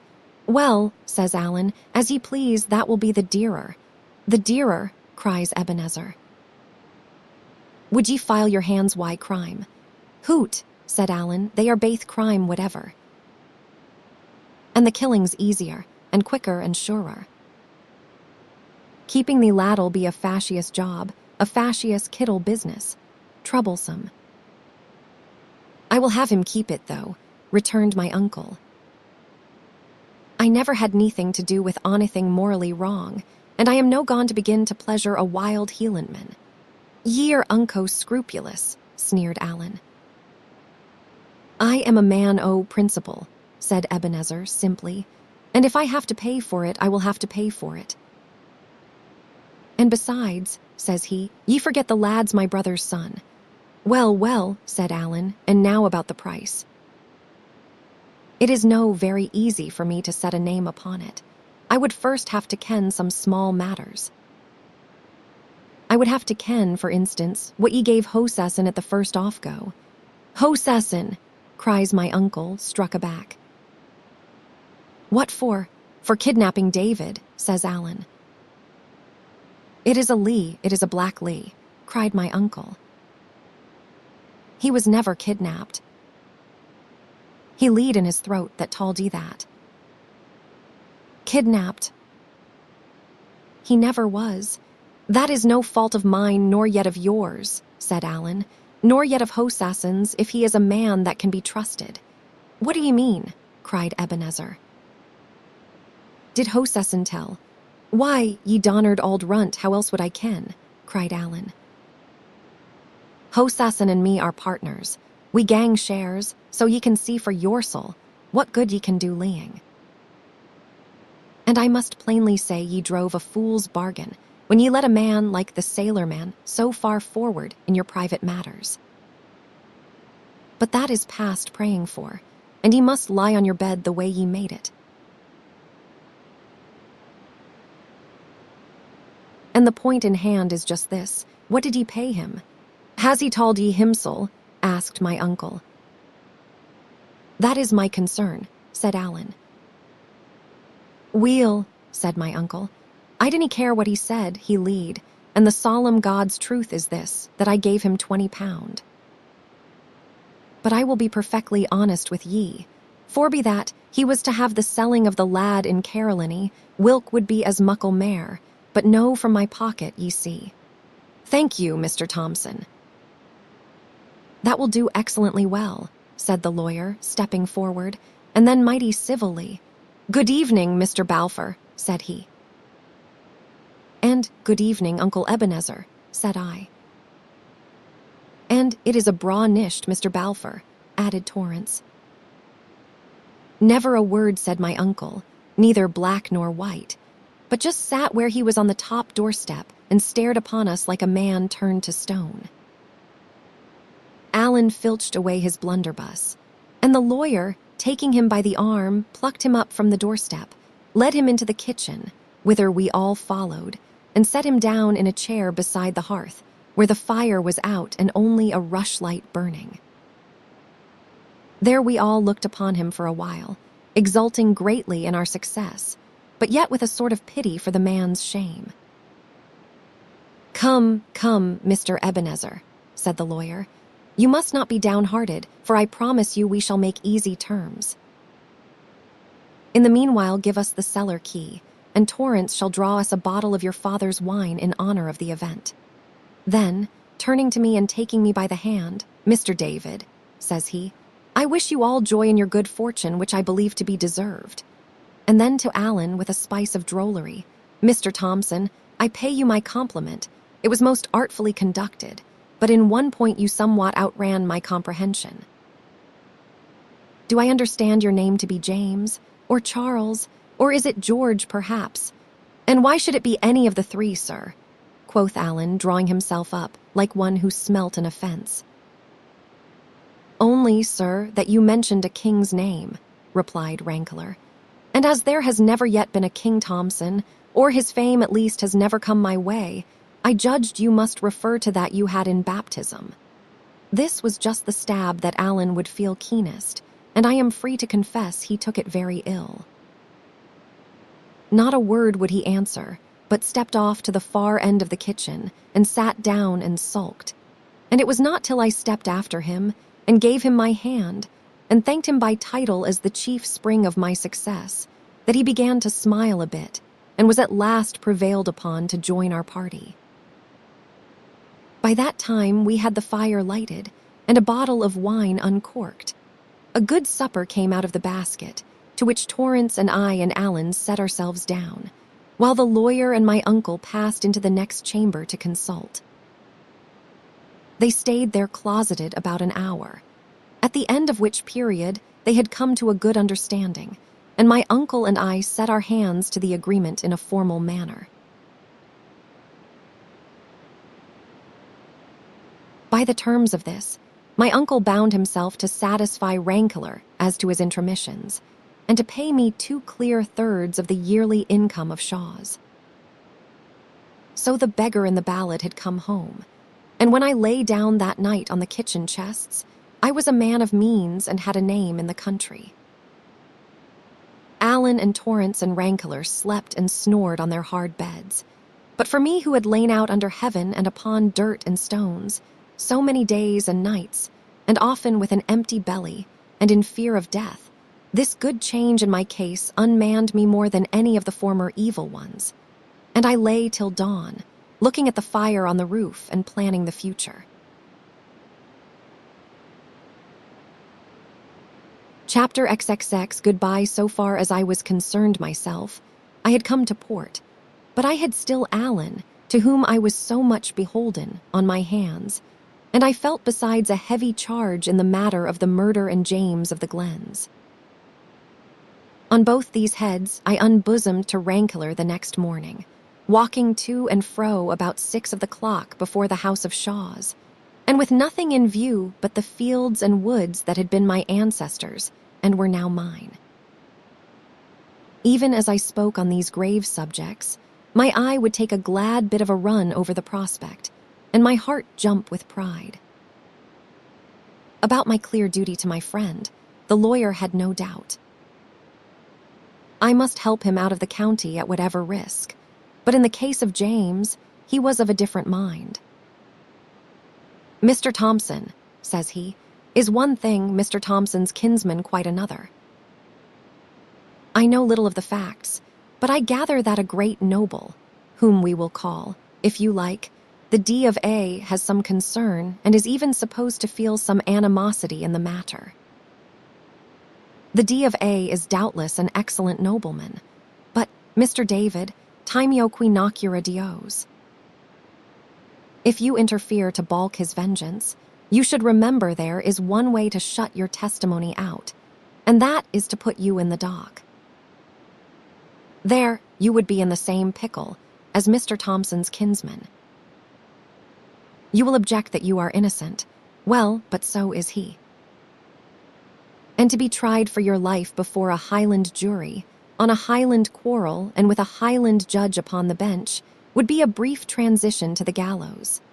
The Duke of Argyll. Now I had made all these reasonings before and found no very good reply to them, so I put on all the simplicity I could. "In that case, sir," said I would just have to be hanged, would I not?" "My dear boy," cries he, "go in God's name and do what you think is right. It is a poor thought that at my time of life I should be advising you to choose the safe and shameful, and I take it back with an apology. Go and do your duty, and be hanged, if you must, like a gentleman. There are worse things in the world than to be hanged." "Not many, sir," said I, smiling. "Why, yes, sir," he cried, "very many. And it would be 10 times better for your uncle to go no farther afield if he were dangling decently upon a gibbet." Thereupon he turned into the house, still in a great fervor of mind, so that I saw I had pleased him heartily, and there he wrote me 2 letters, making his comments on them as he wrote. "This," says he, "is to my bankers, the British Linen Company, placing a credit to your name. Consult Mr. Thompson, he will know of ways, and you, with this credit, can supply the means. I trust you will be a good husband of your money, but in the affair of a friend like Mr. Thompson, I would be even prodigal.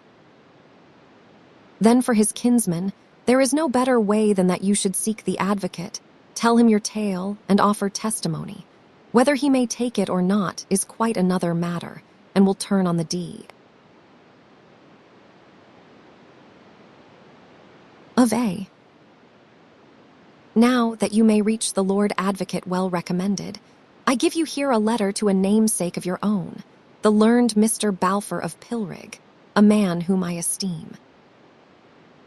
It will look better that you should be presented by one of your own name, and the Laird of Pilrig is much looked up to in the faculty, and stands well with Lord Advocate Grant. I would not trouble him, if I were you, with any particulars, and, do you know, I think it would be needless to refer to Mr. Thompson. Form yourself upon the Laird, he is a good model. When you deal with the advocate, be discreet, and in all these matters may the Lord guide you, Mr. David." Thereupon he took his farewell, and set out with Torrance for the ferry, while Alan and I turned our faces for the city of Edinburgh. As we went by the footpath, and beside the gate-posts and the unfinished lodge, We kept looking back at the house of my fathers. It stood there, bare and great and smokeless, like a place not lived in. Only in one of the top windows, there was the peak of a nightcap bobbing up and down and back and forward, like the head of a rabbit from a burrow. I had little welcome when I came, and less kindness while I stayed, but at least I was watched as I went away. Alan and I went slowly forward upon our way, having little heart either to walk or speak. The same thought was uppermost in both, that we were near the time of our parting, and remembrance of all the bygone days sate upon us sorely. We talked indeed of what should be done, and it was resolved that Alan should keep to the county, biding now here, now there, but coming once in the day to a particular place where I might be able to communicate with him, either in my own person or by messenger. In the meanwhile, I was to seek out a lawyer who was an Appin Stewart, and a man therefore to be wholly trusted, and it should be his part to find a ship and to arrange for Alan's safe embarkation. No sooner was this business done than the words seemed to leave us, and though I would seek to jest with Alan under the name of Mr. Thompson, and he with me on my new clothes and my estate, you could feel very well that we were nearer tears than laughter. We came the byway over the hill of Corstorphine, and when we got near to the place called Rest and Be Thankful, and looked down on Corstorphine bogs and over to the city and the castle on the hill, we both stopped, for we both knew without a word said that we had come to where our ways parted. Here he repeated to me once again what had been agreed upon between us, the address of the lawyer, the daily hour at which Alan might be found, and the signals that were to be made by any that came seeking him. Then I gave what money I had, a guinea or two of ranklers, so that he should not starve in the meanwhile, and then we stood a space and looked over at Edinburgh in silence. "Well, goodbye," said Alan, and held out his left hand. "Goodbye," said I, and gave the hand a little grasp, and went off downhill. Neither one of us looked the other in the face, nor so long as he was in my view did I take one back glance at the friend I was leaving. But as I went on my way to the city, I felt so lost and lonesome that I could have found it in my heart to sit down by the dike and cry and weep like any baby. It was coming near noon when I passed in by the West Kirk and the Grassmarket into the streets of the capital. The huge height of the buildings, running up to 10 and 15 stories, the narrow arched entries that continually vomited passengers, the wares of the merchants in their windows, the hubbub and endless stir, the foul smells and the fine clothes, and 100 other particulars too small to mention, struck me into a kind of stupor of surprise, so that I let the crowd carry me to and fro. And yet all the time what I was thinking of was Alan at Rest and Be Thankful.